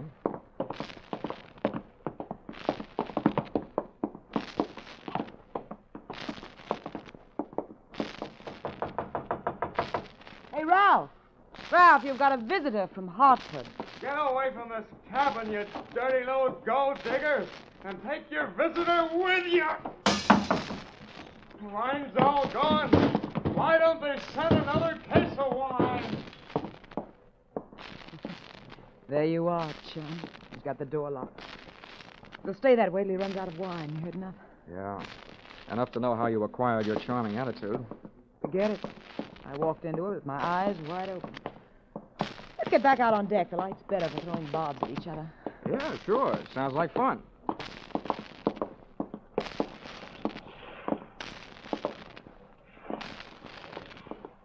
Well, do I have to help you off the boat? Not until you help me by answering some questions. I'm an insurance investigator, and I was sent down here by the company that holds a policy on your husband's life. What should I do, Finch? The story they got was that Ralph was dying from some kind of a voodoo curse. They don't believe it, and neither do I. Why not? That might be true. Huh? Well, some old dame. They call her Maria Lascelles. She came out to the boat. She yelled some things at him, and when Ralphie threw a bottle at her, she swore she'd put a curse on him. How'd they hear about that back in Hartford? Ralph's brother, Dr. Thomas Gordon, told them. You know him? Yeah, we hate each other. I wonder why he told them. Maybe because he thought somebody, who'd be better off with Ralph dead, was using Maria Lascelles' curse as a cover-up. How would you stand as his widow? Get off this boat. Never mind the act. You're his beneficiary. Or didn't you know? I said get off. What's the trouble, Eddie? Oh, him. Yo, come here, will you? All right. Who's the boarding party? Just get him off him. I'll see you in my cabin. Sure, honey. Anybody get you this upset, it'll be a pleasure. Well, mate, do you walk or dive? Save your strength for the last scene, Goliath. I was just leaving.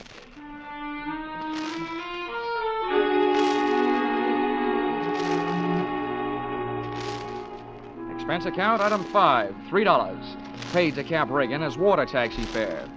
Item 6, 80 cents. Land taxi fare to Hotel Francois. An up-at-the-heels hangout for not only the best in tourists, but also Brother Thomas Gordon, M.D.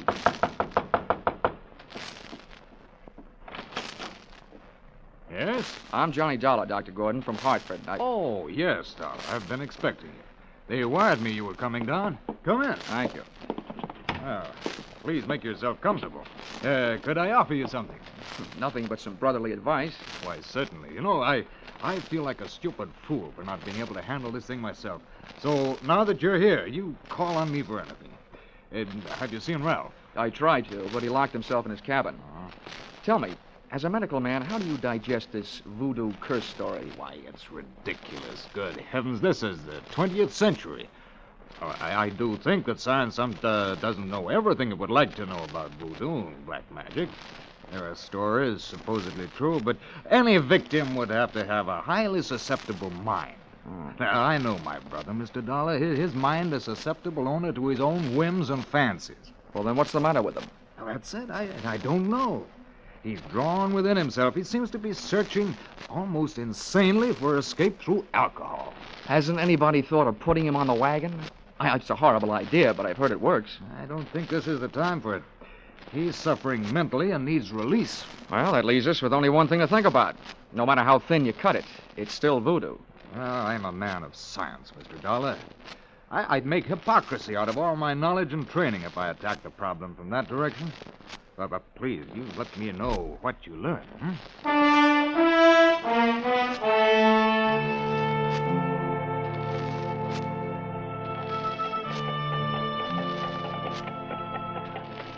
Expense account, item 7, $4. Rental of horse and cart in which my walking tourist guide, Cap Reagan, and I jolted out of town in search of Maria Lascelles. Something made me feel like I was riding my last mile in a tumbril en route to the guillotine. The moonlight was fighting a losing battle against an army of storm clouds that were sweeping in. And then to make it worse, I heard a drum. You there, Sonny? Yeah, sort of a tired Gene Krupa. Means we're getting close to Maria's headquarters. Is she the only one around here? Yep. None of the good Hougans performs in her territory. She's too mean. Oh, great. What's the matter? We're here. And that's the path. Over there by that gnarled old tree. From here on, you plot your own course. This is close enough for me. Oh, me too. Well, how do I know I can't put a curse on her? I've never tried. Smooth sailing, Sonny. The path ran along the edge of a field of sugarcane. On the other side was a solid wall of jungle. First, I smelled some feathers burning. Then I heard the chant. There was an opening in the wall of jungle that led to a small clearing, and just before the moon was smothered by another cloud, I saw a shack.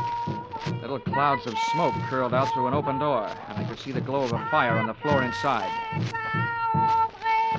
Maria! I want to talk to you. Who is it? Comes to the house of Maria. My name wouldn't mean a thing to you, but what I have to say will. Can I come in? Alfred. What is this word of so great importance to stop Maria? All I know about voodoo is I don't believe it. Papa Legba. I've come to you because I haven't gotten any answers from anybody else. I want to know what's behind this so-called curse you put on Ralph Gordon. You don't believe? You like me make you believe, eh? Ralph Gordon, he died tonight in the wind and rain.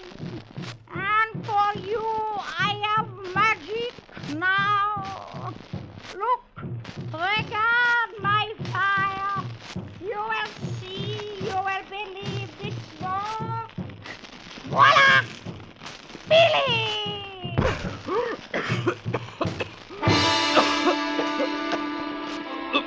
I couldn't see what she'd thrown into the fire. She'd reached behind her for it. But when the smoke from it whirled around me, it seemed to grab my throat and squeeze. I stumbled back to the door. I hadn't believed in voodoo when I'd come in, but going out, I wasn't so sure.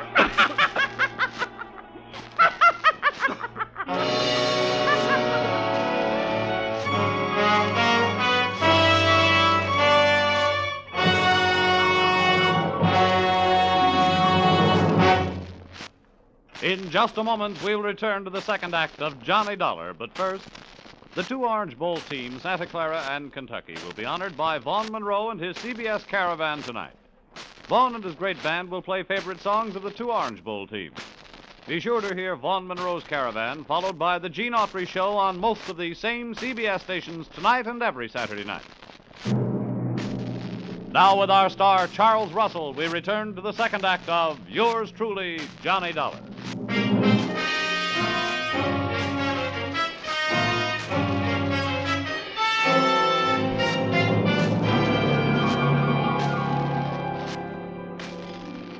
My throat burned. My eyes were looking at each other. My lungs felt like a pair of deflated footballs. And the blood in my head was pounding a better and louder rhythm than that drum. I staggered around the heavy jungle air, and when I could breathe again, I gulped in enough to lift the Graf Zeppelin. By that time, I was cool enough to get hot, in anger.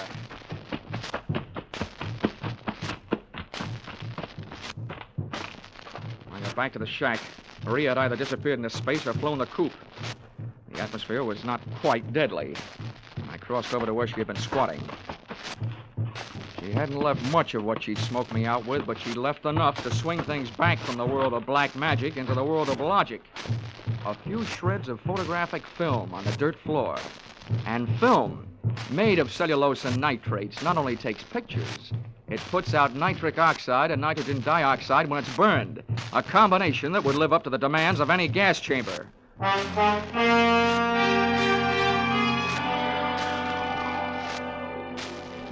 The captain rowed me out to the Gordon yacht. This time I boarded without a hail. Ralph was still in a bad mood as I started to pass his cabin. Why don't they send the wine? Empty! Empty! His antics inside the cabin sounded interesting, but not half as interesting as the conversation coming from Edwina's cabin. Dear Edwina, the little wife they didn't know about at home. I'm telling you, we can't go on with this. Well, this tops it. You having a change of heart. Well, that's what happened. Not so sure that makes any difference. Maybe you're in too deep to back out. How would you like it if I spilled the whole thing? Well, what difference does it make? It's better than landing in a Haitian prison with your motives showing. Think it over, Angel. I'll be in my sack when you make up your mind. How wrong can you be? See you later, hon. Since I've been on the receiving end of so many surprise sluggings, this was almost a pleasure. What are you doing on this ship? Get off. Oh, no. Not of that intriguing conversation I just heard. How much did you hear? If I added it to that gas assault Maria LaSalle threw at me, it'd be enough to nail you and Loverboy here for conspiracy to commit murder. Well, I don't know what you're talking about. Well, the point is, I know what you two were talking about. Oh, listen to me. You've got to believe me. I don't have to. Well, try me anyway. Well, I admit that Well, it was because Ralph turned into a wino after we were married. This probably marks the first time in history that an icicle melted in Port-au-Prince. Please let me finish. When my marriage went to pieces, I had to do something or go crazy. See, Ralph drinking up all the champagne on the island was just more than I could take. I was going to divorce him and leave with him, but we weren't going to murder him. Chapter 1 has so many holes in it would have been printed by a punch press. You don't worry about landing in prison with your motive showing when all you're planning is divorce. Oh, yes, you do when people are waiting for your husband to die under mysterious circumstances. That's why I was trying to make them go away. If Ralph died, who'd look any farther than the erring wife? Can you lock this cabin from the outside? Yeah. What are you going to do? You're not going to lock me in? No, just your playmate. You're coming with me. Where? To Maria Lascelles. I want to catch your reaction when she sees you. You don't believe me. No. With $150,000 at stake, I don't even believe myself.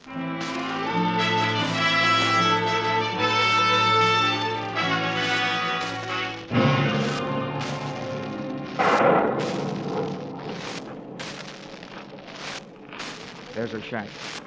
Go ahead. Go on in. Uneasy, come to the door of Maria. Come to the door of Maria. Who are you, woman? Well, Mr. Dollar, are you satisfied? Not quite. And you who don't believe, why are you here? You wish again to see the power of my smoke? Let's drop the act, Maria. I know what you threw into the fire. It was my Booker smoke. Yeah, well, a good man from the police laboratory can sift enough out of those ashes to know it was film. What is this you say? I say that I've got enough on you, you old fake, to put you in the local pokey. Who dares to speak this to Maria? And that's where you're going to go if you don't cooperate. That's a promise. What is it you want? Did somebody put you up to this cursed business that Ralph Gordon is supposed to be under? Well, a man of your race. Who was it? I do not know. Now go. That is all. It's not enough. What was his name? I don't know the name. What did he look like then? My eyes are closed. Nuts. Come on. No, Taking you into town if I could drag you by the hair. No, don't touch me. I will tell you how it is. It is true. I do not know the name or the face. He come to me. He asked me when comes the next rain and wind. I tell him last night. But it is tonight. The storm comes with the sea. He tell me he needs storm to close portholes in the ship. Huh? He say if I bring this curse, I will be the best Huguin on Haiti because it kill white man. That is difficult. That is all. Now you go. How about the film for the fire? Did he give it to you? This is true. Not long before you come. Well, get rid of it, Granny, before you lose your license to operate. Now, you go. Maria will be alone. Papa, Lega. Okay, Mrs. Gordon. Let's not stay for the music. Did you make head or tail out of what she said? Hey, look. What goes into your husband's cabin? Nothing but food and wine. Mostly wine. Well, who fixes his meals? I do. Our cook left us. Well, what about the wine? Huh? Where does it come from? You said it was champagne, didn't you? Yeah, it always comes from the same place. Liquor shop in town, a case at a time. Oh, nothing makes any sense. What are you going to do? All I can do. Try every angle. But that's not all I'm going to try in that liquor shop.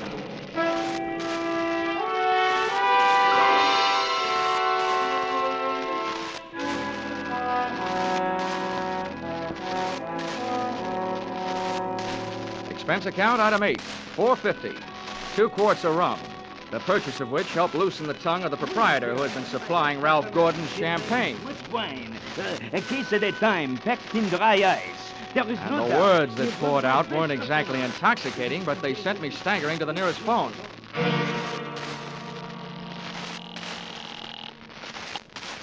Yes? Hello? Hello, Dr. Gordon, this is Dollar. Good.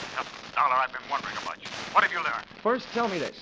What would happen to a man if he was in a ship's cabin on a stormy night with all the portholes closed and there was a lot of dry ice in there with him? What was that? A small room, no ventilation, a lot of dry ice. A lush may be passed out. What would happen? Good Lord. Dry ice is solidified carbon dioxide. If enough of it evaporated into the room, The lush would not be bothered by a hangover the next morning because he wouldn't wake up, right? exactly. The gas, although not toxic, would force the oxygen from the atmosphere, and the result would be asphyxiated. What are you getting at, Dollar? That curse your brother is suffering from is very scientific. The champagne he's been getting has been chilled by dry ice, about 5 pounds per case. And one case went out to the yacht just before the storm broke. Lord. Well, it may be just coincidence, but Ralph's wife and that bosun. Yeah, I know. For a bosun, he'd make a very good chemist.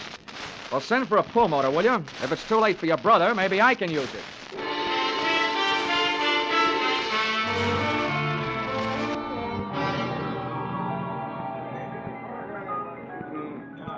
I'm a flying fish sailor. I hail from Hong Kong. Hey, Cap. Blow, Cap. blow. Come on, Cap. Ahoy, Sonny. Send him around, George, from a shipmate and me. This is rum Never weather, mind the round, Sonny. Cap. You gotta row me out to that yacht again. Huh? What do you take me for, a blasted galley slave? Come on, My Cap. back is I'm about in a broke hurry. now from all the rowing in this... 20 bucks. In this... What'd you say?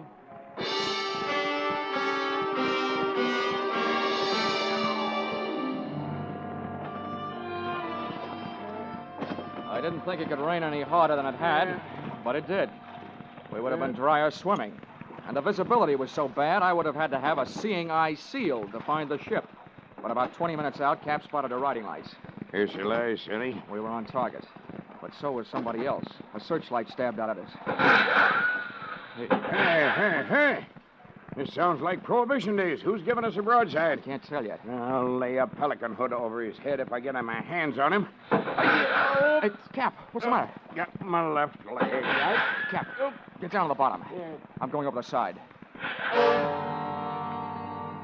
To me, swimming is a pastime to be practiced only under ideal circumstances, in a pool, and preferably in the company of a well-filled bikini suit. But there was nothing to do but swim, so I swam. I tried to remember how many shots had been fired, and that's where I made my mistake. There was a lull in the shooting, which I took to mean the gun was empty. I put my head down in the best Weissmuller style and thrashed my way to the ladder. But when I got there, the first thing I saw after I'd shaken the water out of my eyes was the muzzle of a rifle. The face looking down the barrel at me belonged to Brother Thomas Gordon, M.D. Sorry, Dollar. Killing you wasn't in my plan. But now it'll have to be done. I wasn't surprised at that, but I was surprised at what happened. I was waiting for a bullet to come my way, but instead the doctor did. Are you all right, Dollar? Yeah, I am. Nothing wrong that a Turkish towel won't cure. I'll thank you later for spoiling his aim. Get a hook on the doctor. He's our prize fish. Don't let him get away. I grabbed a fire axe out of its case on my way to Ralph Gordon's cabin. If it needed ventilating, I knew one quick way to do it.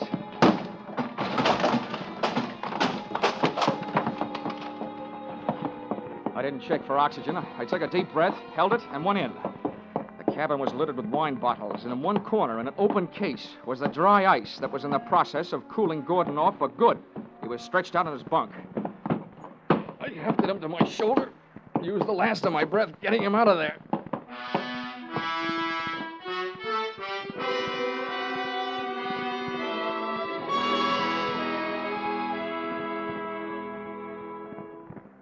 Expense account, item 9, $30. Cover charge at a hospital where I put the revived Gordon under the care of a doctor, not his brother, who happened to be resting in a jail cell at the time. His motive hadn't been the insurance money. He figured to gain quite a chunk as the only heir to the Gordon fortune, if he could have taken care of Brother Ralph. Item 10, same as item 9. Same hospital where they patched up Cap Riggin. Item 11, $148.70. Return trip to Hartford. And expense account item 12, $40. An ounce of voodoo perfume for the lovely but sometimes chilly Edwina. Maybe if she tries that kind of magic on her husband, he'll spend less time with a bottle joy and more with her kind. Expense account total, $424.70. Signed, yours, truly, Johnny Dollar.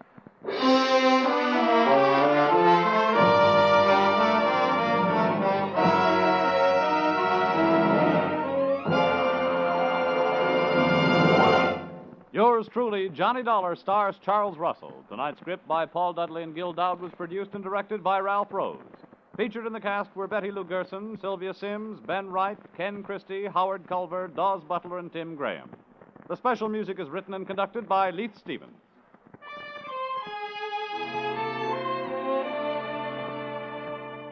Be sure to be with us at the same time next week when another unusual expense account is handed in by $20.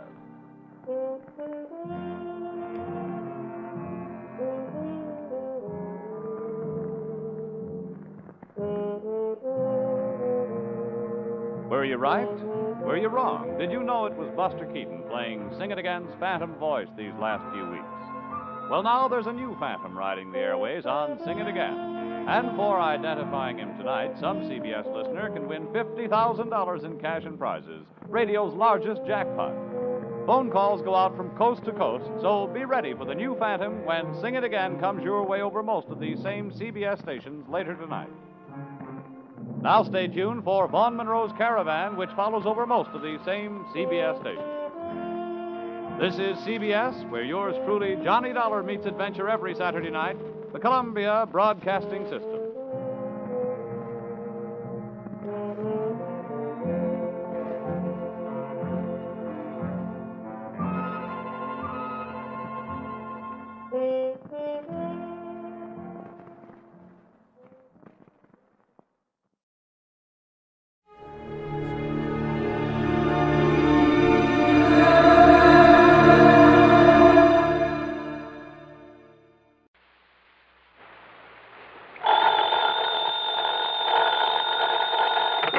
Johnny Dollar. Hi there, Johnny. This is Helen Daner. Helen Daner? That's right. I live out here in Morro Bay, California. I see. Insurance with one of the companies you represent, the Greater Southwest Insurance Company. Oh, yeah, I do a lot of work for them. But also, Johnny, do you mind if I call you Johnny? Well, no, not at all, Miss Daner. Or is it Mrs.? It's Miss. Or better still, just Helen. As I started to say, I not only have that insurance, but, Johnny, I never miss that radio program of yours where you tell all about those exciting cases you solve. Sometimes I just don't see how you do it. Well, I hope you never find out about the ones I miss out on. But now, Miss Daner... I don't think I've missed a single one of your programs. Good. I'm your most loyal listener, and I think you're wonderful. Well, thanks. And that's why I'm calling you instead of the police about this. Well, look, Miss Daner, Oh? Yes. Calling about what? Johnny, if the police weren't able to nab them, isn't that what you say, nab them? Yeah, sure, but go on. Well, Johnny, these terrible people might suspect that I'm the one who told the police about them. What people, Miss Daner? And if that happened, well, I guess you can just imagine what they might do to me. Well, who are these people you're talking about, and just what is it they're up to? All right, Johnny. Now listen carefully. Yeah. Yes? Miss Daner? Hello? Hello? Hello?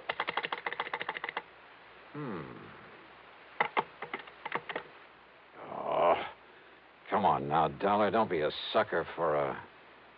And yet... I wonder...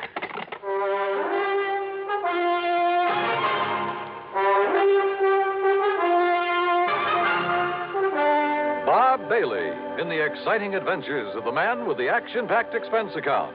America's fabulous freelance insurance investigator. Yours truly, Johnny Dollar.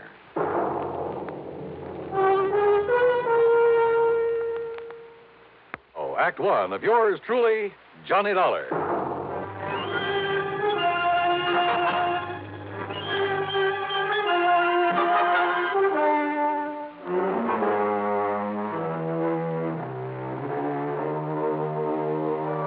Expense account submitted by Special Investigator Johnny Dollar to the Greater Southwest Insurance Company, Home Office, Los Angeles, California.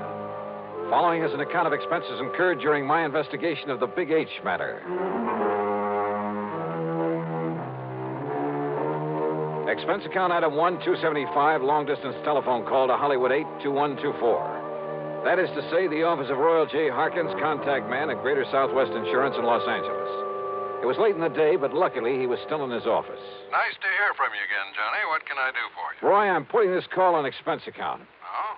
But that ain't all. If I could make connections down to New York, well, let's see. There's a plane leaving for the West Coast a little after midnight, so I'd arrive in L.A. early in the morning. You coming out here? Unless somebody's been pulling my leg. Roy, Do you have a policyholder named Helen Daner? Yes, Lives somewhere up we certainly do. Well, now, what's that mean? She's an elderly woman, a spinster, who lives up in the little town of Morro Bay. That's about 200 miles north of here. Johnny, she called this office early this afternoon. She demanded your phone number there in Hartford. And? Well, I didn't give it to her. Why not? Because she wouldn't say why she wanted to get in touch with you. Oh, fine. And knowing how busy you always are, well... But then, just a few minutes ago, I began to wonder about it. Yes? Well, after all, if she wanted to contact you about some insurance matter... Yeah. What? Well, did you call her back? Yes, since we handle all her insurance. That is, I tried to, but I got no answer. Then, Roy, I'm going to grab that plane I was talking about. Well, now, wait. Did she get to you? Did you talk to her? Yes. And it has something to do with her insurance? Plenty. So I'm flying out there, Roy, at your company's expense. Now, just a minute, Unless, Johnny. of course, you'd rather pay off her insurance to some beneficiary. Johnny. Then just be sure to have a rental car waiting for me when I pull into the airport. Item 2, 162.85 plane fare. The big mainliner took off from New York's International Airport promptly at 12:30 a.m. At 6:30 Pacific time, I stepped off the plane at L.A. International. Dollar, this way. Oh, hi, Roy. I didn't exactly expect you to be here in person this early in the morning. Well, I am. I got a rental car ready and waiting for you out at the curb. Good, good. But listen, you still haven't told me what this is all about. Because I'm not too sure myself. But you sounded over the phone as though something's happened to the old lady. Miss Helen Daner, I mean. That's exactly the way I meant it to sound. And since I still haven't been able to get her on the telephone... Well, what? What's happened to her? I don't know. This my car? That's right. Oh, start making some sense, will you? I wish I could. Well, do you actually know that something's happened to Miss Daner? Nope. But if it hasn't, I've got to do everything I can to prevent it. Johnny, prevent what? Royal, I only wish I knew. Johnny! Johnny! Thanks to an excellent highway and light traffic, I made good time through Santa Monica, then Santa Barbara, even past the famous Pismo Beach. It was just afternoon when I pulled into Morro Bay. When I stopped for gas, that's item 3, 420, I looked up Miss Helen Daner's address in the local phone book. It turned out to be a modest little frame house about half a mile south of Morro Rock on the landward side of the bay. It had some nice, well-kept flower beds in front, and at the back I could see a small, rather decrepit dock that stuck out into the bay. A brand-new, expensive automobile was parked in the street in front of the place. Hardly the kind of car you'd expect a sweet old lady to be driving along. Well, there was only one way to find out.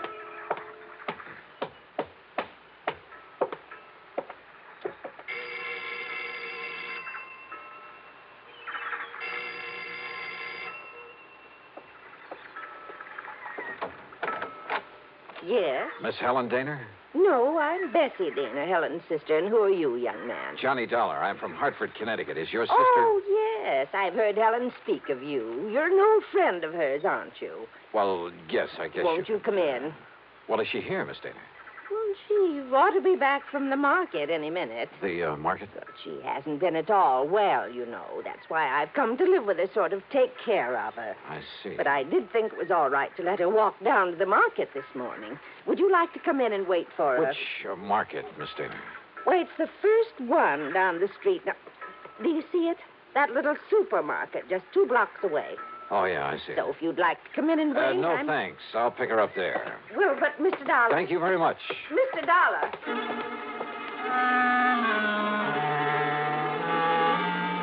There was something very funny here, but I wasn't sure just what. Or maybe I'd just fallen for some gag on the part of a fan on my radio program who wanted to see her favorite hero in person. In any event, there was one sure way to find out, from Miss Helen Daner herself. And if she was still at the market. But as it turned out, I got that well-known kick in the face. Why, of course I know Miss Helen Noir well, sir. Then will you please point her out to me? Miss Helen Daner? That's right. Oh, but she isn't here, sir. Oh. Then perhaps she went to some other store. Most certainly not, sir. What? We deliver everything that she orders to her little house up the street. Well, that still doesn't prove well, anything. Well, you see, Miss Helen hasn't been out of that house for weeks, hasn't budged. You're sure of that? Why, of course I'm... Why, what's the matter, sir?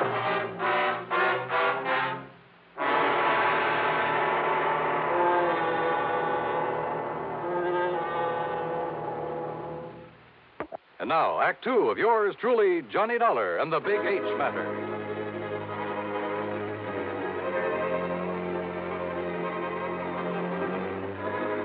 If old Miss Helen Daner, who telephoned me in Hartford, asked me to come out here to Morro Bay in California, if Miss Daner hadn't budged from her little house in weeks, why had her sister told me she was at the market? Could all this somehow tie in with the people, the terrible people she tried to tell me about on the telephone? I jumped into my car and drove back to the little home on the bay.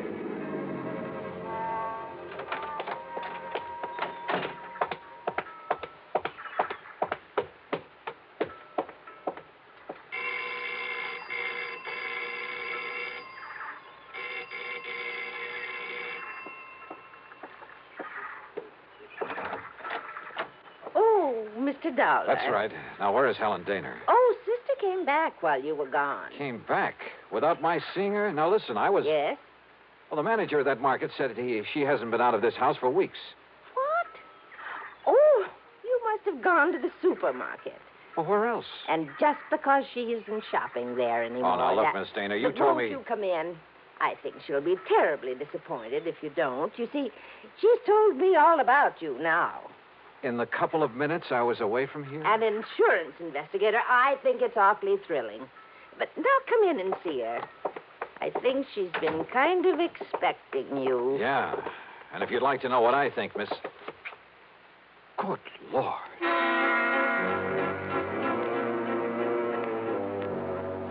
In the middle of the tiny living room was a heavy oaken armchair. Sitting in it, tied down to it, was a sweet-looking gray-haired lady of maybe 70 or 75. A handkerchief was lashed tightly across her mouth, and the eyes behind her old-fashioned steel-rimmed glasses were filled with tears and a look of utter despair. I swung around to her so-called sister and was struck by two things. She seemed to have suddenly lost about 20 years. Her face wore an unpleasant smirk, and in her right hand was a .38 aimed at me. Don't move, Mr. Dollar. This gun is not only loaded, but cocked, and it has a hair trigger. Stand perfectly still, because it'll be right in the middle of your back. So, while I take away your gun... All right. Now, sit over there in that chair against the wall. You'd better do as I say, Mr. Dollar.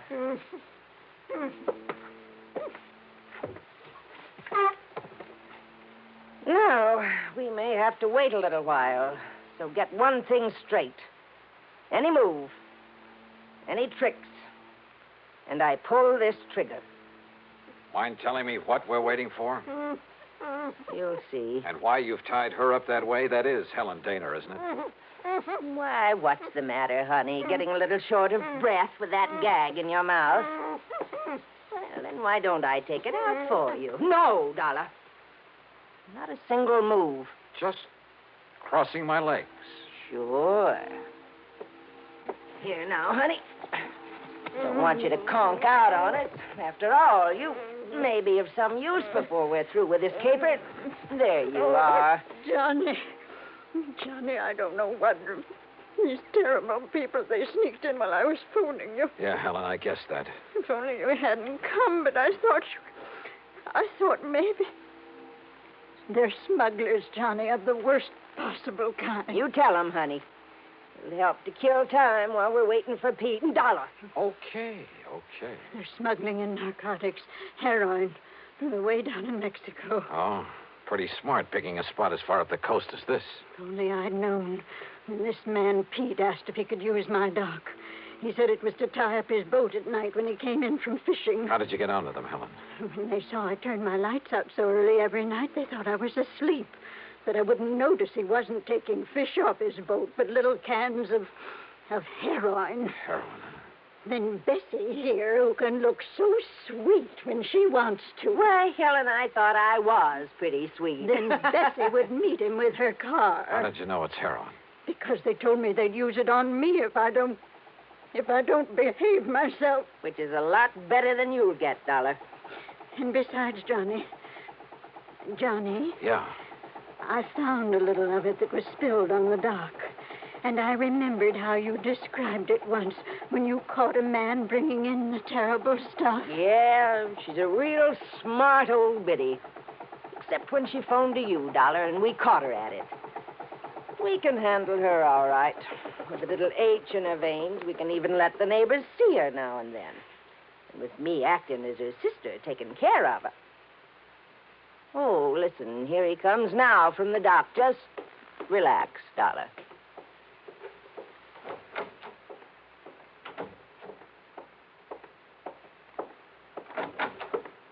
Well, what a charming little party. Johnny, this is...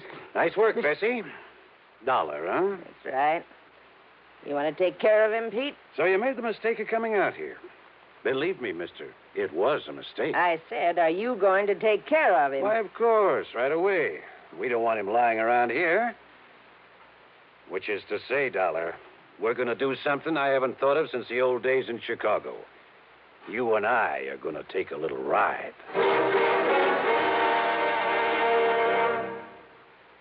Act 3 of yours truly, Johnny Dollar. Take a little ride, huh? That's right. Chicago style. Exactly, Dollar. Oh, Johnny, don't you see what that means? He's going to take All her right, out. all right, honey. Just keep out of this. No, I won't. Pete's going to kill him. That's right. Now, shut up. Oh, now, just a Dollar. minute, you. Sit down. Bessie, be sure you keep the gun on him. Oh, don't worry, Pete. If I had a silencer, though, I'd get rid of him here and now. Has it occurred to you, Pete, that I may have left word with them that if I'm not heard from... Now, don't try to be cute, Dollar. Sure, it occurred to me. I dismissed it. For the simple reason that you couldn't possibly have had any reason to know what you were getting into out here. So forget it. What are you going to do with him, Pete? Well, whatever it is, it'll have to wait till after dark, when this one-horse town closes up for the night. Well, then what?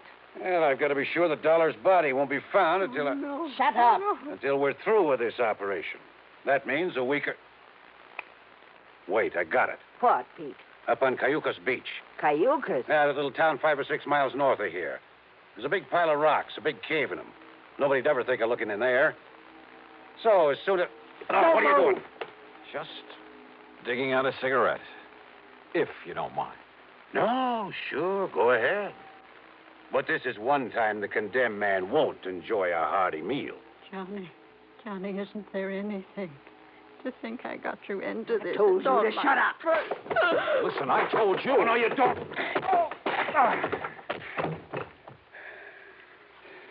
Finish him off, Pete. No. No, we'll wait for dark and do it right.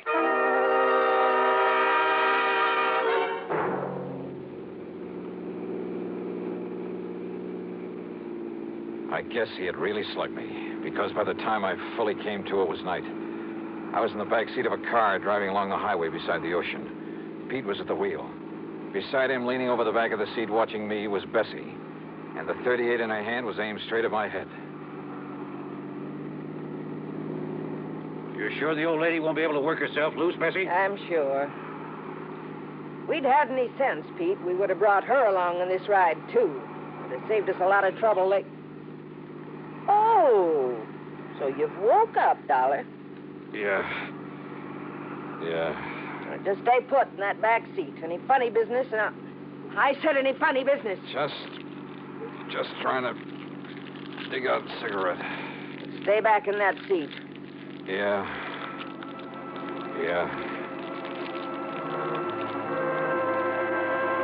She didn't take her eyes off me for a second, or the gun either. As clumsily as possible, I struggled with a pack of cigarettes, rolling and squeezing it, and hoping the tobacco was plenty dry. Then, having apparently failed to pull out a cigarette, I turned the pack upside down over my hand. And the fine tobacco poured into it. I took a deep breath. What's the matter, Dollar? You need some help with that. Oh, no! No, my eyes! My eyes! Oh! Instinctively, she dropped the gun, put her hands to her eyes, now filled with tobacco dust. With what little strength I had, I picked up the gun and slammed it against the side of Pete's head.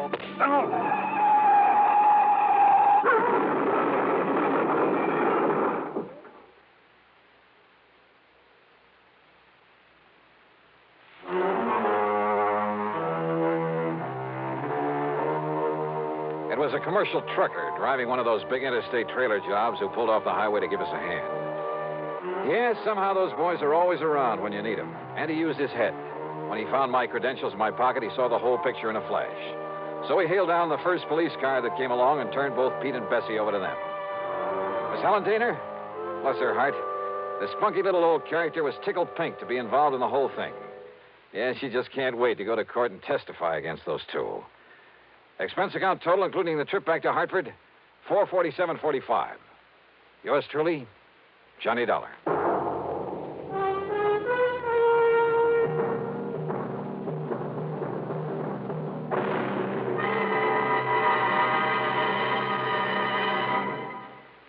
Now, here is our star to tell you about next week's story. Next week, well, so help me, it's the wildest case I ever got messed up with. Join us, won't you? Yours truly, Johnny Dollar.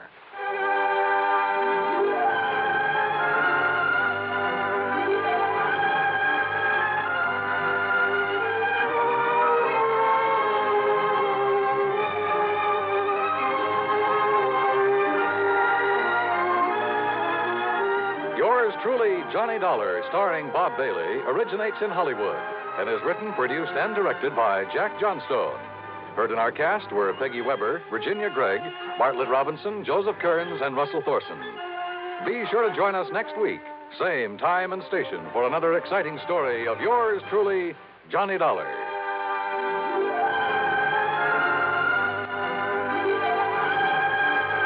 This is Dan Coverly speaking.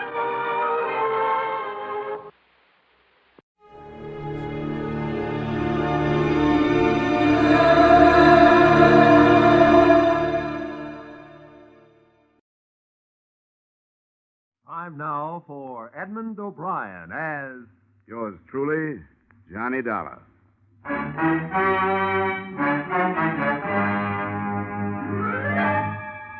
Edmund O'Brien, starring in another adventure of America's fabulous freelance insurance investigator, Johnny Dollar. At insurance investigation, Johnny Dollar is only an expert. At making out his expense account, he's an absolute genius.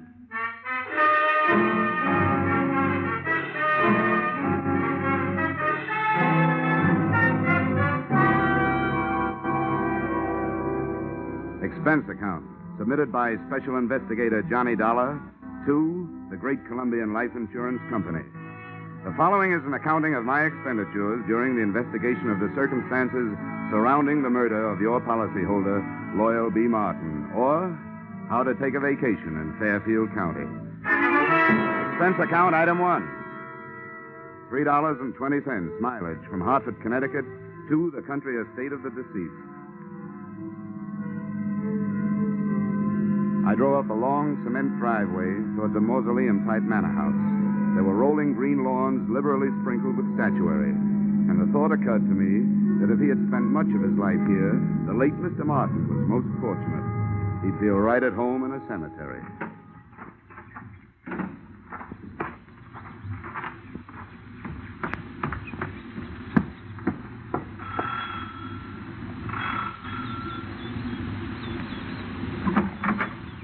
Yes? My name is Dollar. I'm here to see Mrs. Martin. Oh, yes. Mrs. Martin. Uh-huh. I'm afraid I'll have to disappoint you. The widow has gone shopping the day after the death of her husband. Something attractive in mourning clothes, I'm sure. Well, what time is she expected back? I have no idea. But it shouldn't be long. Do you mind if I come in and wait? You'll forgive my asking, young man, but just what is your business here at Loyal Haven? I was sent here by the insurance company. Oh, why, yes. Well, then do come in. Here, right in here. I'm Mrs. Tompkins, the housekeeper, Mr. Dollar. I was with Mr. Martin for over 30 years. He was a wonderful man. This furniture also looks like it might have been with Mr. Martin for over 30 years. Victorian, isn't it? Yes, pure. Loyal... Mr. Martin, that is, was an expert on the Victorian period. Please sit down. Thank you. Mr. Dollar, I suppose you'll think it's indelicate of me at this time, but about Loyal's insurance, his policies, did they... Yes, Mrs. Tompkins, they did. One of his policies leaves you a nice, sizable amount. But before you start counting it, maybe you and I had better have a little understanding. Yes? Well, I'm not here to represent the payoff department. I'm here to investigate the murder. Oh, I see. Yes, before the company pays off, they want to make sure that among the beneficiaries, they don't pay off the murderer, because they really don't have to do that. Oh, I didn't realize. No, neither do a lot of people. You know, that's the way quite a few good murders are wasted. Yes, I suppose you're right. Well, if that's what you're here for, I suppose you'll want to talk to the police. Lieutenant Markwood is in the library. That's where it happened. Oh, library, huh? Well, that might help. If I can't find any other answers, I can always try looking some up in a book, which Which way do I go? The door, just across the hall. Thank you. And what a hall. The only thing missing was old Queen Victoria herself. Even the musty odor clinging to the green velvet seemed to have been passed down through the centuries.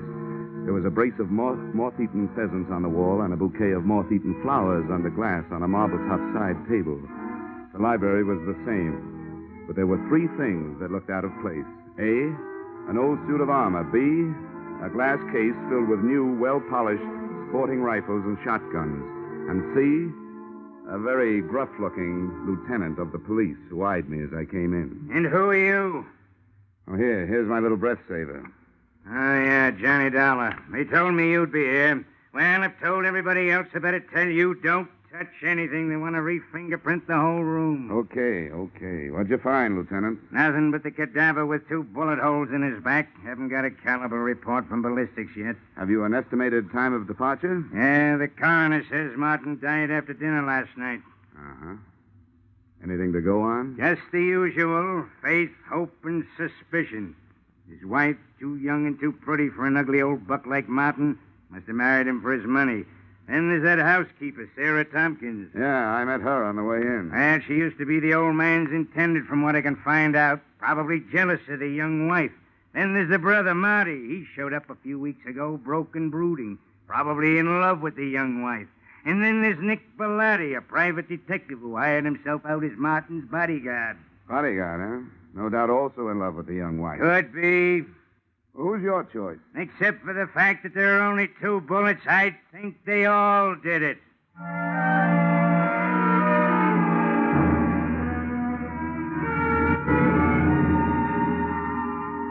The nose through which Lieutenant Markwood talked was a long one, and in more ways than one, a horn of plenty, for out of it had poured enough motives and suspects to furnish a dozen murders. I started through this cast of characters and found that all of them had very little to say and didn't want to say it. The first I dug up was the bodyguard, my brother investigator, Nick Bellotti, as he returned from a horseback ride. Glad to have you on the case, Dollar. The police have tied my hands. They told me to stay out of it, but to stick around. Have you got any ideas? Everybody seems to think it was an inside job, that somebody in the household did it. I'm not so sure. The reason I was around was because old man Martin made too many dollars and too many enemies doing it. But that's only my opinion. Why don't you talk to the old boy's younger brother, Marty?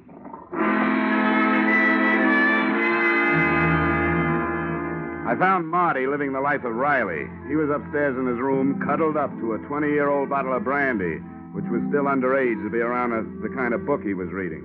Yeah, I'll tell you something, Dollar. My brother and I never did get along. Yeah, you'd find that out anyway. Why'd you come back here, Marty? Because Loyal's little bride, Joy Ann, sent for me. She was afraid of him, and she didn't know if he was on to her. Was he? About that, you'll have to talk to Joy Ann.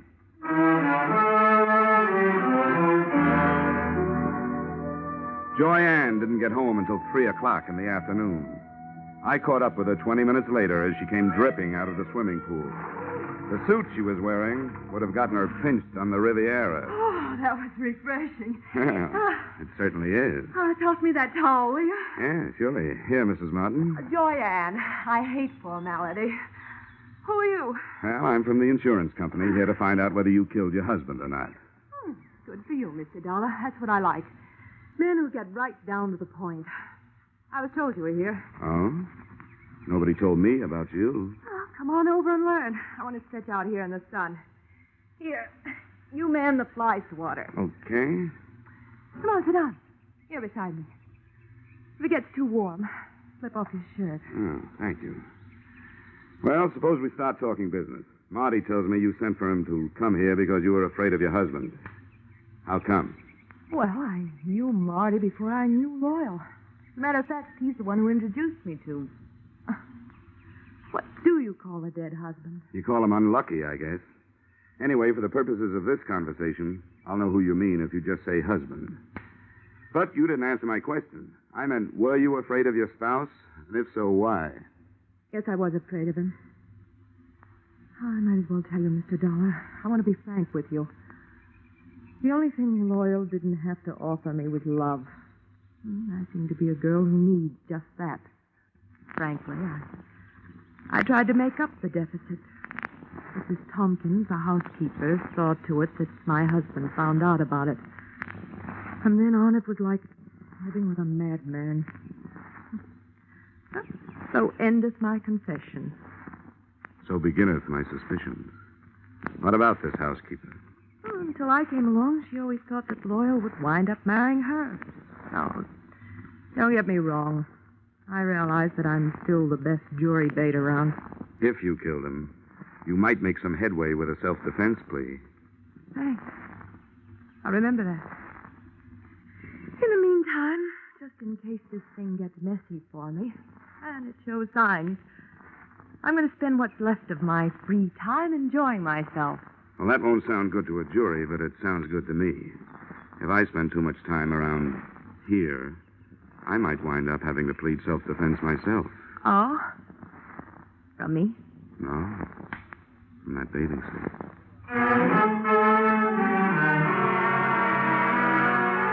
I spent the rest of the afternoon trying to keep two eyes on four people, reading from left to right. Brother Marty stayed in his room, finishing his book and his brandy. Nick Bellotti, the bodyguard with no body to guard, got back on his horse and cantered off into the sunset. The joyous widow, Joy Ann, locked herself in a room, and all I could get through the keyhole was the sound of a light and lovely snore. I couldn't tell whether it was the genuine article or not.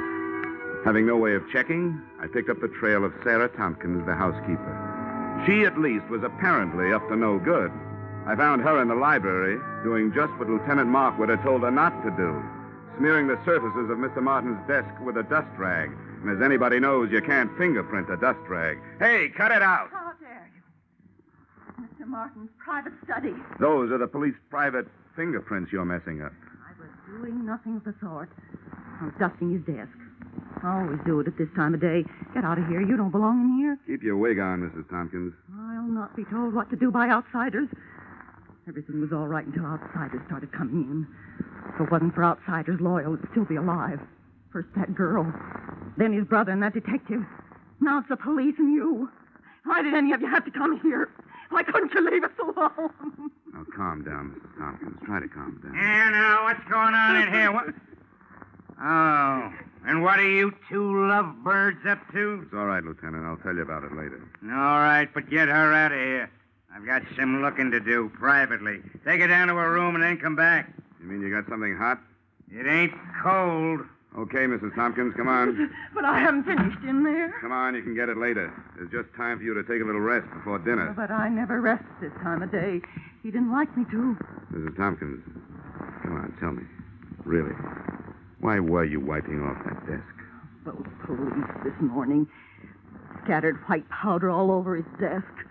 He would have been furious with me. He hated any kind of... The shots had come from the library, and that's where I went, but not fast enough. By the time I got there, Lieutenant Markwood was dead, and whoever had done the shooting was gone, apparently through an open window. Markwood still clutched the shotgun he'd grabbed out of the gun case, but hadn't had a chance to use. Two things had just died in that room, the lieutenant and a hot piece of evidence he'd never had the chance to pass on to me.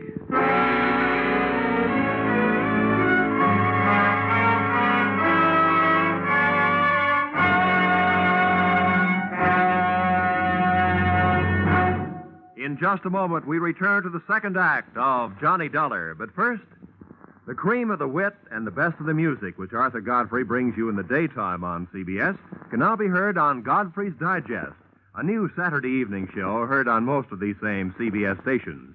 Listen tomorrow night and hear the week's fastest flashes of the Godfrey humor, the top songs sung by Jeanette Davis and Bill Lawrence, the finest singing of the Mariners. Arthur Godfrey's Digest and the Goldbergs are the latest addition to CBS's Great Saturday Nights. Now, with our star, Edmund O'Brien, we return to the second act of yours truly, Johnny Dollar.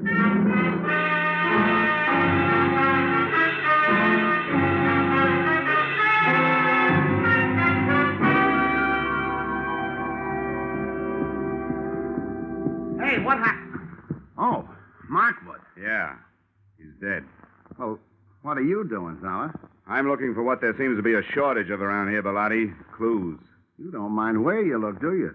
Rule number 1, don't get caught frisking dead cops. Forget about it, Bellotti, will you? Maybe I can suffer from lapse of memory for you sometime. That's a deal. Got any idea what you're looking for? No. But whatever it was important enough to get him killed. I'd hoped maybe there'd be something in his notebook, for instance. Any luck? Well, very little. It's a brand new book, only one notation in it. Here it is. Check tattooing diameter. Recheck penetration. What do you make of that? It's too scientific for me. I'm a skip case and divorce type detective myself. All I know is you'd better put that book back in his pocket and leave it there. Yeah, I guess you're right.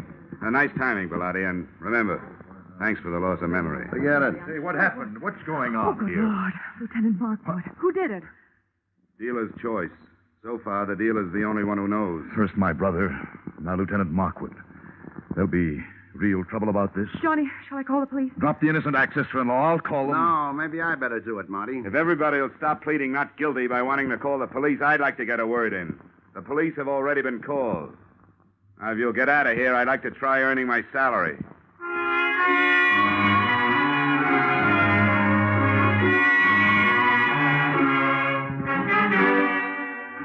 If I had had longer ears and more soulful eyes, I would have been all bloodhound, because I could sniff out the first of the trail.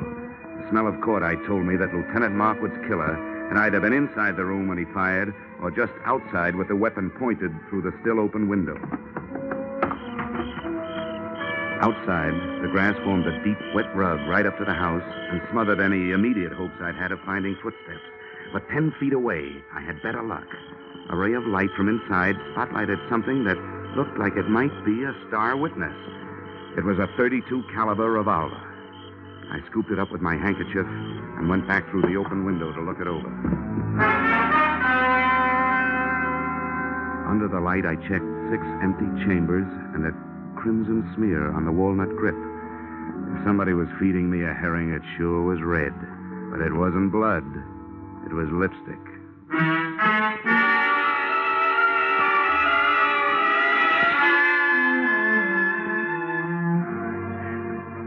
I'd like to introduce myself, Dollar. I'm Sergeant Noir McDougal. How are you, Sergeant? Poor Markwood. Thank the Lord he didn't have any wife and kids. I'm glad to hear that. Cops usually do. Well, there's one good thing about it. When a police officer goes, there's plenty of them that lives on to fight back. All the police in the world. You can throw in the private ones, too, Sergeant. Thanks, Dollar. And now maybe I'd better take your statement. Well, it won't take long. I heard the shots from the hallway, and I came back. He was killed either from inside the room or just outside the window. I didn't get a look at the killer, but I found what might be the murder gun. Here it is. Watch that handkerchief. 32 caliber. Yeah, how does that match up with the gun that killed old man Martin, do you know? Same caliber. Uh-huh.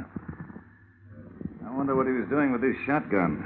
It ain't loaded, and Markwood knew better than to wave an unloaded gun in the face of a full one. Did you get anything else out of ballistics, Sergeant? Headache. Dollar, what we got from ballistics don't add up with what we got from autopsy. Well, how's that? Those 2 slugs entered Martin's body 1.5 inches apart.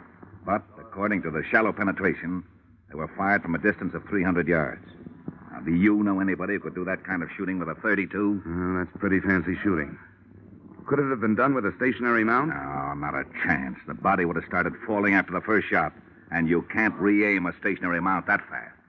Yeah, you're right. You know, I didn't have a chance to spend much time with Markwood before he got it, so I don't have much to work on. You got anything to spare? Just a lot of routine confusion so far. You know yourself, Dollar. You take 4 witnesses, you're bound to get at least 2 different stories. Now, 2 of the people that heard the shooting when Martin got killed last night said they heard 2 shots. The other 2 ear-witnesses said they heard 1. The only thing the whole 4 agree on is that they didn't see anything. Well, that sounds familiar. Thanks anyway, Sergeant. Sure, anytime. Hey, Sam. Yeah? Take this gun into town. Tell ballistics to run it through for fingerprints and check it against those slugs in the Martin case. I want to report right away. I hitched the ride with that gun into the ballistics department. While waiting for the test to be made, I asked some questions, and I came up with a real brain buster. Despite the fact that the penetration report said that Martin had been shot from a distance of 300 yards, his skin and clothing had been tattooed with powder, indicating the shots had been fired at close range. The tree that little puzzler put me up would have made the giant redwood forest look like a hedge. Then they gave me the ballistic report. The lands and grooves scored into the slugs by the revolver barrel proved that both Loyal Martin and Lieutenant Markwood had been killed by the .32 caliber gun I'd picked up in the yard. No prints on it. Registered owner, the young lady who looked much better in a bathing suit than she'd ever look in the electric chair. The widow, Joyanne Martin.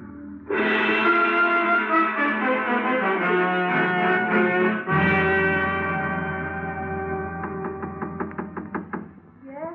Who is it? The Hartford Hawkshaw. Dollar, I want to talk to you. Oh, I'll be with you in a second. I'm just out of the shower. Okay. First she was in the pool, now it's the shower. She's also in plenty of hot water. Hi. Don't pay any attention to my hair. Don't worry, I won't. I suppose you think it's a silly time of night. for me to be taking a shower. But I thought it might help me to get to sleep. Well, I'm afraid I won't. Why, Johnny. You were pretty careless with that gun, weren't you? What gun? Oh, that handy little .32 caliber gun with a handy little registration number engraved on it that told the nasty old police that you bought it 6 weeks ago. Well, my gun's right here in the drawer. I bought it to protect myself from my husband. Oh, Johnny. Johnny, it's gone. It's real gone. It's done gone and killed 2 men so far. And if you can't do some fast talking and some fast proving, it stands a good chance of shortening your pretty little life expectancy. Somebody must have stolen it. Oh, no. That's not even a down payment on a story. Oh, but Johnny, there's a whole house full of people who could have done it. Not only that, they'd be glad to get me out of the way if they could. Why? Well, Mrs. Thompson, because she hates me. Loyal's brother, Marty, because I stand to inherit everything. What about Nick Bellotti? Doesn't he have an axe to grind?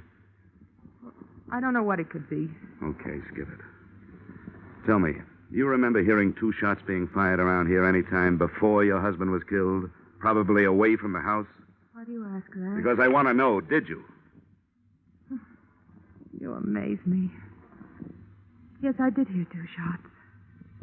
The day before Loyal was killed. I was horseback riding down by the walnut grove. I remember because my horse shied. Well, this is coming a bit too readily to be readily believed. But how big is that walnut grove? Not very big. Yeah? Can you spot those shots a little closer? They sounded as if they came from about the middle. I didn't stay to find out. I guess I frighten easily. Yeah. Yeah, you frighten me easily. Why, Johnny? Why? I'll tell you why. Because whether you shot anybody or not, you're murder, baby. Oh, Johnny, I didn't kill them. Got to believe me, Johnny. I don't have to. But just for a minute, I will. What is there about police drivers? Even out in the country, they got to lay on those sirens. Johnny, please. Come on, you better get dressed, sweetheart. I told them I'd keep you occupied till they got here. Why, you... The police took Joyanne and her hurt feelings off to the pokey. I took myself and my hurt cheek off to bed. The next thing I had to do had to be done by daylight. So I took over Joyanne's painfully empty and prettily perfumed sack, set the alarm for dawn, and snort up a storm.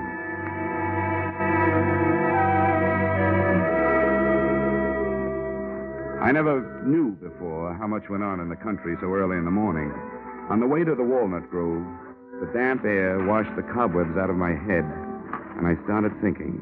Now, first, Loyal Martin had been found dead with 2 bullet holes in him. Yet 2 of the witnesses, Joyanne and the housekeeper, Mrs. Tompkins, had heard only 1 shot. Second, that powder burn tattooing on the body, denoting a close-range killing, was in violent argument with a bullet penetration report which screamed long-range killing. Those facts, added to what was in Lieutenant Markwood's notebook, plus that shotgun clutched in his dead hand, came close to tallying up the total that had cost him his life. Inside the grove, I found 4 walnut trees with hollows in their trunks. The first one gave me a handful of nuts and a fancy sassing by an irate squirrel. The second one came up with a handful of spunk water and a wet cuff. And the third, I found what I was looking for. I found about 2 pecks of clean cotton waste. That is, clean, except for some powder burns.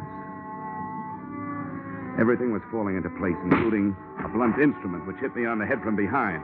But before I hit the ground, I saw Brother Marty Martin legging it back towards the house.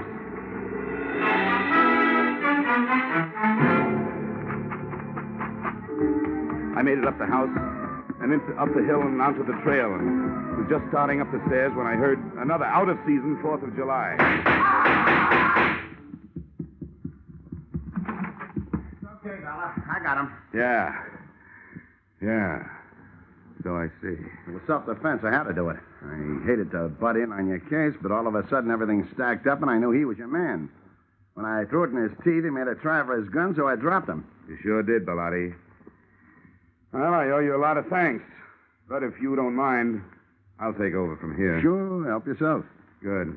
And, I think the first thing you'd better do is hightail it into town, get your story filed with the police. Yeah, I guess you're right. You're all straight now, so you can back me up. 100%, Nick, all the way. Now get going. Come on. Okay, Dollar. See you later.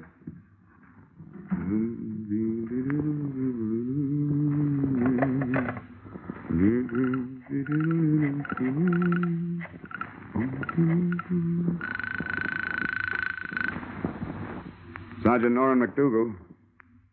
Yes, sir. Sergeant McDougal. Johnny Dollar, Sergeant. Oh, yeah, Dollar. What's new? Well, just another corpse. And in just about 15 minutes, the guy who made it one and conspired on the other 2 killings is going to walk right into your arms through the station house door. What? Who is it? Nick Bellotti, New York private license. He just shot his partner in this thing, Marty Martin. You're crazy. What about this girl? It was her gun. That was their fondest hope, Sergeant, to pin it on her. They borrowed her gun, fired 2 slugs from it into some cotton waste, then took the slugs and stuck them in a shotgun shell. 1 shot, just like both ladies said they heard. The shotgun Lieutenant Markwood was looking at when he died was really the Martin murder weapon. Oh, that takes care of the powder burns and the shallow penetration, yeah. Well, thanks a lot, Dollar. I'll be waiting for him. Hey, wait a minute.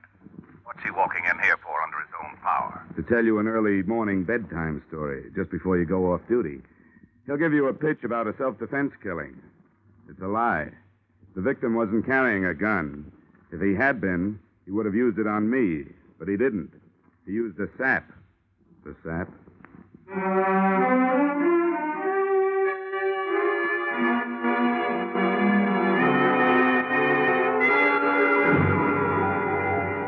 Expense account, items 2, 3, 4, 5, 6, 7, 8, and 9. $624 entertainment. Appeasing a rich widow with rich taste. Expense account, items 1 through 13 inclusive, $160 entertainment of poor insurance investigator with extravagant taste. Expense account, item 14, $7.80 mileage New York to Hartford. You may disagree with that item, claiming that I finished the case in Fairfield County. But I didn't finish the case until I left her. And New York City is where I left her. Expense account total, $823. Signed, yours, truly, Johnny Dollar.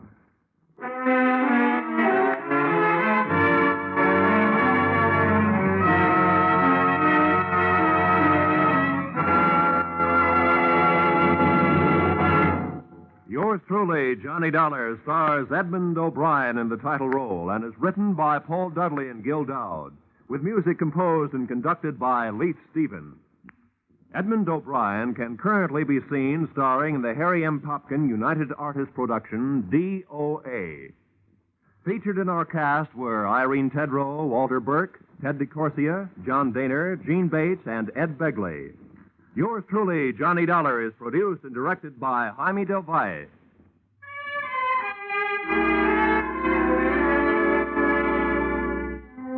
Join us again next week when Edmund O'Brien returns in another adventure of... Yours truly, Johnny Dollar.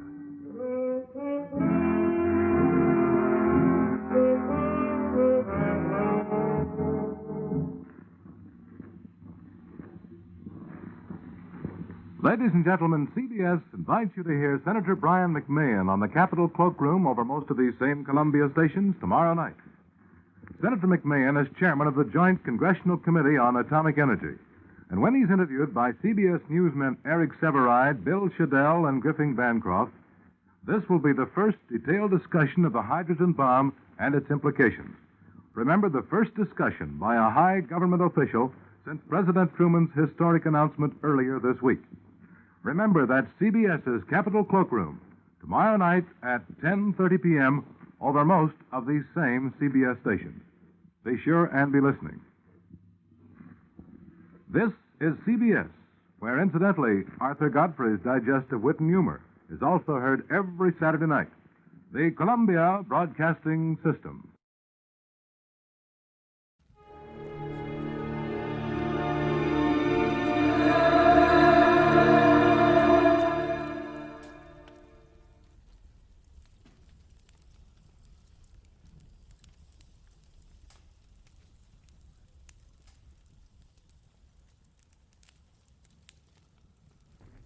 Get this and get it straight.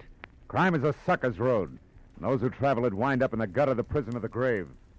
This time a nervous breakdown in a driving rain. A cape with a high collar and a tiny sliver of glass led me from the ballet and a beautiful dancer to the edge of a cliff and death. It happened like this. From the pen of Raymond Chandler, outstanding author of crime fiction, comes his most famous character in The Adventures of Philip Marlowe.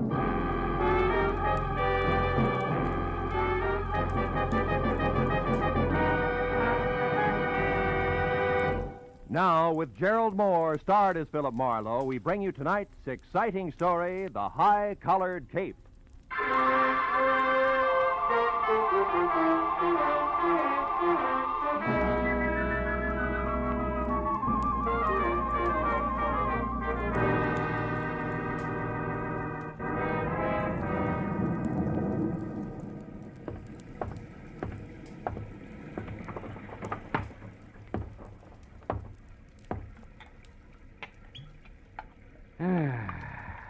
Nothing like a drink and a good book on a rainy night. And what a night. Oh, no. All right. Don't sprain your finger. I'm most sorry to intrude on you this time at night, but I may have waited too long already. Yeah, well, look, miss, my office hours are 9 to... Poor Andre, I felt something dreadful was going to happen to him, and now I'm sure of it. You must find him for me. The poor man... Lady, wait a minute. Hold it, will you? Who is Andre? And for that matter, who are you? I am Vivian Ordway, prima ballerina ballet du monde. Prima ballerina? The impresario of the company, my dear old friend, my teacher, the man who's been like a father to me. That is Andre Ledoux. We must help him at once. Well, listen, Miss Ordway, why don't you... Mr. Marlowe, I feared for some time that Andre was on the brink of losing his mind. Yeah, I can understand it. He's a genius. Tormented by 1,000 frustrations, he will never dance. He's been crippled, but he is consumed with a passion for dancing and drives himself to express his genius through the clumsy feet of water. Yeah, well, that's very interesting. You've no idea, but I don't see why you came to me tonight, Miss Ordway. What can I do? Help me to find him. Yesterday, something else happened to Andre. I don't know what, but it upset him. Then today at noon, when this awful rain started, he disappeared and... Oh, good heavens. Huh? 8:05. Yeah, what about it? I'll be late for the performance. Here, take this ticket and please come to the theater, Mr. Marlowe. I beg you. I'll pay you anything you ask. Only promise me you'll come. Well, please. Okay, Miss Ordway. I'll be there as soon as I can. The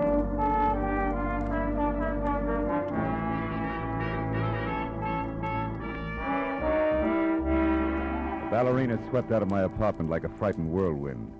As I got dressed all over again for an evening ballet, which I needed like acute appendicitis, I saw that the ticket she'd left was number 27J at the Great Arts Theater, showing Ballet of the World, sponsored by one Mrs. Imogene Wyatt.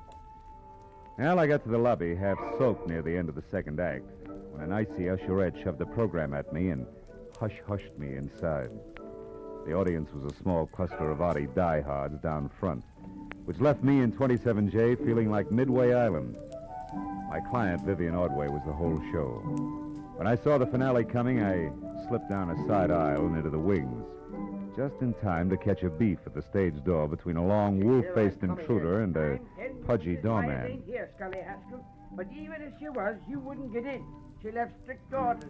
You're finished. Now get out and stay out. Okay, but let me tell you something. I broke my back getting publicity for that Baroness-studded widow in this outfit. Imogene Wire's going to be sorry she fired me. I'm going to see to it personally. Get out of the theater, Scully. You're nuts. You and this whole troop of stuck-up grasshoppers.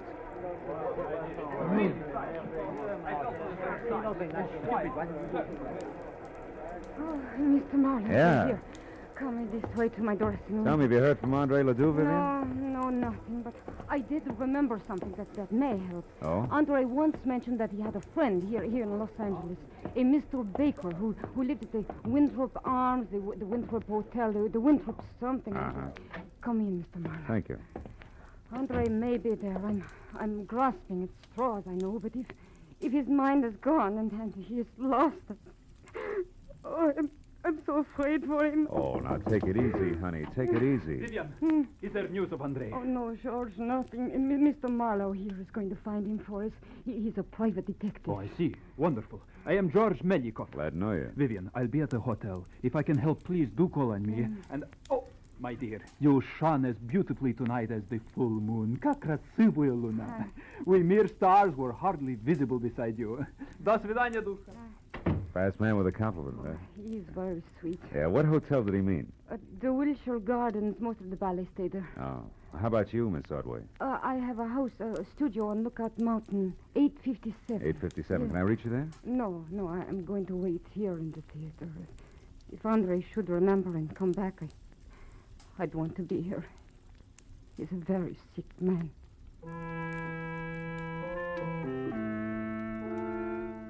After I left the theater, a quick check in a phone book showed a Winthrop Arms apartment hotel on Havenhurst Drive.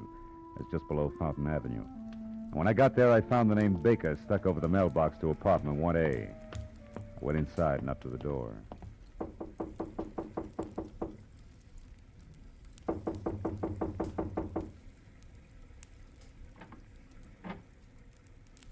Yes? Andre Ledoux? What do you want? Well, your friends at the theater are worried about you. My friend, I have no friends. George Melikoff's worried about you. George Melikov, my friend, worried. So is Vivian Ordway. Vivian. Uh-huh. Oh, that dear child. What will become of her now? What do you mean? What's happened? Who are you? Miss Ordway sent me to find you. She's waiting for you at the theater. Waiting at the theater? Why? Why? The ballet is finished. What's that? Mrs. Imogen Wyatt withdraws her support completely. There is no more Ballet du Monde. I'm penniless. And all our work has been for nothing. I tried to reason with her, but... Oh, it was hateful. Afterward, I drove here on the dark street, the rain splashing, clawing at me. Rain. Andre, where's your friend, Mr. Baker? Hmm? This place is packed in mothballs. Oh, he is in Europe. It is all right that I am here. He sent me the keys long ago, said I could use his apartment and his car. I came here to be alone, to think. My head aches. Andre, what time was it when you left Mrs. Wyatt's yesterday? Do you remember? I can't remember. Only that it was dark. Very dark. And it was such a difficult drive. Yeah, tomorrow she will notify her lawyer to alter the papers and order that imbecile. I wish she were dead. You hear me? I wish that Imogen Wyatt were dead. What was that? Stay where you are.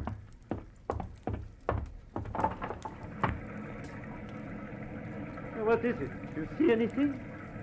No. Now, look. Andre, about your headache. Hmm? Wouldn't you like to see a doctor? Doctor, no, I'll be all right. I am all right. Understand? Yeah, sure. Well, do me a favor, for your own sake. Stay here tonight, inside. I want to check a couple of things, and then I'll be back. Yes, I'll stay. Where else would I go now?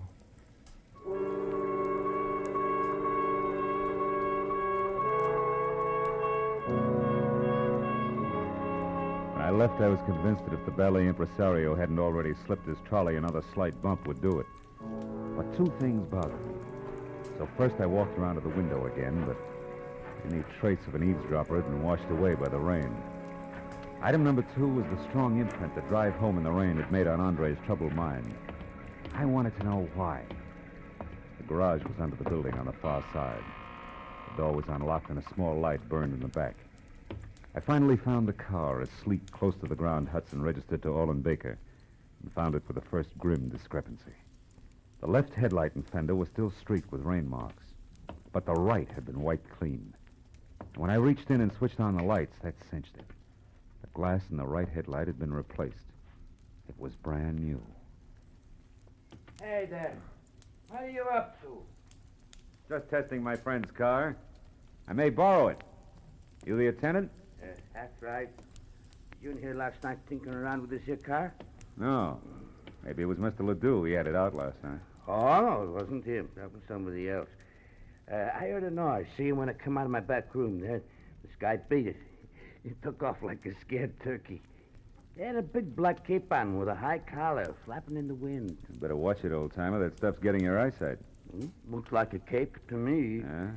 Well, I looked around, but I didn't see no harm done, so I went back to my room. What time was all this? Oh, way past midnight, maybe 1, 2 o'clock. I didn't pay much attention. By the way, mister, careful of the nip. No, thanks. I'd like to use a phone. You got one? Oh, sure. Back in the corner. I'll show you. I'll find it. The call is personal. Do you mind? Me? Just say not. Help yourself, Sonny. I'm too old to even be curious.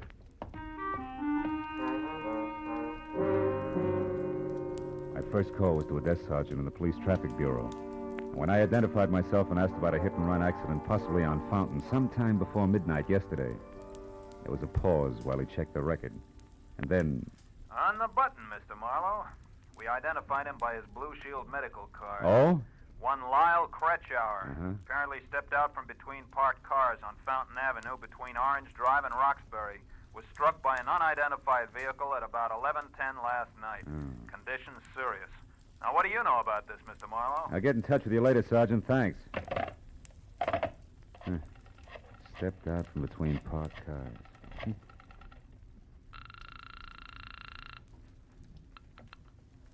Great, that's the it. It's Philip Marlowe. I want to talk to Vivian Ordway. Oh, hang on a second, Mr. Marlowe. She's right here. Okay. Have you found him? Is Andre all right? Yeah, for the present. But listen, Vivian, I got to talk to Imogene Wyatt. Where does she live? Mrs. Wyatt. Yeah. Beverly Hills. Let me think. It's 21 Cameo Terrace. 21 Cammy. Meet me there right away, will you? I may have a couple of rough answers for you, baby. But, I'm still in costume. That doesn't matter. All right, I put something on over it. I'll be there just as soon as I can.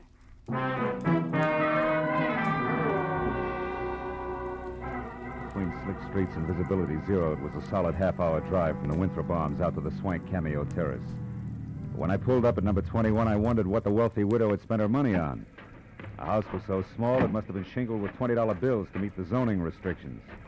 I just started up the soggy gravel path toward the door when it came. As I started to run for the house, a green convertible I hadn't noticed before roared to life suddenly and disappeared down a side street.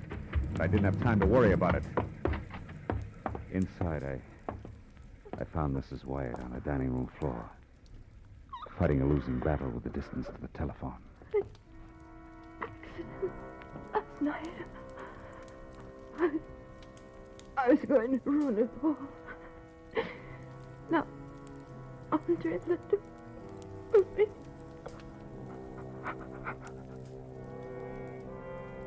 She was dead. I looked through the rest of the small and now silent house in a hurry, but found nothing more constructive than the rear door wide open.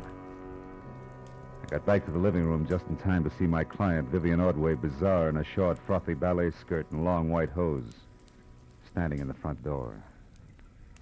Something's wrong, isn't it? It's one way to put it. How'd you get here, Vivian? In a cab. What do you know that drives a green convertible? Green. With Scully Haskell, a publicity man, but why? The guy I saw in a beef at the theater tonight. What's happened? Imogene Wyatt was just shot to death. That puts 2 items of business up on deck. First, a check call to Andre Ledoux. Andre? Why Andre? On the off chance that he can drive faster than I can. After that, a personal call on Mr. Haskell. You can fill that one in yourself. Marlowe, Andre couldn't have. He couldn't have We'll done... see. Now, hang on tight, baby. Let's get it over with.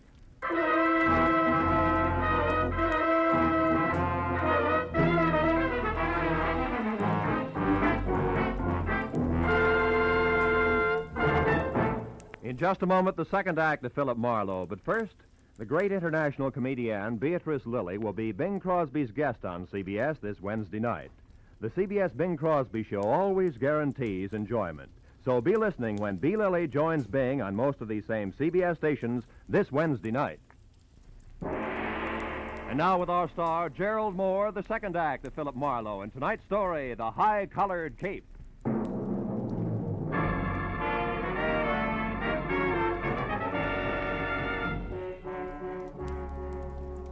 It made a cockeyed picture. A beautiful ballerina miles away from the stage, yet in full color-drenched costume and gaping through tear-streaked grease paint. Sudden death. It was a good time for me to start checking up. Andre Ledoux, the high-strung impresario, was first. If he was still at the apartment, I could cross him off as having done it personally.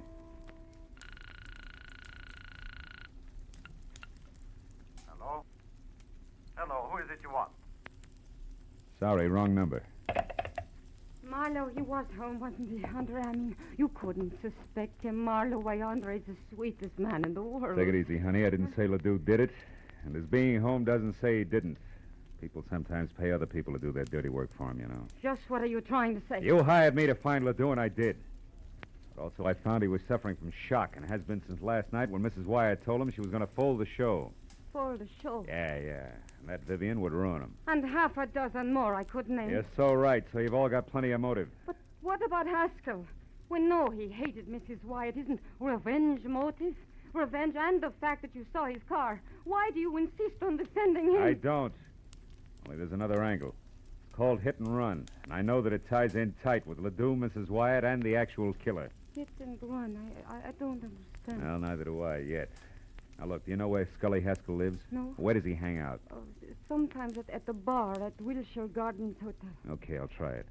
Now, you go back to your place up in the hills. I'll find it when I got some answers. Now, hurry up and get out of here, will you? Somebody might have heard the shot and called it... Somebody did hear the shot. Go on, get out. Yes, but Marlowe... No buts. Go on, Vivian. Get in the cab and go straight home. Do your crying there. All right. Good. I'm trying to... Hey, Vivian, you forgot your coat. Vivian, you...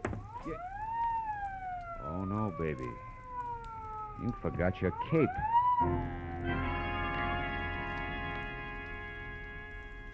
For a long second, I just held it tight and stared. High Elizabethan collar, enough gathered cloth to rig old Ironsides. It could have been what the garage attendant thought he had seen running away from the car Ledoux had used. But the garage attendant could have been mistaken, too. I told myself that leaping high to conclusions was strictly for ballet dancers.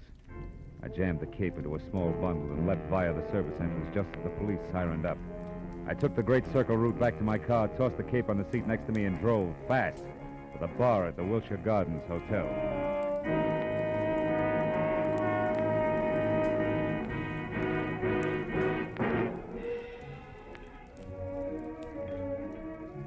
It was a kind of flattering pink-mirrored place where the hors d'oeuvre had long ago replaced the pretzel.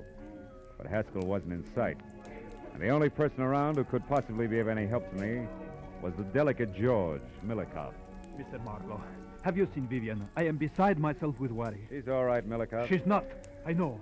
It is Monsieur Ledoux that she still worries about him. Yeah, him and a little bit more, George. Now tell me, you know where I can find Scully Haskell? Why, yes, I do. He was just here for a drink. Where'd he go? You're being very brusque, Mr. Marlowe. Being very what? You're brusque. Yeah, well, now look, George. Without grand jetting out of your satin loafers, get this. There's been a murder, and Vivian's in it up to her pretty fluff skirt. A murder?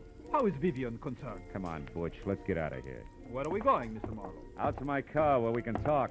The rain stopped. Come on. Over here. You said somebody was murdered. Who was that? Mrs. Wyatt. She was shot, and it might have been Haskell. Because she discharged him? Maybe. Or maybe something more complicated, like a hit-and-run accident that belongs to Ledoux, but somebody wants to cover. Does that make any sense to you? Here's a car. No. Should it? No. What's more, it shouldn't to Vivian either. What are you getting at? There isn't time to explain. Call it thinking out loud. Thinking about this cape, for example, that belongs to Vivian. And about the testimony of a whiskeyed garage attendant. All of which makes me hope real hard that Haskell's the boy. More thinking out loud? Yeah, maybe. Now, look, where can I find Haskell? The Paradise Court Motel on Vine. He has a bungalow there, number 3. Oh, thanks. Well, if you're really worried about Vivian, George, go on up to a place on Lookout Mountain Road. She's not in good shape. And here, take this cape with you. Ooh. What? Why, you cut yourself. Your finger's bleeding. Yeah. On a sliver of glass, George. Glass that could have come from a broken headlight, huh? From a broken what? What are you talking about, Mr. Marlowe? The benefit of the doubt, George. Keeps getting harder to give it away. Bring this back to Vivian, will you? Tell her she left it at Mrs. Wyatt's, and that I'm positive Haskell's our man. So long, George.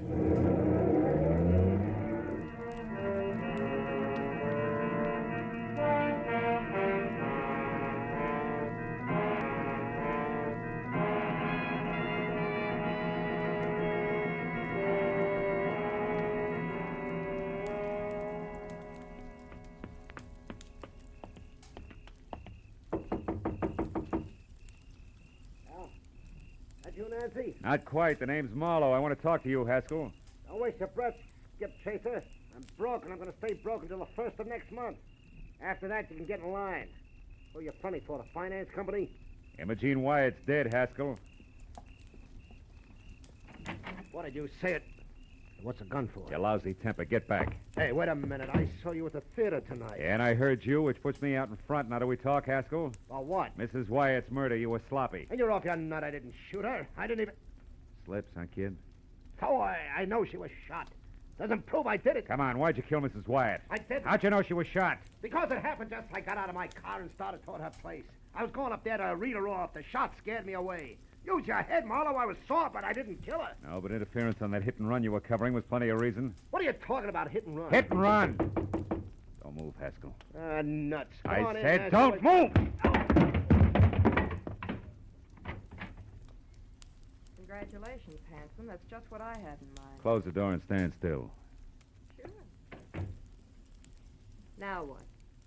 The name's Nancy Connick. Occupation? Ex-friend of the unconscious. Don't look so worried, handsome. I'm on your side. I had something in mind exactly like that left cross you just threw. Is that cold, Yeah. What's your beef? I took this louse to a party with me last night, and he got so stinking drunk that I'm still apologizing to people. He was with you last night? Mm-hmm. Me and a couple of fifths of bourbon. From 8:30 till 5 a.m. And on Malibu. He never left? Not for a second. The loudmouth was positive. Nobody could get along without him. What's that got to do with you? Too much.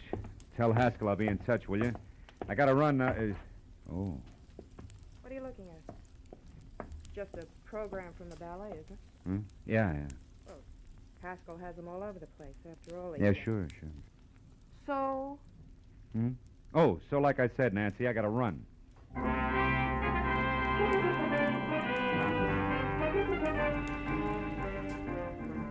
It was 15 stop-and-go minutes from Haskell's place to the Hollywood Hills, and another 5 screeching up the paved snake that was Lookout Mountain Road.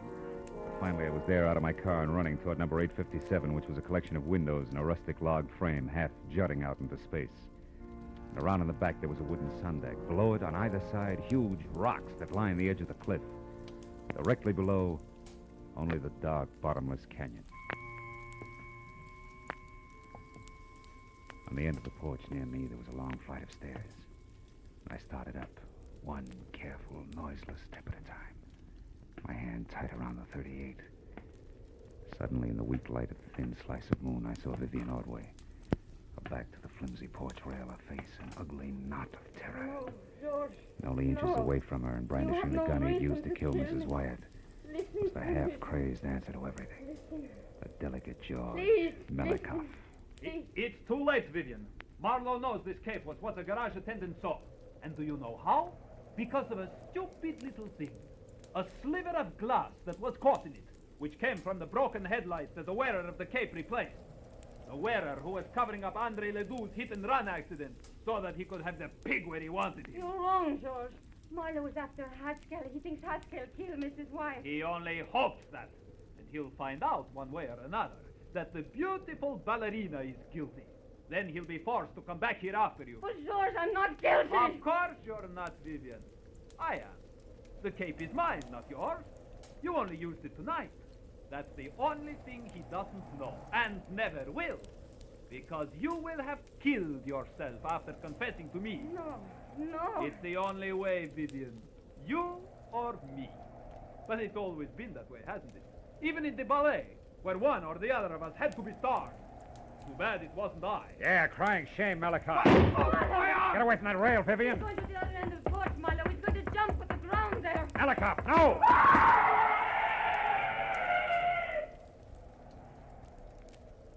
Oh, no. Too great a leap. Even for a ballet dancer. Let's get out of here.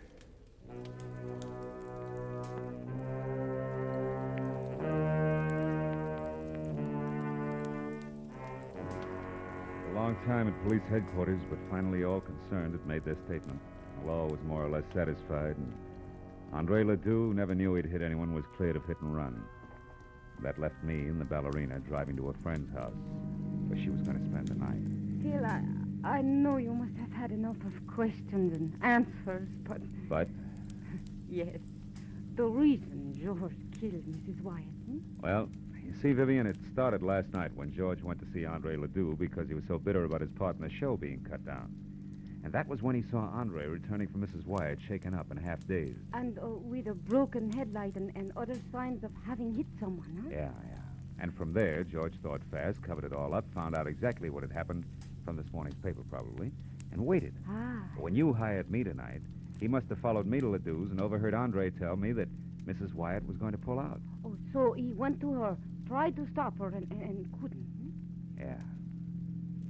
Anything else? Oh, yes. Oh, one thing. Oh, that's the house there, Phil, the white one. Oh, okay. What made you hurry back to my place from Haskell's motel when time meant so much? A hunch, honey. As I was leaving Scully Haskell's, I saw a stack of ballet programs on a table in his living room. The cover on it was very interesting. It features you and a picture of George, majestic in his high-collared cape. So that was it.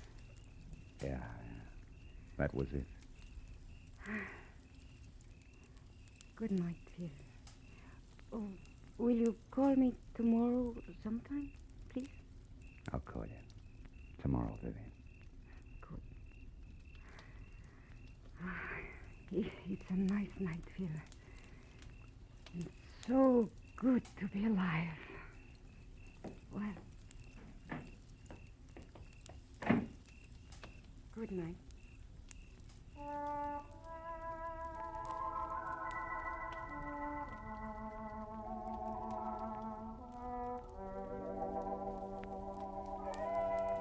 And I drove straight home in the quiet, empty hour through the quiet, empty streets, thinking all the way about ballet, which to me had always been something very delicate. You know, for the long hairs, strictly the arty side. And I thought about the people I'd met who were connected with it. The ballerina with a lot of courage when courage counted. The high-strung Andre Ledoux, Haskell the muscle man, and George. As vicious as anything I'd ever met on Skid Row.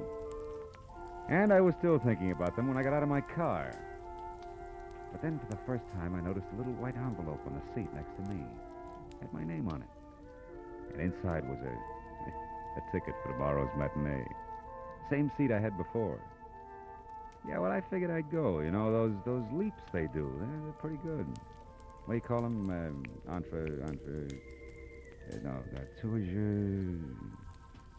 Yeah, they're pretty good.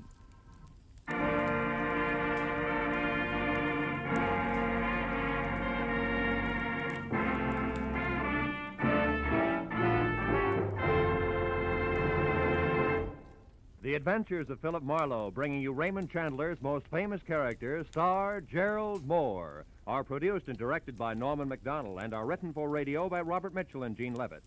Featured in our cast were Georgia Ellis, Edgar Barrier, Elliot Reed, Lou Krugman, Wilms Herbert, and Michael Ann Barrett. The special music is composed and conducted by Richard Arant.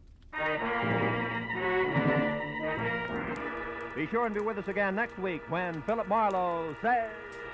This time it was a fishy horseplay from a red-headed beauty wild about ponies past a black-bearded sailor who bled to death on a racing form, to a neck-and-neck finish over a wandering seahorse worth $50,000. And you know what? I was the jockey.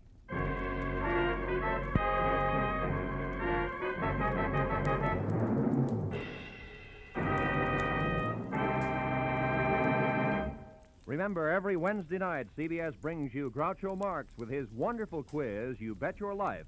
It's one of the brightest, most spontaneous, most genuinely funny shows on the air, so be listening this Wednesday night on CBS. This is Roy Rowan speaking. Now, stay tuned for Pursuit, which follows immediately on most of these same CBS stations. This is CBS, where Burns and Allen are heard every Wednesday night, the Columbia Broadcasting System.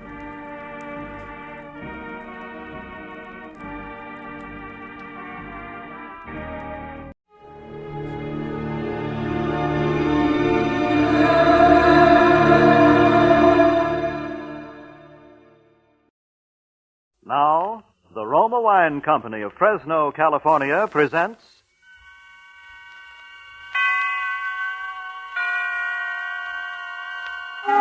Suspense.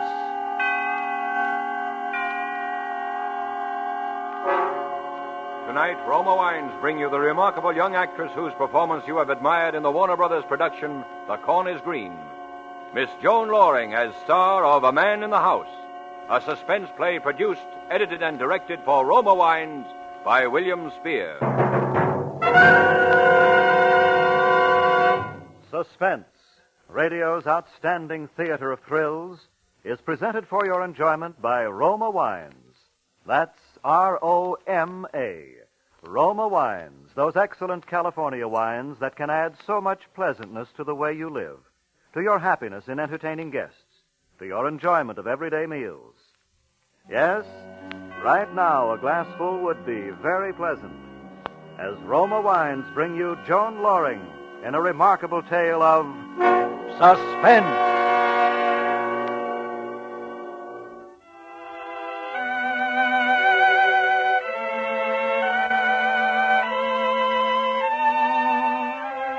When I was 17, they called me that pretty little Barrett girl.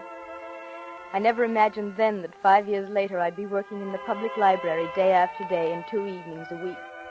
One of the mousy, tight-mouthed librarians who frown and rap a pencil when the adolescent scuffling and giggling becomes a little too unruly. I never dreamed that pretty little Barrett girl would become prim Miss Barrett, nor that my mother would... Well, one evening my father came home from the office looking a little more tired than usual. He barely touched his dinner and said he thought he'd lie down on the sofa for a nap. 3 hours later, he was dead.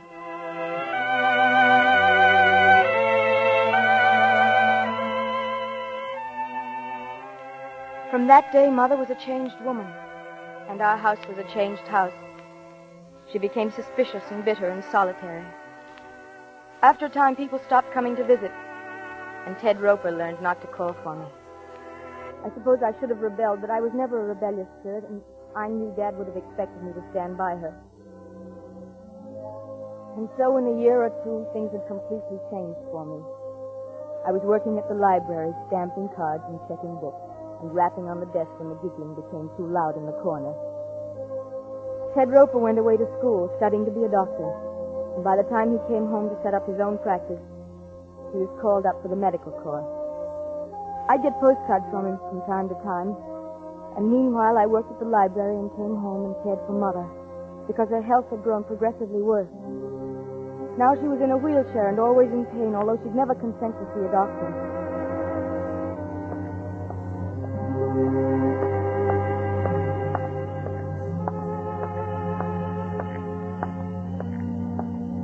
I was thinking of all these things that night as I walked home from my evening session at the library. Maybe it was because Ted was back in town. He had his medical discharge and he'd set practice up again.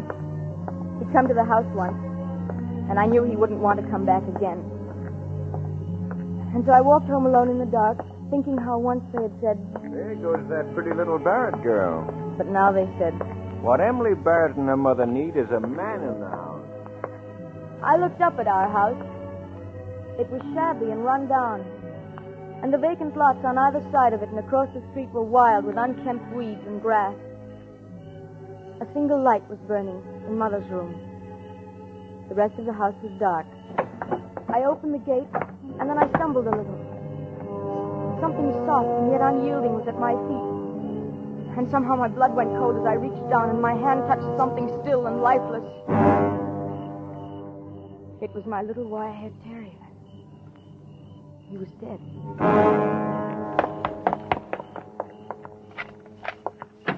Mother, poor Rover, he's... Mother, what is it? Oh, Emily. Close the door. Who are you? Not a sound out of you. Close the door. Who are you? What are you doing Don't here? turn on the light. Just stay where you are. Mother, are you all right? I haven't harmed her yet, and I won't harm you if you do what I tell you. But if you annoy me, as Rover annoyed me outside, you did call him Rover, didn't you, Miss Barrett? What are you doing in our house? I'm your guest, Miss Barrett. I trust your hospitality will measure up to the standards I set for you. May I turn on the light? No, don't move. I'll do it. Oh, you find my hand cold on your arm. I didn't expect it. And the light switch is to your left, isn't it? Yes. Mm-hmm. I misjudged a little. That's why I touched you. It might have been better to have stayed in the dark, you see. He was ugly. His face was horribly scarred. The entire left side of it was drawn out of shape by the rigid, livid skin. The scar tissue seemed to distort his features into something evil and unclean. I'm not the most handsome guest you've ever had, am I? Emily. Oh, Mother, don't cry. I'm here now. Don't cry. Oh, I'm frightened. I'm so frightened. You'll only work yourself up by crying. Try not to, dear. It would be advisable for her to stop whining. It annoys me. Please, Mother, please, dear. And Rover annoyed me, you know. What are we going to do, Emily? Why has he come here? I'm your guest, madam. If it's money you want, we I've don't told you I'm your guest. I seek food and shelter as befits a guest. And you mustn't make one feel unwelcome. He's mad, Emily. He's a You madman. mustn't say that, madam. He killed the dog, and then he sneaked into the house. He's been through every room. He has your father's revolver, and he wouldn't turn on the lights except the one in my room. Mother. He made me wait here in the dark for you. Oh, Emily. Emily, I feel sick. Oh, stop that whining. It annoys me. Don't you hurt me. Don't you dare. Mother, please, dear. You annoy me, madam. I suggest you retire for the night. Emily, no, I couldn't. I couldn't sleep. Will you be good enough to take your mother into her bedroom, Miss Barrett? What are you going to do? I've told you. I'm your guest. Well, Miss Barrett. Come along, Mother. Let me wheel you into your room. Oh, I don't want to, Emily. I don't want Mother. to.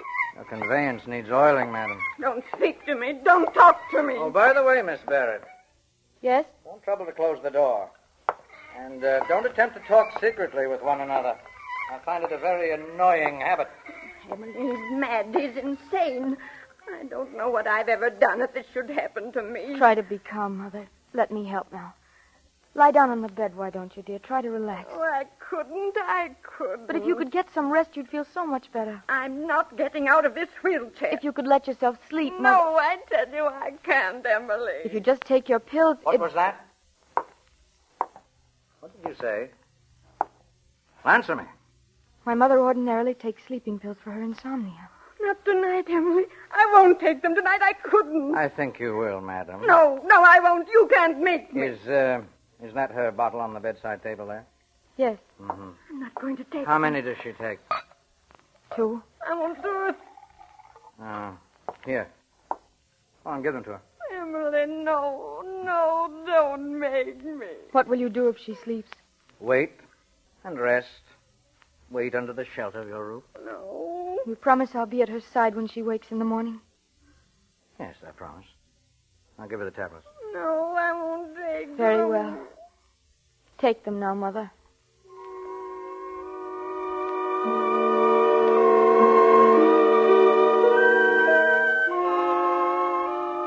Mother swallowed the sleeping tablets with difficulty, her eyes wide with fear, unable to look away from that scarred, awful face. Then he walked away into the living room while I stood by her wheelchair holding her hand.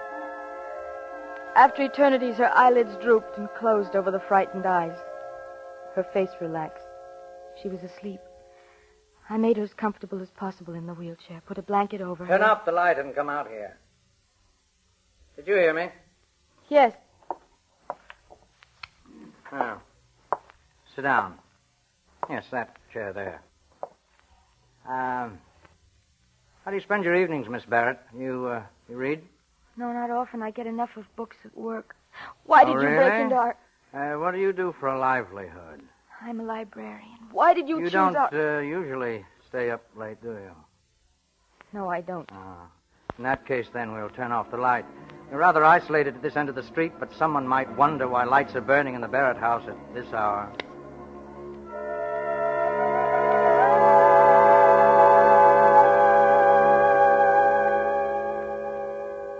Why sit so uncomfortably, Miss Barrett? Go on, lean back, be at ease. Why don't you leave us in peace? We won't give you... I need rest.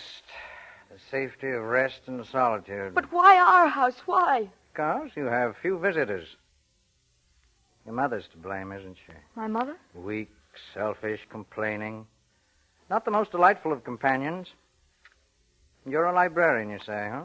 How long do you intend to stay here? Your curiosity annoys me. She'll stay here as long as I please, for a very long time if need be. You can't. You'll be found out. Oh, I doubt that very much. But if I fail to report for work... Oh, you won't. I don't understand. You will go to work at the library as usual. And leave my mother here with you? Yes. As a hostage, shall we say. Hostage? She'll be my guarantee you won't betray me. You will not go to the police, Miss Barrett. You will not make any indiscreet disclosures to anyone. You'll work at your job all day and then come back here. And if I don't? Need you ask that question? Is it really necessary to ask me that? No. No.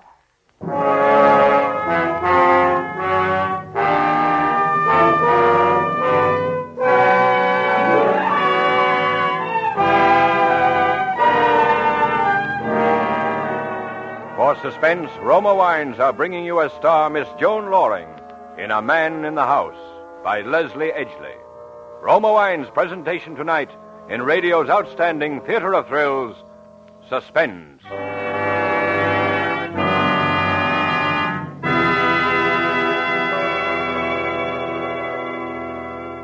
Between the acts of Suspense, this is Ted Myers for Roma Wines. Elsa Maxwell is famous not only as a hostess, but also for her helpful suggestions on how to entertain more graciously. Recently she said, "Next time you have friends for dinner, add to their enjoyment of the food and give the occasion a gracious festive touch by serving distinguished Roma California Burgundy. Even when ration points are low, your simple menus take on added glamour, added flavor goodness with Roma Burgundy. Serve cool." Yes, Elsa Maxwell's suggestion is one that lends enchantment to dining. You'll enjoy Roma Burgundy. Its tart piquancy, its fruity, robust taste, the happy result of selecting and gently pressing luscious grapes from California's choicest vineyards. Guided to flavor perfection, unhurriedly, by Roma's ancient wine skill. Good Roma wines never vary, are always enjoyable, yet cost only pennies a glass. Remember, because of uniformly fine quality at reasonable cost, more Americans enjoy Roma than any other wine. R-O-M-A. Roma Wines. And now, Roma Wines bring back to our Hollywood soundstage Joan Loring as Emily Barrett with Joseph Kearns as the man in the house, in a radio play well calculated to keep you in suspense.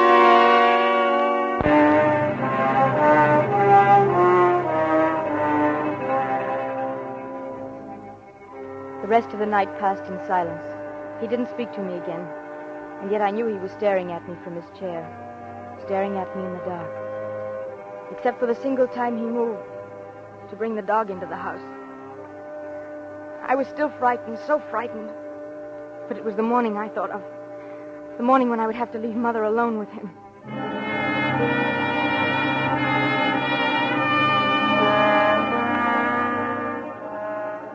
We ate breakfast together, the three of us silent at the table. His face was uglier than ever in the morning light. He had watched me prepare breakfast with wary eyes. Now he wolfed his food down as though he hadn't eaten in some time.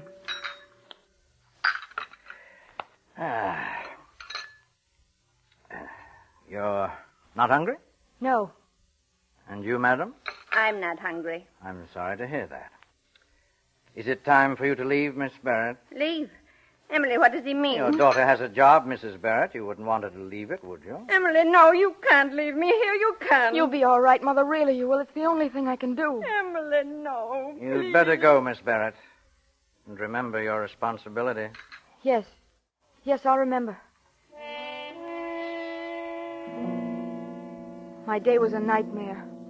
I performed my duties automatically. And all the time my mind raced with speculation. What was he doing? Was Mother all right? How could I possibly get him out of the house? Reverend Amber, please. I couldn't tell anybody. I knew that. I didn't dare. He'd kill her in a minute. My card's expired, but could I land? For Mother's sake, I had to keep silent. I had to. And meanwhile, stamp books.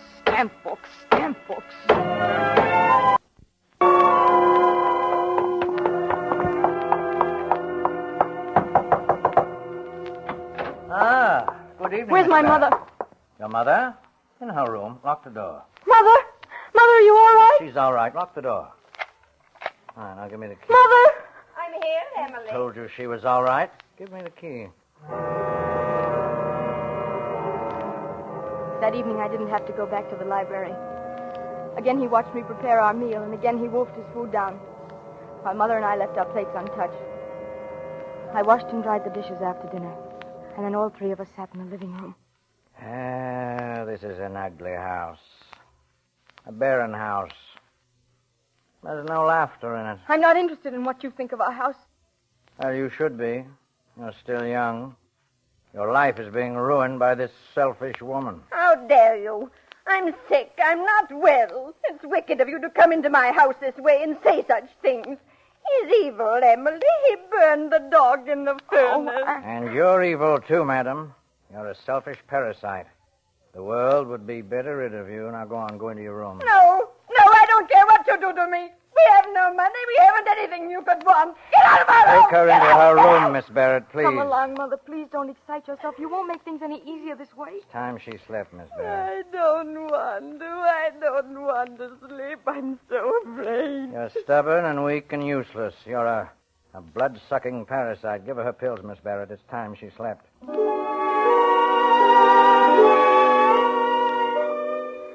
Mother refused to leave her wheelchair again, but I persuaded her to take her sleeping tablet. And after she'd fallen asleep, I returned to the living room. He sat in a chair where he could watch the door and windows. One side of his face was twitching, a nervous tic he couldn't control. You have permitted your mother to ruin your life. That isn't true. Of course it's true, I know. I've seen it happen before. I know all about it. I've been trapped just as you're trapped now by your mother. I won't stand for you talking like that. I know about women, domineering women. There was one. Well, she'll never bother me again. You killed someone. Did I? That's why you're hiding here. Is it? Did you kill someone? Well, I'm not sure. Maybe someone annoyed me. I'll kill if anyone annoys me. Don't annoy me, Miss Barrett. Tell your mother not to annoy me.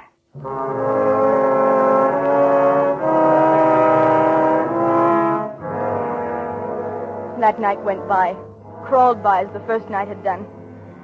At 10:30, he switched off the light, and then we were sitting in the dark again in silence, hour after hour.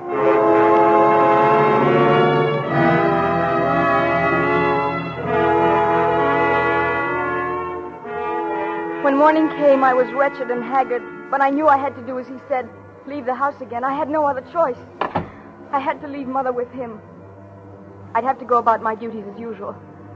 For a moment, I thought of going for help, but I knew what he'd do to her if someone even approached the house. And then as I came down the front steps, my heart almost stopped. but Ted Roper was coming up the front path. Morning, Emily. Hello? I'd heard your mother wasn't too well, and I thought I'd drop in a minute and see her. Oh, no, I don't think you'd better. She's asleep. Well, that's too bad. I wish I'd stopped in last night. I was in the neighborhood, and I was just on the verge of knocking on your door, and I noticed your lights were out. Oh, yes, we retired early. Is there something wrong, Emily? No, there isn't. You look worn out. Getting plenty of sleep? Yes, I am. You've got to get a lot of sleep. And as he stood there chattering on about my mother and my health, I could see the curtain in the living room move. He was watching us. He could probably hear every word that was being said. Emily, you're not listening. Are you well? Of course I'm well. Will you leave me alone, Ted? Of course, if that's the way you feel. I'm sorry, Ted, but I have a headache. I'd appreciate it if you'd go on. Certainly. And as Ted disappeared down the street, I turned and looked into the window. He was standing there back of the curtain, smiling, as if in approval.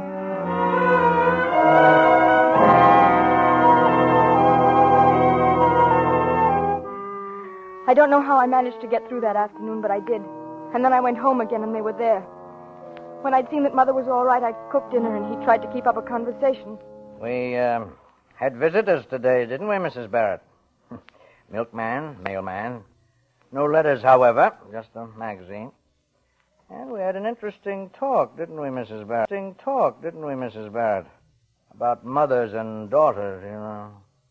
I looked at Mother across the table. The panic in her eyes had given way to another emotion. One hard to name at first. And then I realized it was resignation. As though she were resigned to her fear. Her face was peaceful, strangely serene, and she looked more beautiful than I'd ever remembered seeing her.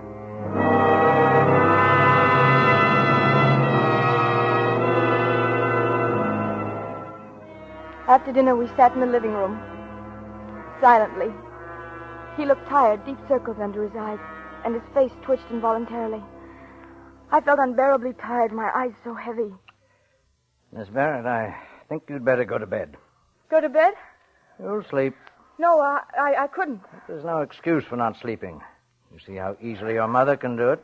You'll take some of her tablets. No. Take them. But my mother... She'll take them, too. She knows how. And then I knew why he wanted me to take the pills. He needed sleep for himself. All right, here, Miss Barrett. All at once, I had no resistance left in me. I took the water from him. He was leaning over me in the chair. And then I swallowed the tablets. Sleep couldn't have come immediately, and yet somehow it was like a swift black curtain shrouding my mind.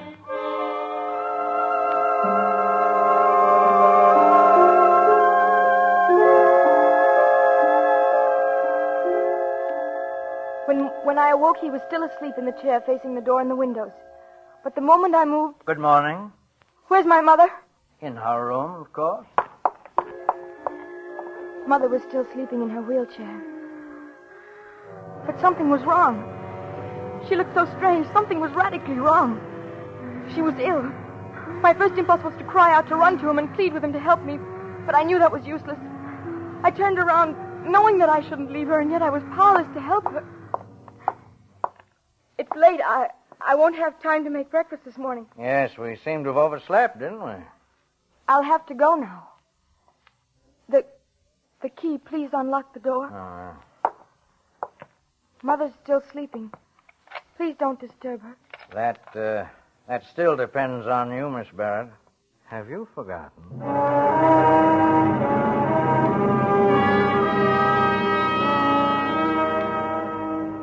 I left the house desperate with fear. Mother had to have medical attention immediately, and yet I didn't dare call anyone in.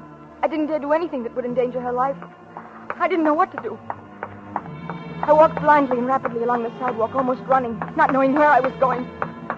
And then I saw Ted. Hello, Emily. Headache better? Oh, Ted. What's wrong? What is it, Emily? Ted, you've got to help me. You've got to. Oh, Ted. Here's my car, Emily. Sit down now. Tell me what's wrong.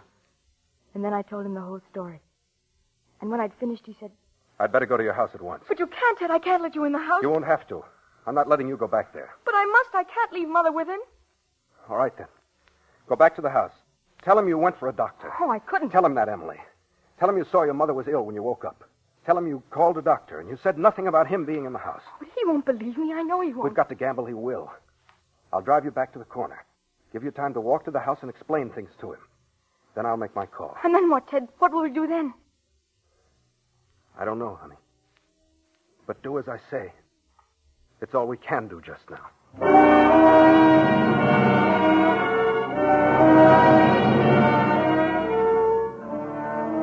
When I faced him again in the house, I knew I'd blundered. I should never have taken the chance. I shouldn't have left Mother in the first place. What are you doing back here? Why aren't you at the library? I didn't go to the library. Huh? My mother's sick. I called for a doctor. What? I phoned for a doctor. He'll be here soon. You told him about me? Oh, no, I didn't. You're lying. You're lying about your mother. You tricked me. My mother's ill, I tell you. She was sick when I looked at her this morning. You must believe that. We'll find out. Come on, in the bedroom. Oh, wait, the doctor's here. Huh? You see, he's coming up the walk. Don't let him in. Tell him to go away. I can't do that, not after calling him. He'll know something's wrong. Then he'll call the police, won't he? And that's exactly what I warned you not to do, isn't it? My mother's sick. That's all that matters. All right. Let him in. I'll wheel your mother into the living room. I'll be behind the curtains. Keep that in mind. If you try any tricks, I'll kill her. No, I have your father's revolver, you know. I don't care what happens to me. I'll kill her first. No. Go on. Let him in. I'll be ready for him.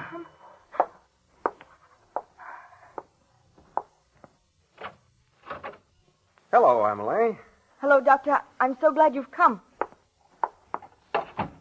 Where's our patient? In the living room. Well, let's look at her, shall we? Here she is, Doctor. She isn't breathing loudly now, but she was breathing so harshly when I left her. Well, let's just see. I stood against the wall while Ted bent over her. She was facing the curtains in the doorway. And behind those curtains, behind them, I scarcely breathed, praying Ted wouldn't do anything to arouse suspicions, praying against hope, and then... All right, you in there. You'd better give up. No, Ted, you can't! I won't. Emily! You... Oh, Mother. Easy, honey. Take it easy. You let him kill her. After I told you, you let him kill her. Honey, listen to me. It was the only thing I could do. It was you who killed her. You really did it. Emily, Ted. listen. Look at this bottle of sleeping tablets in her lap, almost half empty. And she's cold. Cyanosis, blue lips and skin. She took an overdose of sleeping tablets. She was already dead, Emily. Already dead? You knew that when you told him to give up? Yes. I knew I couldn't leave you in the house with him.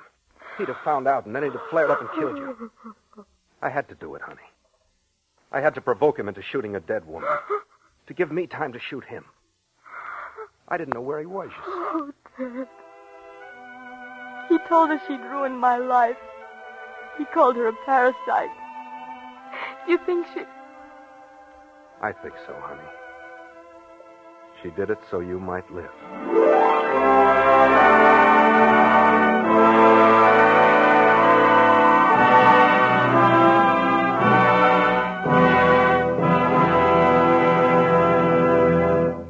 Roma Wines have brought you A Man in the House, starring Joan Loring as Emily and Joseph Kearns as the man, in tonight's study in...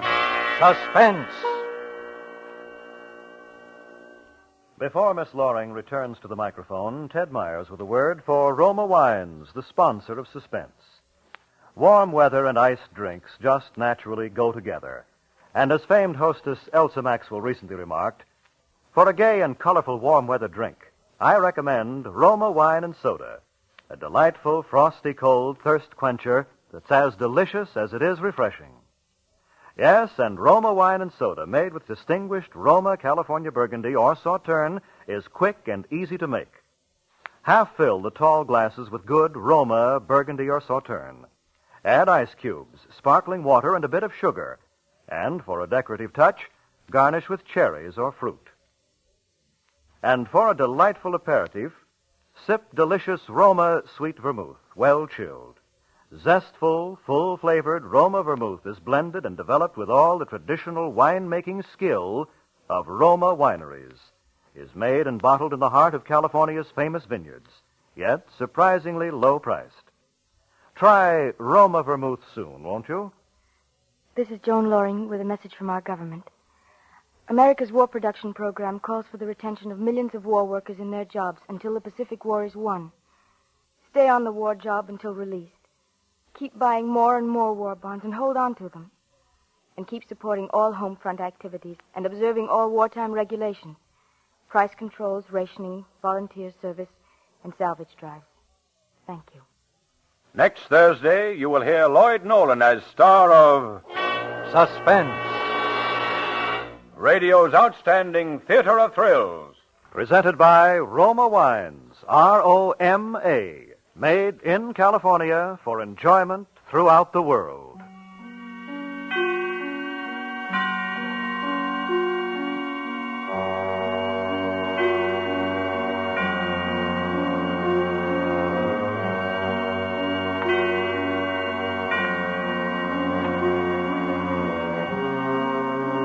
This is CBS, the Columbia Broadcasting System.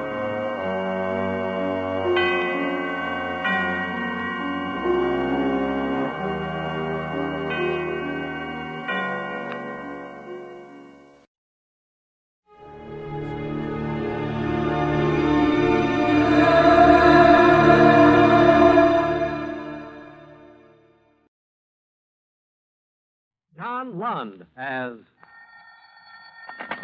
Johnny Dollar. Bill Wesley, Johnny. What do you know about oil wells? Well, I know I wouldn't mind owning one. Why?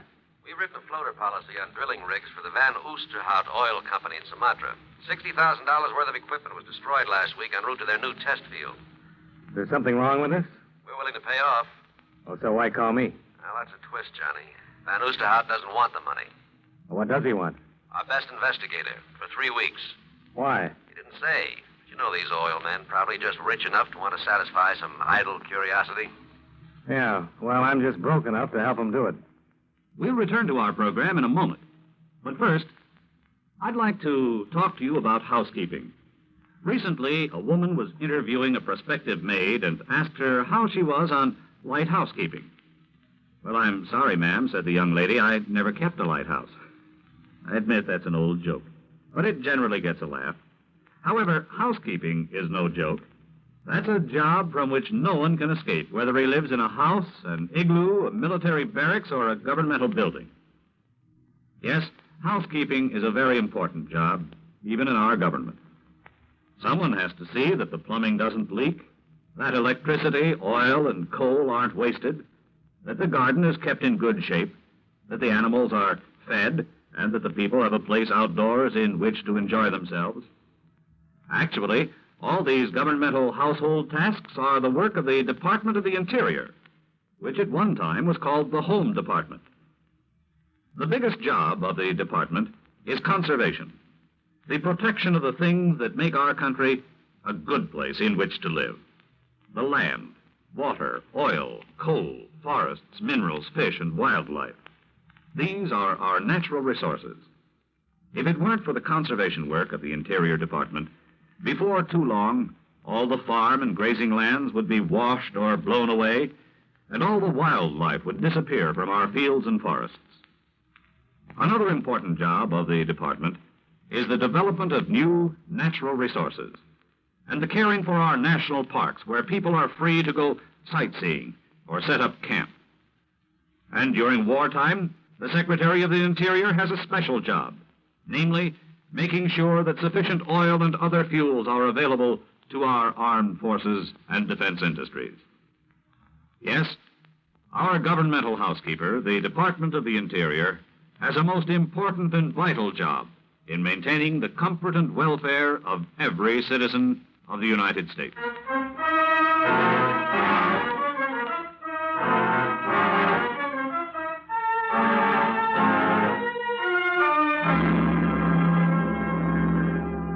Expense account submitted by Special Investigator Johnny Dollar to Home Office, Eastern Indemnity and Insurance Company, Hartford, Connecticut. The following is an accounting of expenditures during my investigation of the Carboniferous Dolomite matter.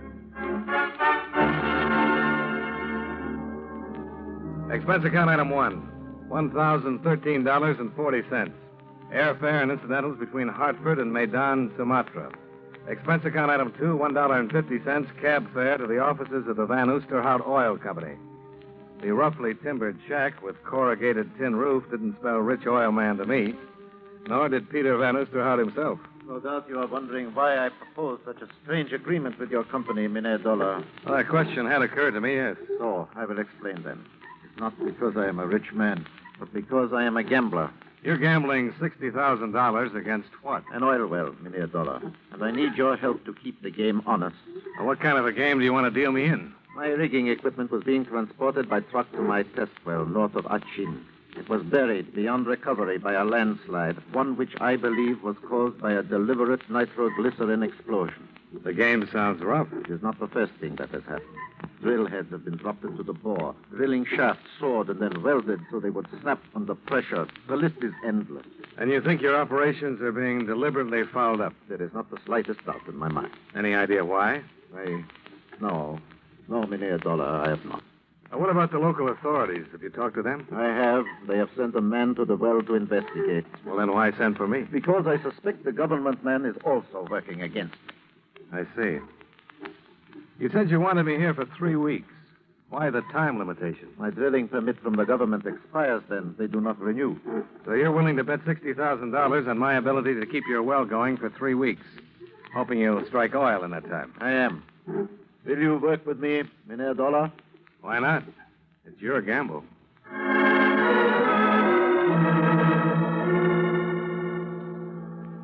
We made arrangements to fly out to the oil well early the next morning, and Van Oosterhout dropped me off at the Buitenzorg Hotel, where I checked in.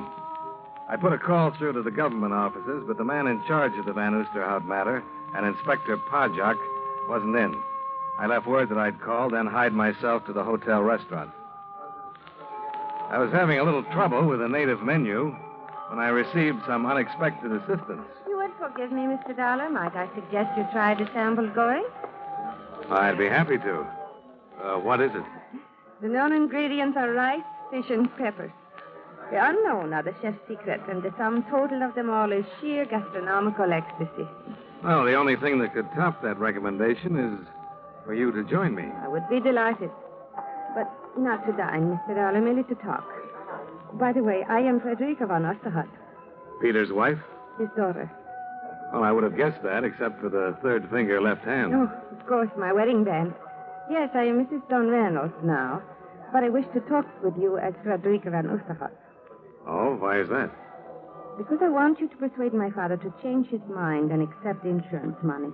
You don't approve of his gamble? There is no gamble, Mr. Dollar. He's bound to lose everything. There's no oil there. What makes you so sure? My husband is an oil engineer. He has gone over my father's leases in every possible way. Geological survey, magnetometer, seismographic exploration. In every instance, the results have been negative.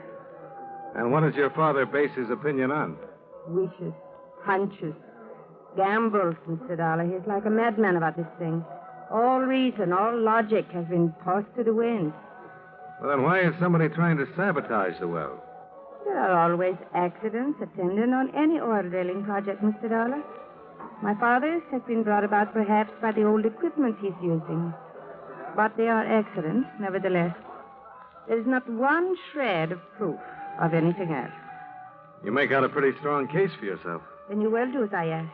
Try to persuade him? No, I'm afraid not. But you just said. Your father's got a stronger case. Yes, of course. The $60,000 your company will save if he relinquishes his claim. Well, can you think of a better one?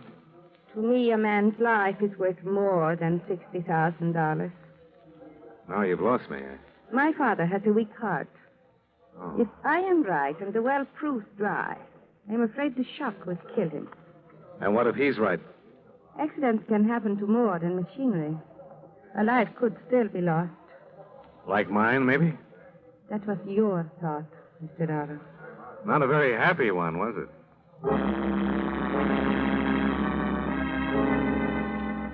Just for the record, I did take Frederica's advice on one thing, the sambal goreng.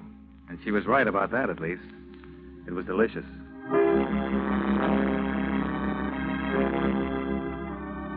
With the arrangements to leave for the oil field at dawn well in mind, I hit the sack early, hoping to get a good night's sleep. But somebody had different ideas. Mr. Dollar, Are you in there, Mr. Dollar? What? Who's that? Inspector Pajak, Mr. Dollar. Open up, please. Oh, okay. Just a minute.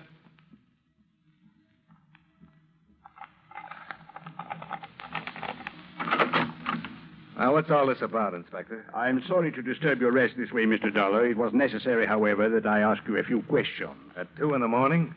You possess a firearm, Mr. Dollar? Well, you should know. I registered it when I came into the country. May I see it, please? Yeah, sure. Here it is. Thank you.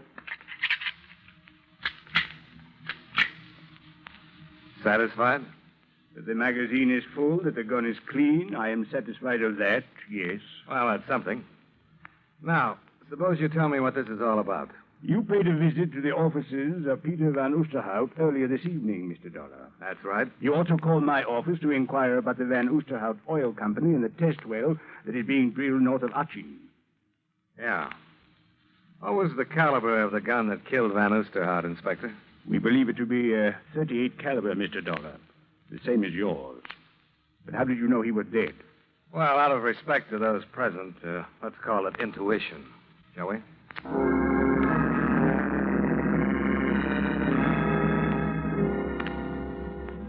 Inspector Pajak maintained a discreet, if not very informative, silence during our ride out to the Van Oosterhout Oil Company shack. We elbowed our way through a babbling crowd of curious onlookers held back by Indonesian police and moved inside. You see, Mr. Dollar? Yeah. Any idea of when it happened? I thought perhaps you could give us that information. How did I become number 1 on your suspect list? It was Mrs. Reynolds' idea. Frederica? Yes. When informed of her father's death, she said that you were responsible, that you were the one who had killed him. Well, it's just possible, Inspector, that she didn't mean that literally. But only because Van Oosterhout wanted me down here to check into possible sabotage. I'm willing to accept your reasoning for the time being. That's mighty nice of you. Mr. Dollar, I would like to know if there is anything disturbed in the office. Anything different from the way you saw it last. Well, only those metal canisters on the floor over there. We know about those. They contain test borings taken from the Van Oosterhout well. They were flown in this evening by Mr. Don Reynolds. Van Oosterhout's son-in-law? Yes. He brought them here to the office. That is how he discovered the body. Must have been pretty important for him to fly him in at this hour of the night. According to Mr. Reynolds, they indicate that the well is almost certain to prove dry. Well, where's Reynolds now? He is with his wife, of course. She has broken down completely at the news of her father's death. So, that will be all then for now, Mr. Dollar. I regret you have had your long journey to Sumatra for nothing. What makes you think so?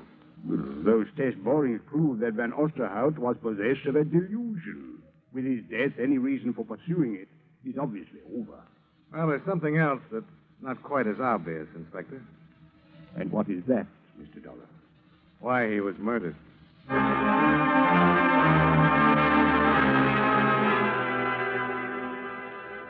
One of Inspector Pajak's men drove me back to the Buitenzorg Hotel, where the night clerk put an end to any hopes I had for more sleep that night. He had a message for me to call Don Reynolds the minute I got in. I put in the call. Hello? This is Johnny Dollar. Oh, yes, Dollar. Glad you called. You going to be at your hotel for a little while? Well, that depends. On what? On what you want to come over here to talk to me about. Suppose it's to tell you who killed Van Oosterhout. Why? I'll be here.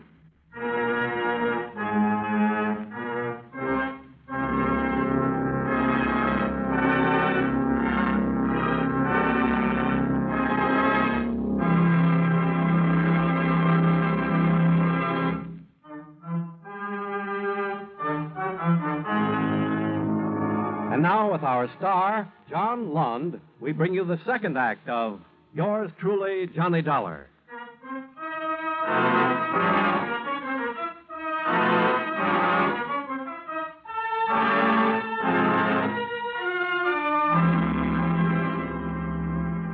It took Don Reynolds exactly 7 minutes by the clock to get up to my hotel room after his phone call. He wasted as little time getting directly to the point. I'm pretty sure I know who killed Von Oosterhout Dollar and why. But it's going to take a lot of doing to prove it. Well, why come to me instead of Inspector Podjak? Well, I'm not interested in having an official whitewash of murder. Doesn't sound as though you have a very high opinion of our friend, the inspector. Let's just say I don't want to take any chances on possible official collusion. Mm-hmm. Well, what have you got? Ever hear of Sunga Tabaran? No. Should I have? He's a wildcatter like Von Oosterhout was. 2 years ago, they tangled over some oil leases. When the courts decided in Von Oosterhout's favor, Tabaran swore he'd been cheated, that he'd get even. Well, if he meant it, he waited a long time to make good.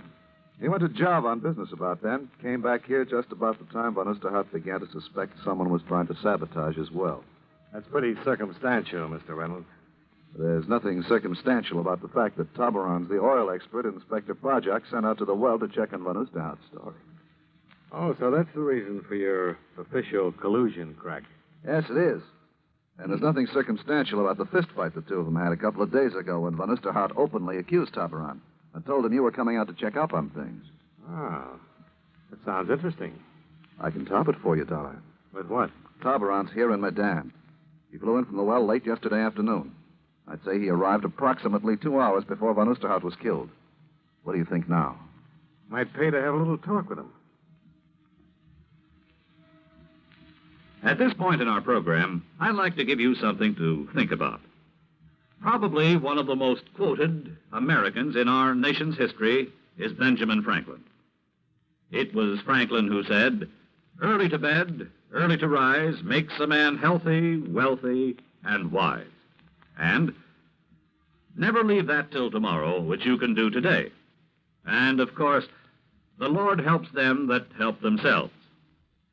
But probably one of his most familiar quotations is, "There are only two things in life of which we may be certain, death and taxes." Of course, what bothers most of our taxpayers is that death and taxes don't come in that order. But seriously, one of the biggest jobs handled by the Secretary of the Treasury is the collection of taxes, our government's main source of income. The government raises money through the Bureau of Internal Revenue, which collects income taxes, excise taxes, amusement taxes, and other federal taxes. The Bureau also checks to see that you haven't paid too little and, believe it or not, that you haven't paid too much. Another way the government raises money is through the Bureau of Customs, which levies taxes on imports which are sent here from foreign countries.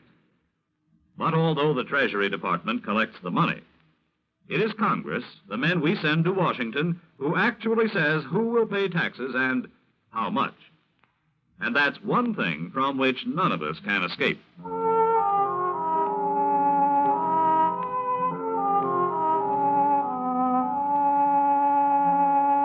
Expense account item 3, $1.65. Cab fare to the residence of Sunga Tabaran. It was a small modern bungalow nestled in some gently rolling hills at the edge of town. The false dawn was just starting to light up the eastern sky when I got there.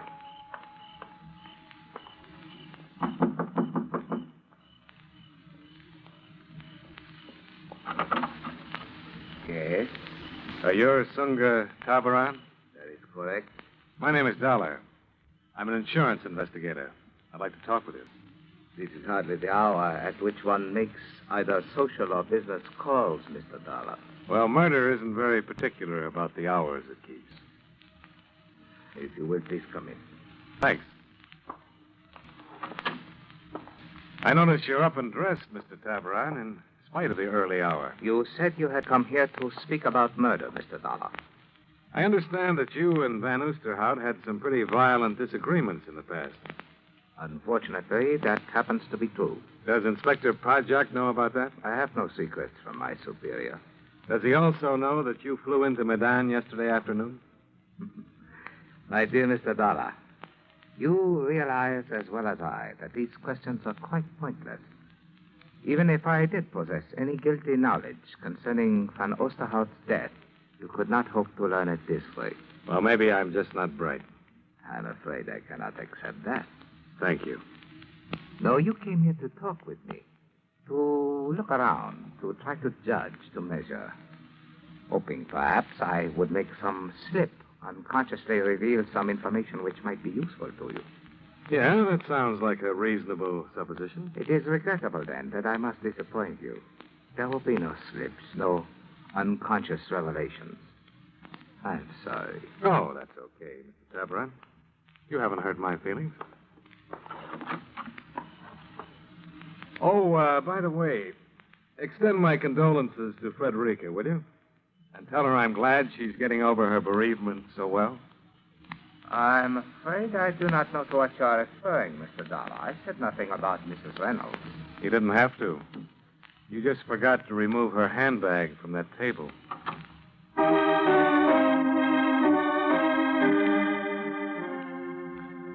The question of what Frederica was doing in Sunga Tabaran's bungalow at that hour of the morning was an interesting one. But there were a few others bothering me even more. Expense account item 4, 75 cents. Precarious transportation aboard a bicycle rickshaw to the deserted offices of Van Oosterhout's Oil Company. Expense account item 5, $1, similar transportation back to my hotel, where a visitor was waiting for me in the otherwise empty lobby.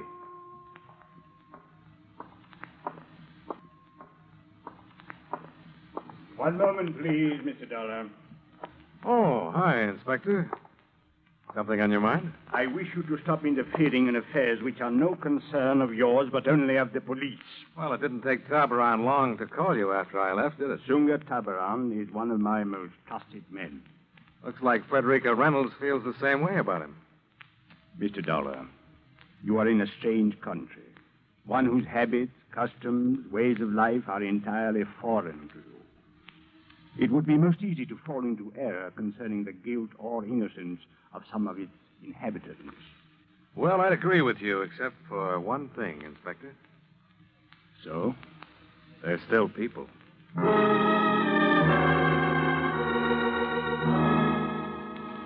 A tepid shower and a similar breakfast occupied my time until the town of Medan awoke to the new day. Then I walked down the street to the shop I'd noticed the night before, belonging to one Herr de Groot, oil geologist. It took de Groot all of 30 seconds to look at the specimens I'd pilfered from Van Oosterhout's office the night before, rub them between his fingers, and come up with a pronouncement. Yeah, there's no question. These test borings, they are from the Van Oosterhout number 1 well. And you've seen specimens like these before? But of course I have, young man, many times. They are composed in increasing density of a carbonate of calcium and magnesium, formed during the Carboniferous era of the Earth. In other words, what we have here are specimens of Carboniferous Dolomite. I'll take your word for that. Just tell me what it has to do with oil. But it has everything to do with it, young man. Under just such rock strata as these lie some of the greatest oil fields in the world.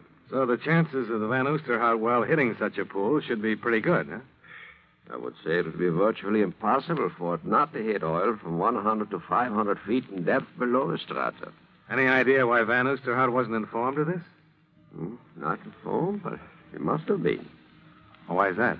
Well, these test borings have been brought in regularly by Van Oosterhout's son-in-law, Mynheer Reynolds. Why should he not have told him?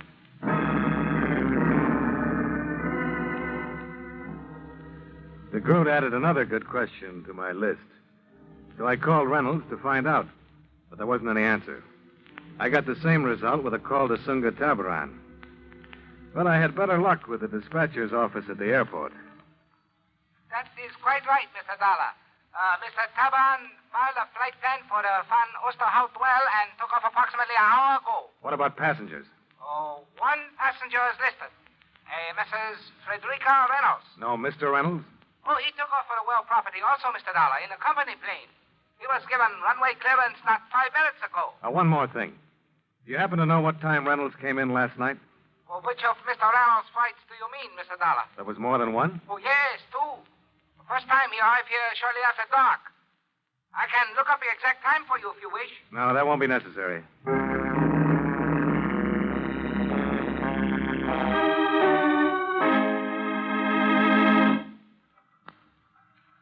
Well, granting your information is correct, Mr. Dollar, what is it you wish me to do about it?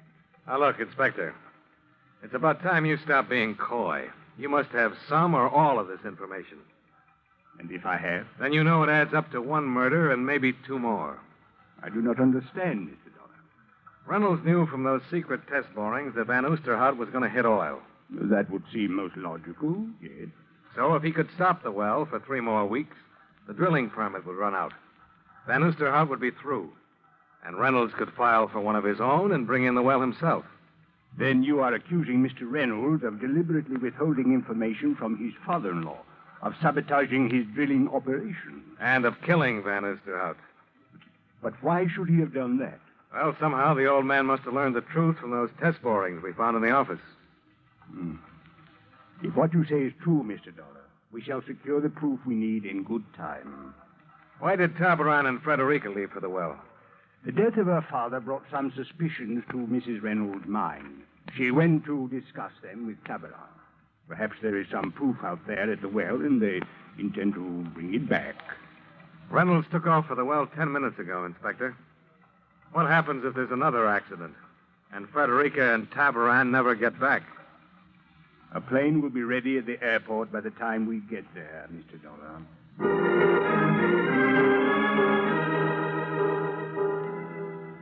The Van Oosterhout well was approximately 100 miles northwest of Medan. When we set down, both the company plane and Tabaran's were on the landing strip. The drilling rig was motionless, surrounded by high mounds of pumped-out mud. The entire area looked deserted. It is impossible they could not have heard us arrive. Where is the rigging crew? Mr. and Mrs. Reynolds and Tabaran. Well, there are not many places they could be. Bunkhouse, construction shack, powder house. Perhaps we had better try the office first. You know, it is quite possible that... Hey, there's Reynolds. Coming out of the powder house. He's got a nitro tube in his hand. Nitro? But what would he be doing with nitroglycerin? Maybe we better find out. Reynolds? Hi there, Dollar. Inspector Project? Yeah, you're just in time to see the fireworks. Are you going to shoot the well? Yeah, that's right. Drill struck a layer of igneous granite, broke off in the shaft. I'm going to drop this down and try to blast it loose. Now, where's the rigging crew? Back in the jungle. Had to get them out of the possible blast area. Never can tell about these things. What about Mrs. Reynolds and Tabaran? Oh, they went along with them. The two of you better get back there, too. Oh, this mud sample will protect us. Well, maybe so, but sometimes these things pack an awful wallop. This one's not going to, Reynolds. What do you mean?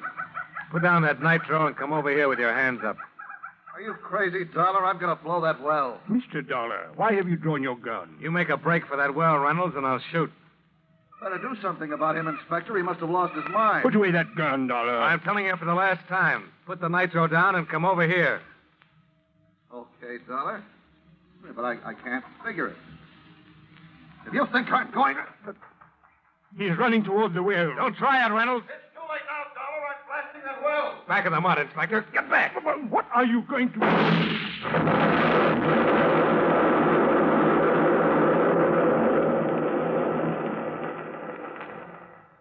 Dollar, your shot, it exploded the nitro. Yeah. I guess it did at that, Inspector. But Reynolds, it was the same as committing murder. Well, let's say I prevented a couple, Inspector. Prevented? If Reynolds had blown the well with that charge, it would have destroyed the rigging. And that tool shack under it. But what if it had? Neither Mrs. Reynolds nor Tabaran is anywhere around. You better take a look at the door sill of that shack. The door sill of the... Mr. Dollar. Yeah. That blonde head lying inside there isn't Carboniferous Dolomite.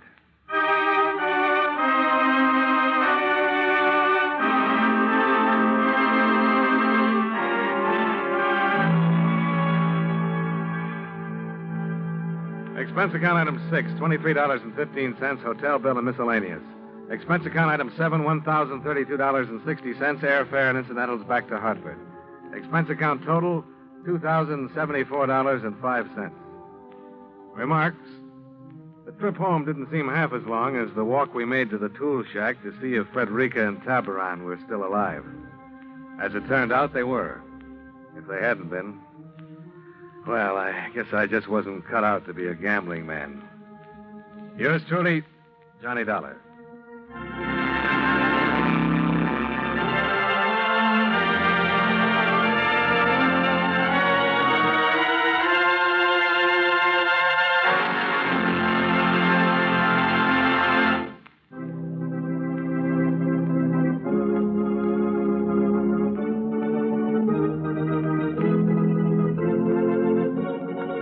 Johnny Dollar has come to you through the worldwide facilities of the United States Armed Forces Radio and Television Service.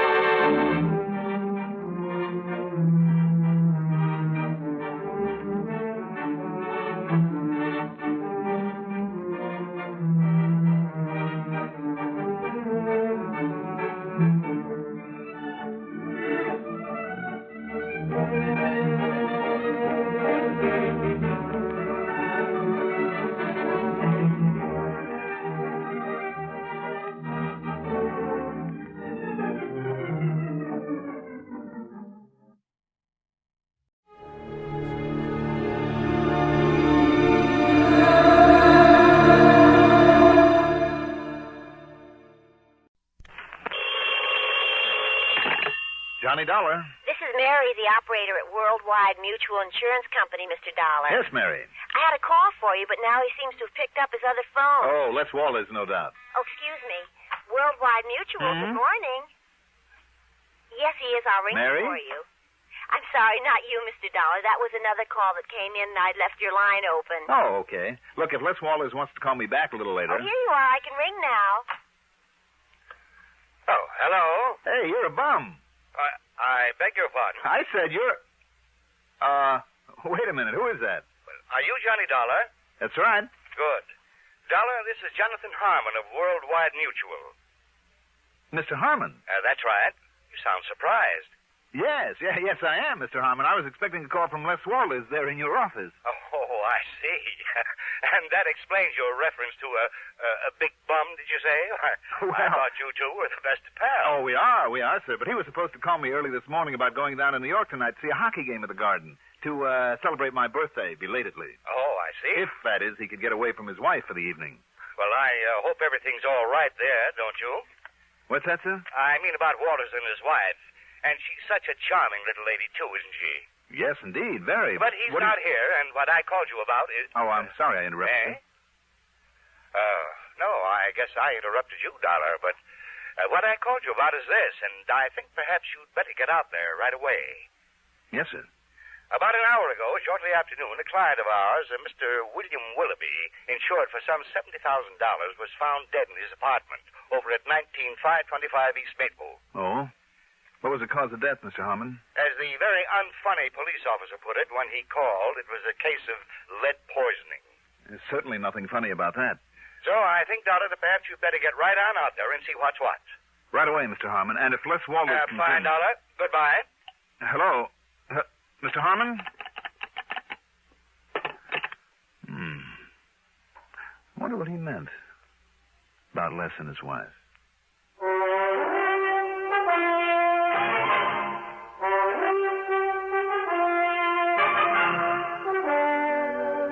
The CBS Radio Network brings you Mandel Kramer in the exciting adventures of the man with the action-packed expense account, America's fabulous freelance insurance investigator. Yours truly, Johnny Dollar.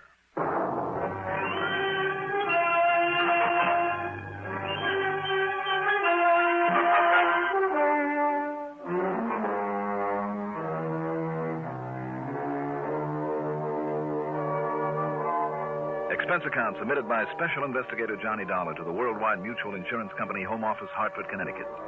Following is an account of expenses incurred during my investigation of the Can't Be So matter. Expense account item 1. $2.15 for a taxi to 19525 East Maple Street. There was a prowl car out front, a small group of thrill seekers, and a patrolman with his hands full, keeping them from entering the smart new apartment building. When I showed him my credentials, he told me to go up to 5B, where I'd find Sergeant Tommy Bravo in charge, and I did. Sorry, Dollar, but you got here a little too late. The boys just hauled young Willoughby, what was left of him, off to the morgue. Was it you who called the insurance company, Sergeant? Yep. See, I knew he had a policy with him. You did? How come? Oh, we'd been kind of keeping an eye on Willoughby ever since he moved back here to Hartford and put up in this fancy place. Why? You, know him when he lived here before? No, I didn't. Well, he wasn't much use to himself or to anybody else. Wanted the best of everything, but wouldn't do an honest day's work to earn it. I know the type. The chief even wondered there at one time if he might have had some connection with a narcotics pusher that we nabbed and set up the line. Narcotics? Well, I couldn't prove it, though. Anyhow, what he left here was to get out from under a lot of bills he owed, that sort of thing. Mm-hmm. And so then when he came rolling back a couple months ago, apparently rolling in dough, well, it just made the chief kind of suspicious is all. So we kind of kept an eye on him. But he stayed clean, so far as we could see. Just what happened here, Sergeant? No signs of a fight or anything like that? No. And the lab boys, before they left, well, Dollar, they figure it was somebody he knew pretty well. How come? Because Willoughby himself must have let him in, for one thing. Him? Him, her, what's the difference? But it was probably him. Was it? See those chalk marks on the coffee table? Mm-hmm. Lab crew made them, where a couple of drinks were sitting. Willoughby's next to that chair, and the other guy's next to this one. How'd they figure that? Well, that one had Willoughby's prints on it, and this one didn't. Did it have any prints? They were all smudged pretty badly, except one. Looked like they were deliberately smudged. So they took the glass to the lab for good look. Anyhow, there was no sign of lipstick, so it must have been a man. And he shot Willoughby? With a cannon. I'll find out for sure down there at the lab, of course, but it looked to me like it was a .45 at least. A .45? Yeah. But, Dollar, that's just about all we know so far. No other prints around, no nothing. Nobody was seen entering or leaving. And if the man 3 doors down hadn't stayed home from work with a virus and heard the shot... how did you find out about this? I got a call from Les Walters at the insurance company. Walters? Well, I should have said from Mr. Walters, huh? Yeah, why? Isn't he the one with that tall, good-looking blonde wife? Name of Constance? That's right. Connie. Why? Nothing. Just that I saw her having lunch with him one day last week. Lunch? You know, in one of those intimate little joints out on 44. With Les? Walters? No. What? With our now departed pal here, Willoughby.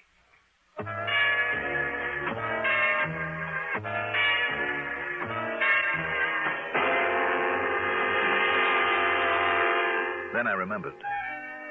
Willoughby's name was familiar. I'd never met him, but he was the one who'd made such a play for Connie before she married Les. But Les do a thing like this? Impossible.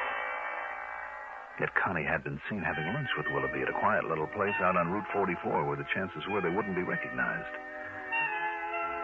Had Les found out about that? Is that why Willoughby was now very dead? No, of course not. I knew Les too well. He simply wasn't the type. And the police apparently saw no reason for suspecting Les, so why should I? What's more, there wasn't a single solitary clue that might point to him. Not yet, anyway. Item 2, $1.75 for another taxi. This time into the Spear Building and the office of Worldwide Mutual. No, Dollar, I thought I told you that over the phone. Lester Walters isn't here today. As a matter of fact, that's why I myself called you about the Willoughby matter. Did Les come in at all today, Mr. Harmon? Me? No, not to my knowledge, but then he pretty much keeps his own hours, you know. Sometimes when he's out selling or calling on some of his clients, he doesn't come in here for 2 or 3 days at a stretch. Well, he hasn't even called in or anything like that? Well, not that I know of. You can check at the switchboard, however, if you like. But now, about this Willoughby thing. Mr. Harmon. Yes. When you talked to me on the phone earlier... yes, my boy. You said, or you indicated, you were a little concerned about Les and his wife, Connie. Well, you know how it is, Dollar. Well, in spite of the size of this organization, I have a real personal interest in all of my people. I'm sure you have, sir. The boys all know it, and they never hesitate to come to me with their problems, and I always try to help them if I can, financially or any other way. I'm sure you do. They always tell me everything. Oh? Except where their wives are concerned. Oh. That's the one thing they like to keep to themselves, so I never meddle. So, well, yes, I can always tell. Yes, I know them better than they think. But you have no real knowledge of anything wrong between Les and Connie. Oh, there's some little worry there. There's no question about it, but... Now, about the... If you'll excuse me, Mr. Harmon, there are a couple of things that I have to do right away. Well, have you found out anything? I'm not sure. But don't worry, I'll give you a full report. Yes, I'm sure you will, my boy.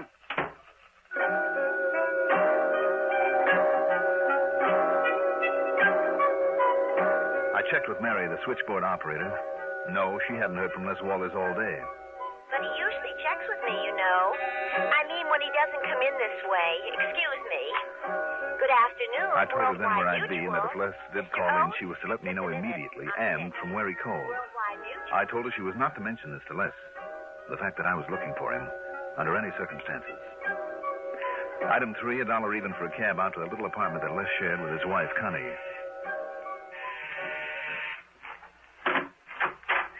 Johnny! Well, happy birthday, whenever it was. Hi, Connie. At least I think I heard Les say you had a birthday not long ago. Mm-hmm. But what in the world are you doing in this part of town, this time of day? Well... Oh, come in, Johnny. I'll put on the percolator and we can have ourselves a coffee clutch. Well, sure, Connie, thanks. Les around? Oh, no, he isn't. Has he tried the office? He isn't there. Oh. Well, then he must be out selling people insurance or something. Why, Johnny? All right, it's just that we talked about maybe taking in a hockey game tonight, and I haven't heard from him, that's all.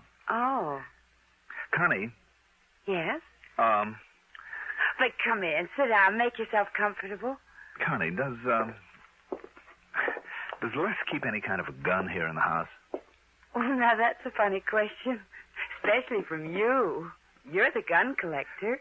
Listen, Connie. Have you added any to that beautiful collection of yours lately? No. Oh. Connie, listen to me a minute. Incidentally, you know why he wanted to take you to the game or something, don't you? Why? Well, maybe you don't realize it, but he's been trying for months to find some way of thanking you for solving that embezzlement case that got the promotion for him. When was it? Last fall? Where is he, Connie? But you know something? I'll bet he forgot all about it. I know I haven't seen any tickets around. Where is he? I'll bet he completely forgot to send for them. That's just like him, too. But he'll think up some excuse or something or something. Connie, where is Les? You say he isn't at the office? Well, he did say something about some errands when he left this morning, but I don't... What's the matter, Johnny? You're acting very peculiarly. You know it? Maybe I better lay things right on the line, Connie. What? Do you know a Bill Willoughby? Oh. Well? Yes. Go on. Bill sort of had a crush on me, Johnny, before I married Les. And? That's all. Is it?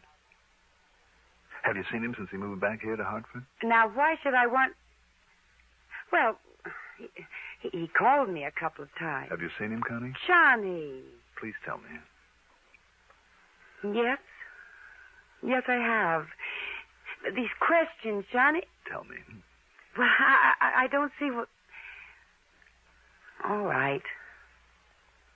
One day last week, Thursday, I guess it was, I was way out on Albany Avenue. That's Route 44. Yes.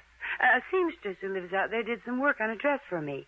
On the way back, I stopped at the gas station and... Johnny, what's all this about? Just go on, Connie. Well, Bill Willoughby was also there getting some gas. He insisted on taking me to lunch in one of those little places way out there, and... Well, that's all. That's all? Oh, well, he talked some nonsense about still being in love with me and wanting to see me again, but... Have you seen him again? Well, I certainly have not. When he started talking like that, I just got up and left him there. After all, I never really cared for him, and... Johnny? Connie, Did Les know that you had this date with Willoughby? But it wasn't a date. Not really. Not at all. Well, did Les know about it? Did you tell him? What difference did it possibly make? Well, Les can be pretty jealous, can't he? Les? Of course not. You say that as though you don't really mean it. Of course I do. Well, where is he, Connie? Where's he been all day? Johnny, how should I know? I think you do. Will you please tell me what this is all about? Will you please tell me why you're being so evasive? But excuse me, that's the telephone. Hello? Why, yes, he is. It's for you, Johnny. Oh, thanks. Johnny Dollar. This is Mary at Worldwide Mutual. Oh, yes, Mary. I just found out, Mr. Dollar, there was a call from Mr. Lester Walters. Oh? Phoebe took it early this morning before I came on duty. Yes? He was checking in to see if there was any messages for him and to say that he wouldn't be in today. Or maybe even tomorrow. Or maybe the next day, the day after. Oh, and that call was collect. From where, do you know? Oh, yes, we always check. It was from Equity 30114. That's over in Waterbury, you know. I know. And it sounds familiar. Thank you, Mary.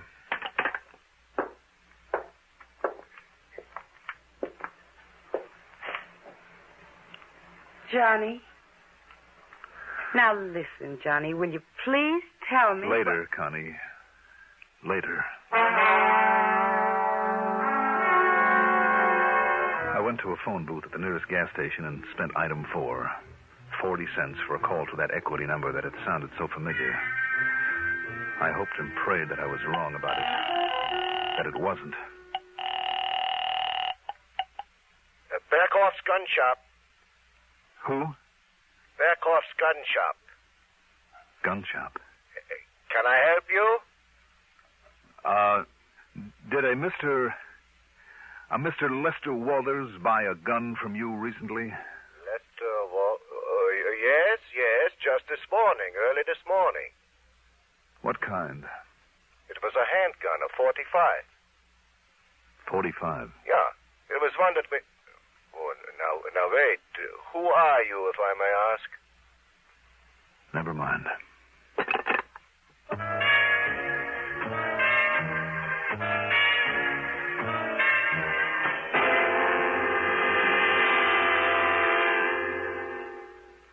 Not everyone is as lucky as yours truly, Johnny Dollar, who has an unlimited expense account.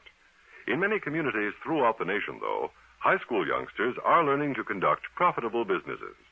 They're learning by doing, running their own miniature business firms under the sponsorship and guidance of Junior Achievement Incorporated.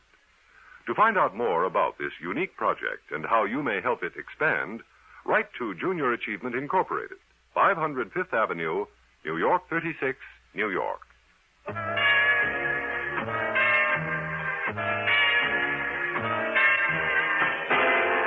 I still couldn't believe it. I wouldn't believe it. And yet all the evidence, every bit of evidence I had. Well, sure, it was circumstantial, that's all, every bit of it. But it all pointed to only one person, to my friend Les Walters. I still couldn't believe it. Yet there it was. His failure to check in at the office the way that he usually did. Didn't he know that would arouse suspicion? His slip-up on our date for the hockey game. Didn't he know that would make me suspicious? Connie's having been seen with Willoughby. If the cops knew about that, why not Les? And then Connie's evasiveness about Les's whereabouts. But did she really know about what finally happened to Willoughby? And the gun. A 45 did it, Sergeant Bravo had said. A 45, the gun shop owner had said. That was sold to Les only that morning. All right, there it was. Okay, now what? Go to the police? Tell them what I knew? Or let them find out for themselves? Why not? They had as much to go on as I had. Almost. It was their job to run down Willoughby's killer just as much as mine, wasn't it? Yes, and it was my job just as much as theirs. My dirty, rotten, lousy job. Why? Why did it have to be? Couldn't I just... No, I couldn't, and I knew I couldn't. If Les did commit that murder, if. I made another call there in the phone booth.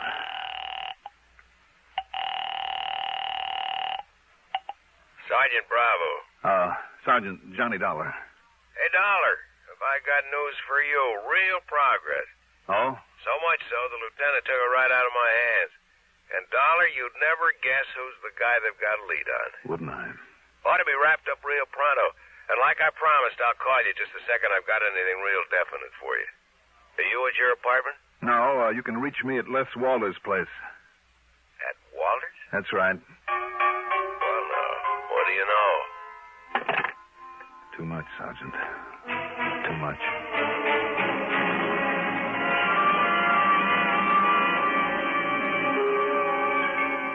No, I don't know. And I don't know when he's coming back.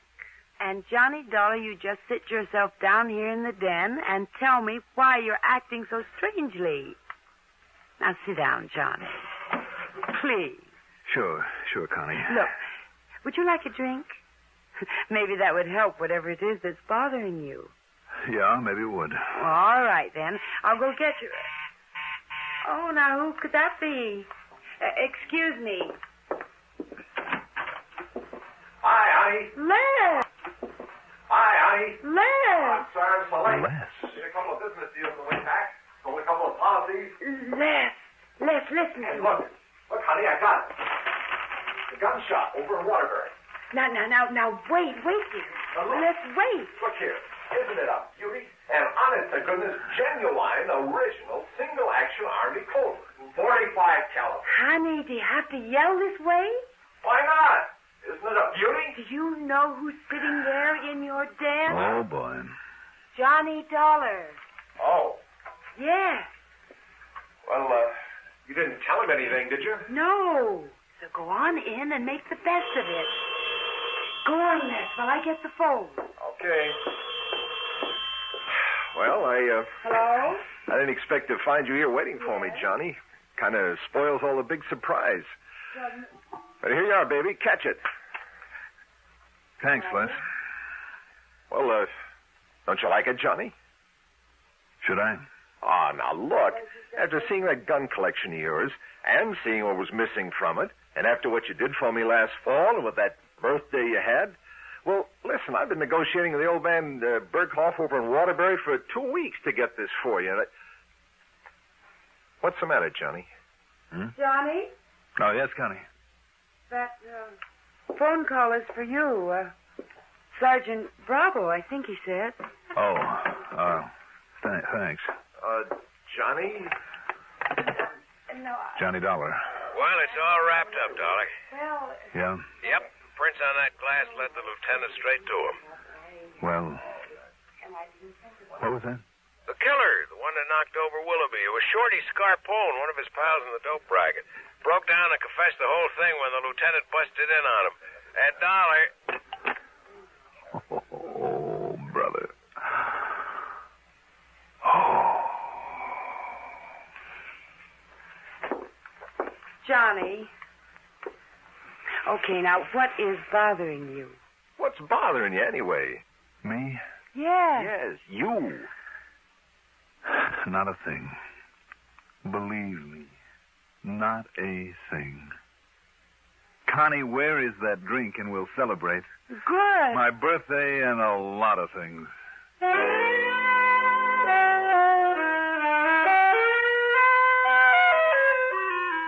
I can only tell you this. I was never so glad to be wrong in my life. And I mean all wrong about a case.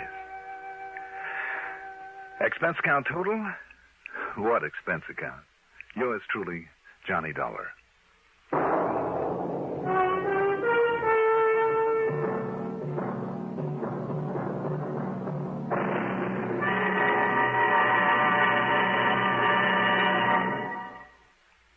Now, here is our star to tell you about next week's story. Next week, a talisman. A good luck charm that proved to be anything but. Join us, won't you? Yours truly, Johnny Dollar.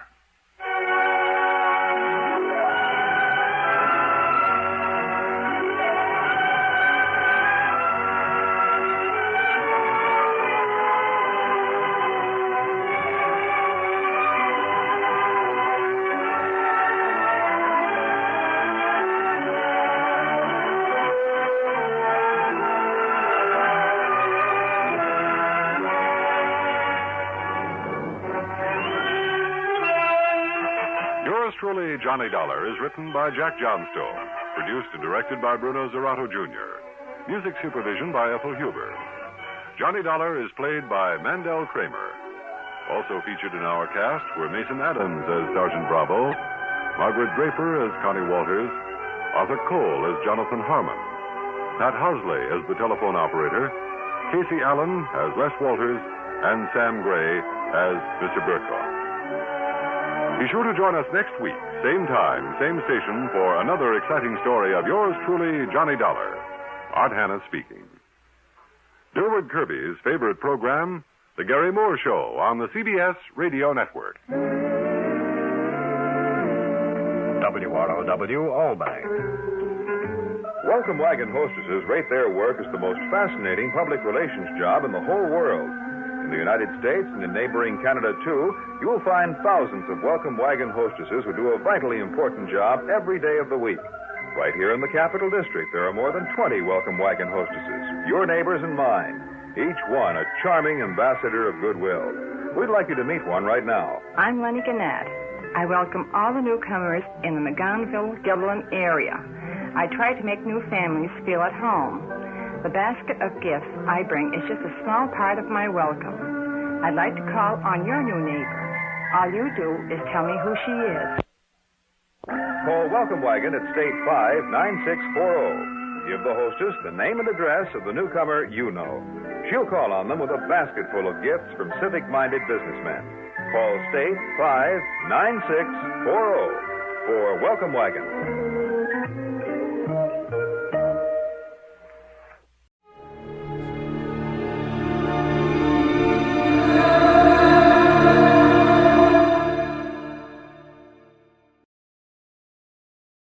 Wrigley's Spearmint Chewing Gum, the refreshing, delicious treat that gives you chewing enjoyment, presents for your listening enjoyment Edmund O'Brien as Johnny Dollar. George Parker, Johnny, Corinthian Ulrich. Sure, George. How are you? In need of an investigator. Can you take a case for us? I've been sitting here waiting for one. You've got it. Big policyholder on Cape Cod, Mrs. Thomas Harwell. She died from poison. That's rare these days. I'll be over in about 30 minutes. Listen to the rest of it.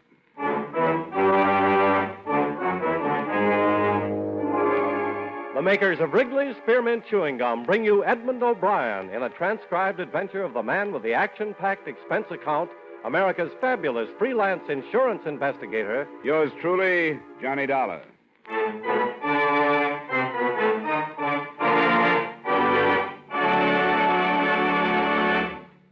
Wrigley's Spearmint Chewing Gum refreshes you. Wrigley's Spearmint Chewing Gum gives you real chewing enjoyment. Yes, for chewing enjoyment plus refreshment, it's Wrigley's Spearmint Chewing Gum. The lively, delicious flavor of Wrigley's Spearmint cools your mouth, helps keep your throat moist, and gives you a nice little lift. The good, smooth chewing of Wrigley's Spearmint helps keep you feeling fresh and alert, adds enjoyment to whatever you're doing. So for chewing enjoyment plus refreshment, treat yourself often to Wrigley's Spearmint Chewing Gum. Healthful, refreshing, delicious.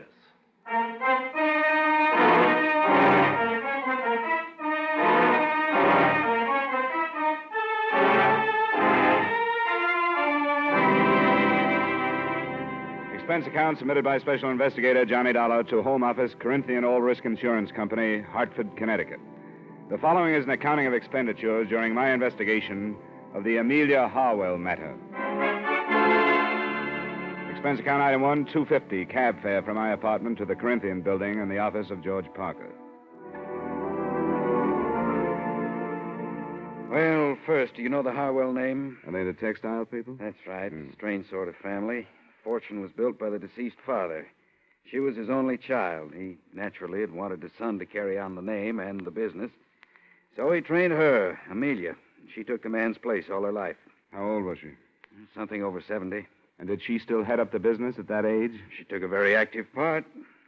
What about the poison? I haven't gotten any of the details on that. That'll be up to you. Anything on the surviving family? Yes. I have it here. A husband, Thomas, a daughter, Maxine, and a son, Dexter. Here, you keep it. Got the ages and all. Thanks. From what I can gather, she was an extremely domineering woman. Ran her household like a factory. There must have been very little warmth toward her.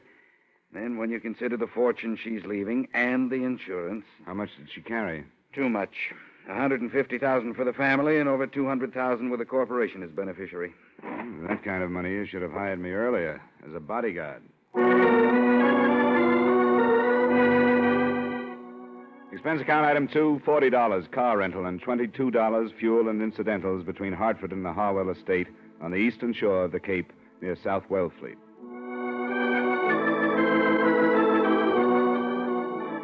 The mansion was as solid as the family's Dun and Bradstreet rating. Heavy brick construction with turrets, shuttered windows, and massive double doors that opened into a coldly formal entry hall. The widower, Thomas, as might have been expected, was the rabbit type. Pinch glasses, high-stuffed collar with string tie and sparse hair. I was announced to him in the library where, from the wall, a life-size portrait of Mrs. Harwell seemed to be keeping an eye on the proceedings. Well, how do you do, Mr. Dollar? It's nice of you to see me, Mr. Harwell. That will be all, Brighton. Yes, sir. Close the door, Brighton. Yes, sir. Please sit down, Mr. Dollar. Thank you. Well, these things are always hard to start, Mr. Harwell. I'm accustomed to bluntness, Mr. Dollar. Besides, I've talked about Mrs. Harwell for almost 50 years. I see no reason to hesitate now, because she's dead. She was poisoned, you know. Yes, I'd heard. But I don't think she minded.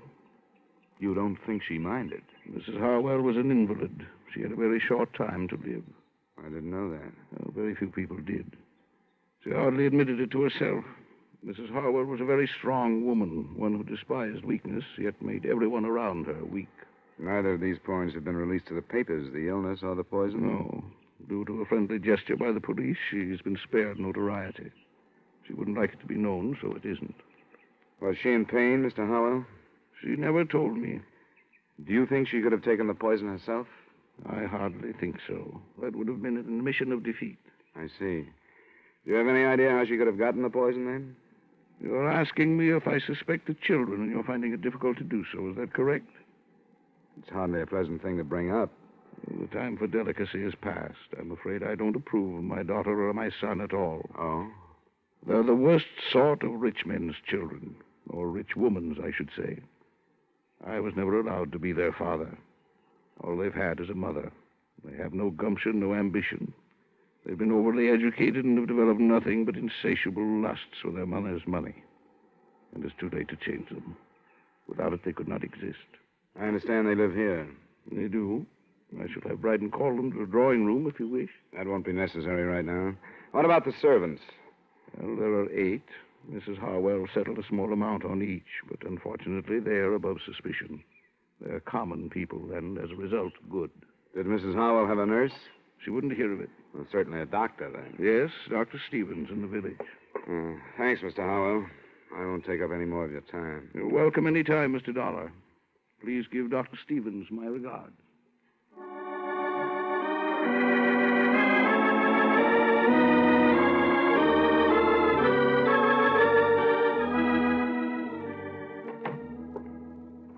Well, Mr. Dollar, the Harwell case passes from my hands into yours.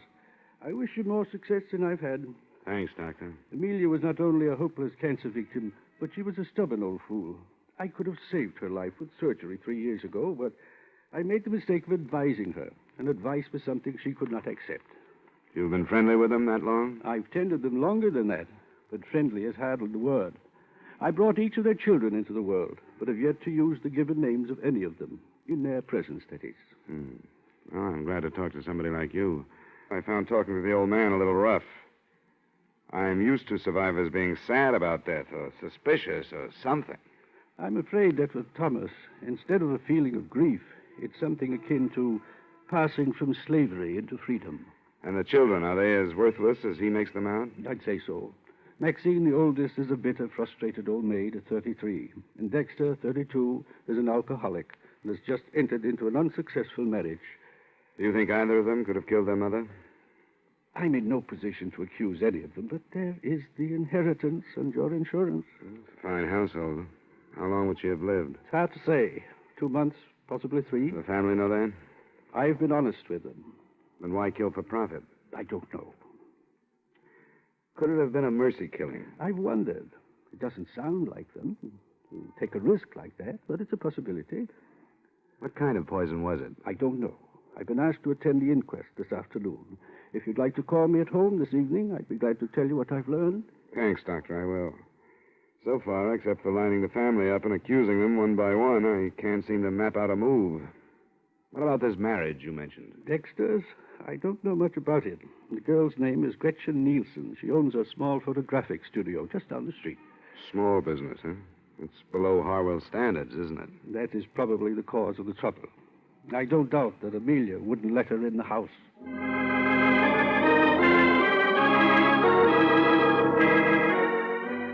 Through the plate glass window of her studio, Gretchen Nielsen looked like a girl anyone would enjoy having around the house.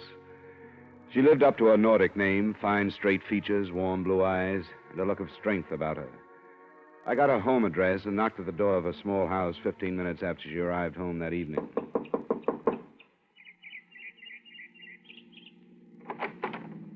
Miss Nielsen? Yes? I guess I should have said Mrs. Harwell. My name is Dollar. I'm an insurance investigator working on the elder Mrs. Harwell's death. I'd like to talk with you. Well, I don't know anything about it. Why have you come here? Because I haven't found any place else to go. I'd rather not talk to you. Why not? There are things you don't want to say? All right. Come on in. I'm surprised I haven't been questioned before this. The police haven't started yet. It's probably why you haven't. I suppose that means I can expect to be dragged into it by them. I'd imagine so, yes. We can sit over here. You know she was poisoned, don't you?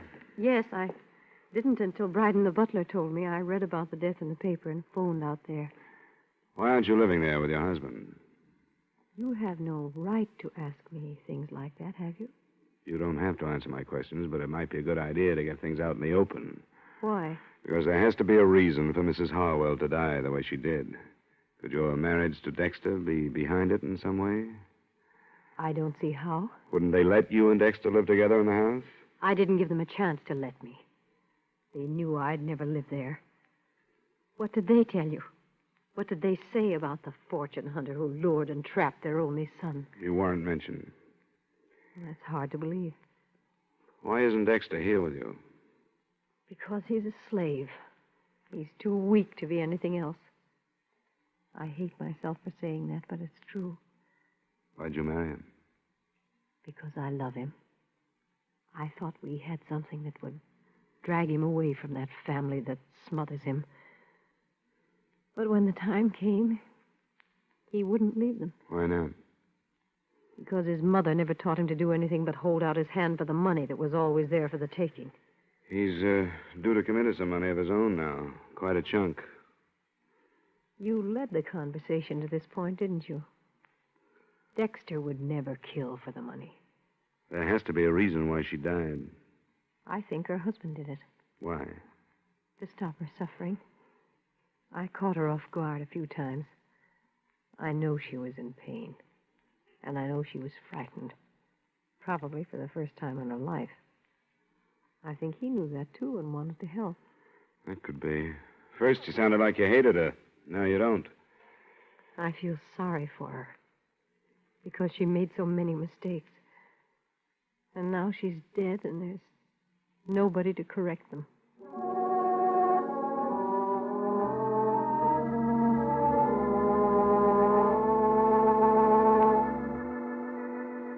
I didn't string out my meeting with Gretchen Harwell and May Nielsen.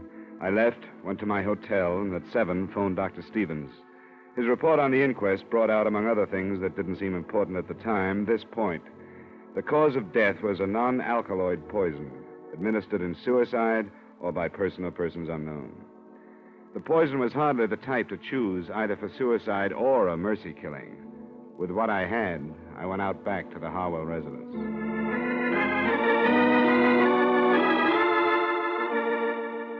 I'm sorry, sir. Mr. Harwell has retired. Is the rest of the family out? Yes, sir. I wonder if you'd tell them that I'd like to see them. Very well, sir. If you'll wait in the library, I'll tell them you're here.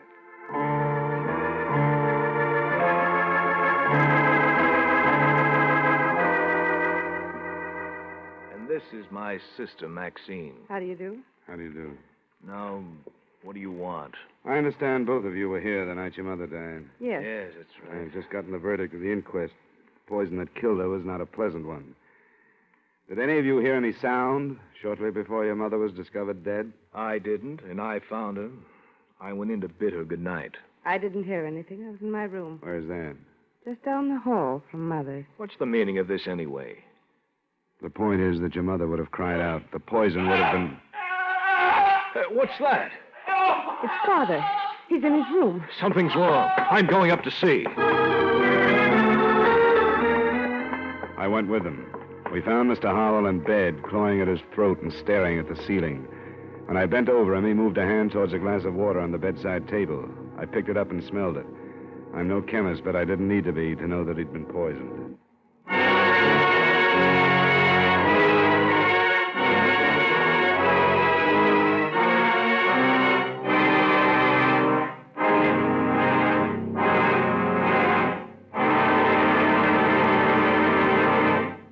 Friends, wherever you are, whatever you're doing, you'll enjoy chewing Wrigley's Spearmint Gum. Chew Wrigley's Spearmint while you're working. The lively, full-bodied flavor of Wrigley's Spearmint gives you a refreshing little lift. The smooth, pleasant chewing of Wrigley's Spearmint Gum helps keep you feeling relaxed and satisfied. Makes your job seem easier. Chew Wrigley's Spearmint Gum in your home, when you're out walking or driving, when you're enjoying outdoor sports and other activities. Wrigley's Spearmint Gum tastes good anytime, and the natural chewing aids digestion and helps keep your teeth bright and attractive. Yes, wherever you are, whatever you're doing, you'll enjoy chewing Wrigley's Spearmint Chewing Gum. Healthful, refreshing, delicious.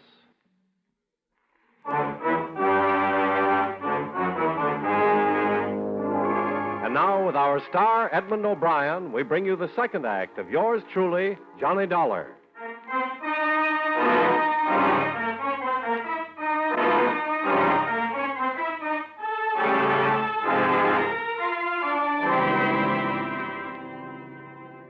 I tried to read something in the expressions of the son and the daughter as we stood for a moment around their father's bed. There wasn't much in them. No surprise, no fear, no satisfaction. Maxine looked a little embarrassed and left to phone Dr. Stevens. Dexter looked a little vague and said he thought he knew where a medical book was. And I was left alone with Thomas Harwell. I'm all right. I'm all right. Call them back, Mr. Dollar. I'm all right. I won't die. Of course you won't. I'm all right. How much water did you drink? Not very much. I was so thirsty, too. But I think I smelled it. I only sipped. I felt a terrible burning in my throat. I could hardly breathe. Who would do this to me? I was hoping you could tell me, Mr. Harwell. We won't talk about it now. Dr. Stevens is coming out to have a look at you. I'm glad he's been called. He's my friend. Anything I can do for you in the meantime? No, thank you. I'm going to be all right. I'm not ready to follow Amelia. I'm not ready yet.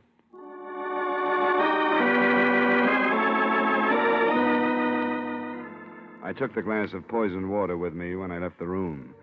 I put it on a table in the hallway outside his door and stayed with it until Dr. Stevens arrived. He spent about 15 minutes with Mr. Harwell, and then he joined me. He's all right. Where's the family? I sent him downstairs. Good. You said you had the glass? Yeah, here it is. Smell it. There must be enough poison in this to kill 100 people. He's a very fortunate man.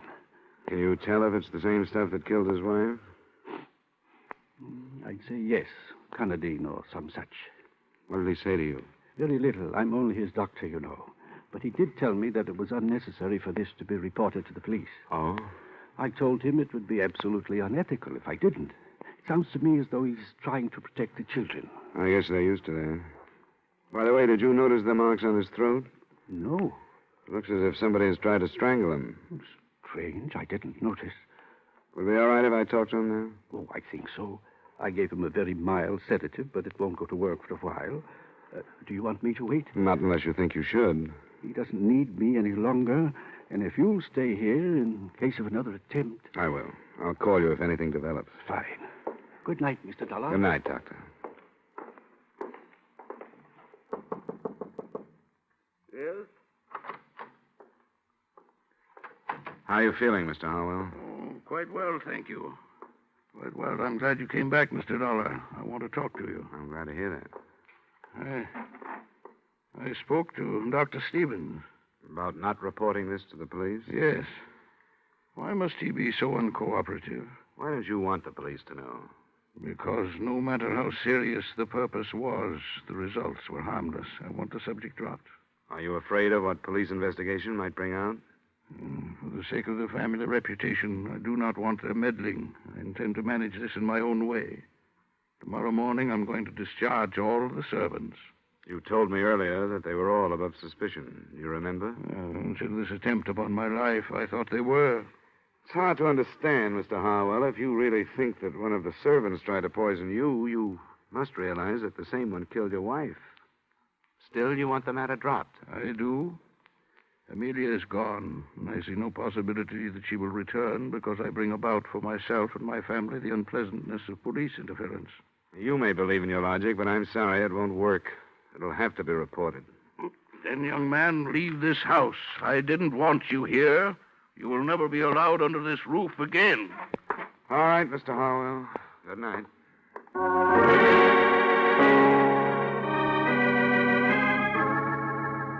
I picked up my glass of evidence again and started downstairs. When I got to the entry hall, I heard voices and looked into the library to see the children, Maxine and Dexter. Their conversation had ended by the time I walked in. How is he? He's all right. Back to normal. What are you doing with that glass? I'm taking it to the police. They'll want to know if it's the same poison that killed your mother, and there's a chance of finding fingerprints on it. Here we go again. Your father didn't want me to take it to the police. Why shouldn't he want to report that somebody tried to kill him? You think he's afraid that one of us did it? Is that what... Kill him. You think he's afraid that one of us did it? Is that what you mean? Well, it's come to mind. Get out of here, Dollar. I don't have to listen to this. Wait, Dexter, wait a minute. That's what he thinks. The police are going to, too. Then I'll listen to them. It's their business, but not his. I don't have anything to be afraid of. I didn't keep a 3-month-old marriage secret like you wanted me to. Dexter. And I didn't break the news to her by telling her that she was going to be a grandmother like you wanted me to. You think everything's wrong. Dexter, shut up. You're drunk. Oh, let him accuse you. I'm not going to listen to him. I'm going to bed. He drinks too much. Is what he said true? About the baby? Yes, it's true. And he's living here? Obviously. I met his wife. She seems to deserve better. Yes, she does. Dexter was here waiting for Mother to die because he knew she'd disinherit him if he moved out. And now, neither one of us had better say any more until we get legal counsel.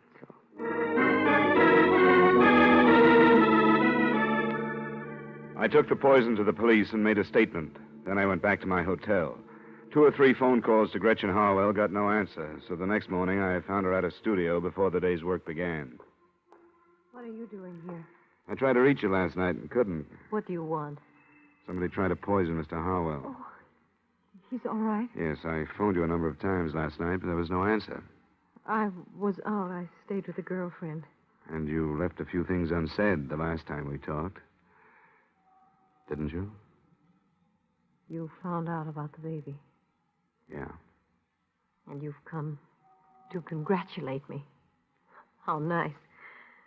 I've been simply swamped with congratulations. Please, this has to be straightened out, and everything that's held back makes it harder. What does the baby have to do with it? Well, it makes a motive stronger than ever for Dexter. He wouldn't kill his mother. I was told he'd be disinherited if he left the family manse because of the marriage you kept secret.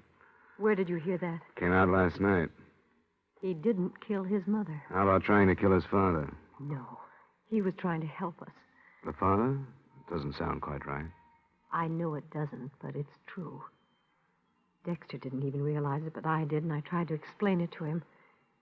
Mr. Harwell had never done anything in his life, but he tried to help us. Why? Because when he married her, he must have had a personality. His mother didn't approve of Dexter and me, but I think his father did. You didn't keep it a secret from him? For a little while. Until I insisted that we tell him. And he kept it from Amelia. Do you know why? Because she was the dictator. When she was sick, she was worse. She'd think Dexter had waited until she was helpless before marrying the girl he wanted to. But she found out and was poisoned before she could do anything like dropping Dexter from her will. I don't care. I don't care. I'll even say that Dexter did have reason to kill his mother. But he never would. And not his father. You aren't trying to protect him, are you? Of course I'm not. I don't care how much I love him. I wouldn't want him if he were a murderer.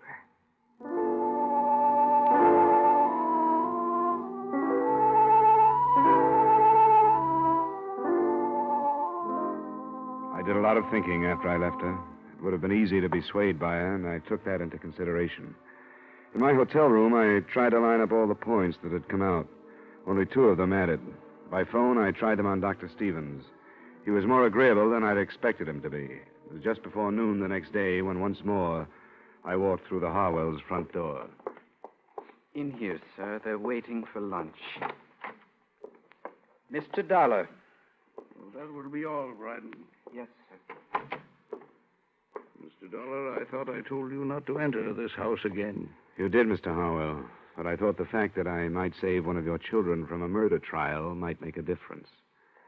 Which one, if I may ask? Dexter. But I don't understand. I think we've had enough of this, Mr. Dollar. My family has been quite upset since you've arrived. I think we've had enough, too, Mr. Harwell.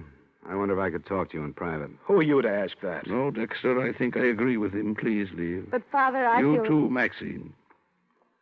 All right, Dad. Come on, Dexter. Sure. See if Dollar can tell him anything worse about me than he knows. Well, Mr. Dollar. You wouldn't like to see Dexter charged with the murder of your wife, would you? Of course I wouldn't. The police are ready to do it. And they've got a good case. You didn't think of that, did you? I beg your pardon? You didn't realize that you might set up a situation that would jeopardize your son. I don't think I understand. I think you do. You killed your wife, didn't you? I? You filled a glass of water last night to throw off suspicion and to get rid of the evidence at the same time. Mr. Dollar. If you didn't, Dexter is going to be brought to trial. I can promise you that. I saw the charges being drawn. They have everything against him, except 2 or 3 things. Oh, what are they? Something that was hidden behind those tall collars of yours. Scratches on your neck. Another thing that came out at the inquest. Bits of flesh under your wife's fingernails. And the fact that your children didn't hear anything the night she died. They all go together. You struggled to keep her quiet, and she scratched you. You're a very observing young man, aren't you? Not necessarily, but certain things add up. Am I right? I could hardly deny it now. Yes. It made such a little difference to Amelia, though I don't imagine the officials take that into consideration. They seldom do. But it made such a great difference in Gretchen's child. I've made many mistakes with my own children through deference to my wife. I'd hoped that I could help my grandchildren through strength. Strength enough to do what I have done. You were helping Dexter, too? No, helping the child through Dexter. I had hoped that Amelia, when she knew that a life was being given while hers was being taken, would be glad and approve, but she didn't. She asked for a lawyer so that she could change her will. Then I knew what I had to do. I'm sorry, Mr. Harwell. There are many things to regret, Mr. Dollar, many things. But hastening my wife's death is not among them. Her life was decayed. The life she did not want that I did want. So fresh and new that it doesn't even know what hope or helplessness can be. Forgive me, Amelia. Amelia. Forgive me.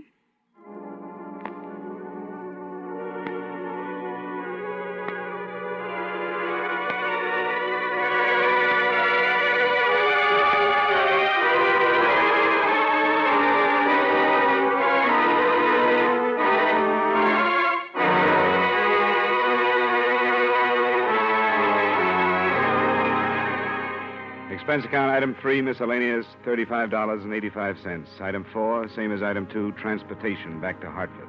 Expense account total, $122.35. Yours truly, Johnny Dollar.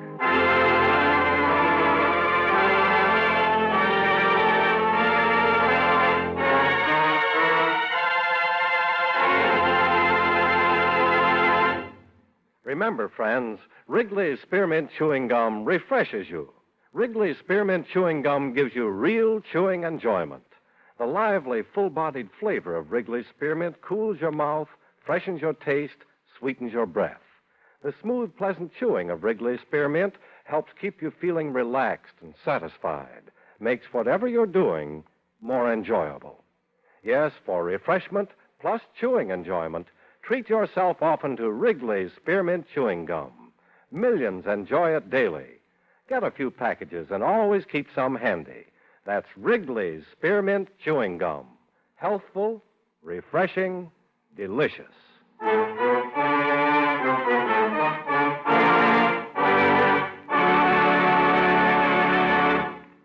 Yours truly, Johnny Dollar, brought to you by Wrigley's Spearmint Chewing Gum, stars Edmund O'Brien in the title role and is written by Gil Dowd with music by Eddie Dunstetter.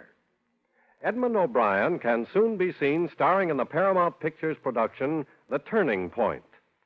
Featured in tonight's cast were Victor Perrin, John McIntyre, Herb Butterfield, Jeanette Nolan, Virginia Gregg, and Peter Leeds. Yours truly, Johnny Dollar, is transcribed in Hollywood by Jaime Del Valle.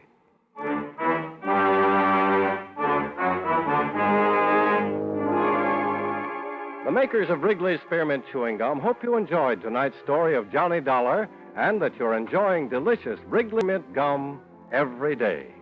We invite you to join us next week at this same time when, from Hollywood, Edmund O'Brien returns as... Yours truly, Johnny Dollar.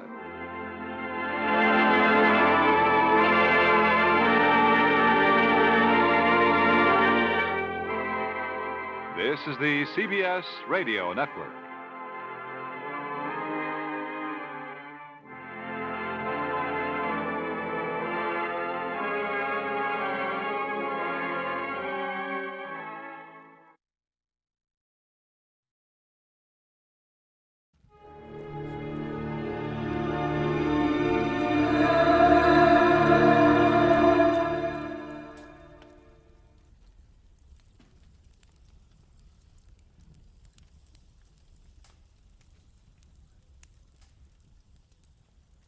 Get this and get it straight. Crime is a sucker's road, and those who travel it wind up in the gut of the prison or the grave. This time, everything that happened from the orange-haired man with a map past the oaf with a pitchfork to the body at the covered bridge was wrong. Dead wrong. From the pen of Raymond Chandler, outstanding author of crime fiction, comes his most famous character in The Adventures of Philip Marlowe.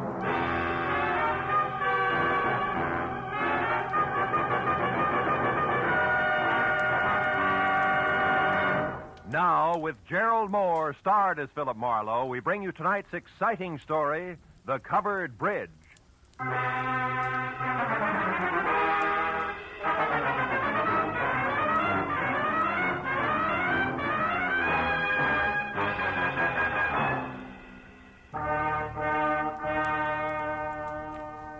You know, every once in a while, into the life of one Philip Marlowe, a little peace and quiet must fall. A day marked by neither murder nor mayhem.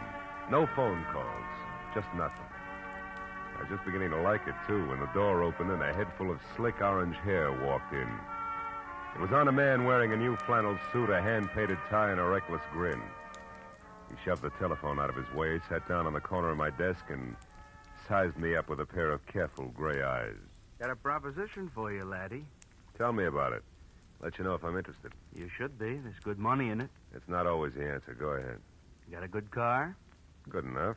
I don't keep it in the office. You like Mexico? Look, is this a social call or a quiz program? Well, this is business. I asked you a question. Yeah, I like Mexico. I don't like you. Oh, that's good, because you're going to drive a couple of friends of me down there. Name your price. Not interested. $1,000? Not interested. That's too bad. Would have been nicer to work this out without a gun. Listen, you two-bit Talk jerk. easy, laddie. This gun is bigger than both of us. Now, you're going to drive across the Mexican border tonight with 3 passengers. And there won't be any difficult questions, because you are the well-known Senor Philip Marlowe, a respectable private detective. Somewhere below the border, your fellow travelers will catch a boat.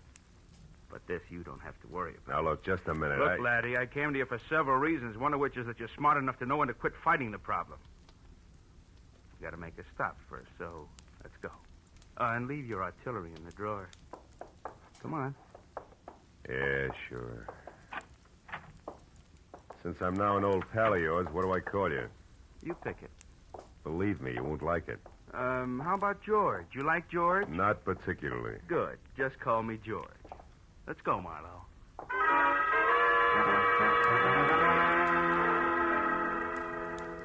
We nodded at the elevator girl, waved goodbye to the kid in the parking lot, and headed south on Highway 101. All with the front of that Mauser nudging my kidney.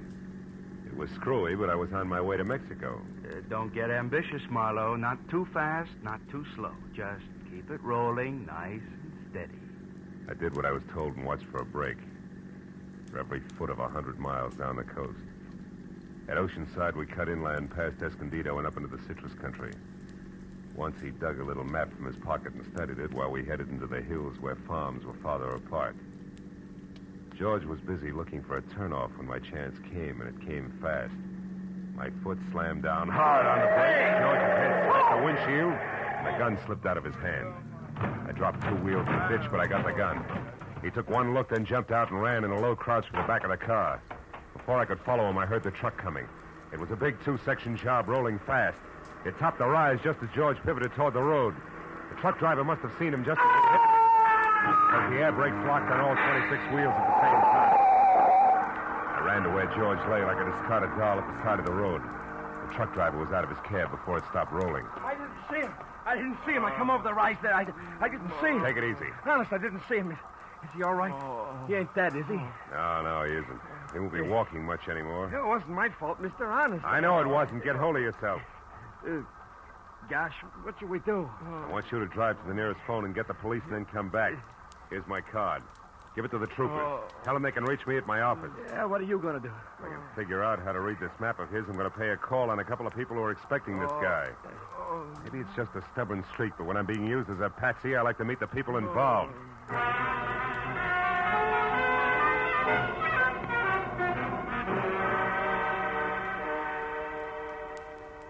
As I drove, I studied the map, and 2 miles down the highway, I found the first landmark, a dead tree. There I left the highway and followed a rocky trail 7 corkscrew miles up a canyon to the next landmark, a bridge. One that looked like it had been lifted out of some rustic Connecticut woods and dropped across the California gorge purely by mistake. Because it was covered complete to roof and walls and made entirely of lumber. And on the hill beyond was a lonely house where the trail marked on the map ended. I drove slowly through the sagging wood tunnel and at the other end deliberately killed my motor. Then I got out, raised the hood, and went to work on the distributor. I don't know where he came from, but when I glanced up, he was standing there watching me. A bull in overalls with a pitchfork clenched in a pair of hands as thick as $4 steaks. We didn't like each other's looks. You picked a bad place for trouble, mister. That's so. Why? Nobody almost never comes up this road, especially strangers. How come you took it? Really want to know, or are you just killing time? I wouldn't be too smart if I was you, mister. You live in that house up there? No, not anymore. I got canned for drinking. Well, why are you so interested in that place? The only farm around here. Maybe they got a mechanic. Yeah, maybe. Where'd you say you were from? L.A. Los Angeles, huh? You real sure you don't know anybody up there on the hill? Like who, for instance? A certain party who took a trip to L.A. not so long ago. And another thing, city boy. Don't get out of line or I'll fix you good. Understand?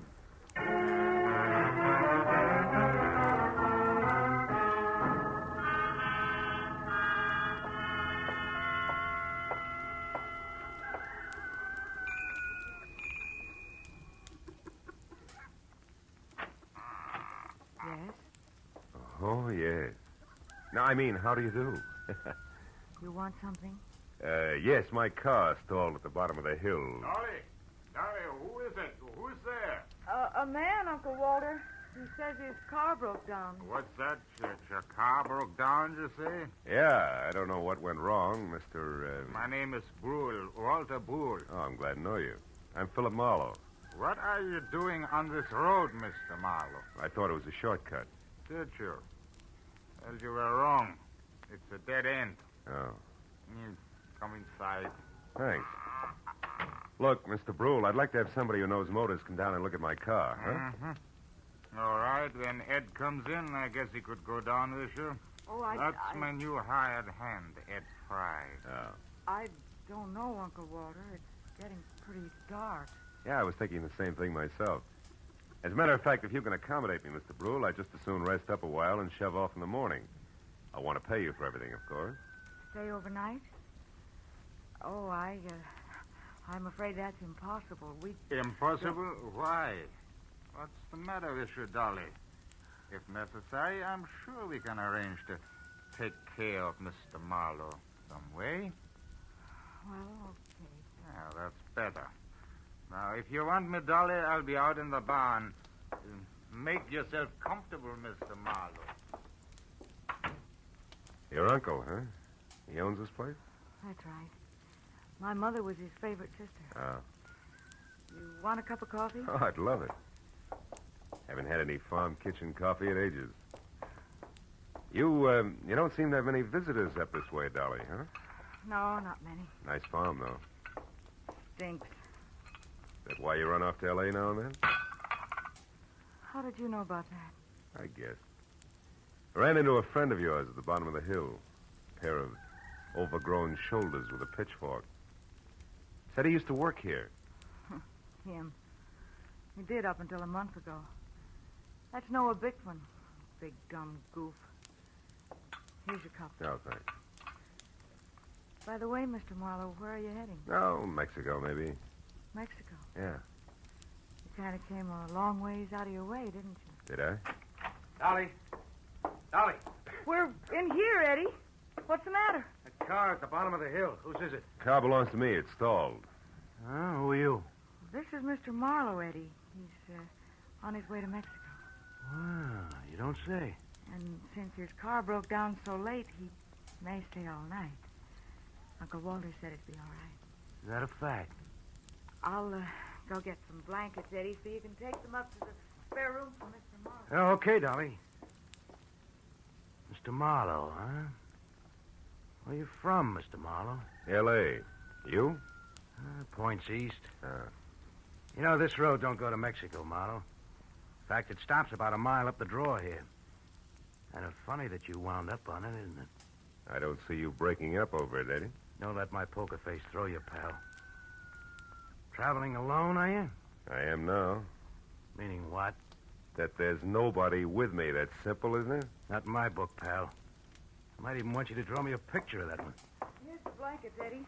Sheet. Oh, okay, it's fine. Come on upstairs, Marlowe. I'll show you the room. You want me to go with you and make the bed? No, you stay here and put up some more coffee, Dolly. All right. Got a hunch I may want lots of it tonight. Let's go, Marlowe. Right behind you, Eddie. How's the weather been in L.A.? Some might call it hot. Uh-huh. Get the door, will you? Sure.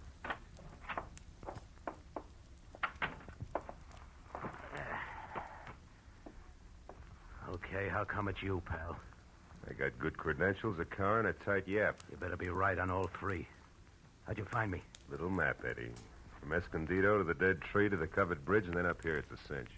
Why'd you show alone? Where's Red? Got to meet us at the border. It's a bum fit, pal. It's not in the book. Why? He had some kind of a last-minute jam with the boat. Oh, that jerk. He's had a month to line this up while I've been holed up out here in the sticks making like a farmhand. Well, better work, that's all. If we're picked up this time, it's curtains. Oh, incidentally, you got a gun, haven't you? Yeah, sure. Let's see it. No dice, Eddie. Red didn't tell me everything, just enough. So? So you'll get your money's worth.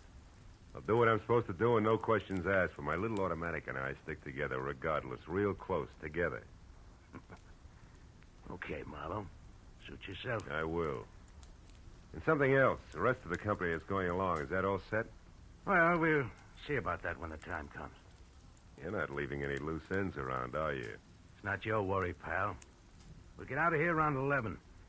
Oh, and that routine about your car being stalled, it is a gag, I hope. Oh, sure, it won't start. If anybody tries, but in 10 seconds with a screwdriver, I can fix it. You're okay, Marlowe. Just keep playing your game. Yeah, I will. Maybe then I'll find out what the score is after all. Huh? You might at that. Come on, let's eat.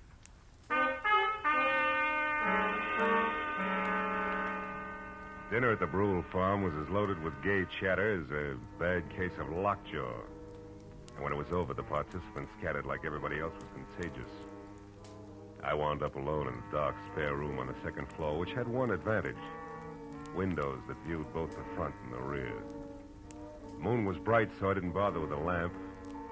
I listened to Dolly rattle dishes in the kitchen until that stopped, and then I watched old man Brule pace his front yard.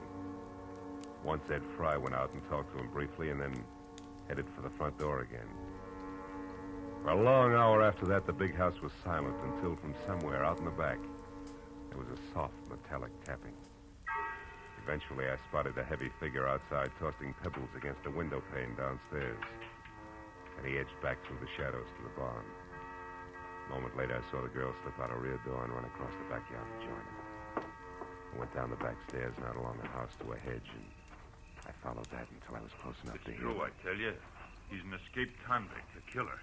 He's been hiding out here on your place. Can't believe it, no. I just can't. Are you sure? Of course I am. I read it by accident just tonight in an old newspaper from Denver. The whole story with pictures. There's no doubt about it. Ed Fry is really Eddie Fillmore. He's a murderer plenty of times over. What do we do? Should we call the police? No. Not on your life. Listen, you want to get off this farm, don't you? More than anything in the world. Okay. Then we'll do it. Together, Dolly. I didn't tell another soul about this. You know why? Because they put out a reward. A big one for him. $2,500. And we're going to get it. Just us, you and me. But how, Noah? How can we possibly... What's that? Did you hear that, Noah? That's nothing. It's one of the cats, maybe. Look. You've been taking walks with him lately, Dolly. Well, yes, I have, Noah, but... Well, never mind that now. Just get him to take another one right away. Get him to walk you down to Pritchard's house. I'll be waiting there, and as soon as you get inside, I'll jump him. You'll never know what hit him. Will you do it? Pritchard's house? Yeah. Well, I'll try. You give me some time to persuade him. Sure. Oh, I knew you'd see things my way, honey. No. Oh, boy, with that reward money, there'll be no stopping us. You better go in now before they miss you. Okay. I'll get him there just as soon as I can. Hey, Bickman. What? Who's there? Marlowe. Listen, I got to You talk were here. here listening all the time, weren't you? Yeah, and believe me, you're making a mistake. You're playing with dynamite, Bickman. You two are nuts to tackle that guy alone. He's too tough for you. So you want to help so you can cut yourself in on the reward, that's all. Well, it ain't gonna work. Don't be a sap. He's covered himself. There's somebody else in with him. Somebody around here. He's got an ally. You two try to grab him, and you're going to be in trouble. You're lying. He's been hiding out all alone, and we're gonna get him, Dolly and me, by ourselves.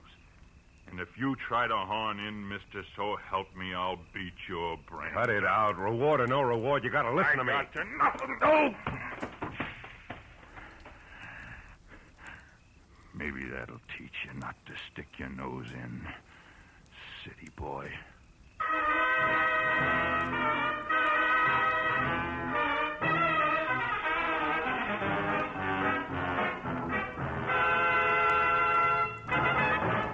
In just a moment, the second act of Philip Marlowe. But first, Fred Allen's first appearance on the CBS Jack Benny Show. Al Jolson sings, but the face is Charlie McCarthy's. Andy of Amos and Andy goes on trial for deserting his bride by mistake. Those are three headlines that guarantee you a world of fun on CBS tomorrow night. Yes, this third Sunday of the new year will be an all-time high in radio entertainment. Hear them all on CBS tomorrow night. Now, with our star, Gerald Moore, we return to the second act of Philip Marlowe and tonight's story, The Covered Bridge.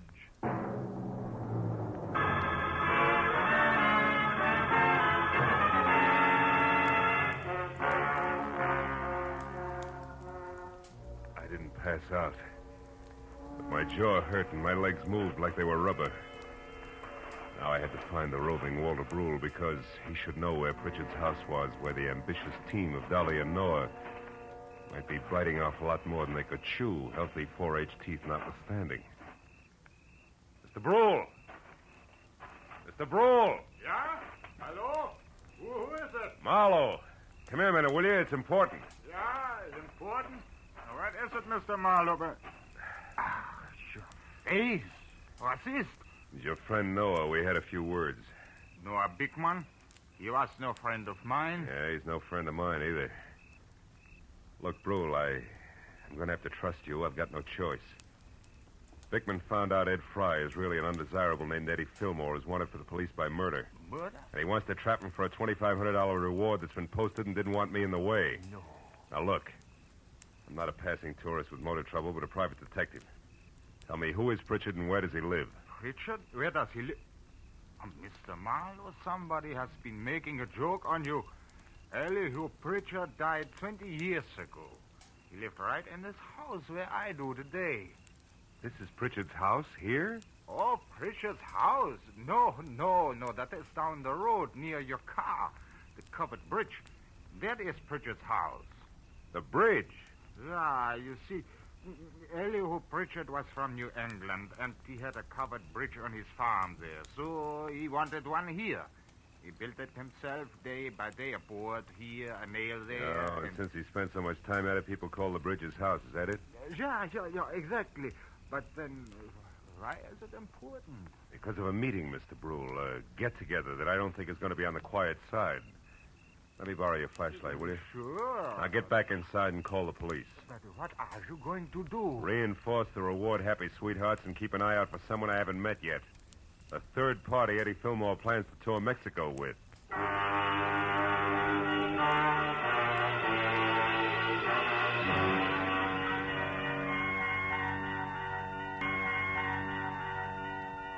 It was a quarter of a mile romp country style back down to the covered bridge.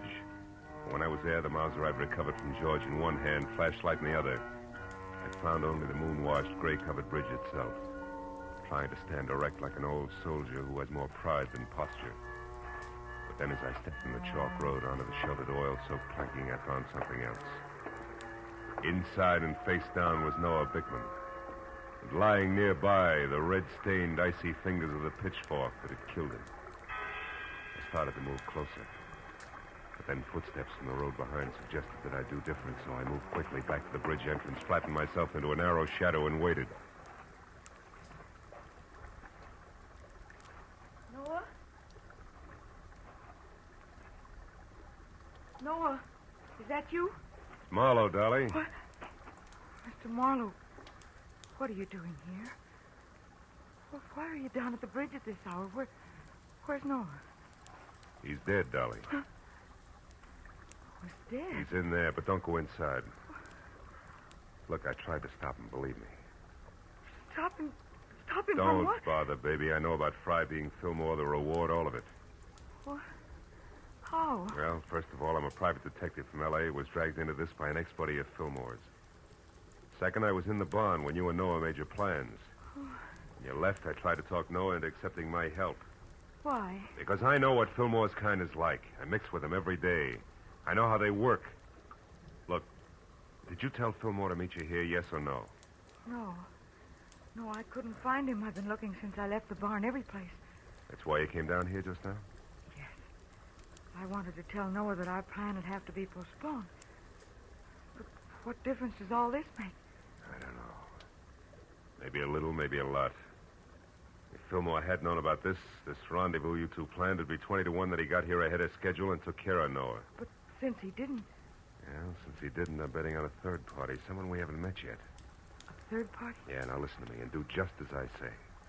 Turn around and walk straight back up to the house, and when you get there, get inside and stay put. But, Marlowe, what if... Go on, fast. All right. But be careful, Marlowe. Whoever killed Noah won't hesitate to kill you, too. When she started back up the road, I turned toward the bridge again. My flashlight following the dusty white footprints on the freshly oiled planking leading to the dead man. I stood over him, the circle of light sweeping the area around him. There was just one thing I had to know. Marlowe! Marlowe! It's me, Walter Brule. What are you doing down here? Well, I thought you might need help, so after I called the police, I got my rifle and came down here, and I... Yeah, he's dead. The prongs on that fork went right through him. How terrible. Yeah. Look, Brule, was this planking freshly oiled today? Yeah? Why? I just wanted to make sure those chalk footprints were made today. But what do Brule, footprints... you stay here and see that no one enters the bridge. But where are you going? Up to your house in a hurry, because I think I know who the killer and the third party is.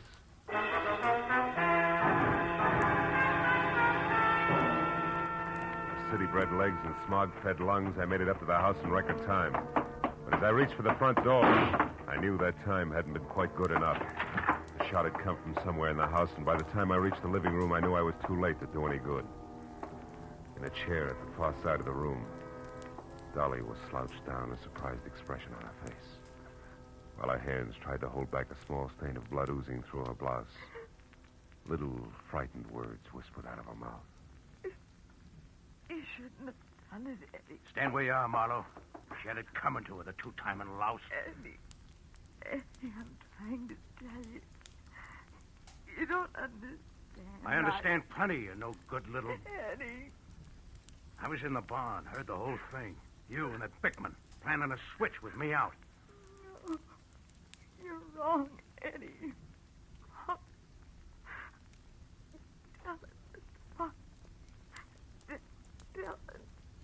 Dolly didn't try to double-cross you, Eddie. She only pretended to so she could set Noah Bickman up and kill him. That's what she did. No, you're a liar. True. That's what I tried to tell you. I don't believe it.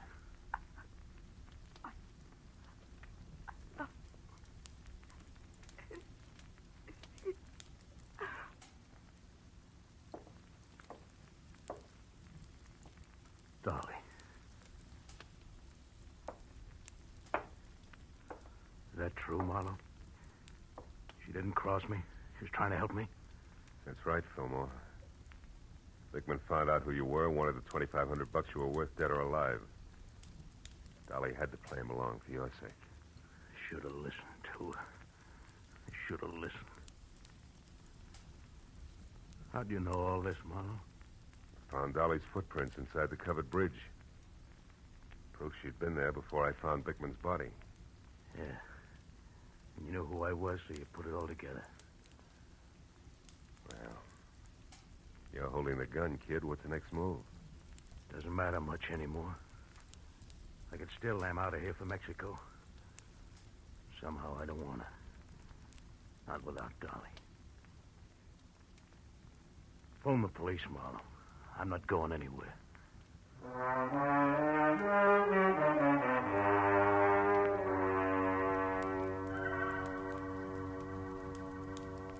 It was several hours before the county police and Eddie Fillmore had gone. Walter Brule and I sat at the long wooden table watching the light from the fire dance across the hanging skillets and pans by the grate. And nobody said anything for a long time.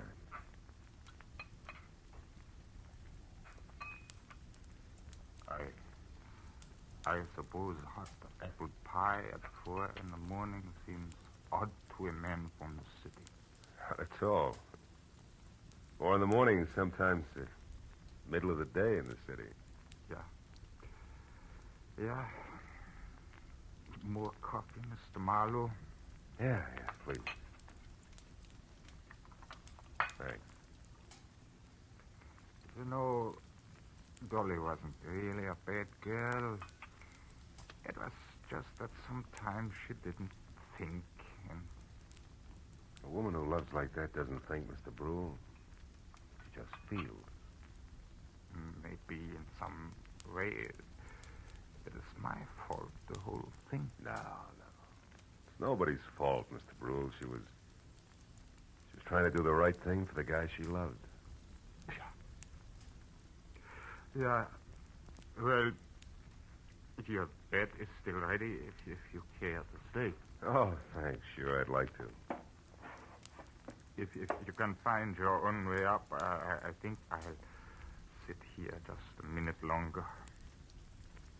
Sure. Night. Good night, Mr. Marlowe.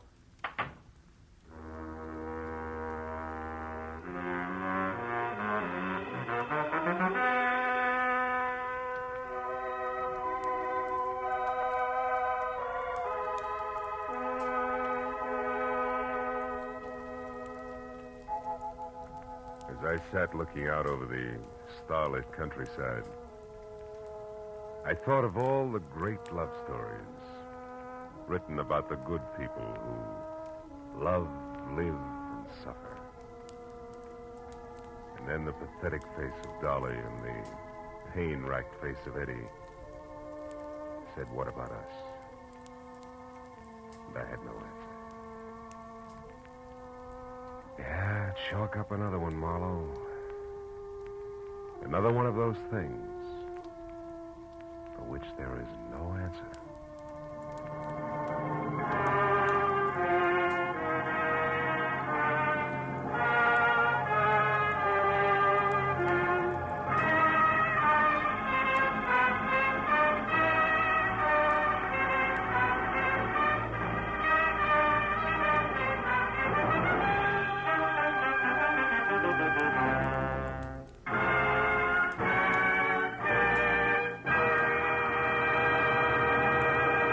The Adventures of Philip Marlowe, bringing you Raymond Chandler's most famous character, star Gerald Moore, are produced and directed by Norman McDonnell and are written for radio by Robert Mitchell and Gene Levitt.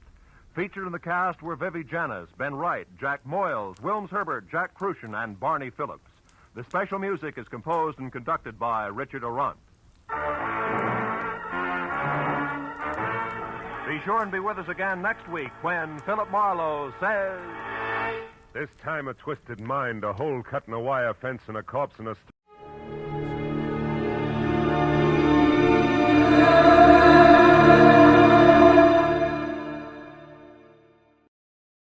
Now, the Roma Wine Company of Fresno, California presents...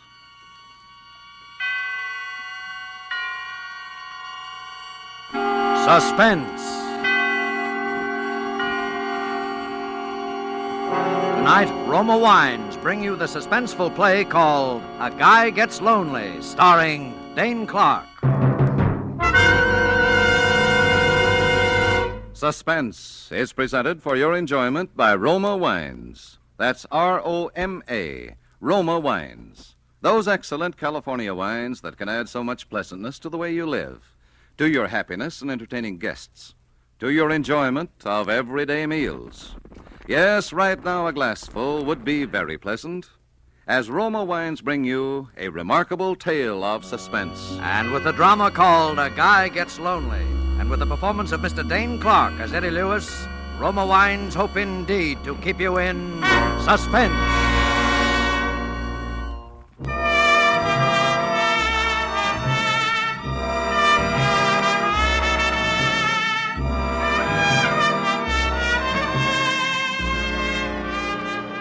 Have you ever been lonely? Desperately lonely? Well, there's an emptiness in the pit of your stomach that no food can remove. There's a coldness about people's faces that make you shudder. And you do silly things when you're lonely. Maybe that explains what happened to me. Maybe. Anyhow, I was hanging around the shooting gallery in one of those Broadway penny arcades that night, one of those places where you can play a game of chess, get your fortune told, have 10 shots at Hitler, all 15 cents. And I was alone, as usual, thinking the dull, drab, dreary things a guy thinks about when he's alone. When suddenly an old man standing next to me said... Well, my aim is not what it used to be. Oh, got a match, my boy? Match? Oh, sure, here. Oh, thank you. You haven't by any chance got a cigarette to go with that match, have you, son? Of course, here, take one. Oh, thanks again. You know, with cigarettes so scarce nowadays, the only way a gentleman gets a smoke is to buy him himself. Yep. Thank you, thank you. What's the matter, kid? You look like your ship came in, only your mother-in-law was aboard. Oh, nothing. Oh, come on. Fess up to old Horace. I'm Beatrice Barefax without the girdle. Well, I'm just fed up with this town, that's all. There's nothing wrong with this town, kid. It's like all other towns. Yeah, except the one you grew up in. Well, I suppose you're right. You know what you need is a little diversion. Huh? Oh, here, my man. Load these guns up again, will you? Yes, sir. Both guns, chum. Naturally. You'll try it again, won't you, son? All right, sir. Okay. You know, I think perhaps I've got just the right medicine for your homesickness, young fellow. Oh, what's that? A girl. A girl? Yes. Don't tell me you've never heard of them. Well, if you haven't, bless me. I don't want to be the one to tell you. And there we No, are. it's That's not it. that. Here you are, sir. That'll be $2. $2? That's right, chum. There's a war on, in case you haven't heard. Ammunition's kind of hard to get nowadays. Oh, well, as a matter of fact, it's a little dark in here, and my eyes aren't what they used to be, so perhaps I'll simply forget. No. Here's the money. Go on. Go ahead, Pop. Shoot. You wouldn't care to make a small wager on this, would you, my boy? As I say, my eyes... No, thanks. Well, as I was saying, son, I have a splendid idea. Now, tomorrow, being the Sabbath, my wife and I are bound for Minnewanka on a peaceful little fishing expedition. If you care to accompany us, there is a faint chance, just a faint chance, mind you, that I might round up a beautiful young lady who will make it a foursome. Well, wouldn't that be too much trouble? Oh, not at all, son. Meet me here tomorrow at 9. What do you say? Gee, that's swell, except that... Except what? Oh, do you mind if I shoot first? No, go ahead. Except that I've never been fishing before in my life. Well, don't worry about it. Hey, your eyes aren't too bad. With a fish, the big thing is not so much your experience as your bait.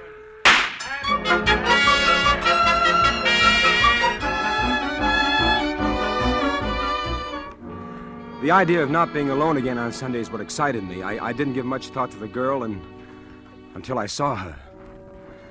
If you've ever seen a truly beautiful woman walking toward you, you'll know what I'm talking about. First, you see the tiny gray silhouette in the distance, and then the figure seems to spring to life. Each curve rounds into place, and finally you see the smooth oval face and the long auburn hair dancing in the breeze. And before you know it, you're in a trance, that's all. That must have been what happened to me when I first saw Jolie, because I don't remember much of anything until I heard myself saying, "Oh, hey, what's that?" A worm, silly. You can't fish without a worm. Do I have to? Well, of course. As captain of this boat, I promised to bring in more fish than Horace. Wow. I order you to put that worm on the hook. No, it shakes. Rather gracefully, don't you think? Kind of reminds me of a shimmy queen at a burlesque show. Oh. There. Oh. Now you did it. Easy, wasn't it? Now drop your line in the water. Okay. Well, where's the fish? Patience, lad, patience. The fish hadn't had a chance to read your advertisement yet. Well, if they could only see you, Jolie, I doubt if they'd bother with my line at all. Oh, your line isn't bad, Eddie. This is so bad at all.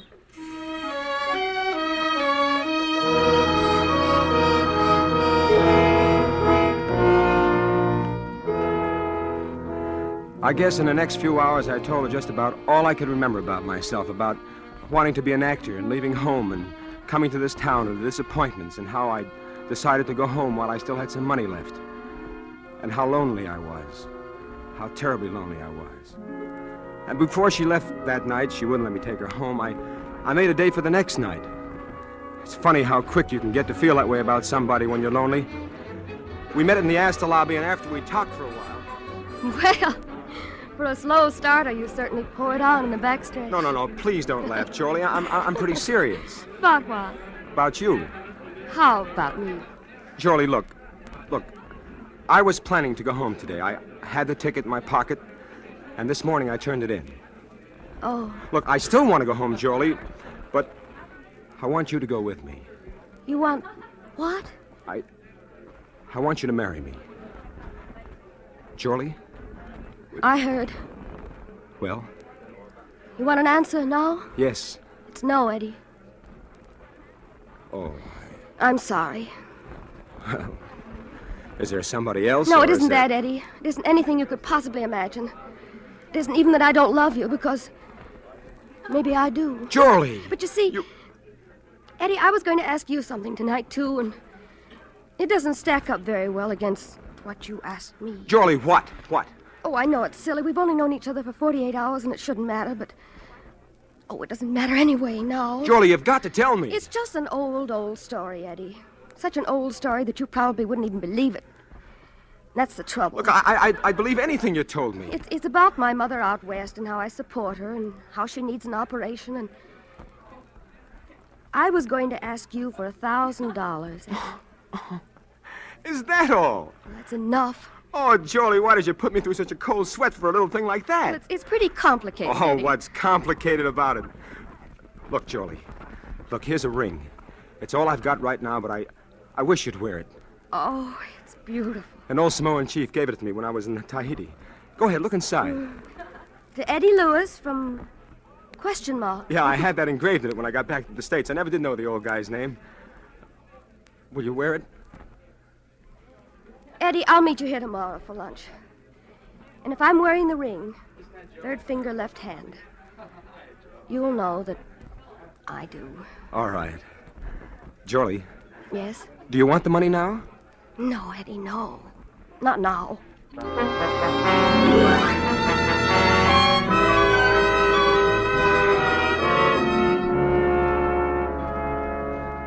The next day, I was there waiting for her, way ahead of time again, but this time she was late. After a half hour, I began to get worried. Then I began to get scared. After a full hour had gone by and she still hadn't shown up, I was half crazy, and then I felt a hand on my arm and a voice speaking over my shoulder. You, waiting for somebody? That's right. A lady? Yeah, what about it? Would your name be, Eddie Lewis? Yes. Say, what do you know about the fact that I'm... We found your name written in lipstick on the back of a bathroom door up on the 10th floor. After it said Astor Lobby, 1 o'clock. So we, sort of put two and two together. You see, I'm from headquarters, Eddie. What? I'm a detective. Detective? Listen, if you know anything about Jorley Andrews, I was supposed to meet her here about an hour ago, and she hasn't... Would she have been wearing this ring by any chance? Well, that's right. That's my ring. Where is she? She's down at the city morgue, Eddie. She's dead.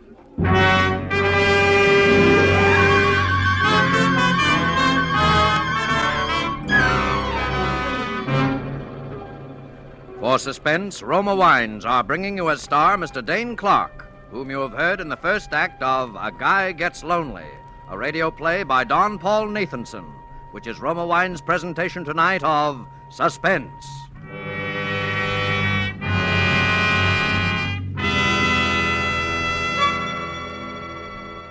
Between the acts of Suspense, this is Truman Bradley for Roma Wines.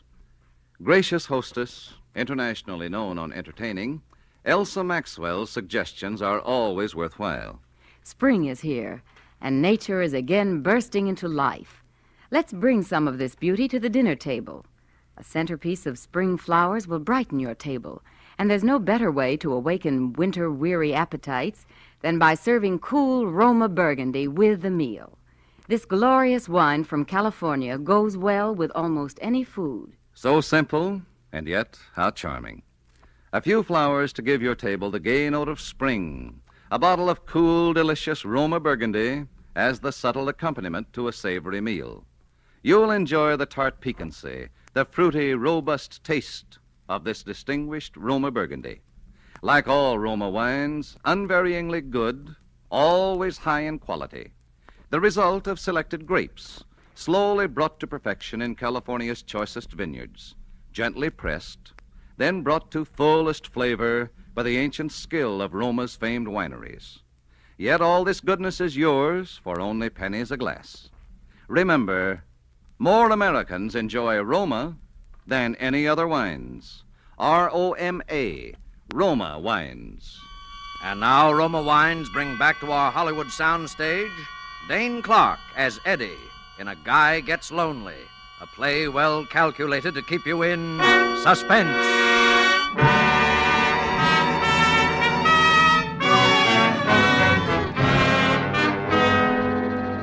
My mind was going round like a merry-go-round.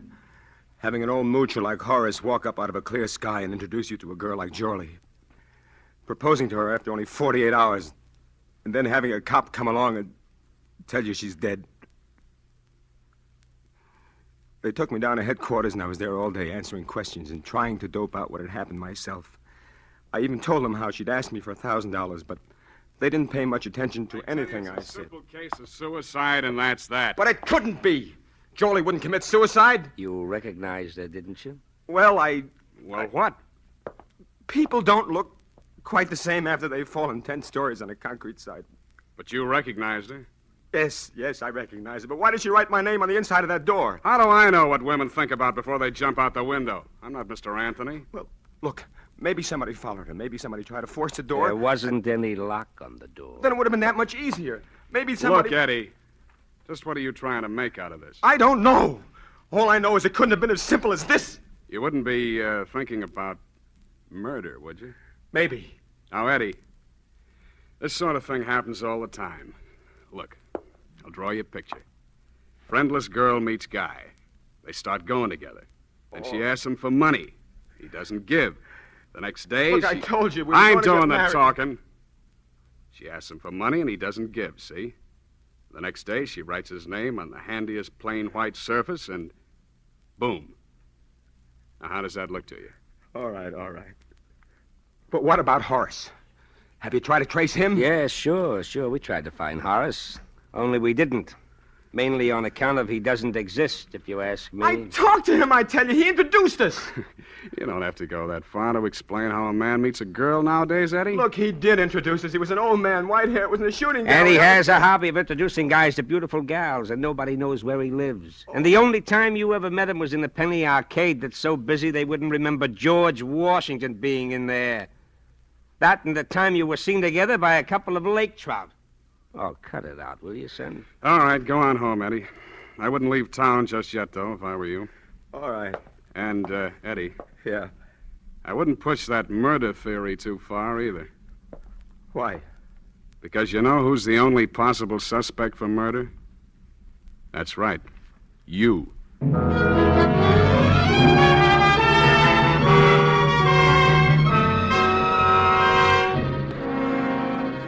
First, I didn't know what to do or what to think. I didn't blame the cops. From where they sat, it just didn't make any sense any other way. And then all at once, I knew what I was going to do. First, I moved to another hotel, just in case. And then I started growing a full beard, and I dyed it black. And my hair, too. You see, I'm a natural blonde, so it turned out pretty good. Good enough to pass off for a night anyway. And I really am an actor. Maybe no Barrymore, but enough to give a fair imitation of an accent. And I got some different clothes, and then I was ready. I began haunting that shooting gallery because I figured the old man had a system. But after about 3 weeks, I'd about given up hope. When one Saturday night, I walked into a little place off Times Square, and I saw him. My heart was jumping through hoops, but I just sort of moseyed around, tried to look as down in the mouth as I could, kept my face out of the light.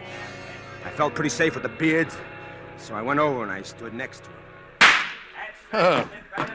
Well, my aim seems to be off tonight. Oh, pardon me. Do you have a match? I reckon I do. Sure, here you are. Oh, thank you. My boy, like to try your skill at the shooting gallery? Perhaps a little wager? Oh, no, thanks. I've just about had enough shooting to last me a lifetime. I just come back from 2 years in the South Pacific.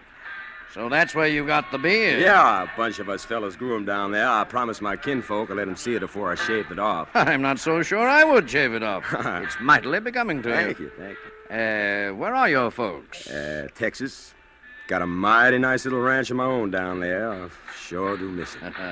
Kind of lonely, huh? Oh, you all can say that again, mister. Well, son, if you'd forgive an old man for sticking his nose in somebody's business where he's got no call to... Shucks, no. What's on your mind? I think I know just the medicine for you. Why, what's that?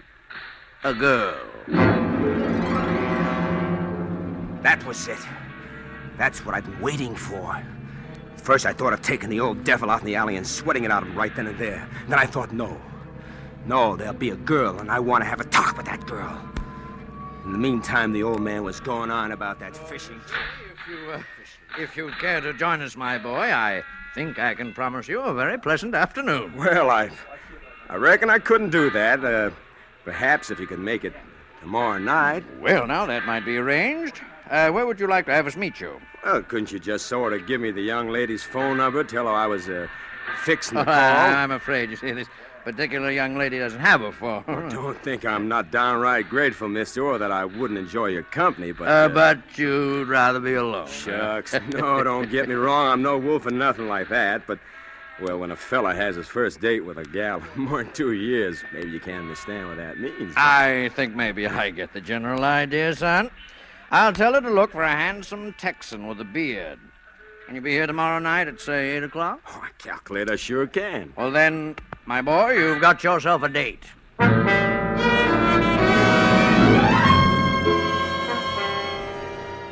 The next night I was there in plenty of time.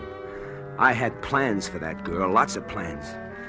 As I got around toward 8 o'clock, I kept looking toward the street entrance, but somehow I must have missed her because the next thing I knew, there was somebody standing beside me and I heard a voice. Hello there. I'm Joyce Allen. It seemed as though minutes went by before I was able to say a word. If it hadn't been dark where I was sitting, she couldn't have but helped to see that something was wrong. Because the girl was Jorlie. My Jorlie, who was supposed to be dead.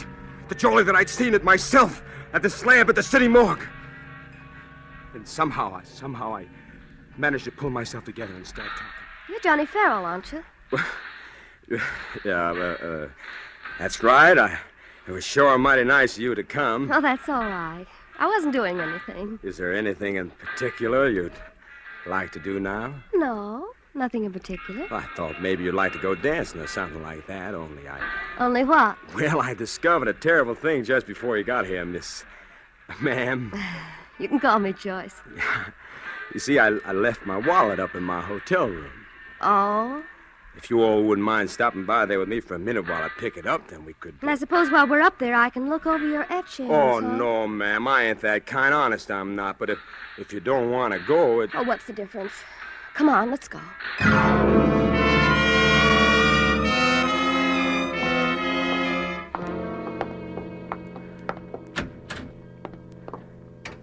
You always keep it this dark in here? Well, there's a couple of bulbs burn out. I told them to have them fixed. Oh, well, never mind.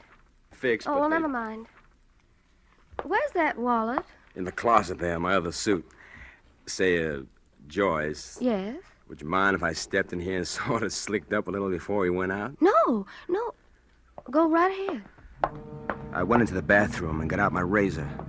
My plans were still the same. I excused myself a minute before we came upstairs, and I made the phone call that I'd planned to. But there was a couple of little extra flourishes to be added on now that I hadn't figured on before.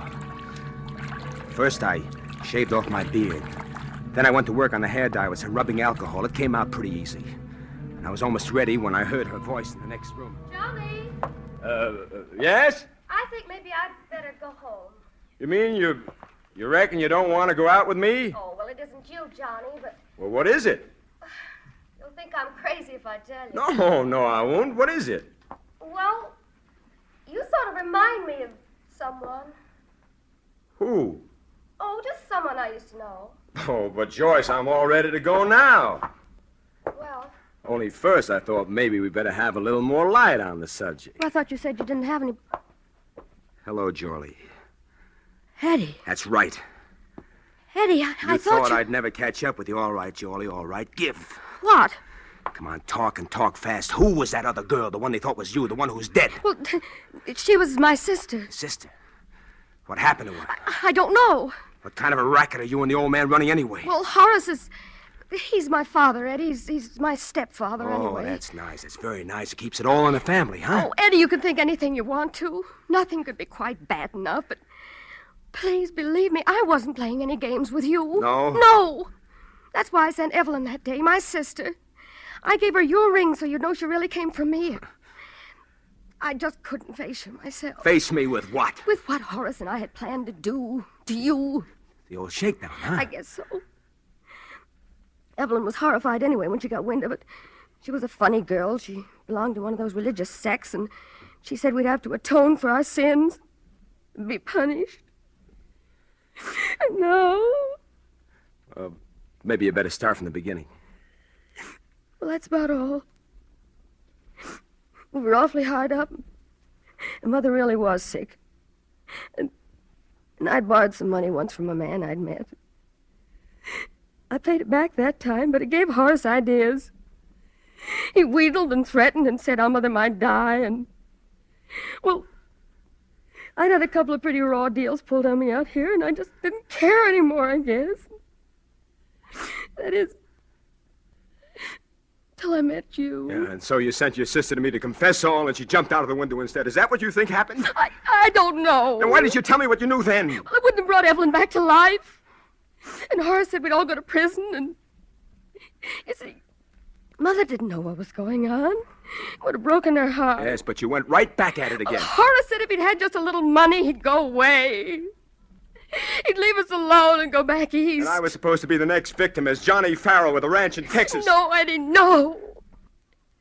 Not after I met you. No. No. You were before, were you? Oh, Eddie, maybe if you knew a little more about what a girl is up against in this town, you'd understand. Telegram. Telegram? Well. Yes. I had a hunch about you, my boy. Horace. Why, you... Oh, don't try anything foolish. I'm quite expert with this little gun, as you may recall, my boy. Now, I suggest we close the door and have a nice, quiet talk just between ourselves. That's better. So, in spite of all my admonitions, you still persist in this confessional mood, do you, my dear? Horace, what are you going to do? You young people may not see it quite my way, but I'm an old man, and I don't fancy the notion of spending my remaining years behind bars. It's quite a penalty for extortion, you know. You're telling me. And so I'm afraid there's going to be a little accident up here. Something like the accident that happened to poor Evelyn. So you did kill her? Well, technically, yes, I did assist her through that window after she insisted on making a scene. Why, you... Evelyn was always excitable, you know. Really not quite normal, I'm afraid. Oh, Horace, you're mad. Now, my dear, I want you to write a little note. See, there's paper and pen over there on the desk. And you will say, Darling, forgive me, but it will be best this way for both of us. And sign your name. You must be mad to think I'd do such a thing. You wouldn't like to see me kill your lover here, would you? Oh, yes, these old eyes can still tell love when they see it. Charlie, look, don't do it. Don't do it. Can't you see he's going to kill us both anyway? Horace, will you promise, Of course I will. That's it, my dear. Write it down just as I told you. There's only one thing wrong with all this, Horace. You want to know what it is? Naturally. I've already called the police. They're waiting for me in the lobby right now. And if I'm not down there in about 5 minutes, they'll be up here. Oh, dear. This is embarrassing, isn't it? Isn't it? I think perhaps you'd better get on that telephone, my boy. Give directions for the officers to go away immediately. Say that you no longer have any need of them. Well, all right. Hello? Hello, desk?